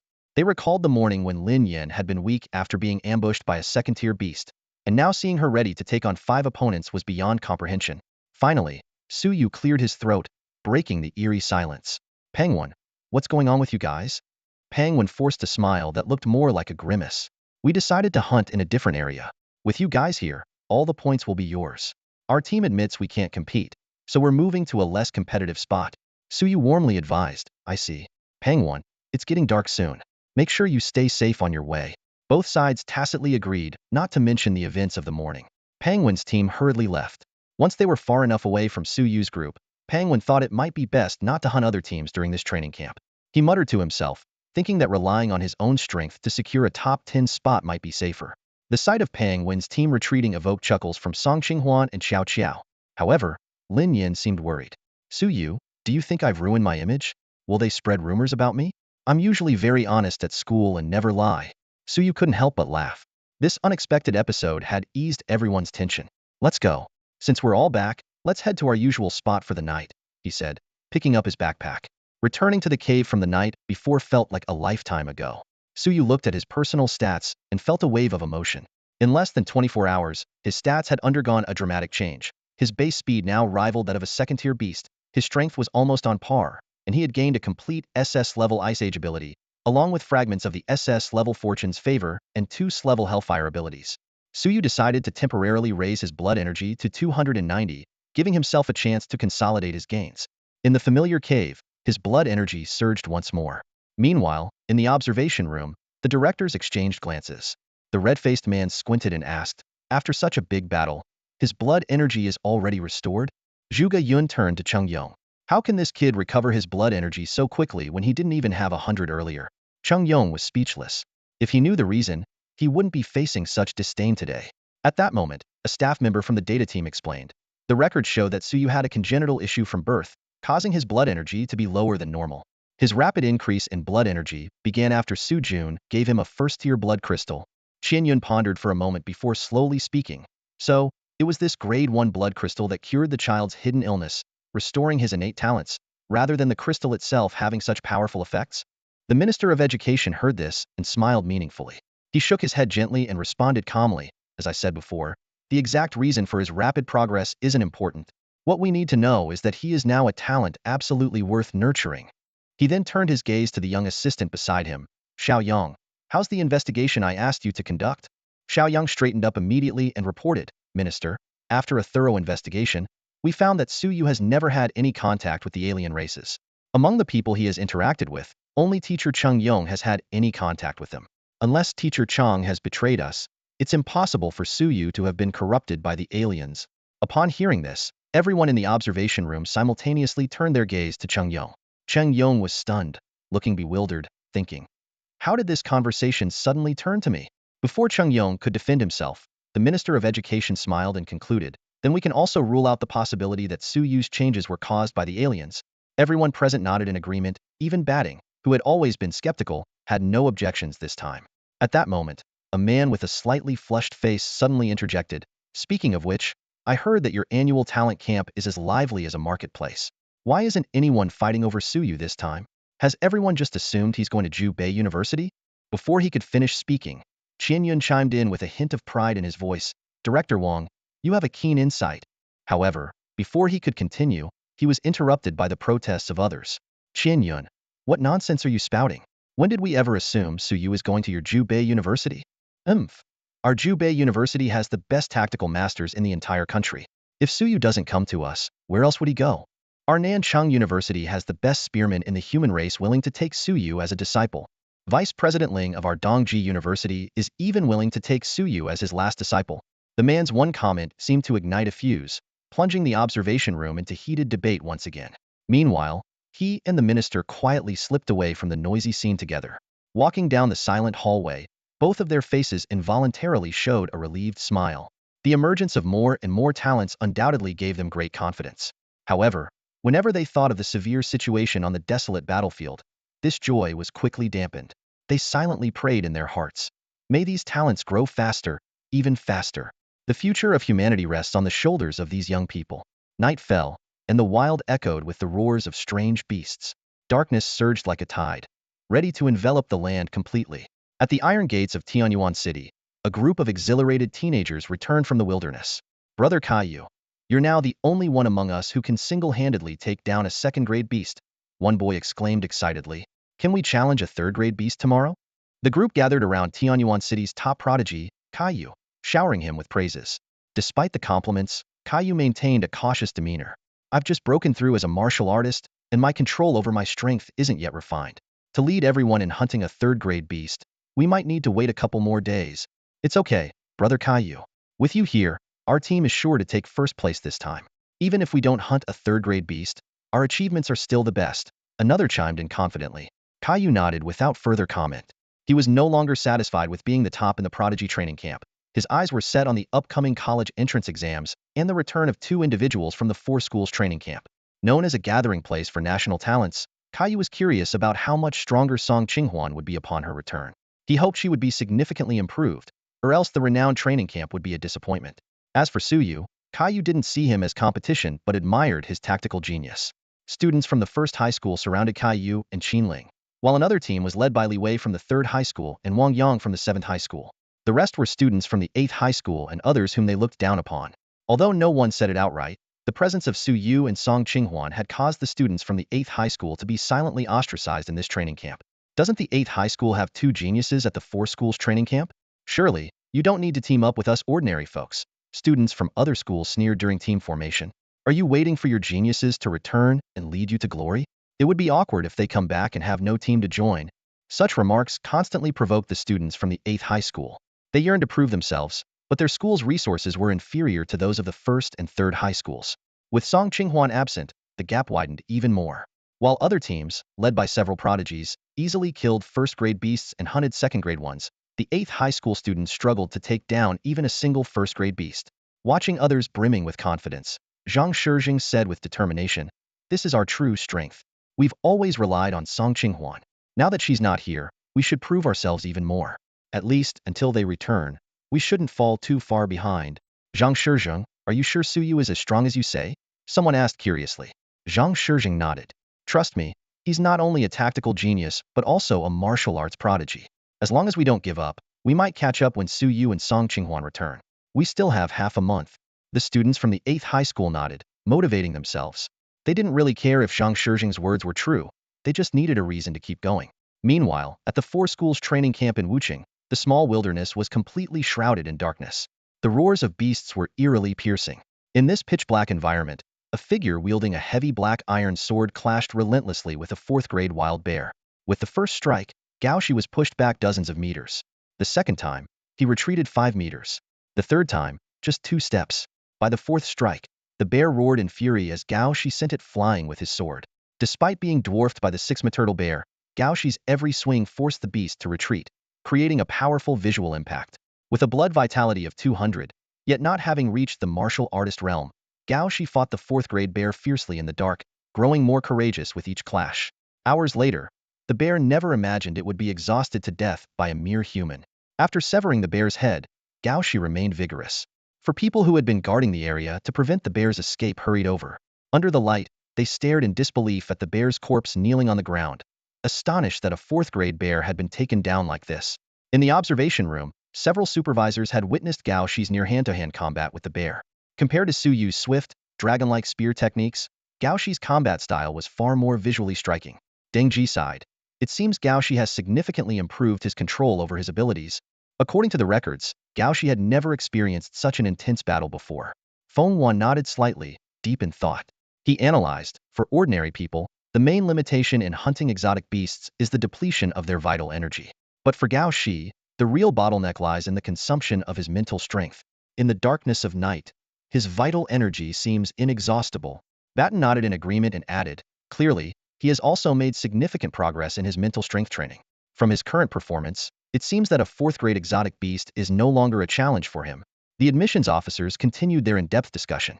They noted that although Gaoshi's abilities allowed him to disregard the depletion of vital energy, his control over it had improved qualitatively. From the 9-fold strike he used today, his ability to control vital energy had far surpassed previous levels. Records showed that he could only manage 3 stacked strikes at most before, but today's final strike reached the 5th level. Listening to everyone's analysis, Deng Ji couldn't help but marvel. If he continues to grow at this rate, given time, Gaoshi will undoubtedly become a war god on the desolate battlefield, feared by all alien races. However, Deng Ji then shifted the topic to another prodigious young man. "But, compared to Gaoshi's precise control over vital energy, have you all noticed that Suyu seems to have no concept of this at all?" She continued to elaborate on her observations. "Suyu's spear skills are undoubtedly impressive, and his use of the phantom step is masterful. But when it comes to using vital energy, he seems to only know how to unleash it fully, lacking meticulous control. This might be an area he needs to focus on improving in the future. As a martial artist, he might rely on his talent to outshine many prodigies. But once everyone advances to become martial artists and their vital energy deepens, facing opponents who can skillfully control their vital energy, he might lose his advantage." A glint of determination flashed in Deng Ji's eyes as she continued, "Ladies and gentlemen, our South City University has the most extensive experience in controlling vital energy among the 4 major academies. To nurture this future prodigy of the human race, I believe Suyu joining our South City University is the best choice. And of course," she turned to Professor Zhuge with a sincere tone, "Professor Zhuge, we also earnestly invite you to become a lifetime honorary professor at South City University." Deng Ji's words were like a heavy blow, causing the previously nodding crowd to change their expressions instantly. Qian Yun's eyebrows shot up as he squeezed out his words through clenched teeth. "Deng Ji, don't go too far." Facing Qian Yun's anger, Deng Ji remained innocent, smiling as she retorted, "How am I being excessive? I'm doing this for Suyu and for the benefit of our human race." The next morning, as the darkness of the wilderness gradually faded, each team prepared to end their night of rest and training. In the cave where Wu Linlin's team was staying, Hime suddenly erupted with energy, her blood and qi surging. Her skin began to excrete a large amount of black substance, filling the cave with a pungent odor. The other four members widened their eyes in shock and immediately held their breath. After undergoing 3 rounds of transformation, Hime's skin was covered with several centimeters of black impurities. As the transformation ended, her aura gradually stabilized. Wu Linlin and the others, covering their noses and mouths, approached to check on her. They saw Hime slowly open her eyes, which now shone with unprecedented brightness. Despite the unpleasant smell emanating from Hime, who looked like a lump of black mud, Wu Linlin had fortunately chosen a cave with a spring the night before. As soon as Hime opened her eyes, she was almost overwhelmed by her own odor. Without greeting anyone, she quickly dashed into the spring. Moments later, a refreshed Hime, with skin as smooth as jade, emerged from the spring, which had turned into a pool of black water. The cave still reeked, so the group quickly packed their belongings and fled outside. Once outside, everyone eagerly asked Hime about her breakthrough to becoming a warrior. Hime took a moment to feel her changes and replied, "My qi and blood have increased by at least 10 points, and my control over my body has improved. Most importantly, my mind feels exceptionally clear, and my body is incredibly light." She then looked earnestly at Wu Linlin. "Linlin, don't worry. I will help you reclaim our points and ensure Suyu doesn't trample us." Wu Linlin was taken aback, not recalling any conflict with Suyu. They hadn't even exchanged words, and if given the chance, she actually wanted to get to know Suyu better. But seeing Hime's strong competitive spirit, Wu Linlin went along with her. "All right, once you get used to it, we'll start hunting 4th-grade beasts." Hime nodded firmly. "Yes," she silently vowed. "Suyu, I'll show you that if you can hunt 4th-grade beasts, so can we." When someone realizes they are wrong but refuses to admit it, they often fall into a frenzy trying to prove themselves right. That day, the wilderness was destined to be filled with a foul smell. The admissions office directors found that 12 students had broken through to become warriors overnight, including all 4 members of Hao Jiming's team. The most noticeable change in becoming a warrior is in one's physique. Although strength, speed, and qi and blood might not show significant improvement, the ability to recover and use qi and blood sees a qualitative leap. Moreover, the direction of qi and blood enhancement becomes clearer. Warriors need to temper 64 upper limb bones and 62 lower limb bones in sequence. Each tempered bone increases the corresponding qi and blood and strengthens that area's ability. Tempering all upper or lower limb bones brings one to the peak of a 1st-grade warrior, while tempering all 4 limbs bones makes one a peak 2nd-grade warrior. The qi and blood gained from tempering bones depends on individual talent, and the speed of tempering relates to the limits reached in previous stages. The more transformations undergone, the faster the bone tempering, with fewer obstacles. It's said that warriors who complete 9 rapid transformations will face no obstacles in tempering bones below the middle grade, and their bone strength will far exceed others in the same realm. Upon learning this information, Suyu became even more determined to break through and become a warrior as soon as possible. However, when he saw that Gao Zai's team had gained 300,000 points overnight, reaching a total of 500,000 and taking the top spot, he was stunned. He thought he was doing well, but he hadn't expected anyone to be even more formidable. Seeing Suyu deep in thought, Fuyu hesitated before advising, "Suyu, it doesn't really matter if we get 1st place. Don't rush to break through to become a warrior just to win. Your qi and blood can still improve, and you might even use blood crystals to enhance further. You have a good chance of reaching the realm of an absolute warrior. With your talent, I believe the 4 major academies would be willing to provide you with a high-quality blood crystal." Song Qinghuan, glaring at Suyu with clenched teeth, added, "Don't do anything foolish. You know what's more important, right? Otherwise, we'll knock you out and wait until the training camp ends." Her fierce words, paired with her little tiger teeth, even stunned Lin Yan standing nearby. "Sis, do you really think the 4 of us can knock your boyfriend out? I didn't hypnotize you, did I?" Song Qinghuan seemed to hear his thoughts. A determined look flashed in her eyes as she confidently said, "Don't worry, if needed, I'll be the first to charge." Lin Yan immediately gave a thumbs up in agreement. Xiao Qiao optimistically added, "No worries, maybe we'll bump into a dying 5th-rank alien as soon as we step out. That way, the captain won't need to break through early or get knocked out." Lin Yan nodded in agreement. "Xiao Qiao, you have a point. I believe you." The group seriously debated whether to knock out Suyu or to hunt a 5th-rank alien beast. Suyu stood to the side, completely bewildered. He couldn't remember ever saying he needed to break through early. Besides, wasn't his blood energy already at 300? Wait, maybe it wasn't. Just then, with a loud boom, Suyu's blood energy surged again. Everyone froze, turning stiffly to look at him. Suyu grinned and said casually, "I'm not in a hurry. I just absorbed a 2nd-rank blood crystal, so my blood energy is increasing rapidly." What are you all discussing? Song Qinghuan led with a chuckle, and the other three, including Fuyu, joined in with forced laughter. Their smiles seemed to say, so what if your blood energy is increasing quickly? Despite this, everyone felt a bit more reassured.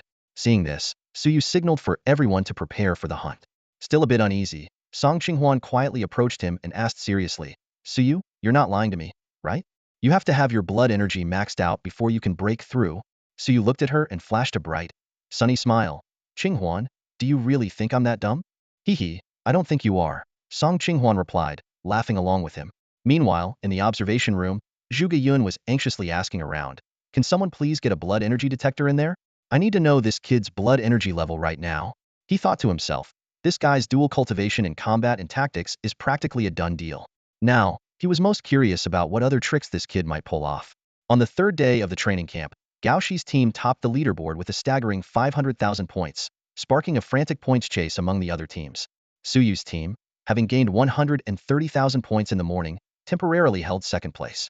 However, the situation took a sharp turn in the afternoon. Points surged explosively across the board, with the lower-ranked teams climbing by the thousands and the top 8 teams soaring by the tens of thousands.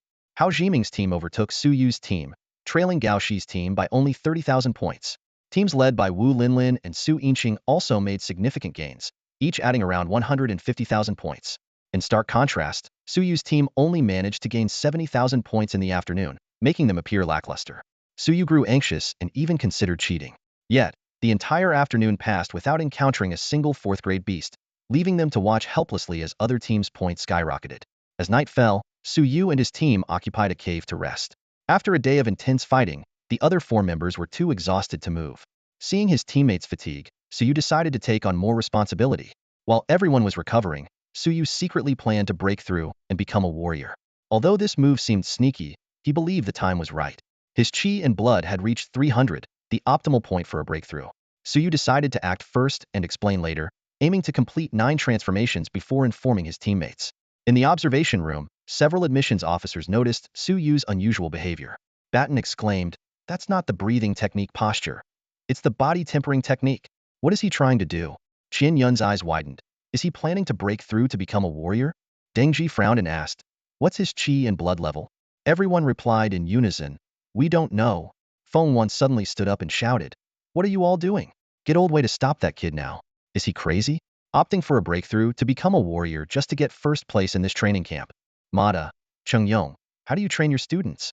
He turned to Zhuge Yun. Why are you laughing? Do you think Suyu breaking through early means he'll major in your tactics department? Let me tell you, that's not happening. Even if he breaks through early, he's still a martial arts prodigy. Meanwhile, Wei Yikuan, who was guarding the wildlands, also faced a dilemma. According to the rules, they couldn't interfere with the students' decisions, but he couldn't ignore the situation. With a loud crash, the stone at the cave entrance shattered. Suyu and his team immediately went on alert, weapons in hand. Suyu, having just mobilized his chi and blood, stood in front with his overlord spear, his expression serious and his aura more formidable than any fourth-grade beast they had encountered. To their surprise, it was Wei Yikuan at the entrance, carrying a chi and blood detector. The unexpected scene left everyone stunned. Wei Yikuan glanced at them and said, what, do you want to fight me? He put down the detector and turned to Suyu. Come on, kid.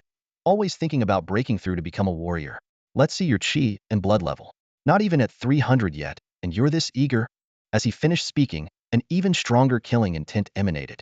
Song Qinghuan stared intently at Suyu, and the atmosphere turned icy. In the observation room, the previously agitated officers were now leisurely sipping tea, with a look of schadenfreude on their faces. They thought, let's see how you handle this now, kid. Under everyone's gaze, Suyu walked to the detector without a word and placed his hand on it. His chi and blood surged, and the numbers on the detector fluctuated. Chi and blood 300. The cave fell into a dead silence. In the observation room, the officers simultaneously spat out their tea and stood up, staring at the 300. Zhuge Yun calmly remarked, well, the kid really has 300 chi and blood. Not bad, a student I had my eye on. Do these masters think we tactics folks are brainless? In the cave, Wei Yikuan was also stunned. He had Fuyu test it too, and the result was 179. Wei Yikuan scratched his head and muttered, it's not broken. Fuyu, who had just turned, visibly paused. Suyu smiled and walked over to Song Qinghuan. Qinghuan, see? I didn't lie to you. Song Qinghuan looked remorseful. I'm sorry, Suyu. I shouldn't have doubted you. Suyu comforted her. Don't say that. Even the instructor didn't believe me. Do you think you're better than the instructor? I'm happy you care about me. Song Qinghuan felt a deep sense of guilt, recalling how she hadn't fully trusted Suyu before. She resolved to change. Suyu, from now on, no matter what decisions you make, I'll support you unconditionally. No matter what. I believe in you. Feeling her sincerity, Suyu was about to speak when Wei Ikuin interrupted. Stop, stop. You two are both good kids. Neither of you is wrong. Suyu, come here. Suyu obediently walked over. Wei Ikuin said solemnly, although your chi and blood have reached 300, I advise you not to break through to a warrior just yet. Why, instructor? Suyu asked. If you want to be the strongest in your realm, you should try breaking through using high-grade blood crystals. Wei Ikuin's words left everyone stunned. With chi and blood already at 300, could he still use high-grade blood crystals to break through? Wei Ikuin spoke slowly and deliberately, his gaze piercing as he stared at the young man before him. What is your martial ambition? Suyu answered without hesitation, his voice firm and eyes shining with determination. To make all exotic beasts food for our people, and to drive the desolate aliens off Blue Star. Wei Ikuin wasn't surprised by this answer. He nodded slightly and pressed on. Do you think becoming a 7th-rank master will be enough to achieve that? Suyu shook his head, indicating no. What about 8th-rank golden body, 9th-rank grandmaster, or even a god king? Wei Ikuin continued to probe, his tone carrying a hint of a test. I don't know, Suyu replied honestly, his brows furrowing as he pondered the question. Wei Ikuin's expression grew serious as he surveyed the surroundings before focusing back on Suyu. I can tell you that even a 9th-rank grandmaster or a god king cannot fulfill your martial ambition. In this world, exotic beasts can reach the level of 9th-rank grandmasters, and the aliens are even more formidable. A single grandmaster alone cannot expel them from the desolate Blue Star. Our current grandmasters and god kings can only hold up the sky for you young ones. The atmosphere in the cave became tense, and everyone held their breath, listening intently to Wei Ikuin's every word. From his speech, they gleaned some insights about the desolate battlefield, gaining a clearer understanding of the challenges that lay ahead. Wei Ikuin continued, we don't yet know what incredible and powerful realms lie beyond the 9th rank, but if you want to achieve your martial ambition or even come close to it, being undefeated in your realm is what you should strive for. Even if we don't know the vast world beyond the 9th rank, being invincible within the 9 ranks would honor the sacrifices of our countless ancestors. At the very least, it would prevent our people from being as passive on the desolate battlefield as they are now. After he finished speaking, a slight smile appeared on Wei Ikuin's lips. So I'm telling you now, you are far from reaching your ultimate potential. There was a predecessor of ours who, after reaching a blood vitality of 300 absolute units, used a blood crystal to harness the power of an 8th-rank beast and tempered his entire body, achieving an indestructible essence as a 1st-rank warrior. From then on, he was invincible in his realm, not just among our people, but even against the desolate aliens. Are you willing to try? Suyu grinned, his eyes sparkling with excitement. Instructor, if an 8th-rank blood crystal can have such an effect, wouldn't a 9th-rank one be even better? Wei Ikuin almost lost his composure, a vein of exasperation appearing on his forehead. 9th-rank beasts don't have blood crystals. When they break through to the 9th rank, their blood crystals transform into the essence of the Tao, becoming their foundational core. They don't have blood crystals as such. Suyu showed a hint of disappointment, though he didn't even possess a blood crystal above the 3rd rank. He thought to himself, one must dare to dream. Without daring to dream, how could one drive away the aliens and storm their homeland? Wei Ikuin noticed Suyu's thoughts, a faint smile playing at the corners of his mouth. He continued, setting aside the matter of 9th-rank blood crystals, just using an 8th-rank blood crystal to temper your entire body would grant you immense power, but also significantly increase the difficulty of further breakthroughs. Choosing such a path means your bone refinement speed, which should be hundreds of times faster than others, would no longer be an advantage. Additionally, the blood vitality required for your bone refinement would be hundreds of times that of ordinary people. This gap might make your cultivation speed slower than that of your peers. So, answer me again. Do you want to pursue the path of being invincible in your realm? Suyu thought for a moment and asked, Instructor, can you tell me the current realm of the last person who chose this path? Wei Ikuin's gaze deepened, and he spoke softly. He has already sacrificed himself. Wei Ikuin then detailed the story of that fallen hero. At the 6th rank, he was ambushed by 8 alien grandmasters. He killed 6 and wounded 2. Ultimately, 4 alien golden body warriors and 2 god kings intervened, preventing our grandmasters from helping, and they forcibly killed Lu Ling. In his final moments, Lu Ling chose the forbidden self-destruction technique, injuring the essence of 2 golden body warriors, leaving them unable to recover to this day. His life was short but magnificent. The 5 young people in the cave stood in solemn respect. Lu Ling's name was new to them, but they felt deeply moved by his bravery and sacrifice. Su Yu's eyes were resolute, his voice unwavering. Instructor, I want to follow this path. If Lu Ling could kill 7th-rank grandmasters and injure 8th-rank golden body warriors at the 6th rank, then so can I. Wei Yikuan's tone grew stern as he asked again, are you sure? You must understand that Lu Ling took 15 years to go from a 1st-rank warrior to a 6th-rank warrior. If he hadn't chosen this path, he might have become a grandmaster or even an 8th-rank golden body warrior in those 15 years. If he hadn't instilled fear in the aliens, we might now have another grandmaster among our ranks. Wei Yikuan laid out the pros and cons clearly. Among the higher-ups of their people, Lu Ling's choice was still a matter of debate. Some believed Lu Ling chose the wrong path, causing their people to lose a powerful warrior. Others believed that martial artists should always strive for higher limits, as that was the only way their people could ever hope to turn the tide. Amidst the heated argument, the second absolute martial artist after Lu Ling chose a different path. However, today, the third absolute martial artist has emerged. The Minister of Education made an unprecedented decision, handed the choice over to Su Yu. Su Yu's eyes were resolute, showing no sign of hesitation. He looked directly at the teacher in front of him, speaking steadily. Teacher, didn't you just say that merely becoming a grandmaster won't fulfill my martial aspirations? If I back down now, wouldn't it prove that my martial aspirations are just a joke? His lips curled into a slight smile. At the very least, instilling fear in the alien races isn't a bad outcome either. Wei Yikuan burst into laughter upon hearing this and turned to put away the blood pressure monitor. Just then, an unexpected event occurred. Thud. A mouthful of blood spurted from Su Yu's mouth. Su Yu. Captain. What's wrong? Brother Su Yu. Why are you coughing up blood? Song Qinghuan and the others immediately rushed to Su Yu's side, their faces filled with concern. In the observation room, several admission office directors stood up abruptly, their pupils contracting in shock. However, a barely noticeable smile appeared on the corners of Zhuge Yun and the Minister of Education's mouths. This kid is something else, they thought to themselves. Wei Yikuan was also stunned, about to step forward to check on Su Yu. But Su Yu, nonchalant, wiped the blood from the corner of his mouth and calmly said, Instructor, isn't it against the rules for you to interrupt my advancement to martial artist? My breakthrough was interrupted, causing mental damage. I probably won't be able to attempt another breakthrough for a while. This could very well lead to us losing our chance at first place. Shouldn't you compensate our team for the loss? Breaking the rules, mental damage, missing out on first place extortion, blackmail, and coercion. Su Yu was hitting all the marks.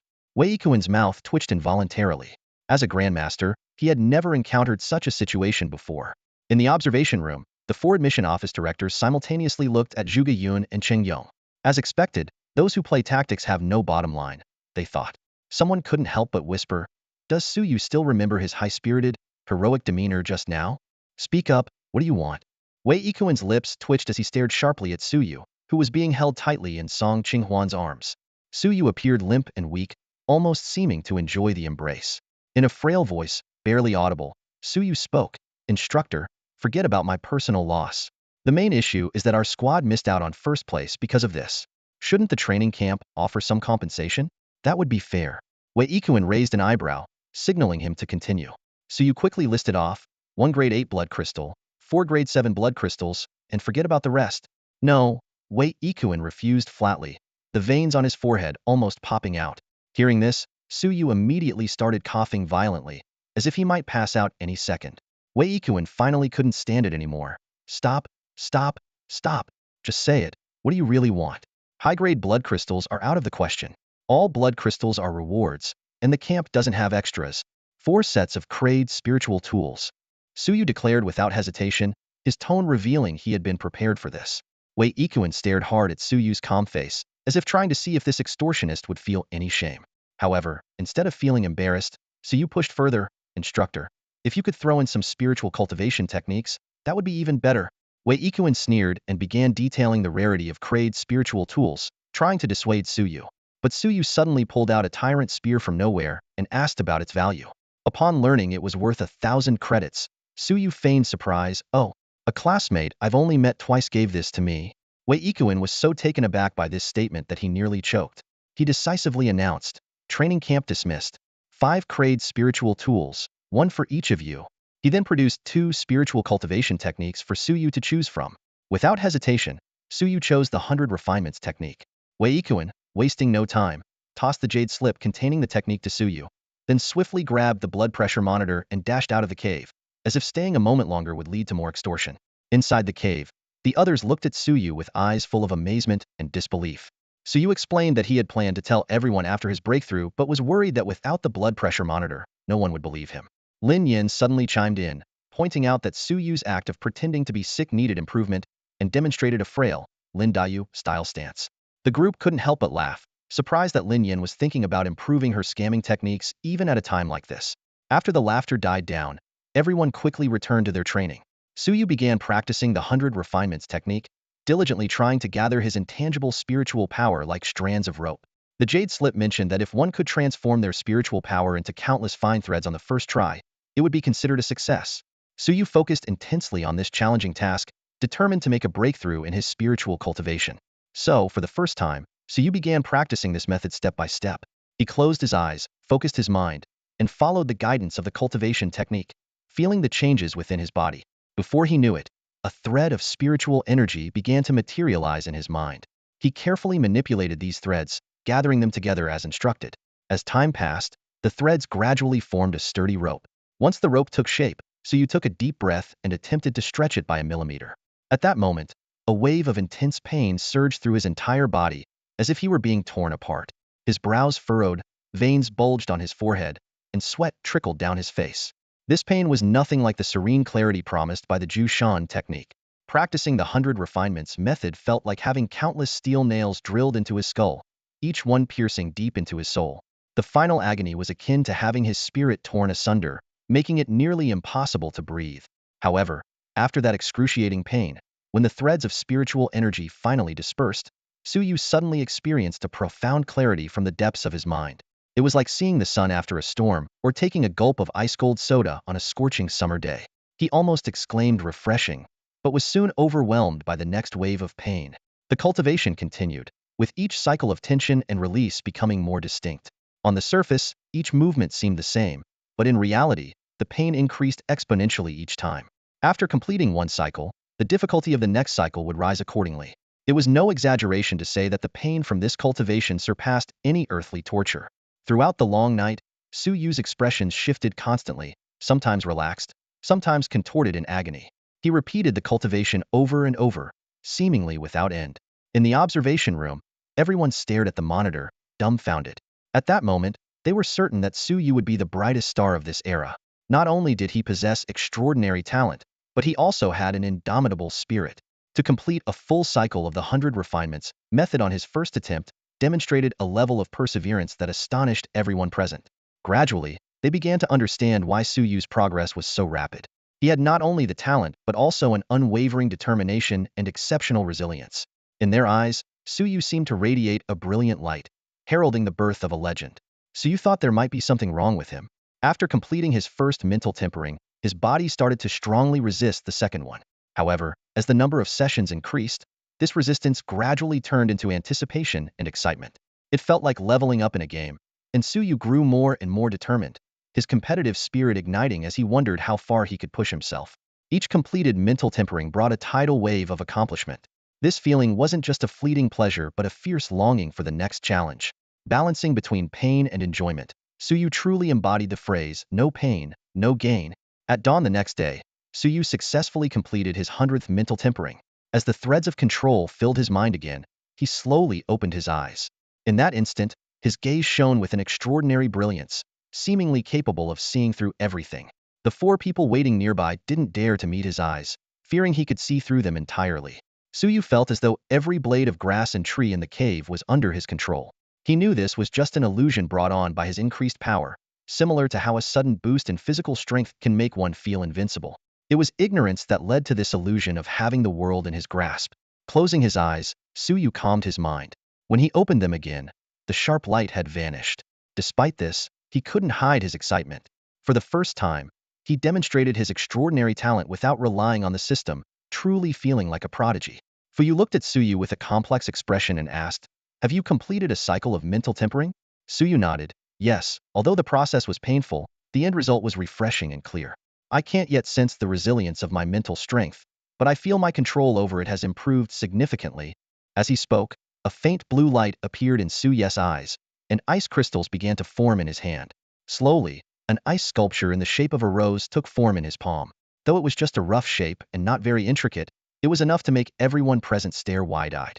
Improved control over mental strength meant enhanced abilities. In other words, in just one night, Su Ye's power had made a significant leap. Fuyu, expressionless, said, "They say the 100 tempering method needs to be done gradually, typically taking 100 days to complete a cycle. You did it in one night.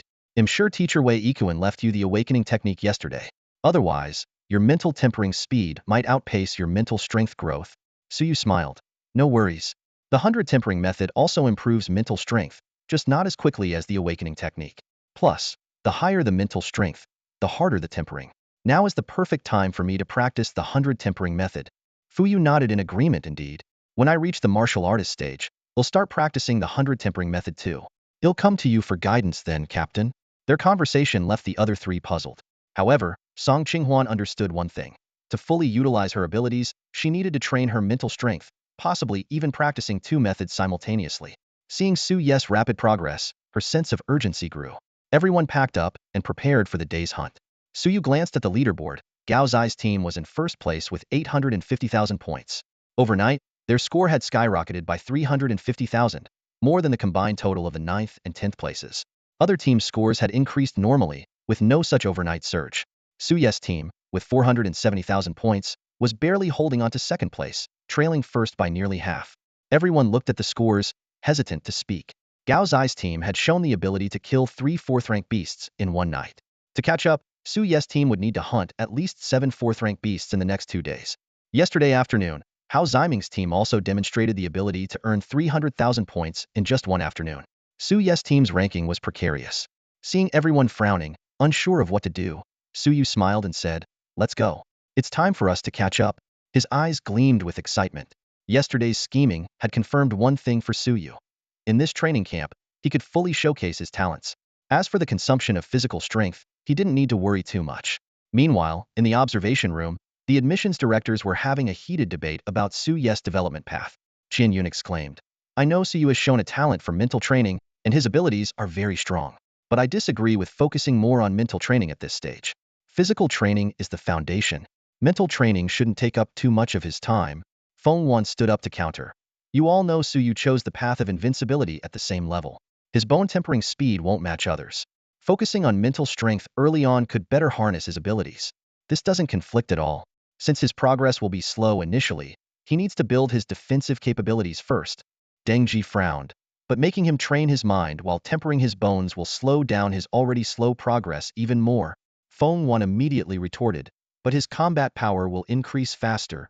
Bating interjected, "Don't forget, Suyu isn't just training in martial arts. He's also in the tactics department." Everyone turned to look at Zhuge Yun. Zhuge Yun smirked. "I thought you all forgot about that. If we keep discussing, will you also think Su Ye's tactical training is a waste of time?" No one spoke, but they were indeed thinking that. Zhuge Yun said calmly, "You're all too impatient. I know you want Suyu to rise quickly, but it shouldn't be rushed. Are you saying our race can't last 10 or 100 years?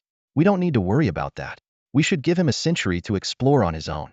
Instead of arguing here, you should explain why you prevented my student from breaking through to a martial artist yesterday, possibly causing him to miss out on the first place and an 8th-rank blood crystal. Suyu doesn't understand the stakes, but you're not planning to brush it off with a few token gestures, are you? Last night, Suyu had resorted to extortion and trickery. Today, a tactical master calmly stepped in to seek justice for his student. Many years later, the 4 retired admissions officers would still jump up and curse the tactician's shamelessness when recalling the unequal treaty signed that morning. Since then, the joint training camp of the 4 schools had established a strict rule. Tacticians were banned from the observation room. At that moment, Suyu, in the small wilderness, was unaware that his uninitiated mentor had secured significant benefits for him, while also attracting a lot of animosity. He stood before a grade 4 pale grass yellow-eyed rabbit, his eyes sparkling with excitement. He hadn't encountered a grade 4 exotic beast all afternoon yesterday, and now, on his first outing of the day, he had already spotted one. It was undoubtedly a good omen. Before Suyu could speak, Fuyu had already synchronized their mental frequencies. The blood-red patterns on the Overlord's spear flowed as Suyu shot towards the pale grass yellow-eyed rabbit like an arrow. Fuyu harassed it with arrows from the periphery, while Song Qinghuan, Lin Yin, and Xiao Xiao spread out to encircle the beast, coordinating with Suyu. The battle erupted instantly. The pale grass yellow-eyed rabbit swatted away the Overlord's spear with its sharp claws and then pounced towards Lin Yin. Suyu was prepared. His eyes glowed blue as countless ice spikes appeared out of thin air, targeting the beast's back. Watching this, Song Qinghuan nodded to himself. He realized he had been using Ice Age only for its freezing effect, stuck in a fixed mindset. As Suyu showcased his talent for supernatural abilities, his vigor burst forth, his speed matching the pale grass yellow-eyed rabbits. He exploited the flaw Lin Yin intentionally exposed, unleashing astonishing power, and swept the beast away with a single spear strike. The rabbit crashed through several towering trees before getting up, its small eyes full of confusion. It could sense that Su Yu's vitality wasn't strong, unable to comprehend how this small human had sent it flying. Su Yu didn't give the beast time to think. He unleashed his full vitality, dashing to the rabbit in an instant.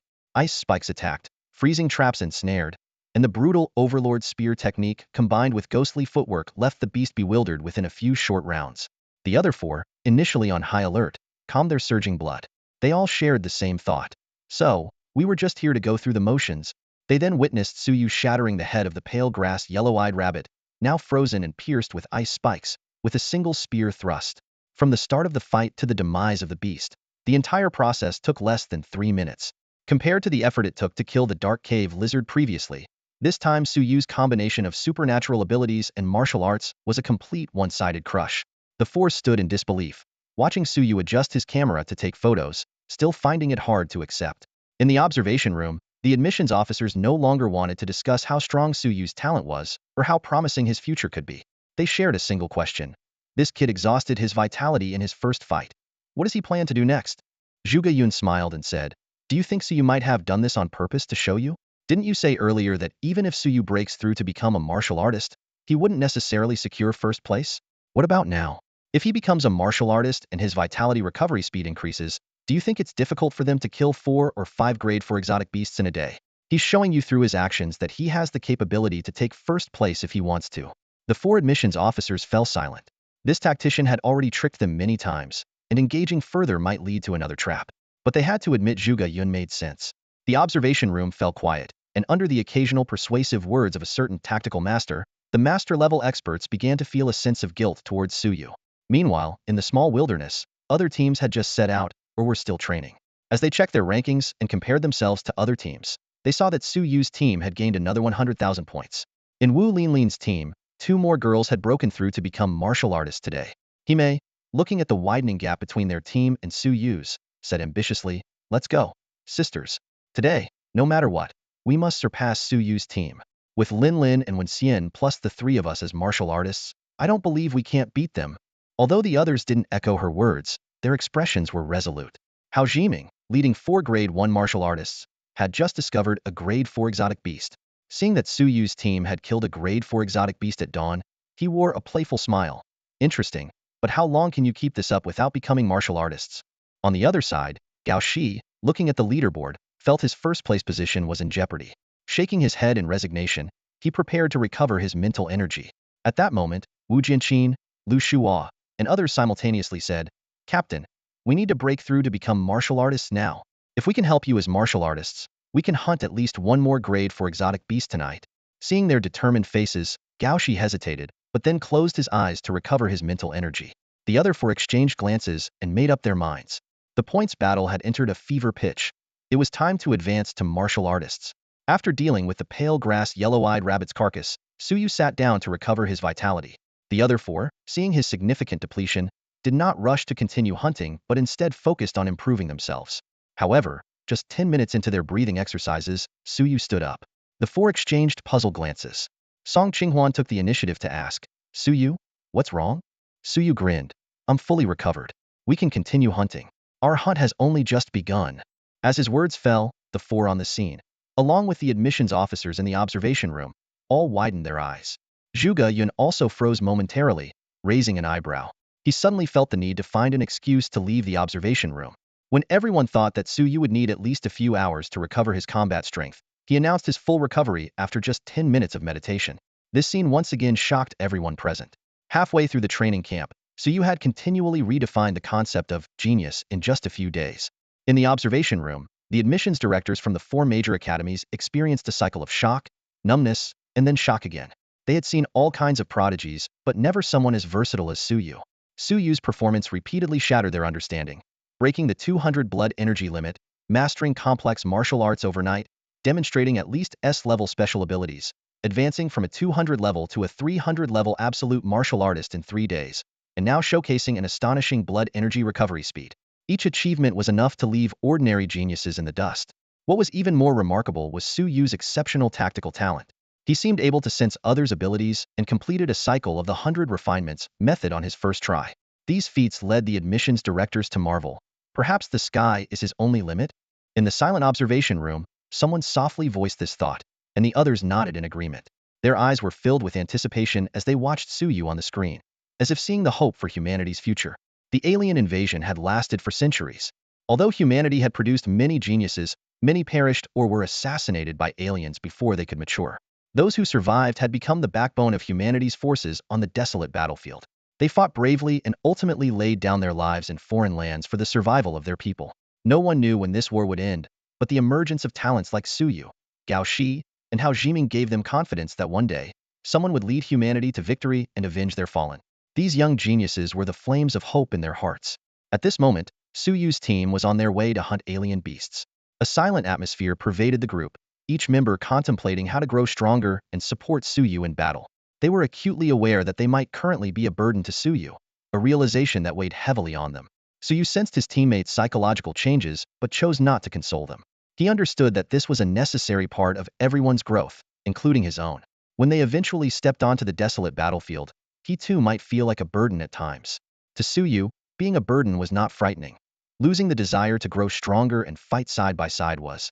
As long as they maintained this mindset, even if they temporarily lagged behind, the stronger members of the team would be willing to help them grow. They knew that one day, these teammates would become their most reliable comrades. While his teammates were pondering how to assist him, Su Yu was also exploring ways to improve more quickly. Yesterday, he had resolutely chosen the path of being invincible at the same level, fully aware of the two major challenges it posed: increased difficulty in bone refinement and issues with blood energy consumption. Su Yu had his own solution for the blood energy consumption problem. Killing a 4th-grade alien beast would fully restore his current blood energy, and this recovery could be stored.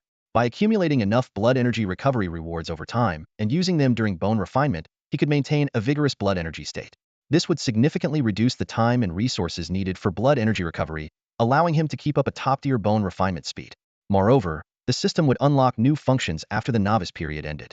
Therefore, while the admissions directors assumed that Su Yu's choice of invincibility at the same level would slow his progress, Su Yu himself was never worried. He was more focused on how to excel and turn his martial ambition from a mere slogan into reality. As Su Yu pondered these issues, the expressions of the 5 team members suddenly became tense simultaneously. As expected, after not encountering a single 4th-grade beast all afternoon yesterday, the probability of encountering one today was extraordinarily high. Su Yu's team immediately went into combat mode, each member swiftly drawing their weapons and unleashing their abilities. Su Yu, wielding the Overlord Spear, charged at the beast like a bolt of lightning. This time, he wasn't performing alone.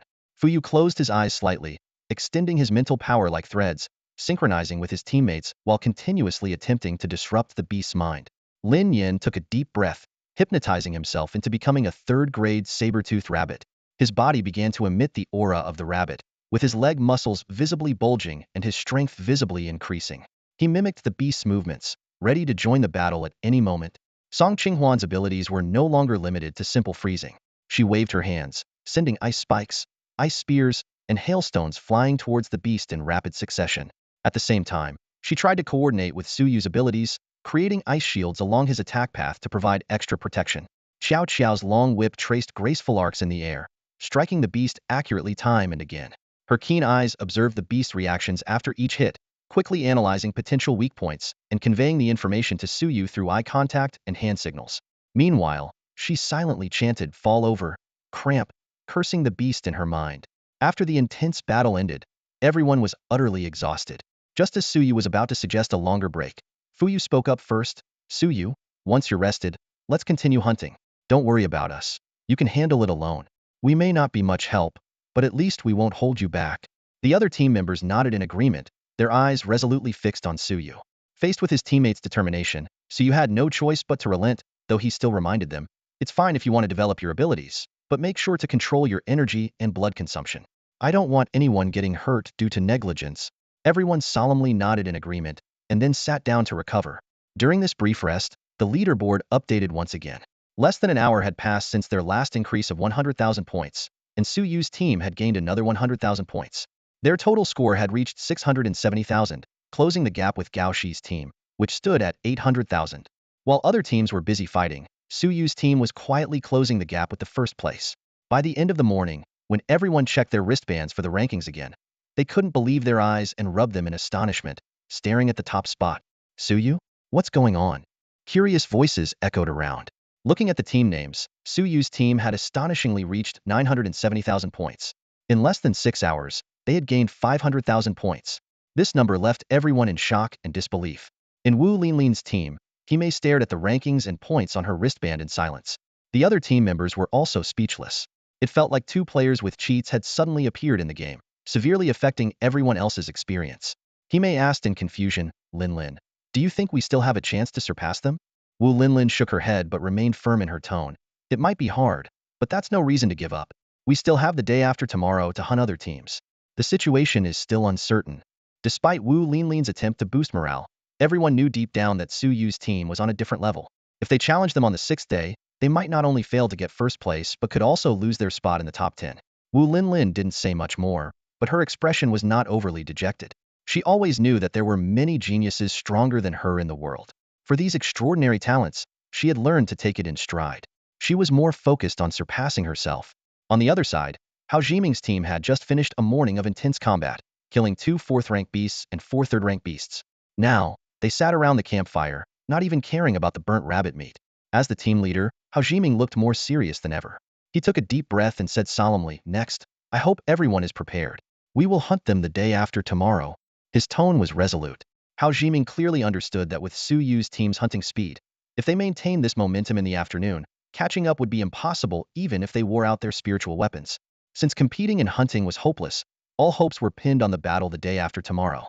For him, if they couldn't get first place, second place was no different from last place. In Gao Shi's team's cave, the other 4 members were still in the process of breaking through. Gao Shi repeatedly wanted to throw his wristband aside. The points leaderboard was severely affecting his mood. He had anticipated being surpassed by Su Yu, but not so quickly. Various speculations swirled in his mind. Had Su Yu already reached the warrior realm? But then, what's the point of getting first place? No, he should still have room for improvement. There's no need to break through early just for the first place. Could he, like me, recover his vitality quickly? Then how does he handle his spiritual power? Gao Shi paced back and forth, his thoughts growing more chaotic. Worried about affecting others' breakthroughs, he finally returned to his spot and began to cultivate his spiritual power. Instead of dwelling on the points deficit, he was more curious about how Su Yu managed to achieve this. Hao Jiming had already decided to target Su Yu. Gao Shi decided not to focus too much on the points and to do his best. Whatever rank he achieved, so be it. After all, he had tried his best, and his father couldn't blame him for not getting first place. The only fault lay in having such formidable competitors. At this moment, Gao Shi was eager to meet Su Yu. It was the first time in his life that he had thoughts like cheater and hack about someone else, usually reserved for how others viewed him. As night fell, Su Yu's team's points soared by another 600,000 in the afternoon. All the teams were numb with shock, marveling at the extraordinary performance of Su Yu's team and wondering how much Gao Shi's team could catch up tonight. The leaderboard displayed. First place, Su Yu's team 1,470,000. Second place, Hao Jiming's team 1,020,000. Third place, Gao Shi's team 850,000. For admissions directors gathered around Zhuge Yun, urging him to closely monitor the changes in the leaderboard. Qian Yun was the first to speak, his eyes sharp as he stared directly at Zhuge Yun with a cold sneer. Look at your student's ranking and tell me, how exactly did we make your student miss out on first place? Deng Ji chimed in, her tone dripping with sarcasm. I never thought I'd see the day when Professor Zhuge would misjudge something. I've heard you are a master strategist on the battlefield. Facing their accusations, Zhuge Yun remained unfazed and responded calmly. If my student can get first place, it's because of his own ability. If you influenced him, that's on you. Do these two things really conflict? Have you ever considered that if it weren't for you? Before Zhuge Yun could finish his sentence, the 4 admissions directors had already turned and walked out of the observation room, leaving the space in silence. Cheng Yong stood to the side, barely containing his laughter. Zhuge Yun glanced at him, his voice calm but with a hint of questioning. Is this the student you've been teaching for 3 years? Cheng Yong's smile froze, and he awkwardly defended himself. What's wrong? I've mainly been teaching him how to be a person these 3 years. Heh.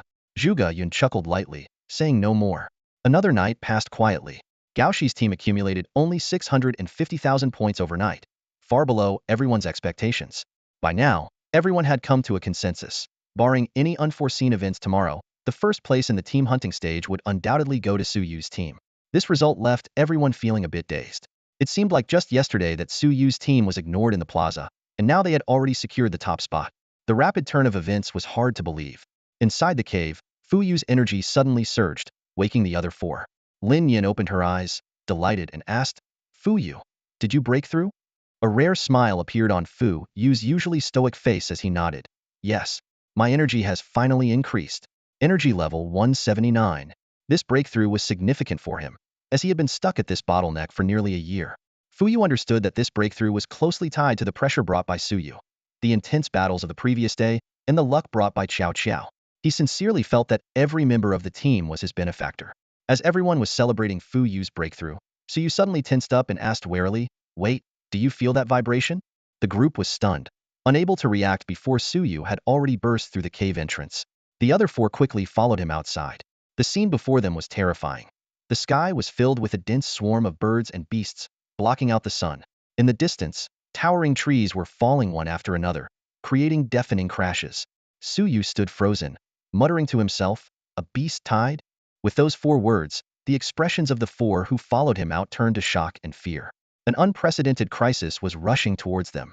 Damn! Lin Yin couldn't help but exclaim as he looked at the overwhelming number of exotic beasts. Suyu reacted immediately, shouting decisively, Run! The ground shook violently, and the sky was completely covered by a dense swarm of birds and beasts, creating an oppressive atmosphere. Although the beast tide had not yet reached them, the situation was urgent. Suyu led the charge, clearing the way ahead. Fuyu quickly synchronized his mind, while Lin Yin anxiously asked, Brother Yu, where are we going? This is a beast tide. Are we going to leave the training camp early? Suyu responded calmly, Don't panic. I'm not sure if this is part of the training. If it is, there should be a notification on our wristbands.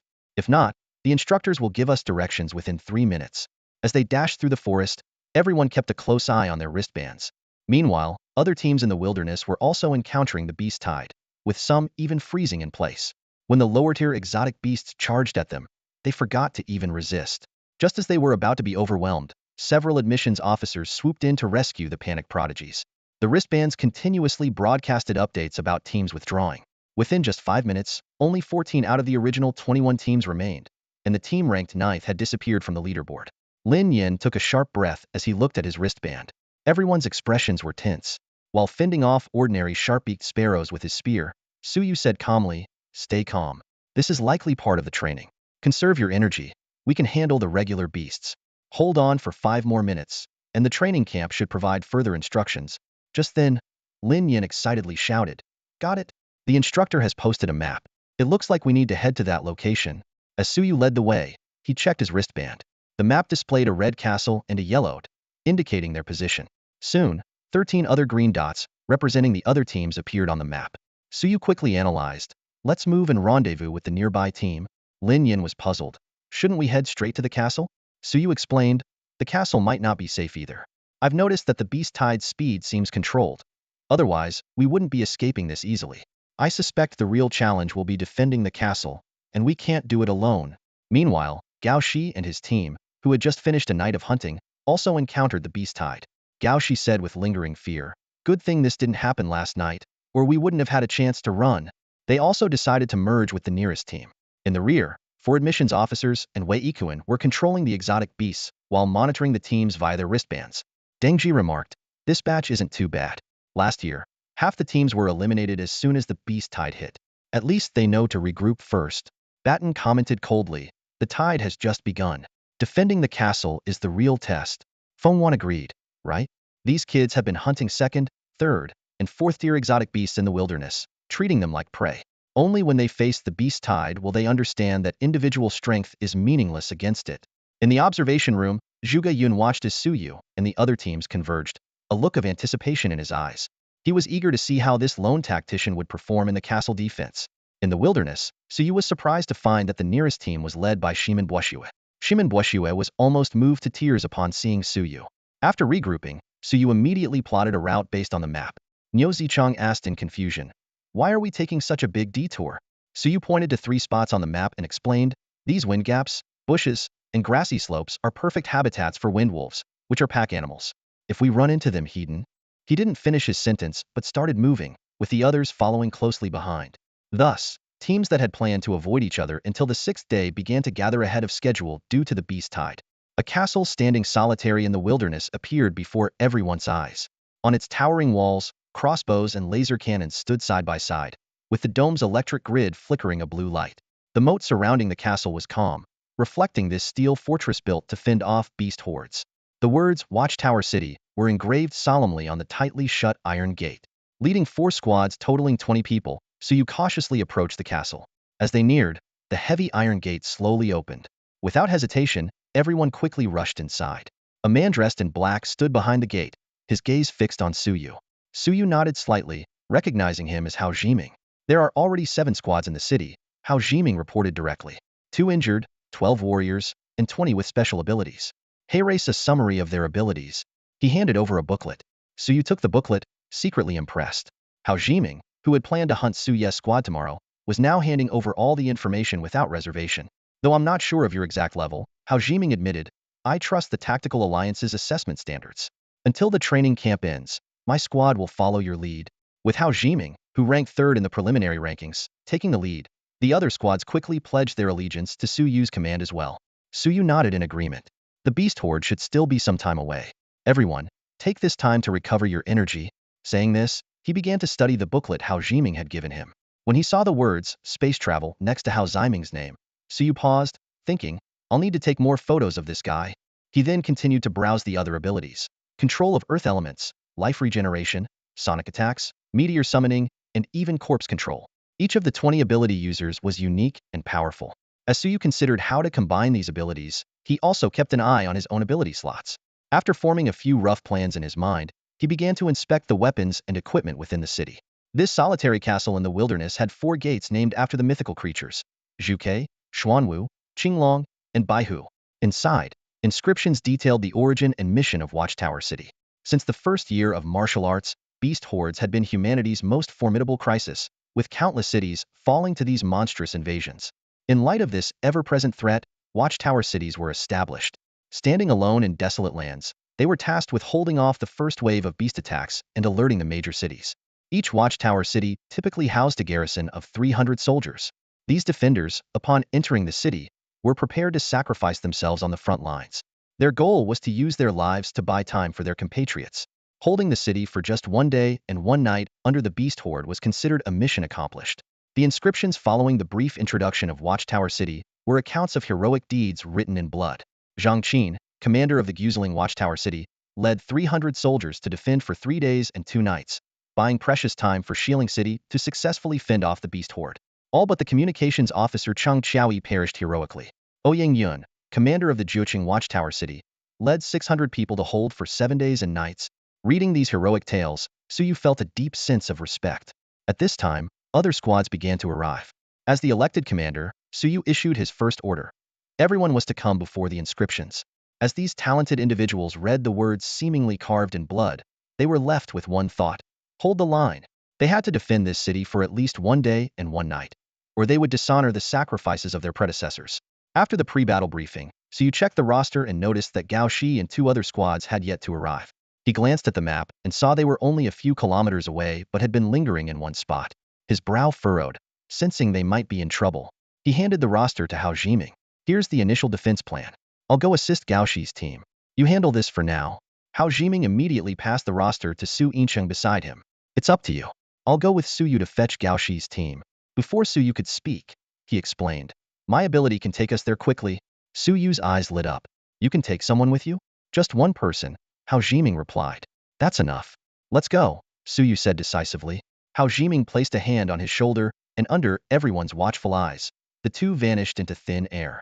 Inside Watchtower City, Su Yincheng looked at the roster with a wry smile. Did those 2 just dump this on him? As he reviewed the list, he was stunned. Was Suyu serious? Assigning 20 people to each of the Qinglong, Baihu, and Xuanwu gates, but only their squad and another to guard Zhuke? Insanity.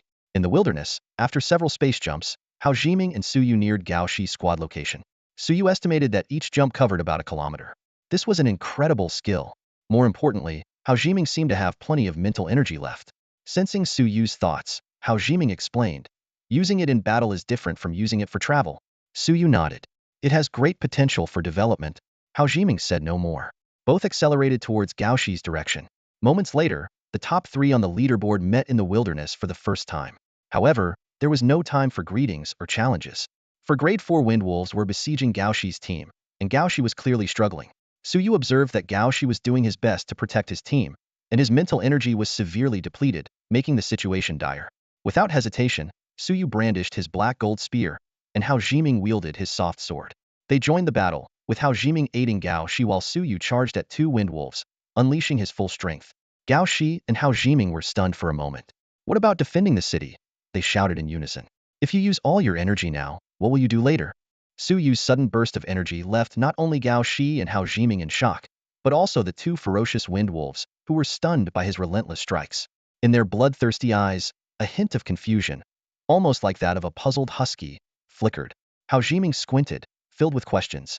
Despite Su Yu wielding a Krade's spirit weapon, the Overlord Spear, it was improbable for an ordinary Krade weapon to easily slay a 4th-rank beast with a single strike. He pondered silently. Could this brute be a strength-type Esper? And that ghostly movement, could it be the legendary Phantom Step from martial arts? Beside him, Gao Shi was thrilled. This guy is a beast. No wonder their points are so high. He hefted his heavy Xian iron sword and charged at the wind wolves. The 4 4th-rank beasts had frustrated him earlier, and now he finally had a chance to vent his anger. He lunged forward with wide, sweeping strikes. Hao Jiming, with a slight frown, followed closely with his flexible sword. The battle formation quickly took shape. Su Yu against two 4th-rank beasts alone, while Gao Shi and Hao Jiming teamed up against one, leaving the last to the remaining 14 members. Soon, Hao Jiming and Gao Shi defeated their beast. The air thickened with the scent of blood. The two wind wolves, still being chased by Su Yu, sensed their companion's death and immediately thought of fleeing. Seizing the moment, Su Yu's eyes suddenly glowed blue. The two who had been about to assist him stopped in their tracks. An ability? He has other abilities he hasn't used yet, they thought in astonishment. In an instant, an ice age-like frost spread, freezing the two wind wolves who had lost their will to fight.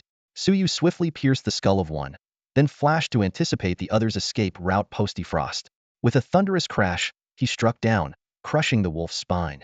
A faint whimper escaped its throat before Su Yu mercilessly drove his spear through its head. Two 4th-rank beasts were thus slain. Hao Jiming and Gao Shi exchanged shocked glances, speechless. The last wind wolf was easily dispatched by the three of them together. Despite his depleted energy, Su Yu still took out a camera to photograph the beasts. Hao Jiming hesitated to speak, but Su Yu preempted him, saying, "Let's move. The beast tide could come at any moment. We don't have time to recover." The group quickly advanced and finally reached Watchtower City. The city's residents, seeing them return safely, breathed a sigh of relief. However, noticing Su Yu's weakened state and Gao Shi's exhaustion, they couldn't help but worry about the imminent battle to defend the city. Back in Watchtower City, Su Yu asked Lin Yin to gather information on the others, while he sat down to recover. Surprisingly, before Lin Yin could finish, Su Yu was already back on his feet, looking revitalized. Everyone stared, dumbfounded, with Hao Jiming's eyes wide open.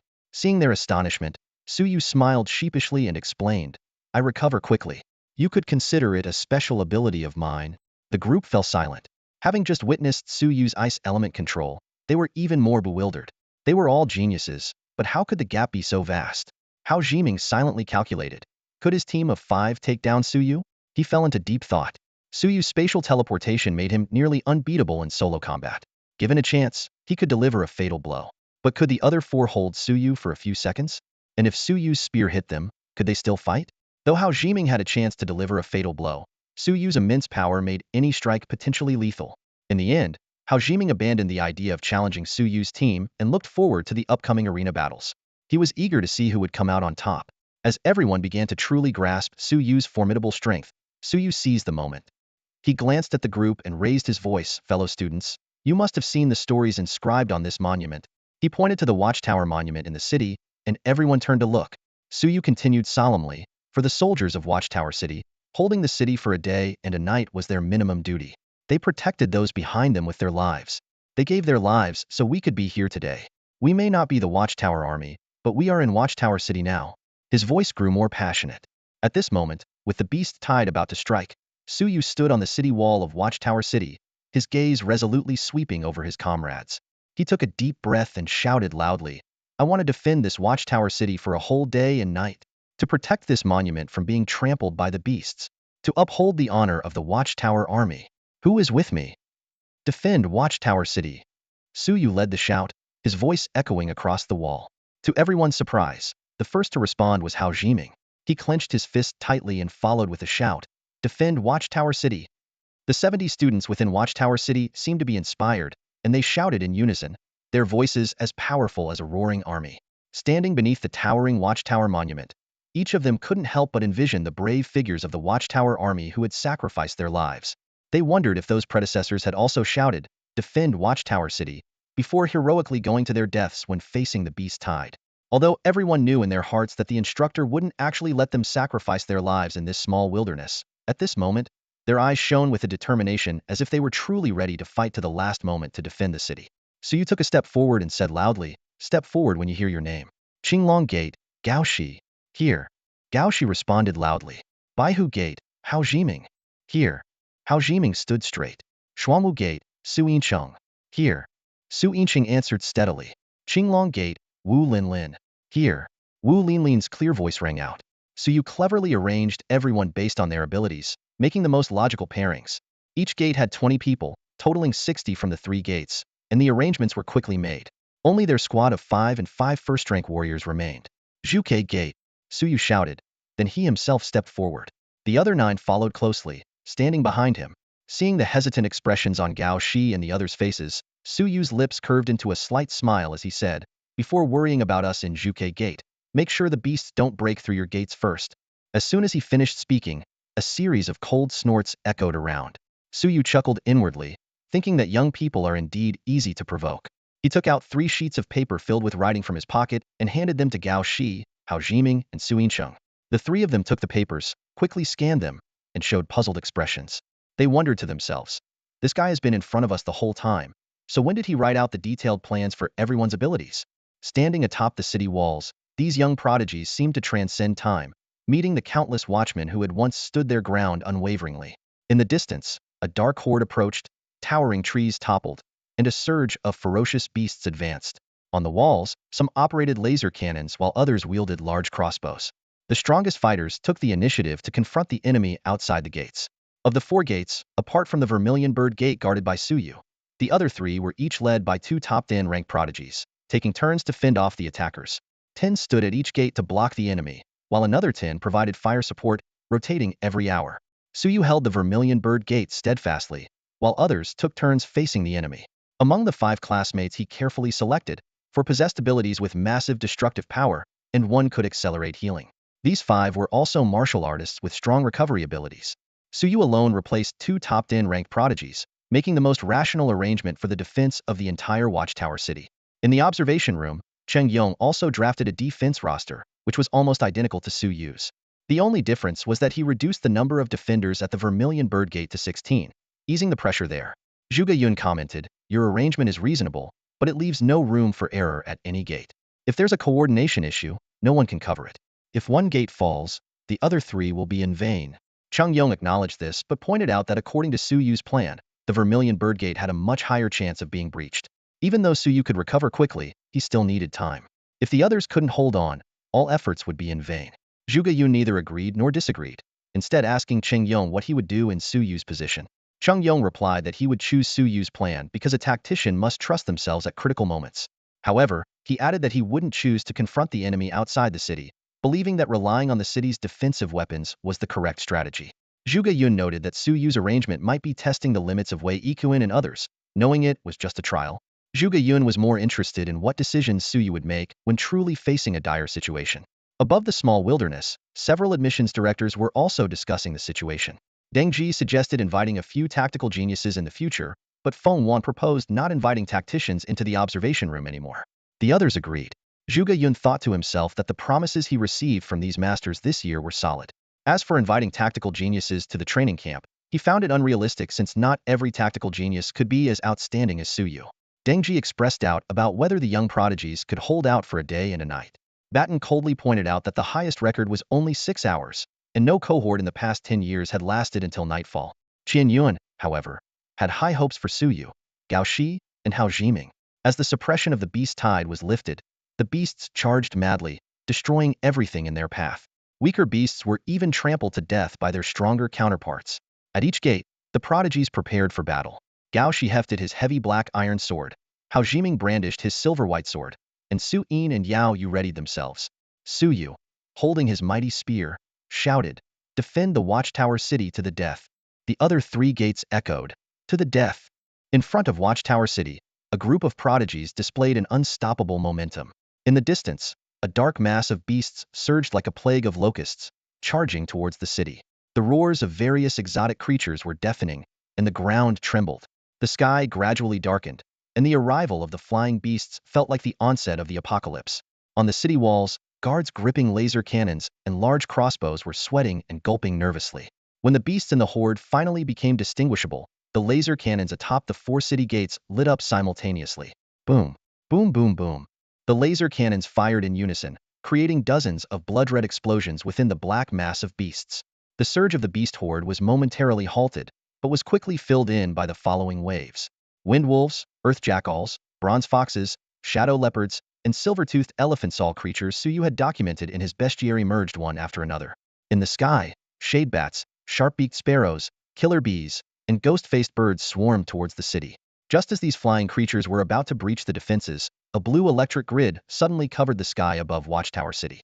Shade bats and killer bees crashed into the grid and disintegrated instantly. Meanwhile, giant crossbows aimed skyward and fired in unison. Fire! The command echoed from all four gates. Whiz! Whiz, whiz, whiz! Arrows sliced through the air, piercing flying beasts and continuing into the distant horde. Upon impact, the bombs within the arrows exploded, claiming yet more beast lives. A ghost-faced bird, reduced to just its head, fell beside Suyu. He flicked it away with his spear, remarking, "Good thing the city's electric grid only activates externally. Otherwise, these arrows would explode right above us." Technology is crucial, Fuyu responded. Against these low-tier beasts, these weapons are effective, but they won't work against mid-tier or higher. Suyu squinted into the distance, smiling. The good news is this horde seems to be all low-tier beasts. They're here. Let's move. As the beast horde approached Watchtower City, the moat briefly slowed their advance. The prodigies at the four city gates wielded their spiritual weapons and launched an offensive. The first line of battle formed on either side of the moat, the prodigies appearing tiny like ants but creating waves of blood in the horde. Top fighters like Gao Shi, Hao Jiming, and Su Yincheng targeted third-tier beasts. Around them, large-scale ability users summoned meteors, flames, and tidal waves, delivering devastating blows to ordinary and first-tier beasts. Continuous support came from laser cannons and crossbows behind them. Outside the Vermilion Bird Gate, Song Qinghuan unleashed the largest range ice ability, freezing a kilometer radius and causing hail to fall, matching the destructive power of other large-scale abilities. The mental synchronization team, centered around Suyu, advanced like a meat grinder, relentlessly slaughtering the incoming beasts. Fuyu's abilities once again proved their strategic value. Not far away, four admissions directors observed the battlefield. Qin Yun sighed. "It seems we provided them with too many resources. At this rate, holding out until nightfall won't be a problem." Deng Ji shook her head. "You can't say that. Previous cohorts had plenty of laser cannons and explosive crossbows too, but some ran out within an hour." Zhuge Yun's voice came through the wristband. "Don't compare those brutes to my students. They couldn't even manage basic resource usage. I don't know how you admitted them to the training camp. Even if they weren't tacticians, they should have taken tactics classes. I'm extremely concerned about our country's tactical education." Silenced by the tactician's disdain, the four directors had no retort. While previous prodigies indeed seemed foolish, they merely panicked in the face of overwhelming hordes, especially after an hour of continuous combat, forcing them to deplete all resources. Ba Ting calmly analyzed, "It's just the beginning. According to Suyu's plan, they can reasonably use resources to last a day and a night, possibly even with some leftover. But the key issue is fatigue. Whether they can successfully rotate shifts is crucial." He added, "Nonetheless, this is the most picturesque battle scene in the 10-year history of the Beast Horde assessments at the training camp. They've already surpassed previous cohorts." Everyone nodded in agreement. In the observation room, Zhuge Yun's lips curled slightly. To him, these students' achievements would likely become a benchmark for future generations.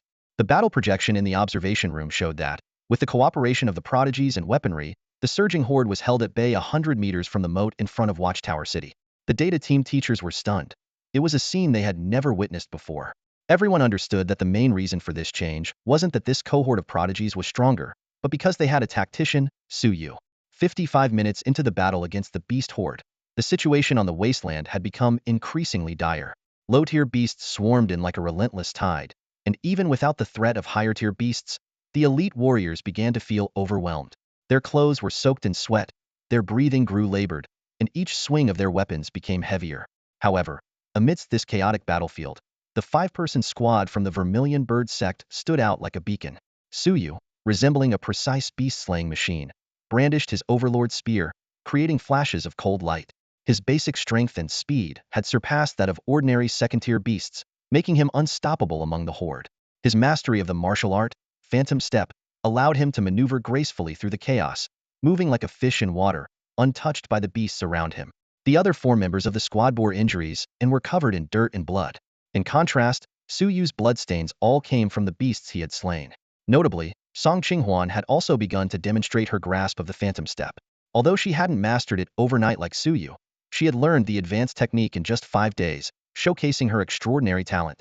At the 58th minute mark, after another round of laser cannon and crossbow barrages, the Azure Dragon, White Tiger, and Black Tortoise sects began rotating their teams in groups of 5. Following 3 intense rounds of bombardment, the initial 10 fighters were all replaced. The small gate beneath the steel barrier, which only allowed one person through at a time, was once again sealed shut. Key fighters like Gao Shi and Hao Jiming quickly began their recovery, while those who had expended less energy took over the laser cannons and crossbows.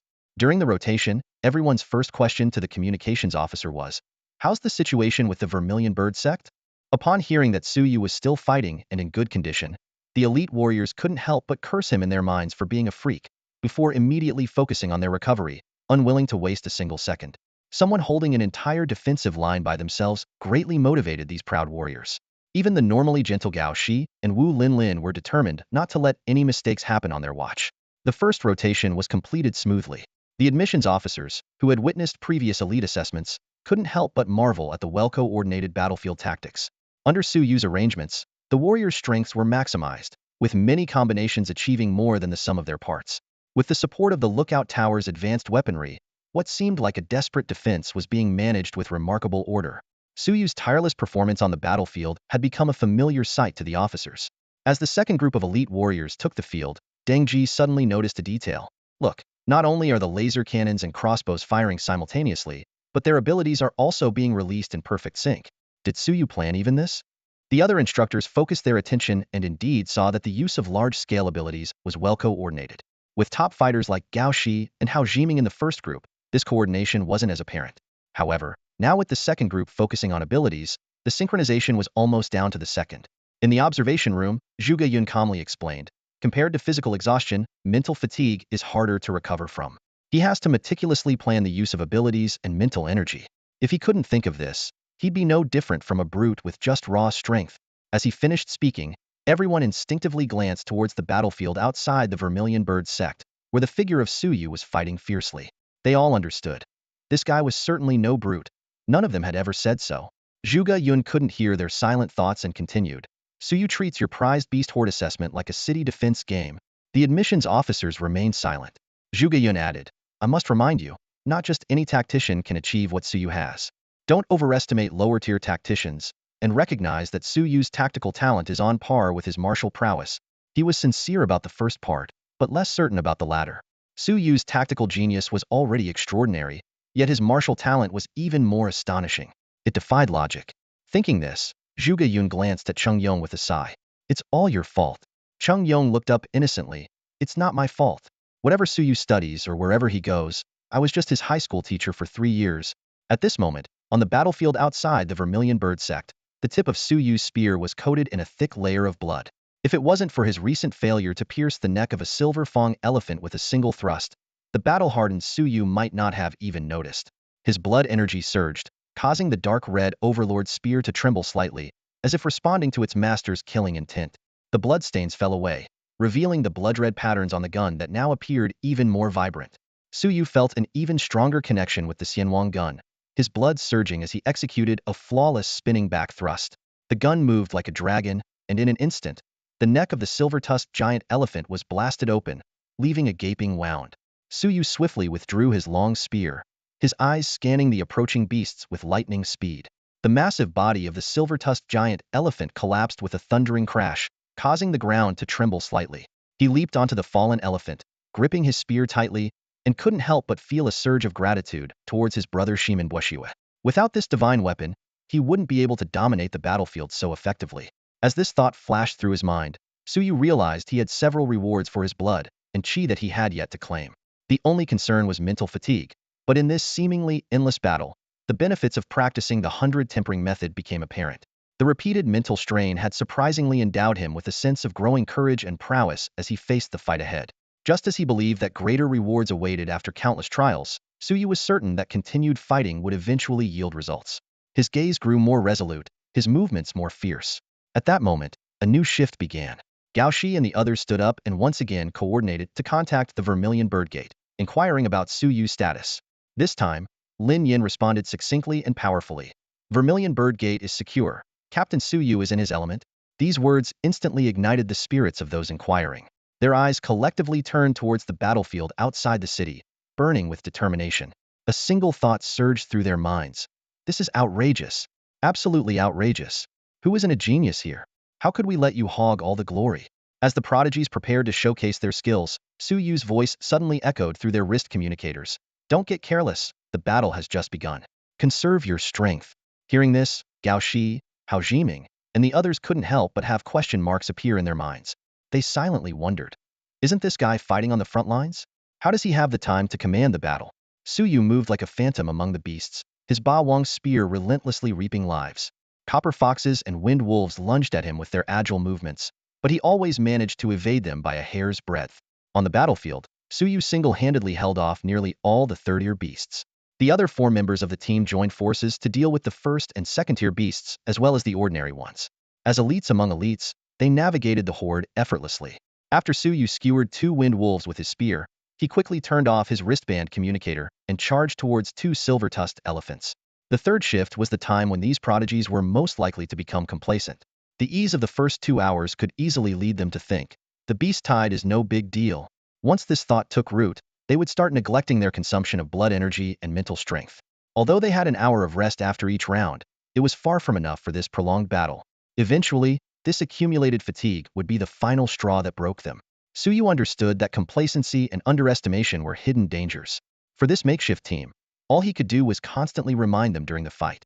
As for the effectiveness, he had no time to worry. After all, this wasn't a real city defense battle. Everyone's performance was being watched by the masters present. The final evaluation of these prodigies would depend on their own intelligence. In the continuous combat, Suyu found that his understanding of weapons spear, sword, and saber had qualitatively improved. Particularly in the art of the mysterious step, it felt as though a new world had opened up to him. The system had granted him a mastery level in this technique, allowing him to move like a ghost in battle. However, Suyu realized that using it solely for evasion didn't fully exploit its potential. He began to experiment with the technique's characteristics, deliberately creating openings to lure beasts into attacking, thus creating better opportunities for counterattacks. The mysterious step could be used not only for defense, but also in conjunction with spear techniques for luring and ambushing the enemy. In the relentless combat, Suyu's martial intuition gradually began to shine. However, Suyu was still quite rough in his use of blood energy. While he constantly reminded others not to waste their blood energy and mental strength, he himself often overused it. A beast that could be killed with 5 points of blood energy would often see Suyu using 10 or even 15 points. This contrast appeared rather amusing to the admissions officers. Qian Yun remarked, Suyu's martial talent and comprehension are undeniable. The only pity is that he hasn't had a good teacher to guide him in the proper use of blood energy. In the observation room, Cheng Yong, facing disdainful looks from the others, flushed with anger, veins bulging on his forehead. How was I supposed to teach him? Tell me how. This kid's blood energy didn't exceed 100 for 3 whole years. How was I supposed to teach him to use it? Laughter echoed from the wristbands of several admissions officers. Cheng Yong turned to see Zhuge Yun stifling a laugh and immediately barked. What's so funny? I was Suyu's homeroom teacher for 3 years. Deng Ji quickly said, Teacher Cheng Yong, South City University excels in guiding blood energy usage. You should know, our combat techniques are famous for their precision in blood energy use. Baiting retorted bluntly, precision, my foot. Suyu's blood energy recovers quickly. There's no need to be stingy with it. Eastern Polar University's combat techniques are the best for him. Explosiveness, overwhelming force. Your South City University is just petty. Seeing that the admissions officers were about to argue again, Zhuge Yun calmly interjected. Regarding combat techniques, there's no need to argue. Don't forget your promise to me. The group immediately fell silent, inwardly grumbling, you want everything. Aren't you afraid your students will bite off more than they can chew? At the gates of the Vermilion Bird, when Song Qinghuan and the others returned to Su Yu's side, Su Yu felt a great sense of relief. Although these four might not be as powerful as the previous four warriors, with Fu Yu's mental synchronization, their coordinated efforts made them a formidable unit on the battlefield. On the city walls, the students watched as Su Yu's team of 5 worked together, even pushing back the beast tide. Their eyes were filled with awe that never faded. Among them, Li Tianyu from Hao Jiming's squad recalled their captain's decision to target Su Yu's team. In hindsight, he couldn't help but think that the idea was somewhat hasty. Su Yu stood like a war god in front of the Vermilion Bird Gate, his teammates working in perfect harmony, as if they were extensions of his own limbs. Li Tianyu shook his head silently, unable to see how anyone could defeat this elite squad. On the city wall, everyone watched the figure holding a long spear with unwavering bravery, their eyes filled with admiration. Who wouldn't want such a comrade and commander on the battlefield? On the other 3 fronts, Gao Shi, Hao Jiming, and Su Yincheng carefully controlled their energy bursts, striving not to waste a single ounce of their strength and spirit. Su Yu's feat of fighting continuously for 3 hours was already a fact they couldn't match. If they fell before Su Yu, it would be a disgrace, and they wouldn't be able to face him in the future. Thus, they calculated every move on the battlefield, never using 2 strikes when 1 would suffice. After an hour of fierce combat, they were surprised to find that their energy consumption was even less than in the first round. Once they retreated inside the city, they tacitly avoided discussing the situation at the Vermilion Bird Gate. At that moment, Lin Yan's voice came through their wristbands. Everything is fine at the Vermilion Bird Gate. Commander Su Yu has pushed back the beast horde by 5 meters. This news hit Gao Shi, Hao Jiming, Su Yincheng, and Wu Linlin like a heavy blow. Their eyes instantly turned red, and they cursed inwardly, "Damn it! Are you kidding me?" Each of them stood up silently, looking towards the Vermilion Bird Gate, secretly sighing at how Su Yu was truly extraordinary. Outside the Vermilion Bird Gate, Su Yu was drenched in the blood of the beasts, looking like a war god in a blood-red cloak. Holding his mighty spear, he stared down the beast horde. These once ferocious creatures now showed signs of fear, not daring to take another step forward. After 3 hours of continuous slaughter, Su Yu had lost count of how many beasts he had killed. But amidst the horde, the terrifying aura emanating from his entire being made even the fiercest beasts retreat in fear. Su Yu suddenly halted and raised his device to take a photo. As the shutter clicked, he quickly charged back into the battlefield. Lin Yan's voice came through the wristband, giving real-time updates on Su Yu's status to everyone. Gao Shi, Hao Jiming, and other prodigies listened to these reports, their expressions gradually becoming indifferent. They silently glanced towards the Zhuke Gate, filled with doubt about this tactical genius. Time ticked by. Lin Yan reported Su Yu's situation every hour through the wristband. Initially, these reports served as a blatant provocation to the many prodigies. However, as the 9th and 10th hours passed, news of Su Yu's relentless combat in the wilderness became a source of motivation for everyone to keep going. As time wore on, more and more participants found their strength and spirit waning. An hour of recovery now seemed like a drop in the ocean. The shadow of failure loomed over everyone, and darkness silently engulfed the entire land. Outside Zhuke Gate, Su Yu wielded his mighty spear, charging back and forth among the beasts without showing any signs of fatigue. The aura of killing intent emanating from him completely intimidated the ordinary and first-grade beasts. As night fell, darkness fully enveloped the small wilderness. On the watchtower, several powerful spotlights turned on simultaneously, illuminating the entire battlefield. Under the lights, the scene was a mountain of corpses and a sea of blood, with an overwhelming stench of blood in the air. Facing the increasingly ferocious beast tide, Su Yu paused to catch his breath, leaning on his spear. He profoundly realized that the wisest choice when facing a beast tide was immediate retreat. Without strategic-level strength, any resistance would ultimately be overwhelmed. This first-hand experience made him admire the warriors of the watchtower even more. Su Yu looked back at the solitary city standing in the wilderness, understanding that they were guarding not just the city, but also the land and countless compatriots behind it. As the beasts attacked again, his eyes grew more resolute. He picked up his spear and charged back into the beast tide, undeterred. At some point, wounds began to appear on Su Yu's body. The nocturnal beasts were noticeably more frenzied and fierce. Just as everyone started feeling overwhelmed, a 4th-grade beast appeared on the battlefield. Su Yu, who was deep in the front lines, was the first to notice. Retreating, he loudly warned through the communication device, "A 4th-grade beast has appeared. Wounded, man the laser cannons and crossbows. Everyone else, prepare for battle." No sooner had he spoken than the exhausted prodigies rose to their feet. Despite their extreme fatigue, they unhesitatingly picked up their weapons and rushed to the battlefield. Su Yu had no time to focus on the other factions. He quickly claimed the final reward, feeling an increase in strength, agility, and spirit, with his vitality fully restored. Hold the line. I'm going to take care of that fourth-grade beast. Suyu, covered in blood, grinned. A faint smile appeared on the otherwise numb faces of the others. Song Qinghuan reminded, be careful, if it gets too tough, fall back immediately. Suyu nodded. Don't worry, I'm not reckless. Before he finished speaking, he was already charging toward the fourth-grade beast with his spear. Song Qinghuan and the others exchanged glances, thinking to themselves, and you say you're not reckless? Elsewhere on the battlefield, the situation was equally dire. In the darkness, Gao Shi seemed perpetually at his peak, charging alone with his heavy iron sword toward another fourth-grade beast. Their clash of brute force caused collateral damage to the surrounding ordinary beasts. Outside Baihu Gate, Hao Jiming flashed to the front of a fourth-grade beast. Using his special abilities, he continuously wore down the beast while guiding it to kill other beasts.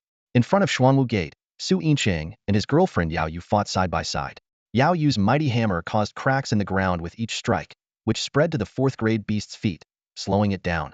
Su Yincheng's Guandao swung with lightning and thunder, each strike landing on the beast with electrifying impact. On all fronts, the fourth-grade beasts were suppressed by the prodigies. Observing from a distance, several admissions officers watched the scene. Feng Wan chuckled. It seems our challenge was set a bit too easy. For fourth-grade beasts don't seem to be giving them much trouble. Qian Yun shook his head. Easy? In previous years, whoever saw a fourth-grade beast? Without Suyu, our setup might have never been seen. Dengji nodded and smiled. It's not just Suyu. Gao Shi, Hao Jiming, they are also rare prodigies. This is indeed the era of prodigies as everyone says. Qian Yun continued. Gao Shi, Hao Jiming, Wu Linlin, Su Yincheng, these few are talents not seen in decades, even centuries. With so many prodigies emerging in the same year, it's no wonder this era is called the era of prodigies.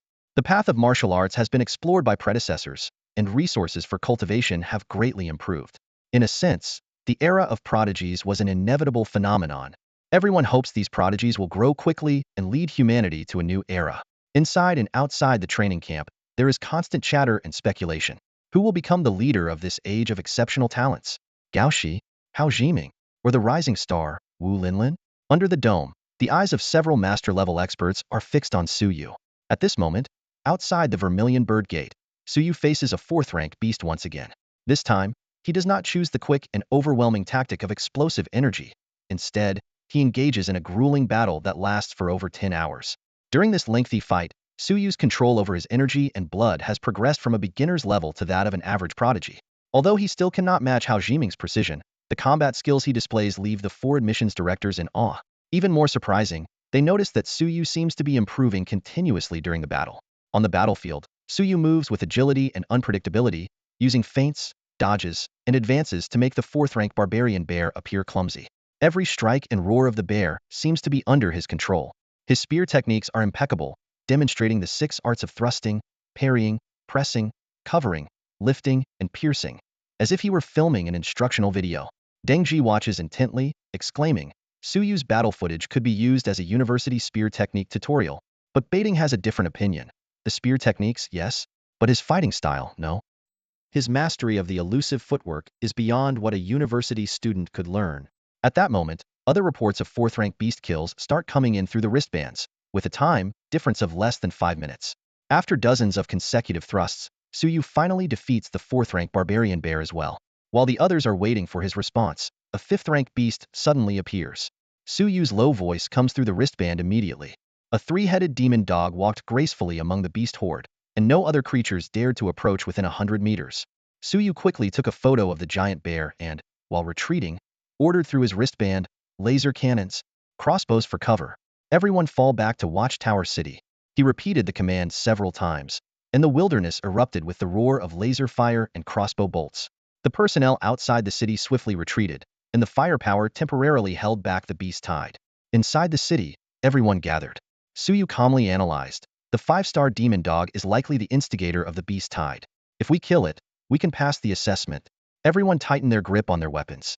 Gao Shi, Hao Jiming, and others, who had just killed a 4-star beast, were exhausted and looked at Suyu with a complex mix of emotions, deeply feeling the disparity. In the observation room, Cheng Yong teased, Old Yun, are you trying to show Suyu the reality gap so he'll honestly learn tactics from you? Zhuge Yun ignored him, secretly pondering that Suyu's abilities were not limited to ice elements. Face-slapping was his true talent. He sneered, don't look favorably on this kid in the future, or it might not trigger his innate talent. Chung Yong immediately stopped gloating. In Watchtower City, facing the impending beast tide, Suyu asked everyone, "Do we give up or continue?" Despite their fatigue, their eyes were resolute, and they gripped their weapons tightly. The steel gates were being battered, and the wall-mounted laser cannons had all gone silent. Suyu turned to Song Qinghuan. "Do you still have any strength left?" After receiving a positive response, he decisively ordered, "Take down the demon dog in 10 minutes." The city gates were breached, and the beasts surged in. Suyu and Song Qinghuan stepped forward simultaneously, their eyes glowing blue, and shouted in unison, "Ability Ice Age." With his mental power breaking through 400 Hz, Suyu showcased his strength for the first time. A flash of white light blinded everyone momentarily, followed by a cold wind. When their vision returned, they were stunned. Everything except the group had been frozen, with beasts locked in various poses. 3 seconds later, footsteps echoed in the silent, icy world. Suyu quickly issued orders. "The beasts will thaw in 10 minutes. Gao Shi, Hao Jiming, Su Yincheng, Wu Linlin, come with me. The rest of you, kill the frozen beasts. Fu Yu, synchronize our mental frequencies." Xiao Qiao supported the exhausted Song Qinghuan, and the others sprang into action. Veins bulging on his forehead, Fu Yu instantly synchronized their mental frequencies. Su Yu and his team rushed out of the city, finding the outside world equally frozen. Under the dome, the admissions officers were stunned. Qian Yun exclaimed, "This isn't an A-level ability." Deng Ji declared, "SS level, Ice World." Zhuge Yun was curious about Su Yu's mental strength, and Ba Ting bluntly said, "This kid is a real monster." Everyone agreed, while Chung Yong looked up at the sky, self-mocking. Outside the Vermilion Bird Gate, Gao Shi and the others adjusted to the synchronized mental frequencies, their thoughts intertwining. Suyu reminded them that their thoughts were now shared, receiving simultaneous complaints from the four for not mentioning it earlier. Despite the awkwardness, they had no time for distractions, facing the 5-star demon dog. The only lingering thought was how Su Yu's team was truly extraordinary. The battle was about to erupt. Faced with the formidable 3-headed demon dog, Gao Shi, Hao Jiming, and the others were racking their brains on how to defeat it. At this moment, Su Yu suggested that everyone introduce their unique abilities and martial arts first. Just as Gao Shi was about to speak, he suddenly closed his mouth. Through mental synchronization, Su Yu instantly understood the capabilities of the four. Gao Shi's ability was Dark Devour, which could drain the blood and energy of beasts in the shadows, maintaining his combat state as long as his mental strength was sufficient. His martial art, Ninefold Strike, perfectly complemented his ability, allowing each hit to unleash extreme power, stacking multiple layers. "Su Yu, you're quite something," Gao Shi praised through their mental link. Likewise, Su Yu responded, though secretly envious of Gao Shi's perfectly matched abilities and martial arts. He resolved to take numerous photos of Gao Shi after the assessment, as this martial art would be useful to him as well. Hao Jiming's ability was space teleportation, and his martial art was Sword Rain, capable of unleashing the power of 7 swords simultaneously, creating a nearly guaranteed kill in the same realm. Old 6. Su Yu teased through the mental link. Hao Jiming was speechless. Wu Linlin possessed the ability of wood growth, which not only included wood element manipulation, but also had healing properties. Her martial art was the renowned 8-trigram staff, emphasizing the creation of Tai Chi, 2 elements, for symbols, and 8 trigrams, ensuring continuous and relentless combat. "Why didn't you comment on me?" Wu Linlin asked, dissatisfied. "Quite impressive," Su Yu replied nonchalantly. Lastly, Su Yincheng's ability was Thunder Element, with a significant paralyzing effect. His martial art, the Heaven's Net Blade technique, could trap enemies like fish in a barrel, leaving no escape. Su Yu couldn't help but marvel at the talent around him. Meanwhile, the others were also envious of Su Yu mastering a movement-based martial art. These types of martial arts took the most time and were the hardest to improve. Most prodigies would choose to learn them after fully tempering their muscles and bones. However, as family-trained geniuses, their training schedules were meticulously planned. All this exchange happened in an instant. With a clear understanding of his teammates' strengths, Su Yu immediately took control of the situation. He and Gao Shi simultaneously launched a frontal attack on the 3-headed demon dog. The demon dog's 3 heads bore expressions of disdain, as if toying with prey. It raised its paws and lunged at the two. Initially thinking it could easily swat them away, it felt an unexpected resistance. A look of confusion appeared on its faces. Su Yu and Gao Shi were pushed back hundreds of meters, both remarking on the monstrous strength of a 5th-rank beast. They immediately launched another attack. This time, the demon dog opened its 3 massive jaws, intending to tear them apart. At this critical moment, Su Yincheng and Wu Linlin intervened, disrupting the demon dog's left and right heads. Meanwhile, Hao Jiming suddenly appeared behind the demon dog's head, striking multiple times. In a flash, their cooperation was seamless. Under their combined efforts, Hao Jiming's sword successfully pierced the demon dog's skull. However, with a sharp clang, the sword hit bone and could go no further. Blood trickled down the demon dog's forehead, and its expression turned vicious. What had been a playful attitude turned into a fierce assault, with its tail, limbs, and heads all becoming deadly weapons. Each attack was powerful enough to severely injure the five, rendering them completely out of combat. Through their mental link, Suyu attracted the demon dog's main attacks while directing his teammates' movements. Wu Linlin, retreat 10 meters, stop, bend down. Su Yincheng, don't retreat. Stop. Initially, everyone found Su Yu's commands hard to follow, but after a few evasions, their coordination improved. As geniuses, they could immediately grasp the meaning behind each of Su Yu's instructions, leaving only trust as the final step. For a moment, it seemed as if all five had mastered a phantom-like movement, continuously wearing down the demon dog, which could never land a hit. The movement-based martial art, mental synchronization, and Su Yu's commands shone brilliantly. On the surface, the situation looked promising. However, the brief 5-minute battle had drained the five more than an entire day's worth of fighting. Meanwhile, the demon dog's wounds were slowly healing. A fifth-rank beast's entire body, muscles, and meridians had been tempered by the world's spiritual energy. As long as its blood and energy weren't exhausted, and its head and heart weren't destroyed, any injury could heal by mobilizing its energy. Su Yu and his team's attacks were like a drop in the ocean. In the observation room, Qian Yun asked, "Should we prepare to end this assessment?" Feng Wan nodded. "They've done their best." The other two directors agreed.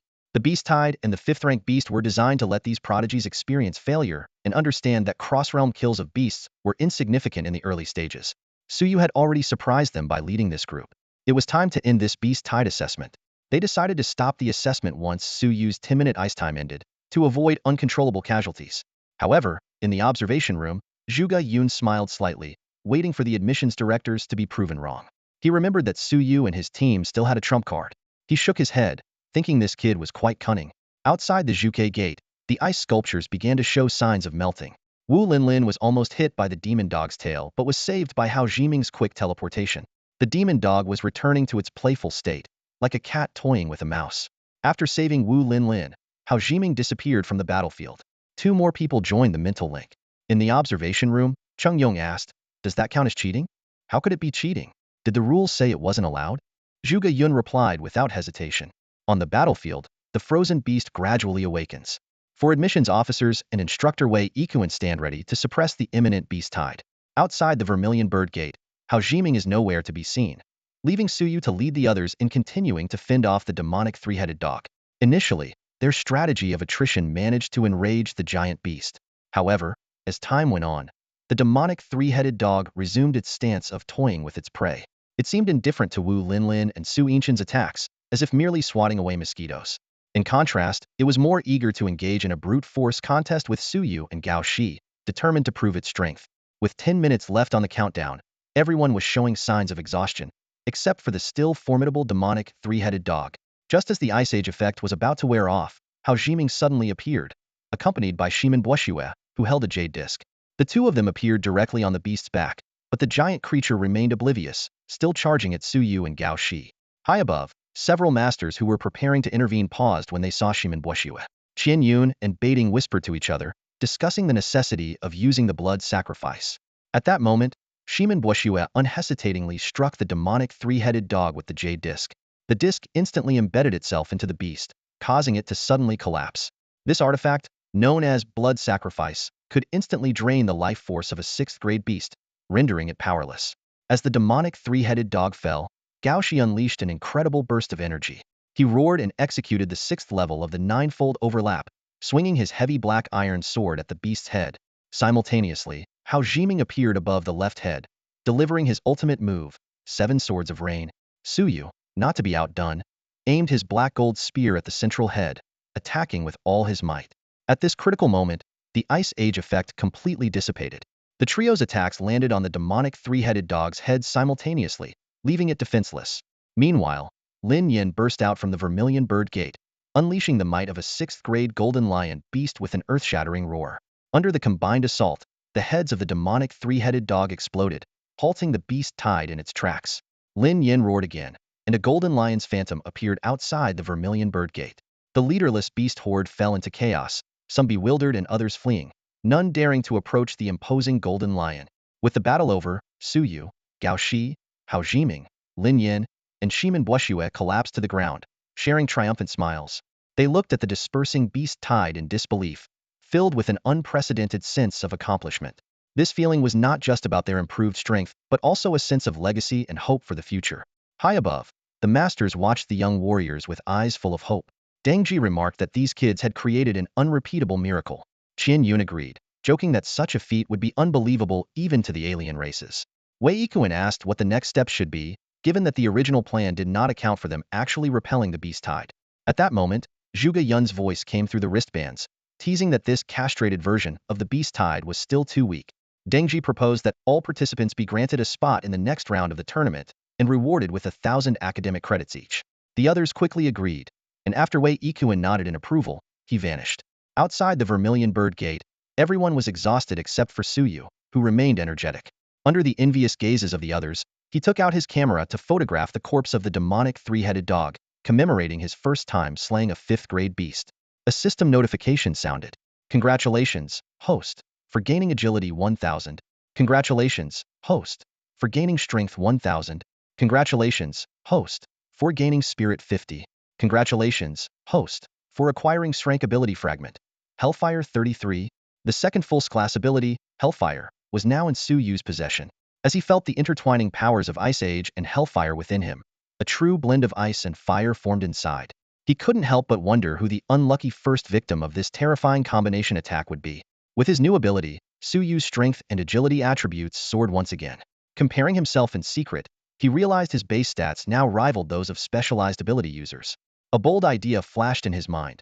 If he could acquire another enhancement type ability, could he stand toe-to-toe with 3rd or 4th rank martial artists? Just as Su Yu was about to gather Gao Shi and the others for a commemorative photo, Wei Yikuan suddenly appeared before him. Su Yu reacted quickly, raising his hand to snap a photo. The system prompt immediately sounded. Congratulations, host. You have acquired the skill, Basic Leg Technique Mastery. Wei Yikuan glanced at Su Yu, who beamed as he handed over the photo. Instructor, look at this. You look incredibly handsome. Wei Yikuan accepted the photo with a stoic expression. Su Yu calculated internally this cunning teacher was not easy to deal with. He needed to strike the right balance, neither too familiar nor too distant. Su Yu was secretly pleased. As expected, the stronger the target for his photo collection, the better the rewards. A casual snapshot had granted him a master-level skill. He quickly reviewed his skill levels: basic, intermediate, proficient, master. Aside from the previously upgraded tactical understanding, this was his first direct acquisition of a master-level skill. A profound understanding of leg techniques surged through him, making Su Yu feel as if he could easily master any leg martial arts. This was the benefit of solid fundamentals. However, Su Yu's photo-taking was just a minor episode. As soon as Wei Yikuan appeared, all the students were immediately assembled. He scanned the crowd, noting the exhaustion and injuries on their faces, with a hint of admiration in his eyes. Congratulations on successfully repelling the beast tide, Wei Yikuan began. From now on, all 14 teams will advance directly to the next round. Upon entering the university, each of you will also receive a reward of 1,000 academic credits. The announcement triggered a wave of cheers. 1,000 credits were valuable enough to exchange for a 6th-rank beast or some rare techniques in the university. So you finally understood why everyone said the 4-school training camp was the easiest place to earn credits. Wei Yikuan continued, of course, even though you've all advanced, you can still challenge each other to improve your hunting battle rankings. Compared to before, each of you now has a safety net.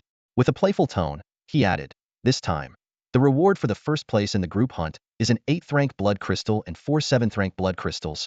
The crowd erupted in gasps. The value of an 8th-rank blood crystal could reach billions of points.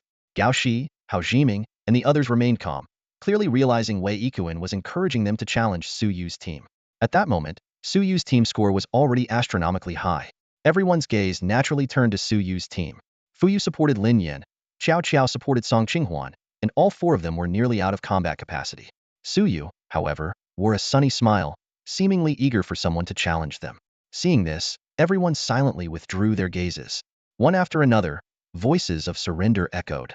Instructor, our team forfeits the challenge. We forfeit as well.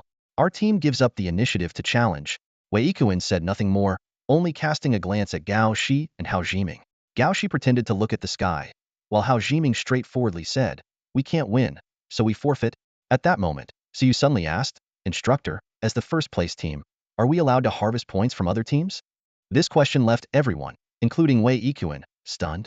Gao Shi and Hao Jiming exchanged glances, and others nervously looked at Su Yu. Su Yu immediately flashed his signature sunny smile. Don't misunderstand, everyone. I was just asking. Despite his reassurance, a chill ran through the crowd. Penguin's heart raced, silently praying that Su Yu wouldn't target their team. In the observation room, Cheng Yong remarked calmly, why did you have to remind him? If Gao Shi and Hao Jiming can't even get the second or third place rewards, it'll be on you guys. The admissions officers could only smile wryly, realizing that tacticians were never easy to deal with. Seeing no further explanation was needed, Su Yu turned to Wei Yiquan. Instructor, our team has no intention of initiating challenges either. Everyone, including Wei Yiquan, breathed a sigh of relief. All right, since none of you plan to challenge, Wei Yiquan announced, the rankings for the hunting battle are now set. The training camp will provide a place for recovery and rest. You have 1 day to adjust and prepare for the arena battles. With that, he tossed out a delicate little door, which instantly transformed into the familiar brass door upon hitting the ground. This time, everyone jumped in with practiced ease. After the spatial shift, they found themselves in a massive palace.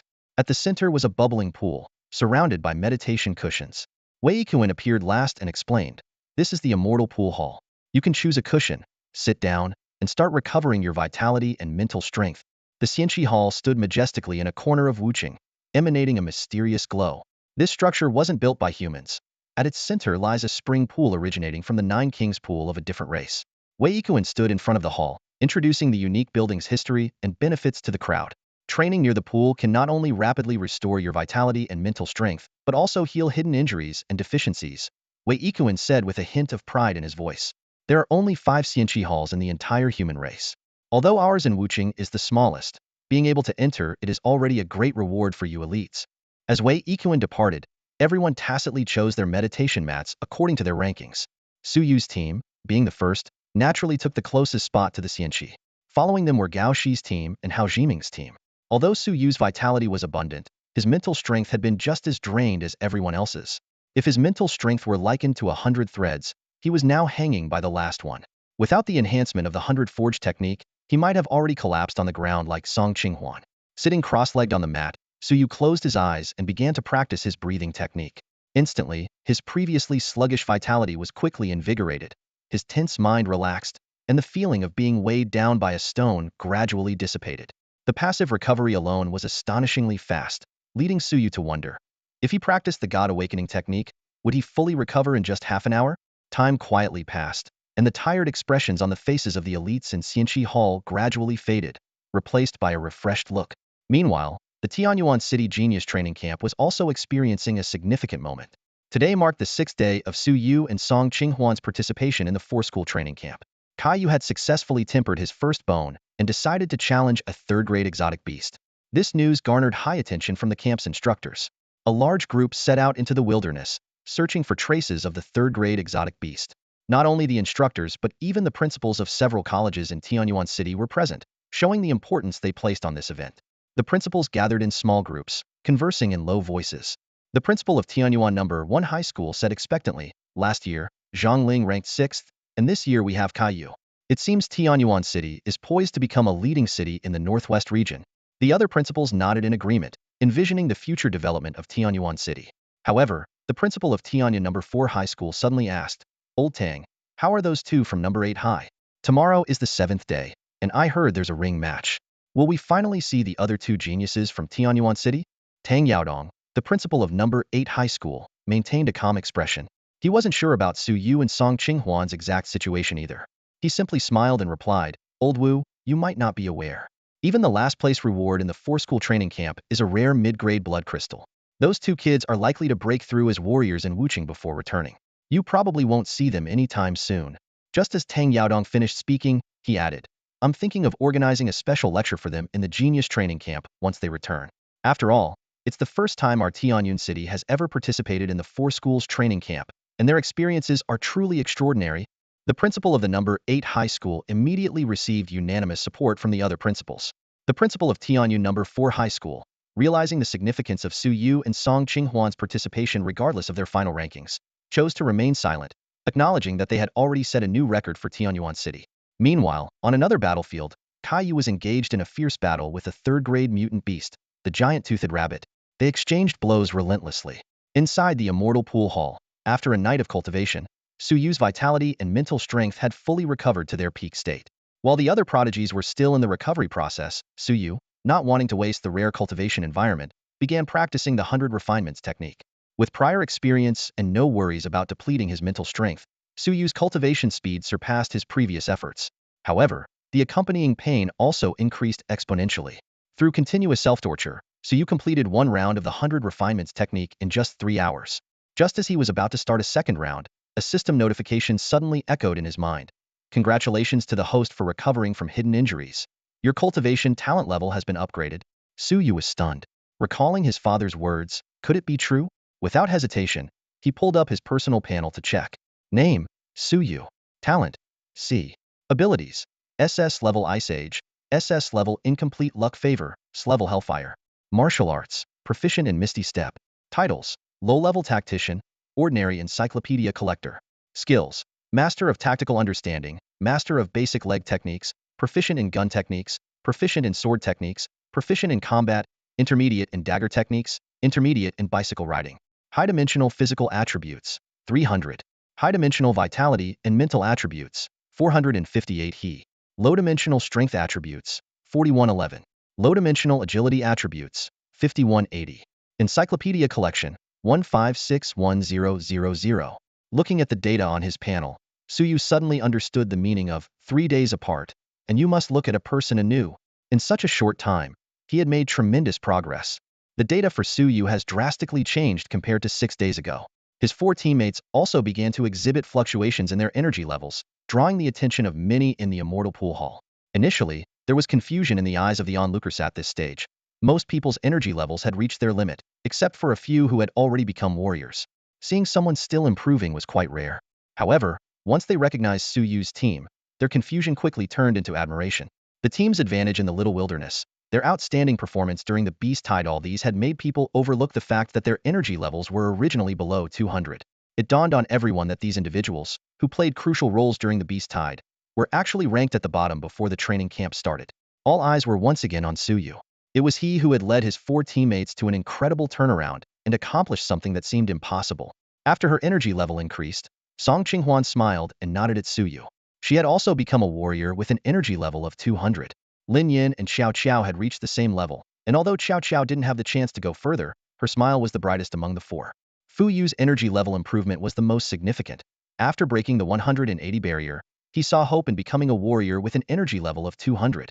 Feeling the thrill of his energy level rising, he looked at his teammates with gratitude, though his wooden expression didn't change much in the eyes of others. The group jokingly complained about Fu Yu's expressionless face in their minds before diving back into the rare training session in the immortal pool hall.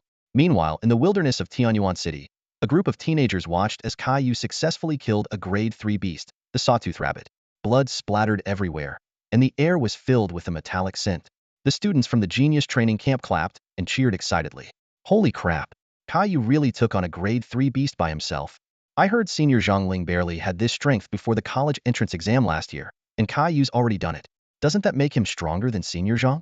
Last year, Senior Zhong was ranked 6th in the Northwest District. Are we going to have a top 3 contender this year? Don't be scared. Aim for the top spot. The students were enthusiastically discussing, while 3 teachers nodded approvingly at Kai Yu. The bald teacher said, last year, Zhongling barely managed to kill a grade 3 beast, but Kai Yu still has strength to spare this year. He's definitely stronger. The female teacher coldly pointed out. Zhang Ling became a warrior with an energy level of 200 through blood crystals. Kai Yu is a true genius. There's no comparison. In terms of abilities and combat skills, Kai Yu is superior. This era is called the Age of Prodigies, and Kai Yu is sure to leave his mark. Another teacher remarked, the Age of Prodigies indeed. Our Tianyuan city not only has Kai Yu, a martial arts genius, but also Su Yu, a tactical genius. The bald man nodded. They are like the twin stars of our generation. The female teacher sneered. Twin stars? Comparing a martial arts genius to a tactical genius isn't quite fair, is it? The other 2 teachers just smiled and said nothing more. Qin Wanfang, being Kai Yu's homeroom teacher, naturally favored him. Besides, she had confidently claimed that Kai Yu would join the training camp, only for him to be rejected while Su Yu emerged and got in through connections. That was a slap in her face. Every time Su Yu and Song Qinghuan were mentioned in the past week, her words were always sharp. Elsewhere, some mischievous teenagers taunted Zhang Shijing and his group. I heard you're waiting for Su Yu and Song Qinghuan to come back and lead you to surpass us? Our captain can now take on grade 3 beasts alone. If you're so eager for them to come back, they must be able to do the same, right? Come on, they went to the 4-school training camp, which is like the prelude to the college entrance exam. No one from Tianyuan City has ever been there before. When they come back, they'll easily kill grade 4 beasts. The group exchanged words, watching Zhang Shijing and his friends, who were too angry to respond, and laughed heartily as they walked away. Even from a distance, they continued, honestly, you exaggerated. I heard only the top few in the 4-school training camp can kill grade 4 beasts. Su Yu and Song Qinghuan got in through connections. How could they kill grade 4 beasts? Who cares? I was just talking. Did you take it seriously? Their deliberate mockery ignored the presence of teachers, leaving Zhang Shijing and his friends to grit their teeth and endure it. Unsure if Su Yu and Song Qinghuan could match Caillou's ability to kill grade 3 beasts. Caillou heard their words but didn't respond. Recently, many had compared him to Su Yu and Song Qinghuan, as if it was a great injustice that he didn't attend the 4-school training camp. Over time, people seemed to forget that Su Yu earned his spot in the camp through his own strength. Caillou knew these people were jealous. Sometimes, he felt jealous too. But he also knew it was Su Yu's own ability. Rather than being jealous of Su Yu, he hoped Song Qinghuan would improve in the camp. Currently, no one in Tianyuan City could match him in 100 moves, and being unbeatable was a lonely feeling. Not far away, several principals watched in silence. Jealousy or envy. These children would only understand the vast differences in the world once they left school. Even their pride, Caillou, would only grasp the enormity of the world when he faced the true prodigies. When the water in the center of the immortal pool palace stopped boiling, everyone knew that the time for healing was over. Wei Yikuan suddenly appeared, his eyes sweeping over the crowd as he firmly announced, "Get a good rest tonight. Gather at the martial arts square at 8 a.m. tomorrow." Before anyone could react, he vanished like a specter. The immortal pool palace instantly buzzed with excitement, the voices of the youth rising and falling. Finally, I can get a good night's sleep. Let's go, let's go.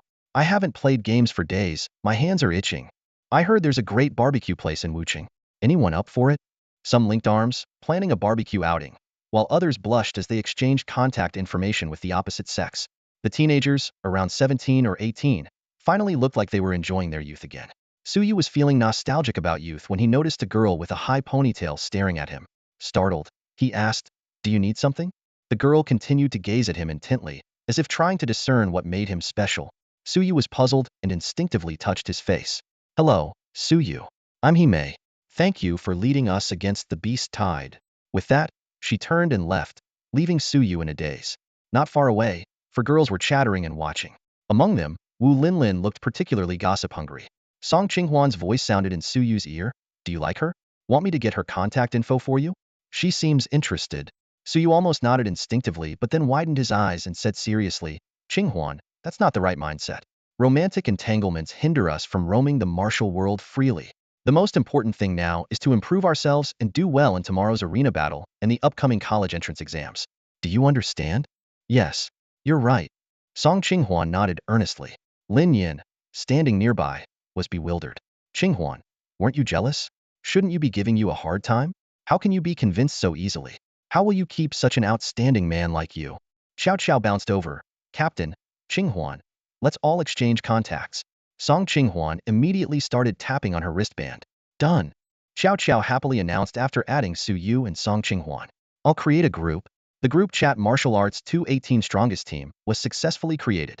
Su Yu looked at the group name, speechless. "By the way, with our group of 5, do we have like a dozen other smaller groups?" he asked.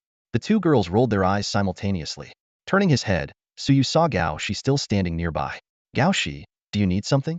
Startled, Gao Shi's eyes darted around, his face turning red. Yes, well, Su Yu, can we exchange contacts?" After some stammering, he finally got to the point. Their wristbands touched, and the contact was added. Before Su Yu could say anything, Gao Shi quickly walked away. Song Qinghuan wondered aloud, is he socially anxious? Su Yu was also puzzled. He shouldn't be. In the synchronized mental training with Fu Yu, he was pretty enthusiastic. The group took the sky elevator back to the ground and bid each other farewell. Su Yu and Song Qinghuan walked back to the hotel together, enjoying the quiet of the unfamiliar city streets. Internally, Su Yu was torn. Despite having sparred closely with Song Qinghuan countless times in the gravity training room, his heart still raced at the thought of holding a girl's hand. Whatever, just do it. Su Yu closed his eyes and reached out. "Su Yu, why are you grabbing my arm? Is there danger?" Song Qinghuan froze. "It's nothing, It's nothing. Suyu awkwardly withdrew his hand, cursing himself internally. Suddenly, a soft hand grasped his right hand. Suyu felt his heart stop as he stiffly turned to look at Song Qinghwan. She smiled sweetly, her beautiful eyes curving into crescents. Suyu held her hand back, intertwining their fingers. Are you hungry? Suyu asked. A little. Song Qinghwan replied obediently. I heard there's a good place to eat. Want to try it? Sure. Are you thirsty? I'm okay. Do you want something to drink? It depends on what you want to drink. In the shadows, Zhuge Yun regretted listening to Cheng Yong's nonsense about protecting Suyu. Damn, who would dare attack the students of the genius training camp in Wuching now? Two old bachelors had to come and witness this public display of affection. Cheng Yong remained calm. You'll get used to it. I'll get used to your. Elsewhere, Wei Yikuan silently turned and left. Tonight's fools were clearly more than just one or two. Back at the hotel, Suyu and Song Qinghwan found out that their homeroom teacher hadn't returned since the training camp. Suyu grumbled. He must have gone to find an old flame. In the shadows, Zhuge Yun stopped Cheng Yong from rushing out. They both returned to their rooms, each letting out a sigh of relief in the hallway. Phew. The kids still know minors can't do that. Otherwise, a high school teacher and a university professor would really struggle to hold back their responsibilities. In her room, Song Qinghwan happily called her mom to share her recent experiences. Meanwhile, Suyu called his dad multiple times, but no one answered. No doubt, he's drunk again. On the 7th day of the training camp, Suyu and Song Qinghwan were ready for another challenging day. In apartment 201 of Pingyang Community, Tianyun City, the dawn light gently filtered through the windows. Su Jun woke up early and meticulously cleaned the entire room.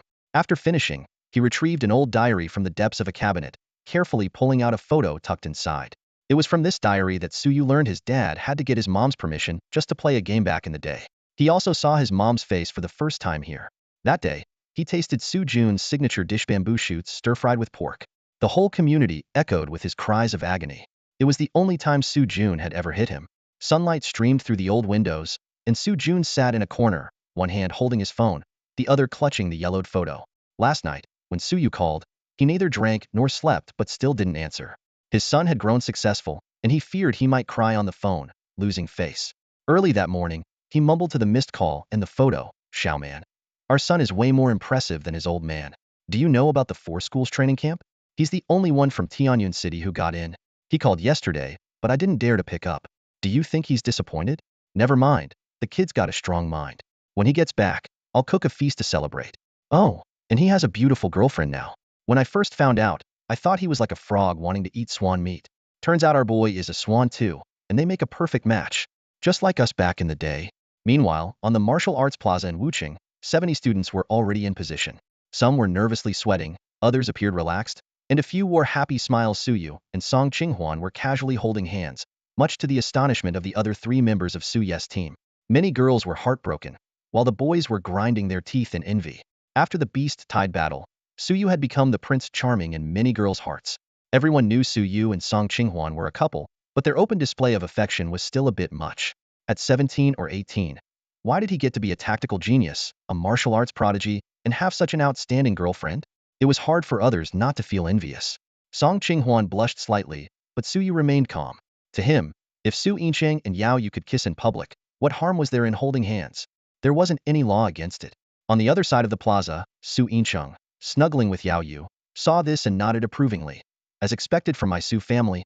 At that moment, Wei Yikuan appeared on the plaza. His eyes instinctively scanned Su Yu and Song Qinghwan, and with a neutral expression, he said, "Follow me." Soon, everyone arrived at the largest building in Wuching Dome, the Battle Martial Hall. Surrounded by tens of thousands of seats, the center featured 10 floating platforms, resembling islands in the sky. It was said to be the venue for the final high school martial arts competition. Are we getting a sneak peek at the venue? Wow, battling in midair. This is awesome. The students followed Wei Yikuan into the hall, gazing around in awe. It was rumored that the Battle Martial Hall itself was a massive spiritual artifact. Even someone like Fuyu, a scion of a noble family, had never been here before. As the students chatted excitedly, several figures appeared on the high platform of the Battle Martial Hall, and the place fell silent.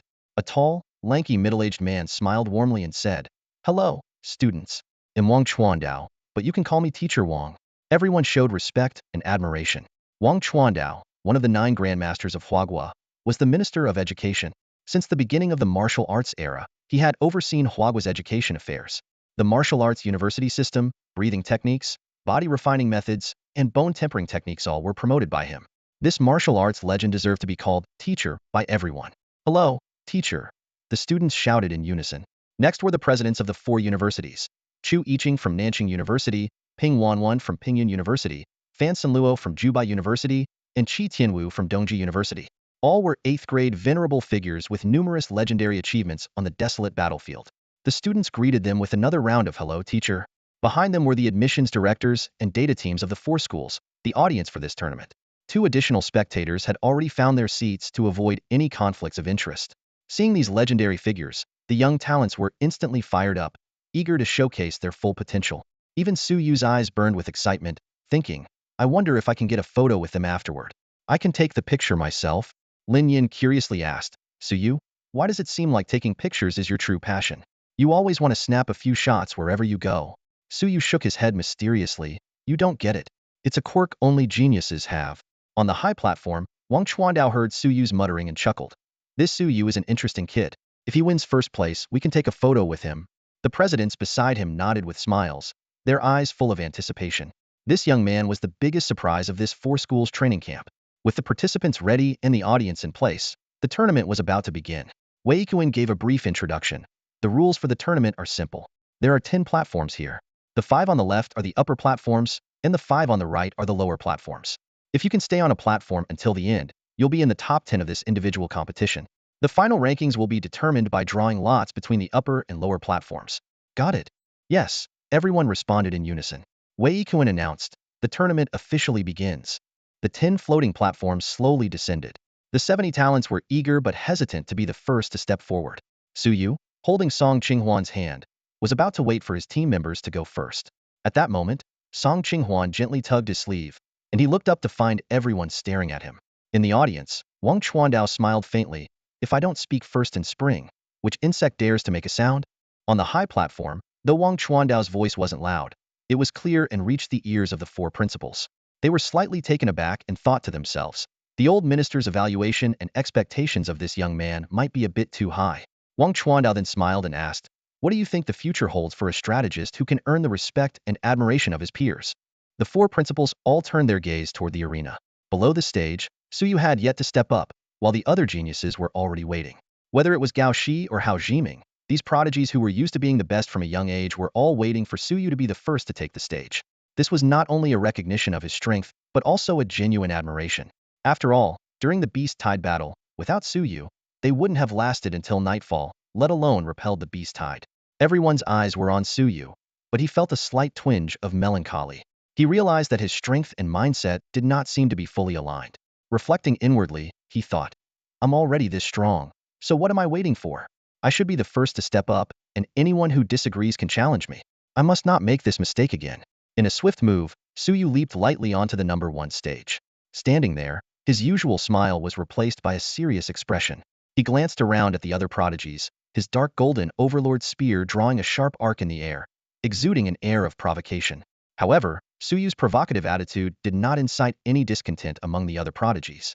As soon as the first superior stage had its defender, Gao Shi, Hao Jiming, Wu Linlin, and Su Yiqing also ascended to the remaining 4 superior stages.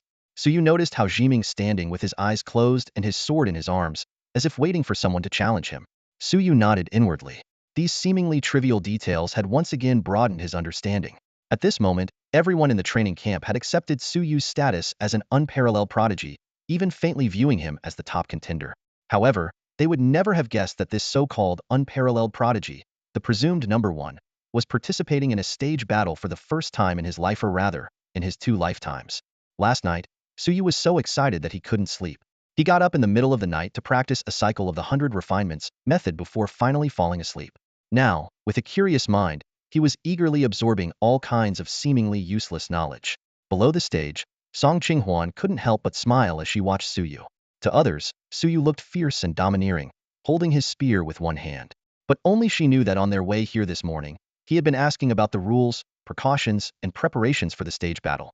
His eager yet nervous demeanor was as adorable as a schoolboy taking his first exam. On the high platform, the 4 principals exchanged smiles. They thought, a strategist who can dominate all his peers? Isn't that Ji-Qing? No wonder Minister Wang has such high praise for Su Yu. But there are some differences between the two.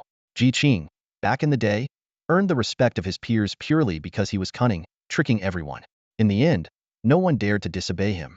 For many years, people would ponder over his every word, afraid that he had set a trap. As for Suyu, as long as the result is the same, it doesn't matter whether it's through cunning or sheer strength. The old principals reminisced about the dark history of a certain grandmaster while pondering silently. As the 10 stages were all occupied by defenders, the final round of the stage competition officially began. Almost everyone flocked to the 5 stages on the right. The top 5 were hard to shake, but there was still a chance to compete for the 6th to 10th places. This defense battle not only tested strength and endurance, but also greatly tested one's insight. Being able to strike at the opponent's moment of weakness was also a skill. Of course, once becoming a defender, one must also guard against such tactics from others.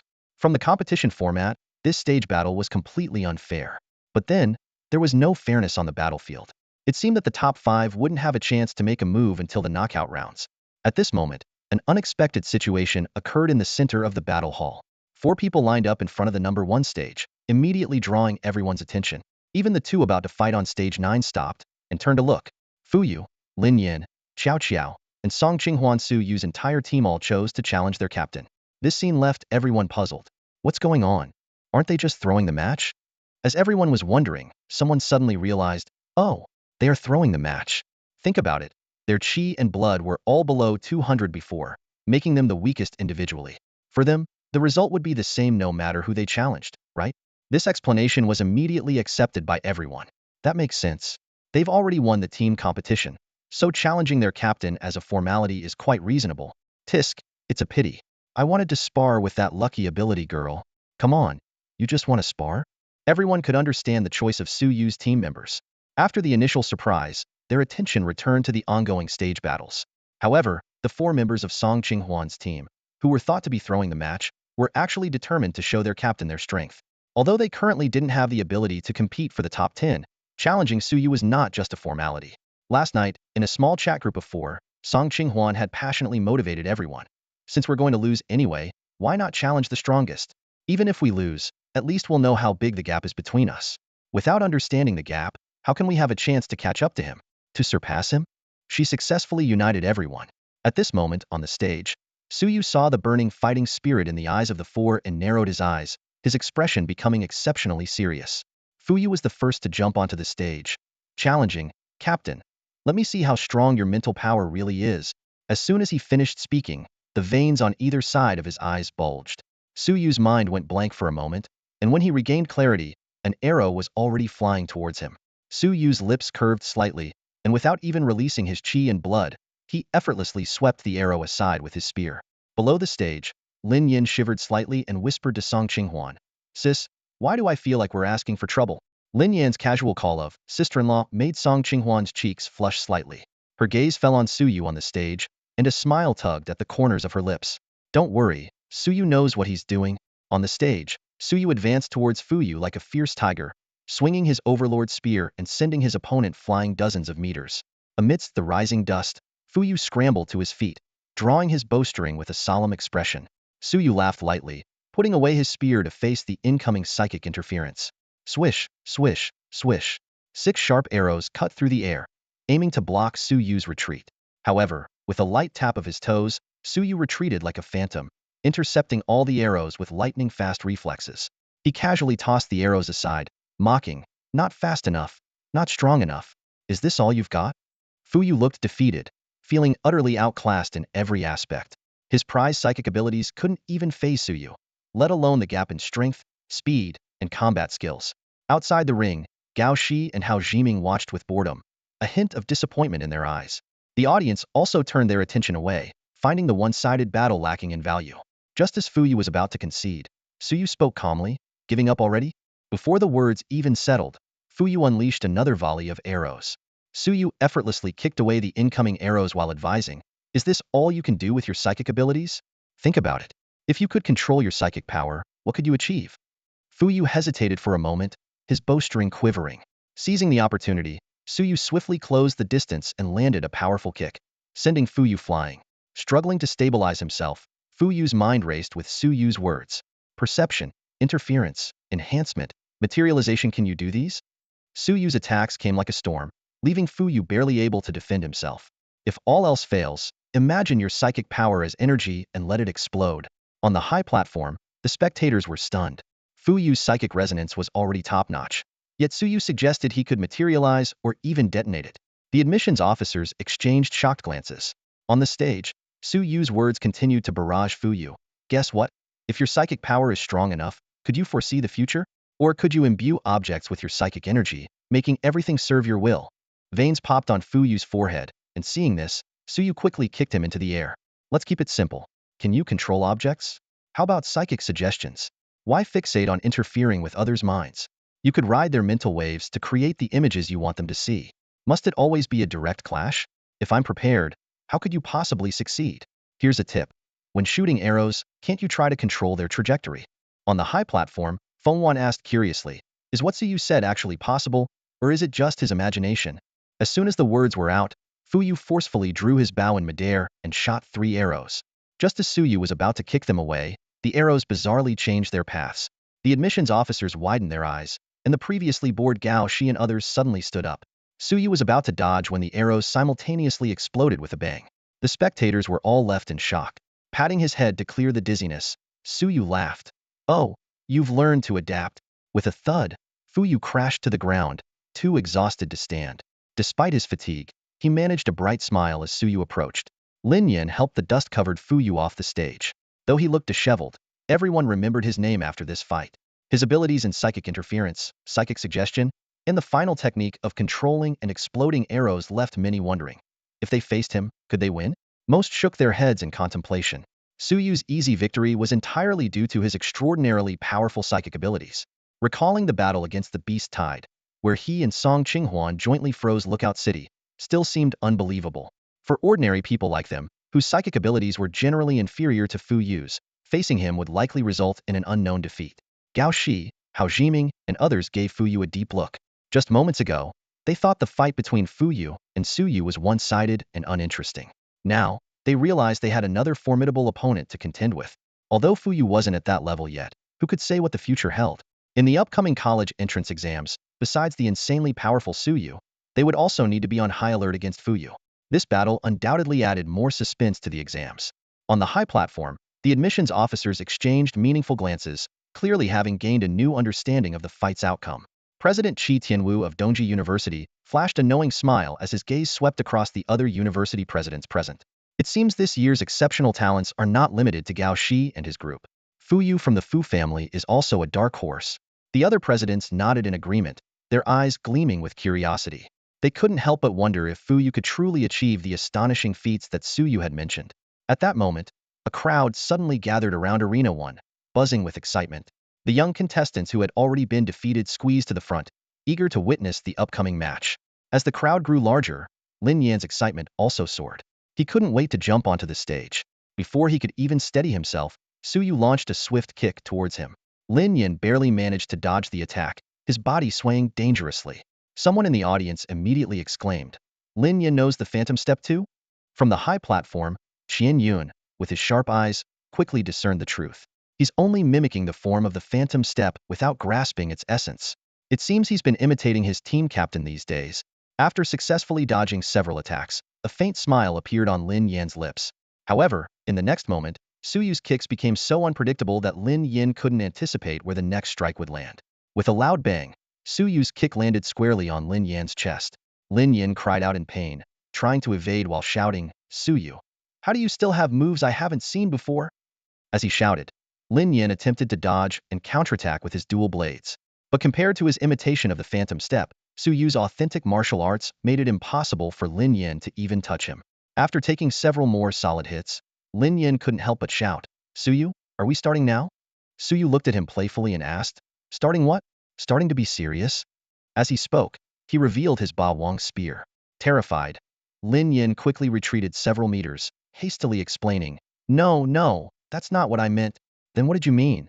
Su Yu slowly raised his Ba Wang spear. No, Su Yu. We're all your teammates. You can't play favorites. I need guidance and enlightenment. Lin Yan pleaded as Su Yu's spear struck his backside, causing him to cry out in pain. Su Yu said nonchalantly, oh that?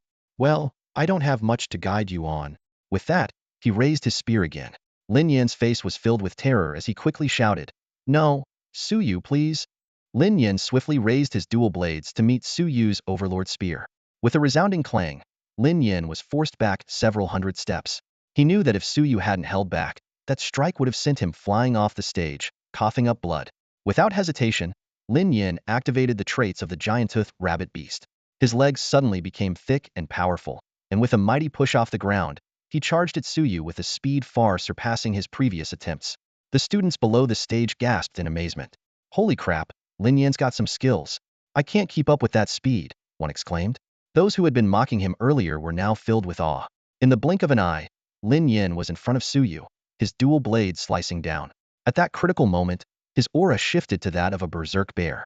His eyes turned blood red, and his body emitted a fierce, beastly aura. His upper body clothing tore apart, revealing rock-hard muscles. His arms bulged as he brought his blades down with immense force. Clang!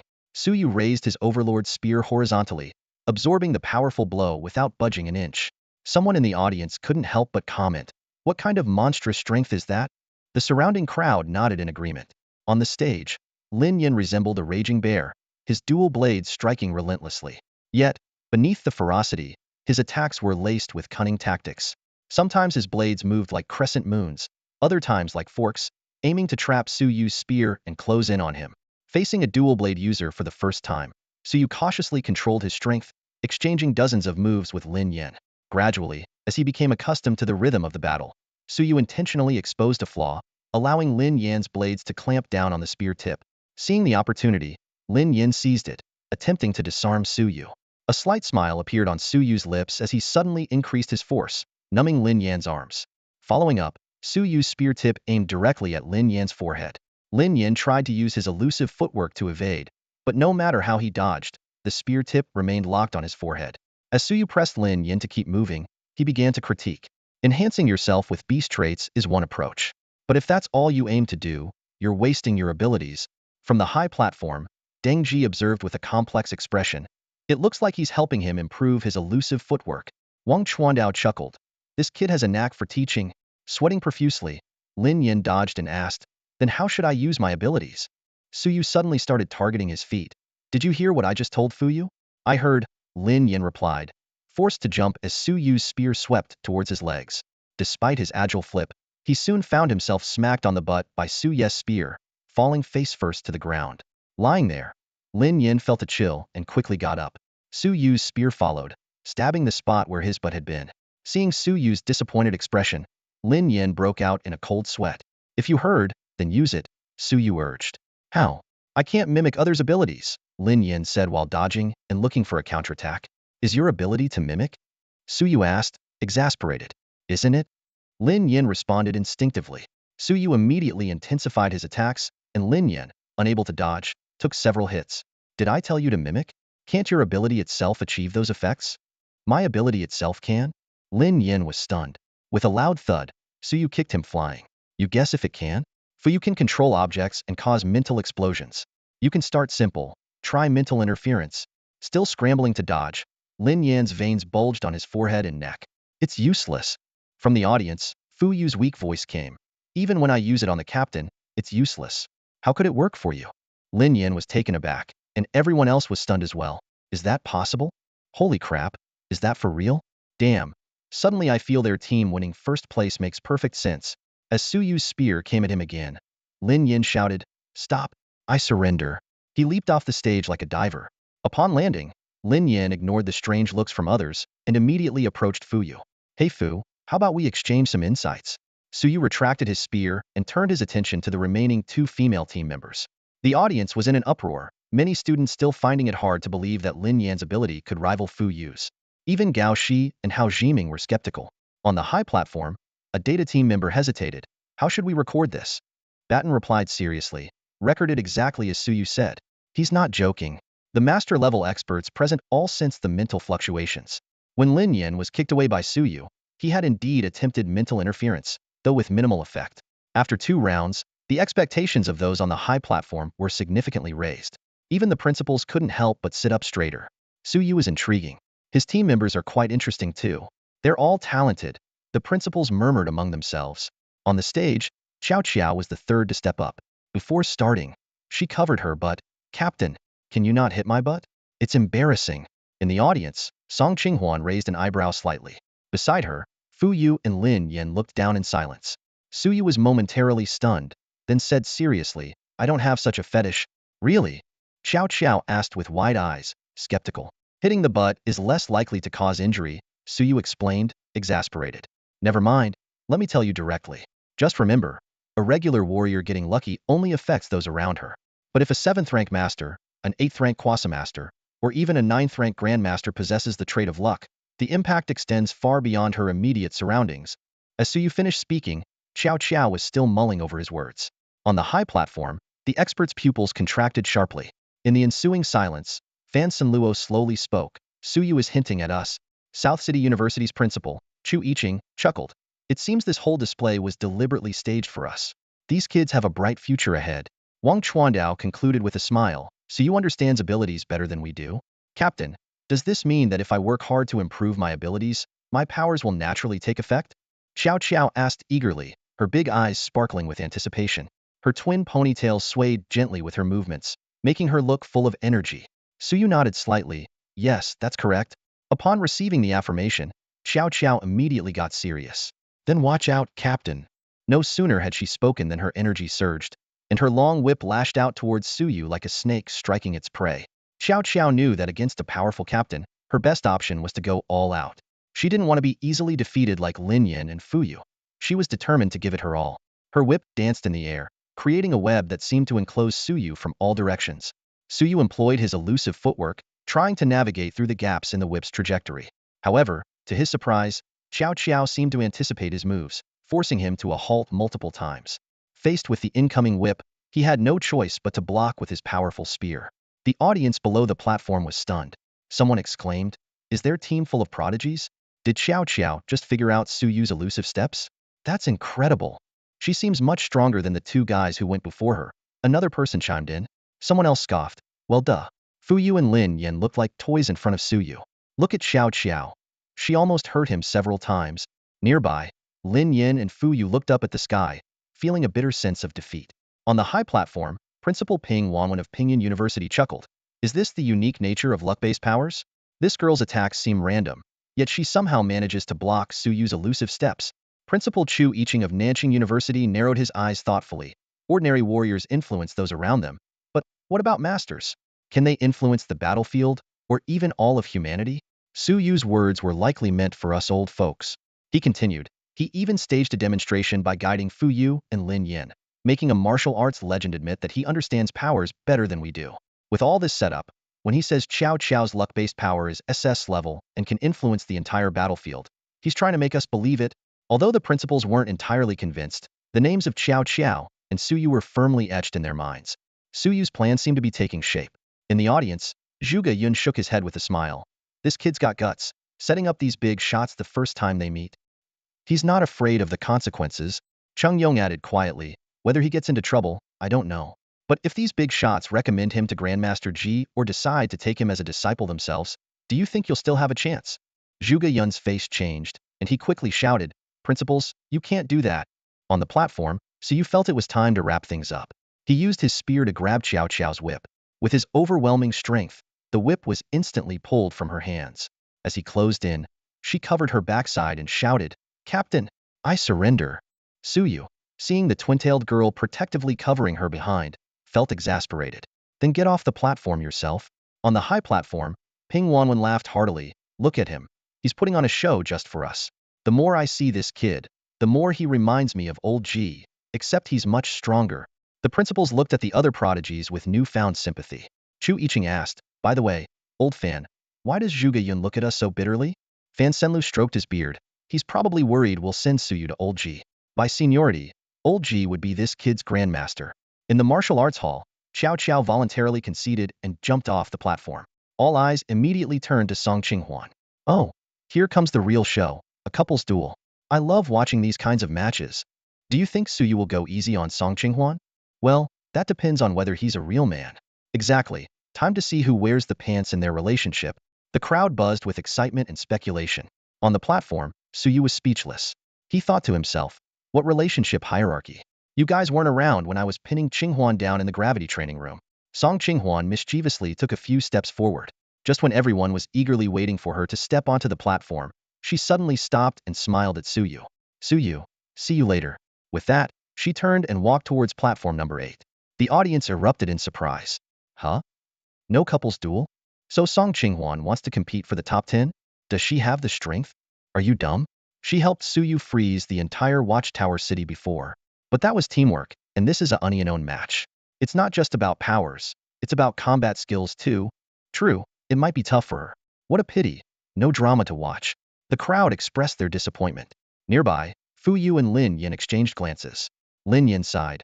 So, we were tricked by the captain and his girlfriend? Fu Yu nodded expressionlessly. The two looked up at the sky again, feeling the sting of betrayal more than the public display of affection. On the platform, Suyu smiled. Perhaps there would never be another opportunity like today to showcase his team's talents. Fu Yu's mental control, Lin Yan's reality manipulation, and Xiao Qiao's SS level luck. Their powers were definitely worth nurturing. At first, he thought SS and SS level powers were common. But after the city defense battle, he realized that apart from his team, the only other person with an S-level rating was Hao Jiming with his space warping ability. Gao Shi and Wu Linlin were S-level, and most others were rated A or B. So, his team's talents were indeed extraordinary. Song Qinghuan approached platform number 8.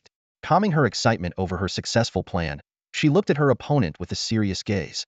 She really wanted to challenge Suyu right away, but she knew she needed the top 10 rewards. Otherwise, the gap between her and Suyu would only widen. Besides, making it to the top 10 would give her another chance to face him. With that in mind, she challenged the defender of platform number 8.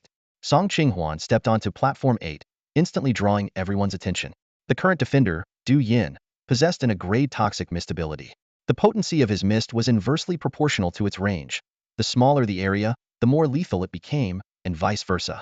With his formidable mental strength, Du Yan's ability had proven highly effective in battle, earning him an S-grade rating from the authorities. Suyu mused to himself that acquiring such an ability would be quite advantageous. He glanced at Song Qinghuan, not feeling overly concerned. On the platform, the toxic mist spread quickly, obscuring the view of the onlookers. Du Yan had already defeated 6 challengers with this tactic, and for a long time, no one had dared to step forward. The crowd murmured among themselves. Did Song Qinghuan pick the wrong opponent? How can she use her ice powers if she can't see him? Is there anyone who can counter Du Yan's ability? Everyone knew that a top contender was likely biding their time. Suddenly, the mist on the platform began to dissipate. Centered around Song Qinghuan, ice crystals gradually covered the platform, pushing back the toxic fog. The audience gasped. That's a domain-type ability. It's higher ranked than Du Yan's. Du Yin, hidden in the mist, was stunned. He didn't dare to hesitate and quickly launched a surprise attack from behind, his sword aimed straight at Song Qinghuan's head. Just when everyone thought the arena's protective mechanism would be triggered, Song Qinghuan deftly dodged and countered with a spear thrust at Du Yin. Du Yin retreated hastily, once again blending into the mist. Knowing his chances for a surprise attack were dwindling, he launched a frenzied assault. His sword flashed, threatening Song Qinghuan from every angle. Faced with the onslaught, Song Qinghuan displayed an astonishing footwork technique. Her movements were ghostly and precise, evading each lethal strike by mere inches. As Du Yan's stamina waned, Song Qinghuan began her counterattack. Her spear, combined with ice spikes, forced Du Yin to retreat step by step.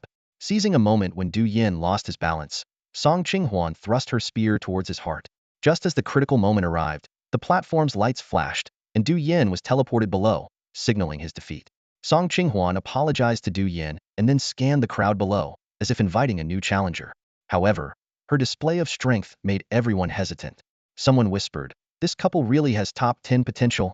Seeing no one stepping forward, Song Qinghuan turned her gaze to platform 1. The scene there left everyone speechless. The admissions officers on the high platform exchanged bewildered looks, unsure how to handle the unprecedented situation. On platform 1, Suyu sat at a makeshift table, holding a camera and photographing the geniuses lined up. After taking their pictures, he would even offer guidance on how to use and develop their abilities. The geniuses, grateful for his advice, were moved to tears. Some even tried to slip him money. Those who had exhausted their challenge attempts were filled with regret, while the experts on the other platforms were eager to see what was going on. Clearly, Suyu had laid all his cards on the table. Standing in the center of the arena, his gaze was sharp and penetrating as he scanned the other contestants, a confident smile playing on his lips. "No more pretending," he announced, his voice ringing out across the venue. "I can tell what your abilities are just by taking your picture. Anyone brave enough to let me photograph them, and I'll reveal the true nature of your powers." His words plunged the venue into silence. Everyone tacitly understood that Su Yu could discern their abilities through photography. Although the system only provided a rating and a name, often requiring him to extrapolate or even make things up, no one dared to question his capability at this moment. In the audience, Chung Yong furrowed his brow in confusion. He recalled the time when Su Yu had photographed him but had noticed nothing unusual. As he grappled with his uncertainty, Zhuge Yun smiled and explained, "That's the point. It's not the camera's ability, it's his." The kid's smart enough to know that revealing this power is perfect for today's situation. On the high platform, the principals and judges were quietly discussing this unexpected development. Wang Chuandao remarked calmly, "There's no need to record that particular data." The data team members nodded in agreement. Fan Sanluo, brimming with interest, said, "Now, I really want to let this kid take a couple of pictures of me." Chu Yiqing suddenly proposed an idea. "What do you think about having him photograph all the students at school?" Ping Wanwen, eyes narrowed in appreciation, analyzed, "His camera is just an ordinary one. There must be limits to his ability, so having him photograph everyone isn't realistic. Besides, it would be putting the cart before the horse. Su Yu's own cultivation is the main focus." After a moment of contemplation, Wang Chuandao said, "After the tournament, Old Ping, I want you to specifically restrict the children's memories on this matter. Also, in a few days, I'll announce an update to the Beast database." He detailed his plan, which included involving the public in photographing and documenting beasts and establishing dedicated clubs in various institutions. On Arena 1, Su Yu's fortune-telling hastened the progress of the tournament. Meanwhile, on Arena 8, Song Qinghuan showcased her impressive strength by consecutively defeating 2 challengers. Half an hour later, all challenge opportunities were exhausted. On the top 5 arenas, apart from Su Yu, the other 4 contestants had been observing the matches.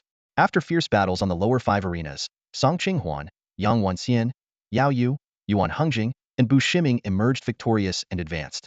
The 10-fold arena slowly rose, ethereal mist swirling around it. Wei Yikuan announced a half-hour break, and the 10 advancing contestants immediately began to adjust their states. Su Yu seized the opportunity to dive back into his cultivation of the 100 refined technique. Half an hour later, Wei Yikuan threw 10 golden bamboo slips, and the arenas began to merge. In the audience, students excitedly discussed the upcoming clashes. When Su Yinqing's arena met Yao Yu's, the crowd erupted in cheers and whistles. Finally, the 10 arenas merged into 5. Su Yu was set to face Bu Shiming, Song Qinghuan against Gao Shi, and Su Yincheng had to contend with his lover, Yao Yu. The audience held their breath, eagerly anticipating the thrilling battles about to unfold. The moment the matchup list was announced, all eyes turned to Qiao Qiao.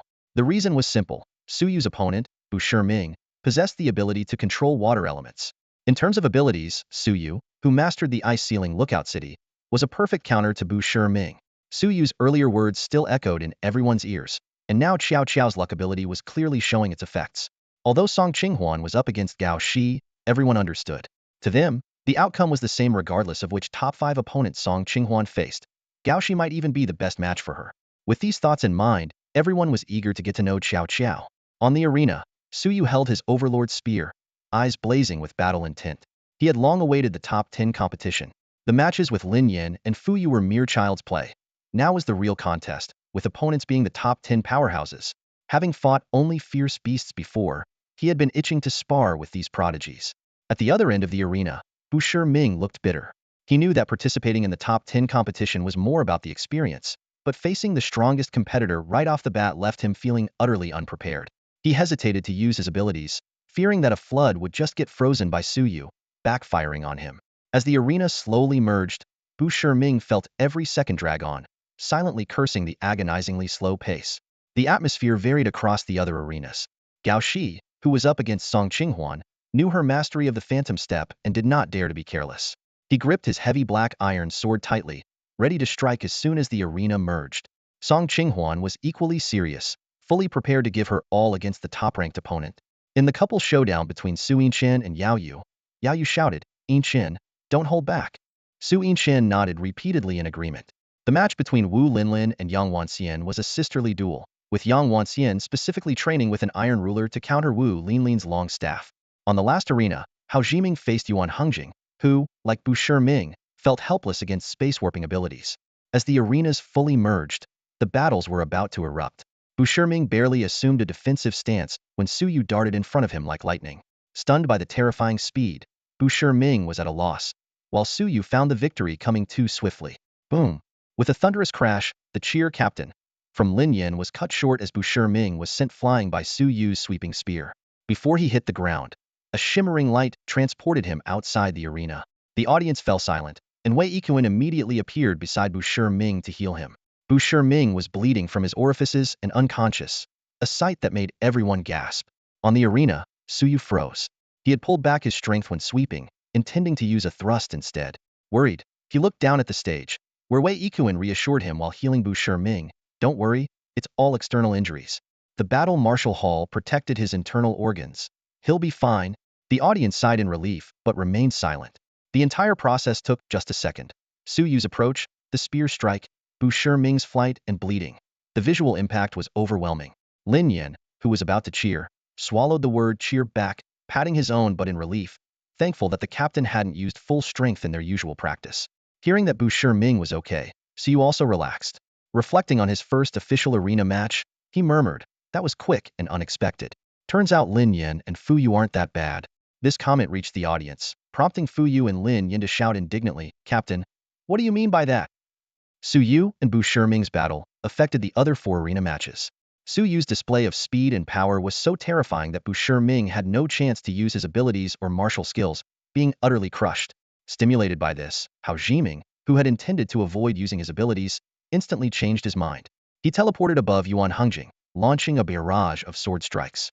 Yuan Hongjing turned into a scarecrow to escape but was pursued again. Eventually, a shimmering light appeared, and Yuan Hongjing found himself outside the arena, relieved that Hao Jiming had deliberately missed by a few centimeters with the final strike. Looking at the bloodied Bu Ming beside him, Yuan Hongjing felt fortunate. If he had faced Su Yu, even 10 scarecrow escapes might not have been enough. On Arena 1, Su Yu eyed Yuan Hongjing, contemplating how to acquire his life-saving ability. He decided to take plenty of photos after the competition and, if necessary, persuade Yuan Hongjing to attend the same university for future opportunities. Meanwhile, in the match between Gao Shi and Song Qinghuan, Gao Shi discovered that his proud Dark Devour ability seemed ineffective against Song Qinghuan, as the speed of devouring her energy had significantly slowed, causing him to frown. Today, Song Qinghuan's mastery of her abilities has reached an unparalleled level, making her almost unrecognizable compared to her former self. The ice crystals spreading beneath her feet create a unique ice domain, though its strength and range are still limited by her mental power. Facing Gao Shi's Dark Devouring ability, the ice domain she conjured extended only 3 meters, an optimal distance calculated to neither drastically increase his devouring speed nor excessively constrain her own combat space. Gao Shi frowned as he stared. This was the first time he had encountered such a situation. However, the urgency of the battle left him no time to ponder. To secure a swift victory, he gripped his heavy sword tightly and charged at Song Qinghuan. The heavy sword whistled through the air as Song Qinghuan barely managed to dodge it. Her newly learned evasive steps seemed insufficient against Gao Shi, but her agile dodging for several rounds, even without launching a counterattack, elicited a wave of astonishment from the audience. Oh my, they've exchanged blows for several rounds, and Song Qinghuan is still holding on. Bu Ming and Yuan Hongjing were defeated in seconds. Song Qinghuan must at least be at quarterfinal level. 8th move. 9th move. Song Qinghuan is still holding on. Damn. Go, Song Qinghuan. Hang in there, Song Qinghuan. Almost 10 rounds now. A group of young spectators cheered in unison for Song Qinghuan. On the stage, after several exchanges, Gao Shi gradually realized that Song Qinghuan's ability could resist his Dark Devouring within a certain area. At this moment, his concern wasn't about defeating Song Qinghuan. Her mental power was clearly inferior to his, and under the continuous erosion of his ability, she wouldn't be able to maintain this state for long. Victory was just a matter of time, but facing Su Yu afterward would be a different story. Gao Shi worried silently. Song Qinghuan, who had been forced to dodge continuously, keenly seized an opportunity. Her spear, enveloped in ice and snow, suddenly struck out, grazing Gao Shi's cheek. A wound appeared on his face, with the blood freezing before it could flow. Hiss! Oh my! Damn! That was close. Just a bit closer. If Gao Shi hadn't reacted in time, that strike would have slashed his throat. Did Song Qinghuan really find an opening? The audience erupted in astonishment. On the stage, Gao Shi snapped back to reality. He realized now wasn't the time to think about facing Su Yu. Without further hesitation, his forehead veins bulged as he began to forcefully erode Song Qinghuan's domain using his mental power advantage. The area they were fighting in gradually lost light, and simultaneously, his Shin Iron Sword's 9-fold attack became increasingly fierce. Song Qinghuan's mental power took a hit, and in that brief moment of distraction, Gao Shi seized the opportunity. With a sweeping strike, her evasive steps couldn't dodge in time. Song Qinghuan could only lift her spear to block, but the terrifying power of the ninefold attack sent her flying hundreds of meters. Her arms drooped, her spear fell from her grasp, and blood trickled from the corner of her mouth, leaving her unable to continue fighting. The outcome was decided. Instructor and medic Wei Yikuan immediately rushed to treat Song Qinghuan. Suyu watched silently from the side, feeling a pang of heartache. But he knew well that in this era, no one could afford to be a fragile flower in a greenhouse, and even if they could, Song Qinghuan wouldn't want to be. From the stage, Song Qinghuan immediately looked at Suyu, her eyes showing no hint of weakness as if to say, "I can't challenge you this time, but I will next time." Ignoring the affectionate glances between the young couple, Wei Yikuan expressionlessly set Song Qinghuan's dislocated arm. Song Qinghuan wiped the blood from her mouth and gave Suyu a peace sign. On stage, Suyu mimed taking a photo, capturing the moment for her. On the other two stages, the battle situations were also becoming clear. Yao Yu's giant hammer created cracks in the ground, but she struggled to find an effective strategy against Su Yinshan's lightning-fast attacks. Her hair was already singed by electricity, and if not for the robust vitality of a martial artist, regenerating hair would be easy. However, for a girl, losing her beautiful hair was akin to a grave insult. Of course, as a martial artist, such superficial concerns were less important. Despite the audience's teasing, everyone understood that neither of the two was holding back. In the match between Wu Linlin and Yang Wanxian, although Yang Wanxian's weapon should have had an advantage over Wu Linlin's staff, the countless vines sprouting from the staff nullified that advantage. Wu Linlin's Bagua staff technique was endless and continuous, and her wood element abilities added infinite variations to her moves. In contrast, Yang Wanxian's abilities were tightly guarded against by Wu Linlin, quickly putting her at a significant disadvantage. Suyu observed the fight closely, harboring great wariness toward Yang Wanxian, a woman with class abilities known as the Eye of Enchantment. If her mental power was strong enough, just a single glance was enough to make anyone obsessed with Yang Wanxian, willing to give up their life and everything they had.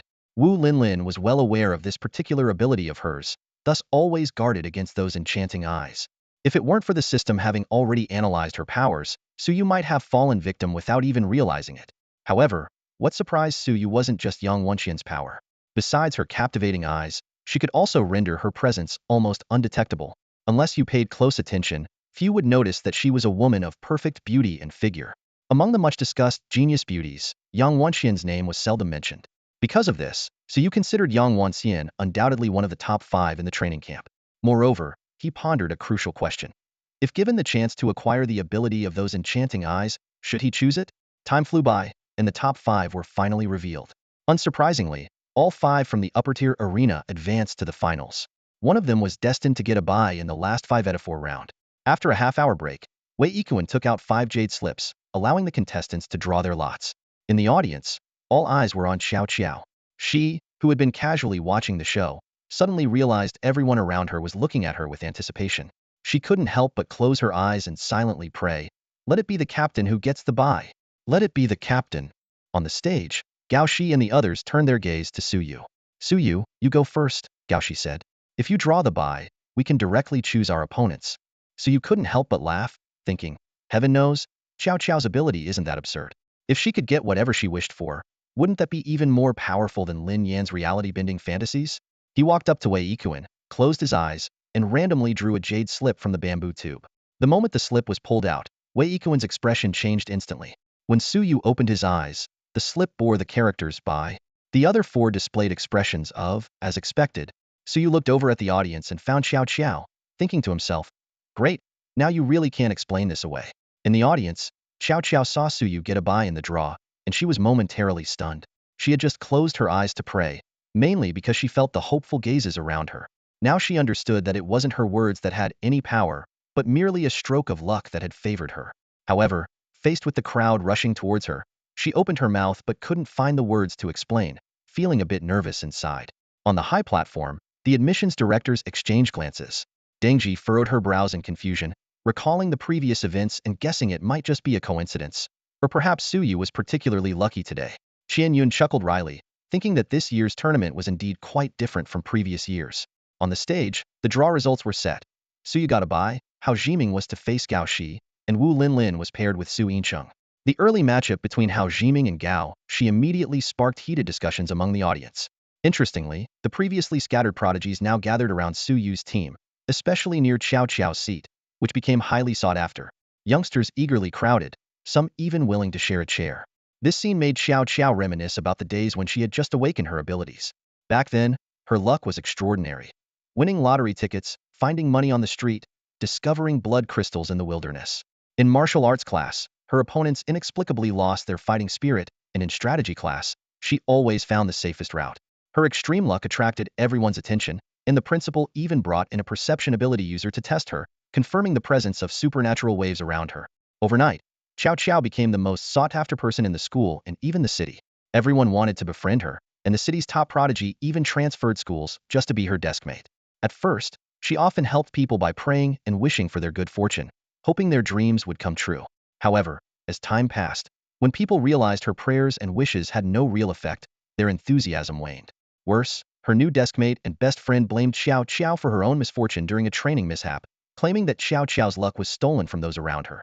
This accusation, coming from such a prominent figure, turned Xiao Xiao from a beloved figure into a pariah.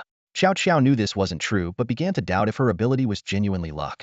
Why couldn't she accelerate her friend's qi and blood enhancement? She fell into a whirlpool of confusion. Fortunately, despite her doubts, she maintained her optimistic nature. Even when everyone avoided her and kept their distance, she always wore a sincere, sunny smile, treating everyone kindly and wishing them well. To her, it seemed nothing had changed. Now, this sudden surge of attention stirred a bit of fear in her heart. Just moments ago, she was cheering for Suyu with a smile, but now she sat rigidly, her smile gone, feeling lost. Song Qinghuan noticed this keenly and glanced at Fuyu and Lin Yan. The two were initially puzzled but soon understood. Fuyu deliberately asked loudly, "Lin Yan, do you think you could be friends with someone with ulterior motives?" Lin Yan immediately responded, "I'm not that naive. I'd steer clear of such a person." Fuyu chimed in, "Yeah, who would be dumb enough to do that?" Their banter had the desired effect. The prodigies who were jostling for seats suddenly stopped and began to politely yield. "Do you want this seat?" "You take it." "Thanks, I see you want to sit too." "No problem, I'll go over there." Hands reaching towards Xiao Xiao retracted one by one. As the crowd dispersed, Xiao Xiao's tension eased. Lin Yan and the others continued discussing who was more likely to win between Gao Shi and Hao Jiming, as if nothing had happened. On the other side of the audience, Zhuge Yun watched this scene with a faint smile. He had carefully selected Su Yu's teammates. Fu Yu's mental abilities could fend off mental attacks from strong opponents, crucial in battles where tacticians often fell silently to such assaults. Lin Yan's ability to completely alter his appearance intrigued Zhuge Yun, hoping Lin Yan could serve as Su Yu's substitute. As for Qiao Qiao, she could be a tactical aide who could influence the battlefield at critical moments. Both Zhuge Yun and Su Yu shared a similar view on Qiao Qiao's abilities. Even if Qiao Qiao couldn't become a master warrior as an ordinary tactician, she could still impact the battlefield. She didn't need to be exceptional or do much. Just being a competent tactician who could provide inspiration at key moments was enough. Zhuge Yun had thoroughly researched these three. Compared to the privileged Fu Yu and the eccentric Lin Yan, Qiao Qiao had clearly endured more. Few knew that she faced widespread criticism from her entire school and city for participating in this four-school training camp. They blamed her for draining the city's top prodigies' luck and opportunities, even attributing the city's declining exam results to her. Zhuge Yun personally visited her city. A girl once blessed with luck was unfairly labeled a harbinger of doom. His investigation revealed the truth. Qiao Qiao was merely a scapegoat for Yulian City's years of poor governance and educational failures. Seeing Lin Yin, Fu Yu, and others cheer Qiao Qiao up, Zhuge Yun smiled. Although these kids deviated slightly from his initial plan, the outcome was still satisfactory.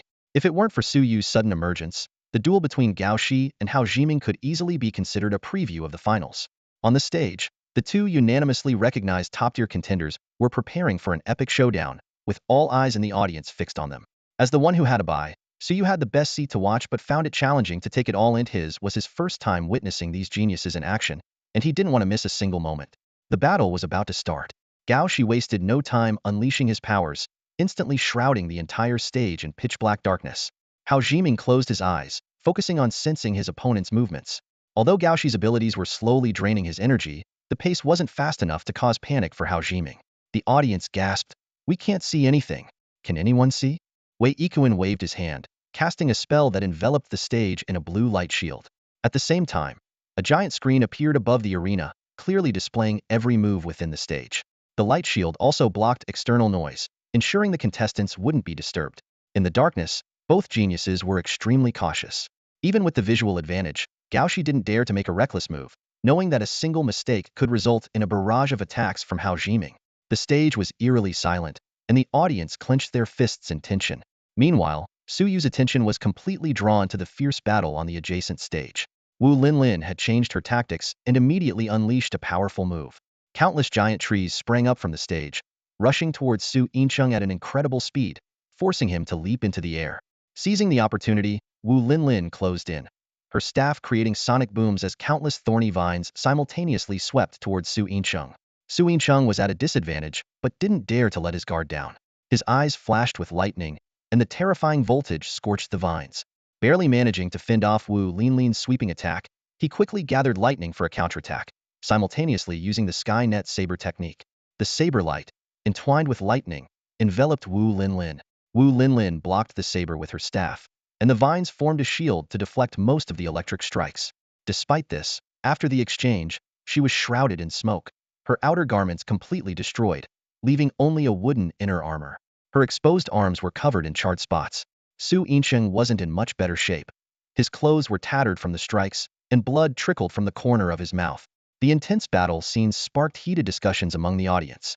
Some marveled at their strength, others questioned whether they had been holding back earlier, and some began reassessing their abilities in comparison to Gao Shi and Hao Jiming. Amidst the lively discussions, Lin Yin suddenly started to use his powers. Without anyone noticing, a tiny green plant with 2 leaves sprouted from his head.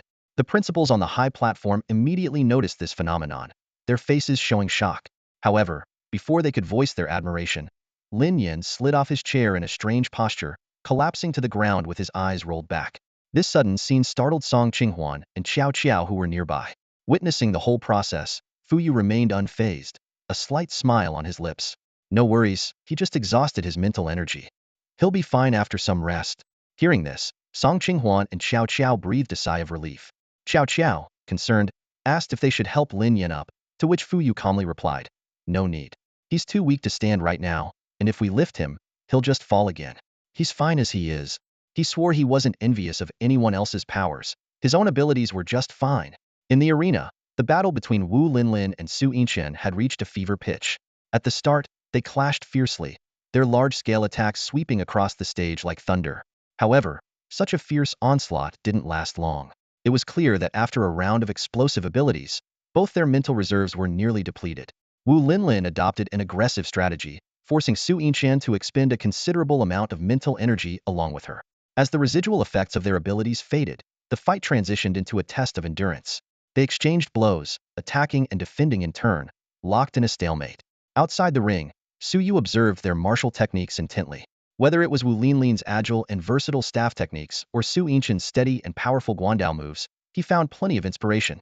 As a master of spear techniques, Su Yu was already contemplating how to incorporate these skills into his own style.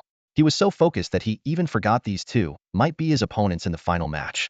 On the other side of the arena, the situation had taken a new turn. Gao Shi, who had been under constant attack, suddenly launched a fierce assault after patiently wearing down his opponent's momentum. He charged at Hao Jiming with lightning speed, unleashing a powerful martial arts technique known as the Ninefold Strike. Hao Jiming was clearly prepared. Just as Gao Shi's heavy sword was about to strike his head, Hao Jiming activated his space warping ability.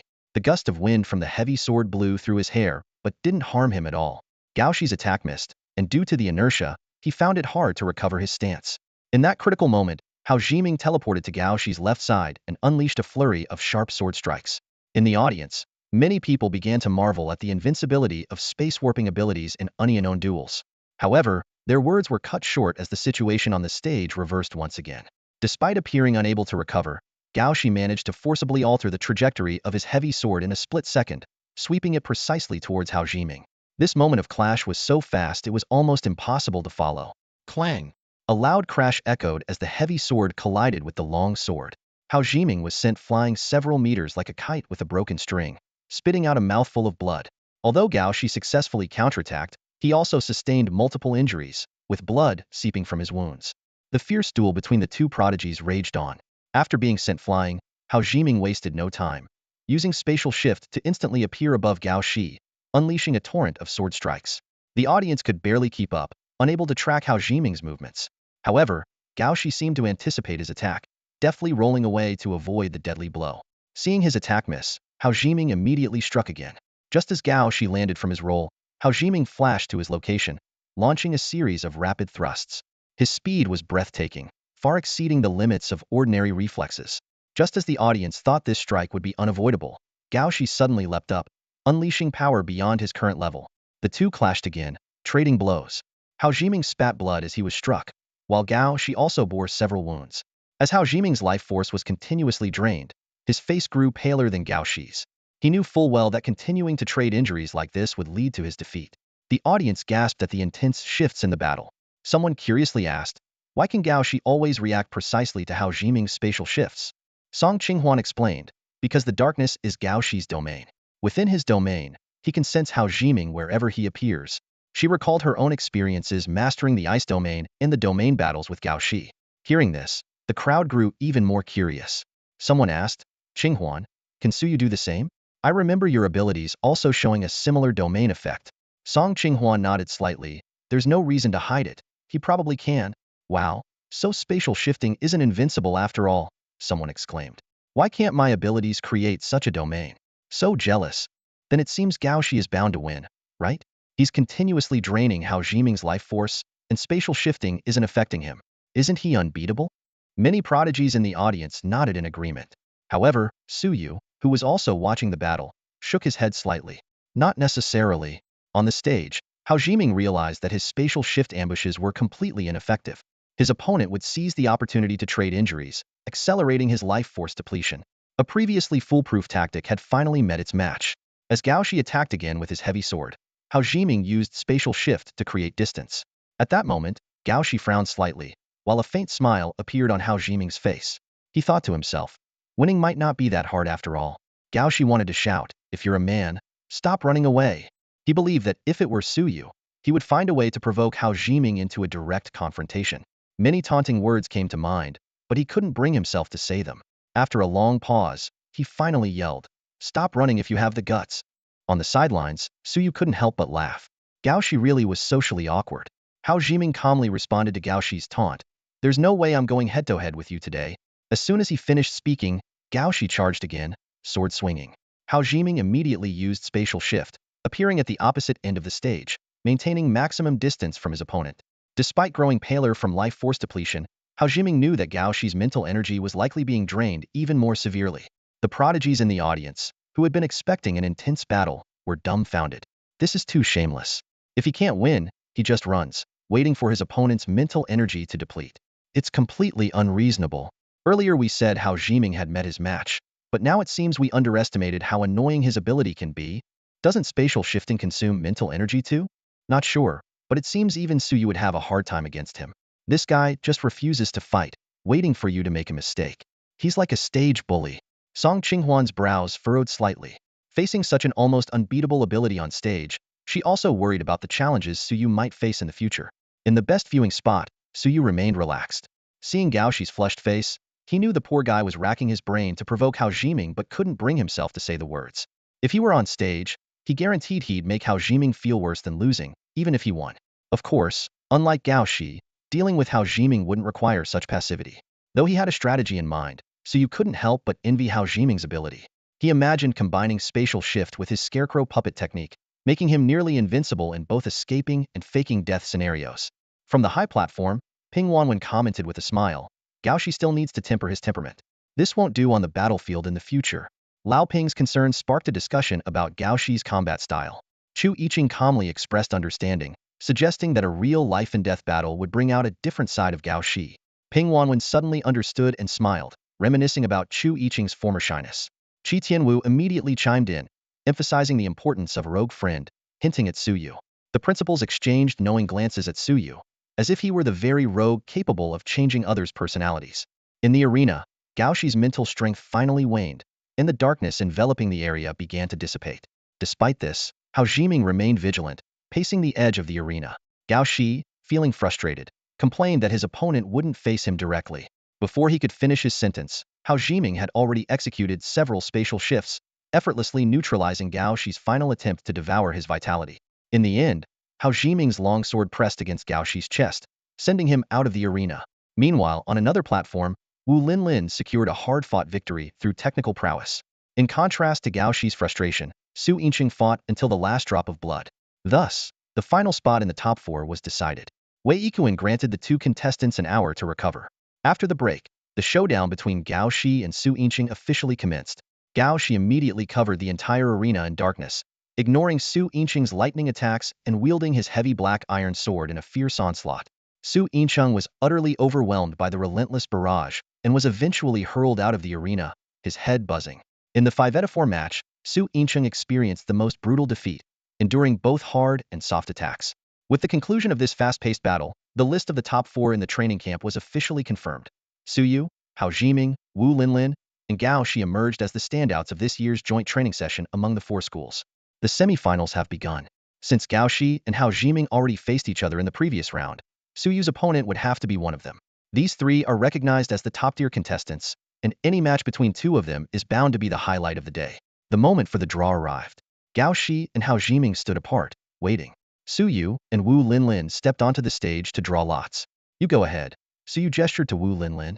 Wu Linlin nodded and, closing her eyes, reached into the bamboo tube. Wei Yikuan, standing nearby, watched this scene with puzzlement, wondering why these kids always close their eyes while drawing lots. Noticing the instructor's confusion, Su Yu smiled and explained, "Instructor, closing our eyes is mainly for the ceremonial feel." Wu Linlin nodded vigorously in agreement. Wu Linlin drew out a jade slip, and the large screen immediately focused on it. The entire audience held their breath, waiting for the names to appear. As soon as the character Hao appeared, the crowd erupted. Su Yu versus Gao Shi. Hao Jiming against Wu Linlin. So Hao Jiming is basically in the finals already? The final is going to be Su Yu versus Hao Jiming, right? Why? Can Su Yu escape Gao Shi's Dark Devour? It's really hard to say who will win. I think it's a 5,050 chance. Neither can afford to make a mistake. But Wu Linlin against Hao Jiming. Hao Jiming is pretty much guaranteed to make it to the finals. The audience buzzed with discussions. On the stage, Wu Linlin, who was predicted to lose, remained calm. To her, the odds of winning were slim regardless of the opponent. In contrast, Gao Shi, who was considered to have a 50 chance, looked bitter. He had already thought of an explanation for his father. There were 2 opponents in the top 4 who countered him, so it wasn't that he didn't want to win. With the matchup set, the 4 contestants jumped onto the stage. Su Yu looked at Gao Shi with anticipation in his eyes. "Gao Shi, I've watched you fight for so long. Now it's our turn." Gao Shi nodded. "Yes, I won't give up." The audience was in an uproar. Did Gao Shi say he won't give up? Is he already thinking about losing? Is he still injured? The crowd was shocked. Only Song Qinghuan remained calm. She had been able to mostly counter Gao Shi's abilities when they fought. With Su Yu's stronger mental power, she thought Gao Shi might prefer to face Hao Jiming again. On the 2 stages, battles were about to begin. Wu Linlin quickly summoned numerous vines to protect herself. Hao Jiming ignored these obstacles and appeared directly in front of her through spatial manipulation. The vines tried to block him, but he teleported again. After a few exchanges, Hao Jiming seized an opportunity and slashed her throat with his sword. The fight ended in less than a minute. The unbeatable nature of spatial manipulation in the ring was once again perfectly demonstrated. The audience gasped. That was too fast. Is this really the semifinals? Get used to it. I've been saying that Hao Jiming, Gao Shi, and Su Yu are in a league of their own. After quickly finishing his fight, Hao Jiming turned his attention to the other stage. Wu Linlin tended to her wounds while keeping a close eye on the big screen. Su Yinqing, Yuan Hongjing, and Bu Shiming, who had been eliminated earlier, also watched intently. As top 10, even top 5 or top 4 talents, they felt immense pressure from Hao Jiming's swift victory. On the other stage, Gao Shi didn't immediately use his abilities, and Su Yu wasn't in a hurry to end the fight. They seemed more like they were sparring. Gao Shi's 9-fold stacking technique began to strain Su Yu. Realizing that Gao Shi's energy couldn't sustain the 4th stack, Su Yu said, "Gao Shi, let me experience your ability." Gao Shi nodded, and darkness enveloped the arena. Feeling his energy recover, Gao Shi was surprised but didn't hesitate to use the 5th stack of 9-fold stacking against Su Yu. Since Su Yu wasn't using his abilities to counter, Gao Shi wouldn't miss this chance. Clang! Su Yu was pushed back several steps, using almost all his strength to block the attack. He wasn't underestimating Gao Shi, he just wanted to test his own power. It seemed that top talents like Gao Shi should have around 1,000 points in system attributes. With an answer in mind, Su Yu no longer cared about the absorbed energy and began to counterattack with full force. His spear thrusts, glowing with cold light, forced Gao Shi to use 9-fold stacking to defend. The continuous clashes between the spear and the heavy sword made Gao Shi increasingly serious. He had thought he would lose due to Su Yu's abilities, but now it seemed Su Yu didn't need them to push him to the brink.